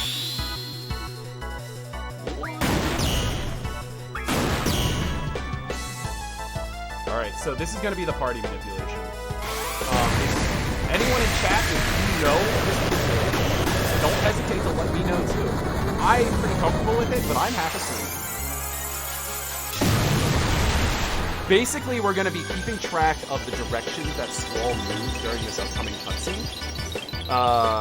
And then after the 12th movement, I'm going to do I'm going to do a input on my controller that's going to lock the RNG in place. And then we're going to carry that to the end of the game. Hopefully.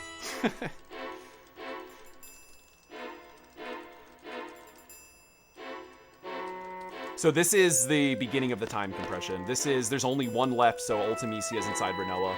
So now Ultimisia is sending both of their consciousnesses together back in time to when Ultimisia would have been inside Adele.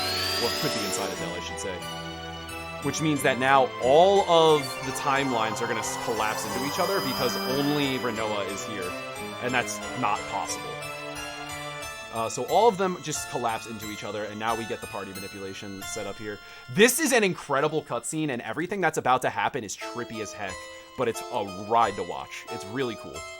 So enjoy the rest of the game, everybody. I'm going to do my best with this manipulation, but I am very tired.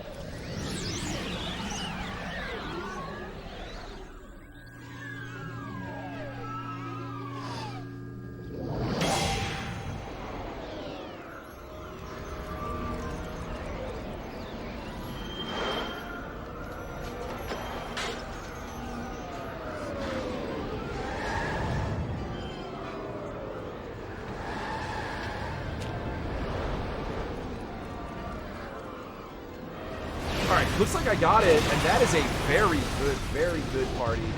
Now here's the question. Do I be a good speedrunner, and do I take the zero party, the zero draw party, but we beat the game with Quistis? Or do I go out of my way to specifically not get Quistis? That's the question. Actually, in a real speedrun, it would probably be faster for me to go over here. Because if we draw, we got Irvine Zell Selfie, which is actually faster than Selfie Irvine Twistus.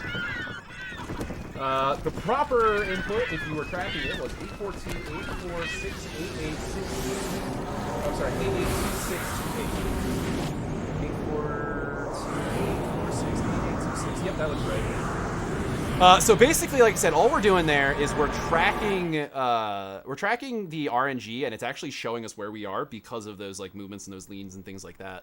And we have to hold this button until we touch this save point here, and then we have some stuff here I got to do. All right, so there's that.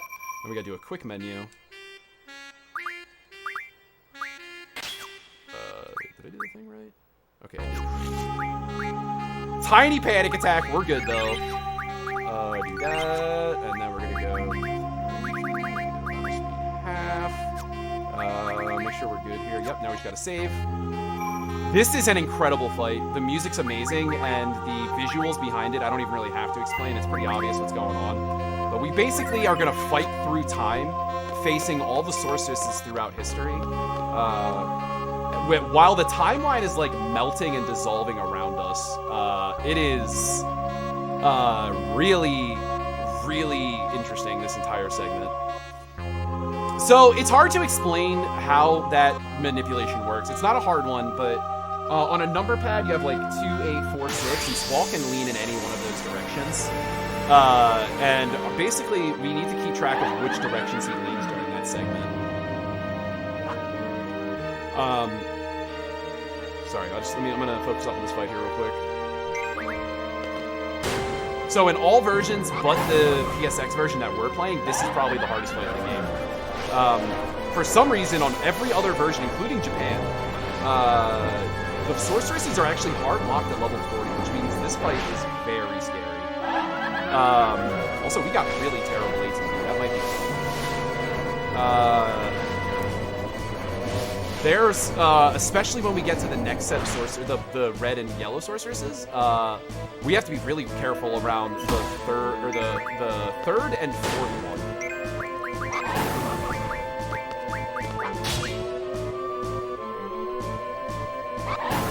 Almost made a silly sleepy boy error there. This is not the fight you want to make you a dumb error on. Imagine budding time traveling RPGs. Sorry, catching up with chat. I just saw budding, and I'm always down to see it.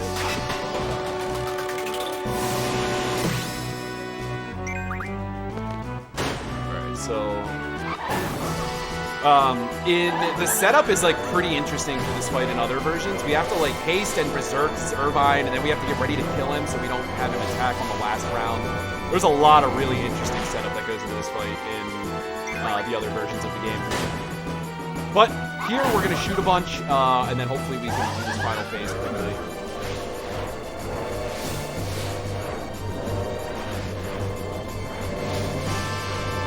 So I believe this is the last blue.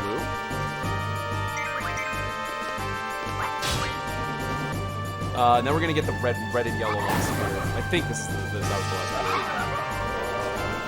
blue. Yeah, so the red and yellow ones are more powerful. We are especially afraid of the third and fourth ones because they know Meteor and Wing. So you'll see me do some stuff here to hopefully. If we get real spooked out, I'm actually able to throw a Death Stone. It has a 70% success rate on these fights here. And I'm gonna save that for the third, probably the third one. It looks like.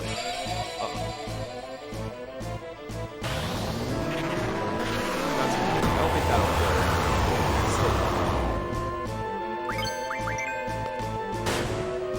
Alright, so no, we're gonna do it on the fourth one, it looks like, because Squall should get his turn quick enough that we don't have to worry about using the Death Stone. And if this works out well, we also should have Irvine pop during the final blue sorceress, which is exactly what we want.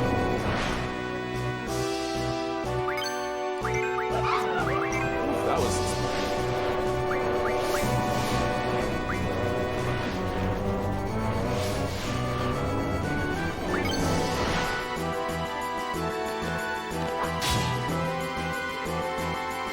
So if this works, that's exciting. If it's not working, we'll take a shot. Alright, so it didn't work, so we'll take a shot. And then we have to wait till Irvine's turn here, and then we're gonna do some AP ammo into the big boss.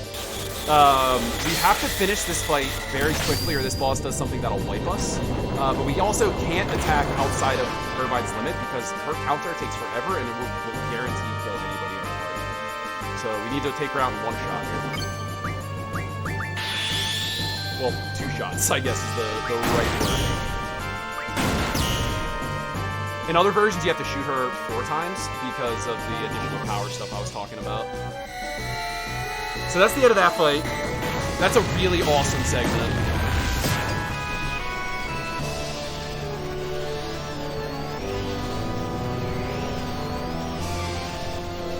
You could actually use WASD as well for that manipulation, but I don't think most of us do. I think most of us use numbers. And then you can, like, wild card some of them, too, where the computer will try to, like, logic path its way to find what the right answers would be. Alright, so we are going into the final dungeon now, everybody. I hope you've enjoyed this journey that we've all been on together. If you want to squeeze in another donation or something here as we're getting ready to go into the beginning, because I have to do a save and everything as well here. I don't have any more donations at the moment. I just want to say it has been an absolute pleasure. Yeah, I agree. You guys were both amazing as hosts. This was a wonderful time, and I'm also very happy that all you guys hung out. A lot of you guys have been here like since the beginning in chat, and I appreciate that. I stream full-time, actually. This is my one and only job. So if you guys enjoyed this, head over to my like normal channel, Shug_SSB. Please drop that follow. It's a lot of speedruns and like community stuff. It's a pretty great community we have. So if you guys like this, I would super appreciate follow over there if you hung out with us sometime, because this is an opportunity for me to do my dream job, and I've loved it. So I'm very happy that Helix and the rest of that the entire Midwest Speedfest crew was nice enough to allow me to run an 8-hour game in their marathon. It's not easy to find places that they're looking for an 8-hour game, but it ended up working out really well for all of us here. So that's the last save we're gonna see. In a worst case scenario, we have a reset manipulation we can do there. Hopefully you don't have to see that. This is an awesome, awesome, awesome dungeon. Amazing dungeon. Casually. It's not that great. It's not that great in the speedrun. We gotta just blow through it, but it's so cool in the speedrun. Or in the casual run. So basically when you go into this dungeon here, you lose access to every single ability you have except for attack, and that is it. You have to defeat bosses in order to be able to unlock them, but we only need item and limit breaks. That's the only ones we're going to unlock. So we're going to do a little bit of schmovement to get past this guy, or I'm going to try to do schmovement to get past this guy, because, you know, sleepy. We'll see how we go here.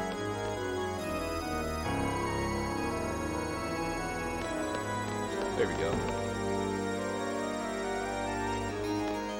So we're gonna fight Tri-Point. Tri-Point's gimmick is, if you attack Tri-Point with anything other than the element it's weak to, it will retaliate with a really powerful attack called Mega Spark, which in the speedrun will always kill us. But I talked earlier about how in the SR menu we did set up for basically all of our fights for the rest of the run. Here's an example of that. We refined some Firagas and deleted some Blizzagas, so when I did that auto earlier, it actually made it so Irvine shoots fire bullets now. And wouldn't you know that this boss is weak to fire. So what happens is we shoot him once and it doesn't kill him. But you gotta be careful not to run here as well, because these are the only boss fights you can escape from. So we shoot him once. It's gonna deal huge damage because it's weak to fire. And then we're gonna shoot again. It's gonna deal way less. But because we kill him, we don't have to worry about the retaliation attack. So it's a nice little thing we can do here to beat this boss by just attacking twice. Now we have to take limit break here, so you got to be really careful in that you don't mash or anything, because this if you pick the wrong thing here, that's no point. So that rocket engine's also crucial to us being able to complete the run. So that's another reason that we fight this guy.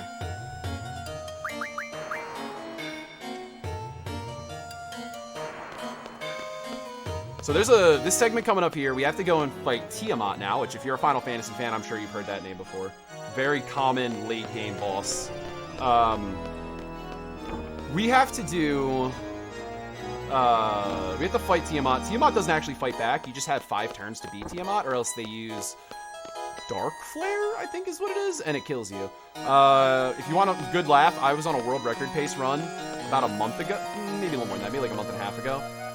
And my controller literally broke during this Tiamat fight, and everyone had to watch me lose a world record to that Dark Flare attack, which I don't think I've ever seen before. So that was very tragic, but there is some clips of it on the channel if you want to check that out.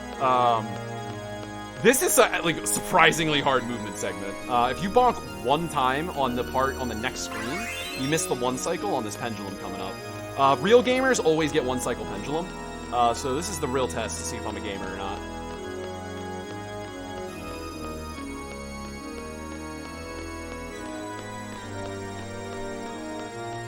Yeah, we got it eventually, but let me tell you how that made me so sad. Real gamers get the first cycle, chat. I'm a gamer. What can I say? You bonk anything, the game just says, no, no, no, no, no. You're not allowed up here.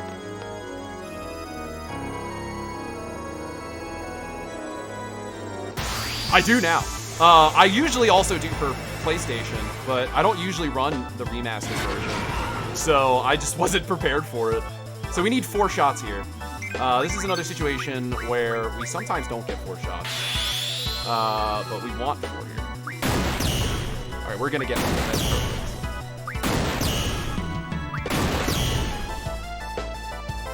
The end of that fight. We only have 1 more fight left in the game, everybody. So if you remember earlier, I talked about how there's that one screen that's at the end of the step count that I was saying is really long and really intimidating for new runners. Well, I'm going to show you that screen's really ripped, shredded big brother that wants to beat us up for picking on his level. This next screen, or not this next screen, this last screen, before we go into the until we go into the Ultimisia fight. So we gotta get item here, and that's all we need to beat the game. So going into this last like screen you're gonna see here, I have to run in a straight line across like this entire thing. If I at any point break a perfect straight line, the manipulation immediately fails. Now the good news is that the setup we have here, we might actually still get a good party if that does happen. But we don't have to touch that draw point now because we have a good party. So this is it. This next ladder is the last movement I'll have to do before the final boss. And like I said, this is horrifying if you're a runner on... Oh, you're right. Holy moly. Ha! I straight up forgot the menu. I told you guys I was tired. Hey, shout out to the Final Fantasy runners in chat who are better at this game than me. We gotta do that, we gotta do you, we gotta do this, yeah, you go there. I'm tired is my rebuttal. We gotta also potion you to not have that much health. Yeah, you're there, you're there. What am I forgetting here? We do that, we do that. Oh yeah, we gotta come up here, do you. That's it. See, told you guys I was tired. Sleepy boy. So that, we actually can't win without that speed 40. So shout out to Brahmin Rhoda in the chat. Reminding me to do that one, because that, we lose the game. Just make sure we got it. Yeah, we're good. We lose the game if I forget to do that. Speed doesn't need to be 0% here. Alright, so we're gonna hold up. This is what true horror games actually are.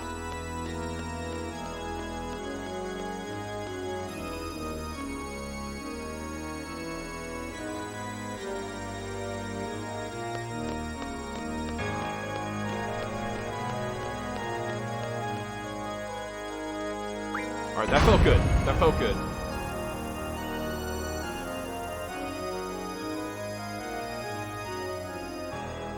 Alright, so we should be good.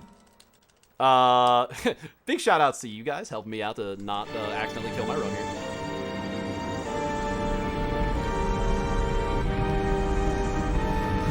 Alright, so You're supposed to get 3 random people. If our manipulation here worked properly, we're gonna get Selfie, Irvine, and Quistis. If it didn't work properly, that's awkward, because I feel like we did everything right. So, we'll see. Also, this character's a big fan of the letter K. I can only assume big Mortal Kombat fan growing up. This is one of the more popular Final Fantasy boss fights, or final boss fights. It's a 4-phase fight? Yeah, 4-phase fight. So we'll see here how we do.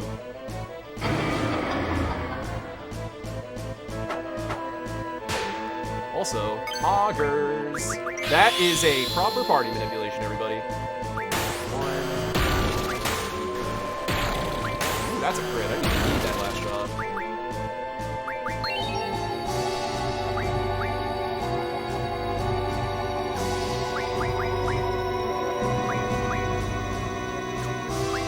I'm so tired, I'm like quadruple checking to make sure I'm doing that. Yeah, we got really good ATV setup.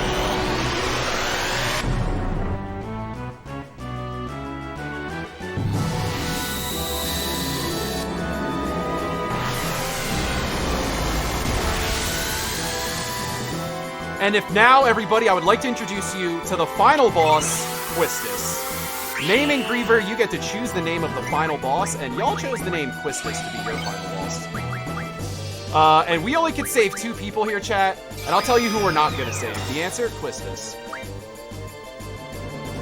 We're gonna save Irvine and Selfie, and we're gonna let Quistis get absorbed into time. If anything, I should thank chat for giving me this wonderful opportunity to kill Quistis. We're gonna blast her! Shoot her 4 times, and she's gonna use a really sick attack, actually, called Shockwave Pulsar here. This is a really neat looking attack. But I would say this is where we get an F in the chat for Quistis, but if anything, can we get some pop-offs for Quistis about to get utterly annihilated? Completely just destroyed. This is actually, you know, hold on, we're gonna get rid of the overlay. We're gonna watch this. Enjoy this, everybody. This is 2 invincible characters, 1 not so invincible character. So a little fun fact actually, you can actually teach Quistis this attack if you have the, oh, she's dead. You can actually teach Quistis that attack if you have the Chocobo World.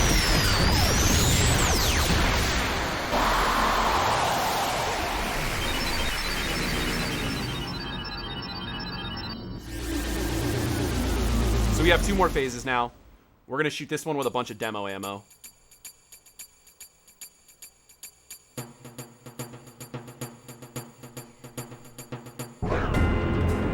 This song, Baby I'm a Lion, is also dope. Very good song. Oh, you can do that? Or Siren at level 100? Ah, okay, first off, nerds. Second, there you go, see? I play the game fast. I don't play it well.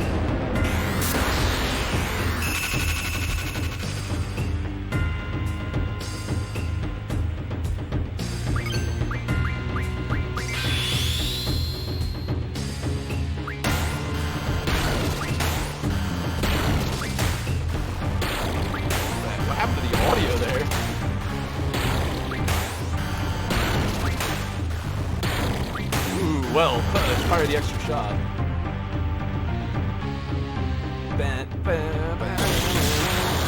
Alright, so we're coming up to the last, this is the last phase. This is like one of the best songs in the game called The Extreme. Right when it gets good, I'm gonna win the game. I just want to take this opportunity again to thank everybody. Thank you, Helix. Thank you, Sporadic. I had to double check, I'm so sorry. Thank you, everybody, for hanging out. I hope you guys really enjoyed my run. I also want to thank Connor Cordelia.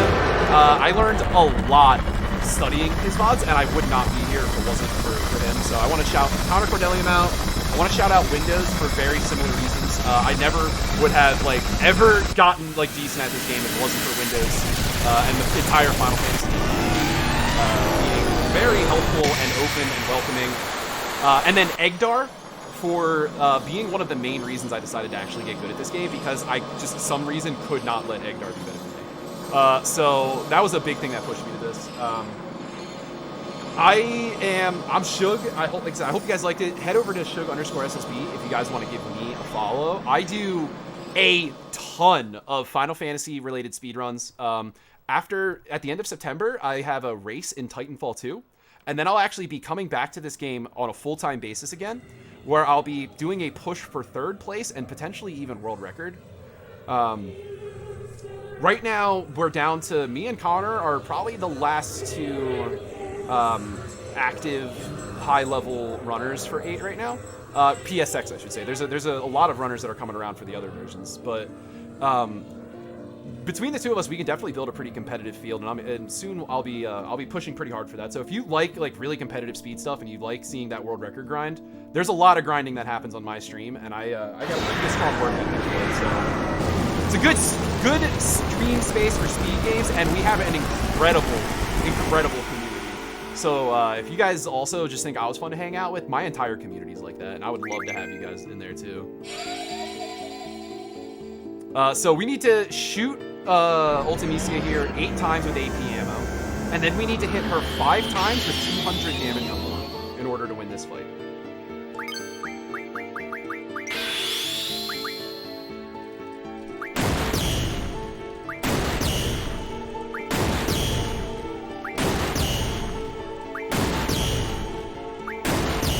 Ooh, we got a low health too. All right, so now we hit 5 times 200 damage. Earlier in the S-Star menu, we gave demis to everyone. Oh, nice crit selfie. That's so we could make sure everyone could deal enough damage and we wouldn't have to worry about it. Now, in a perfect world, we actually get an even better time because Quistis doesn't get baby here. Usually we're going to see the baby, but that is, what was that, 2 shots? That's 2.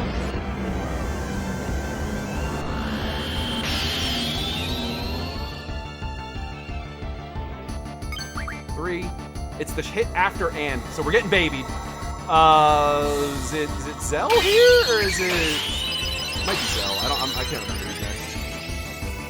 If they have full ATB though, that's pretty powerful.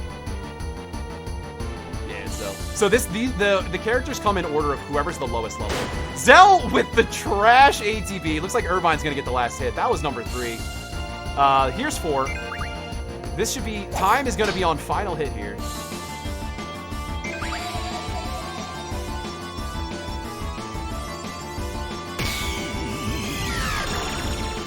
So she just drew Apocalypse, which is one of the big magics. Time. So, that is Final Fantasy VIII. My splitter says 8:37:11, but I know mine got started a little bit late. What time did you get for me, Splitter? 12 time? Sorry, it's yelling in my ear. What time? That's very loud. The timer got stuck. Well, I clicked over immediately when I heard you say time, and it said 8:40:39. So maybe 8:40:38. We're getting 8:40:47. You know when eventually the button got hit. She's about to be dead, and then everyone stopped loudly dying. You said it was 8:42. Is that what you said? It's an 8:40. I thought 8:40:39. 8:40:39. That's pretty good. So that's actually a marathon PB for me as well. My marathon PB prior to that was actually 8:44. So that's my PB is at 8:26. That's good for 4th place on the leaderboard. But a marathon run of this game and a non-marathon run are pretty different. So that's all I got. Good luck to the next runner. I'm gonna go sleep. I hope you guys enjoyed my run. Tech crew people.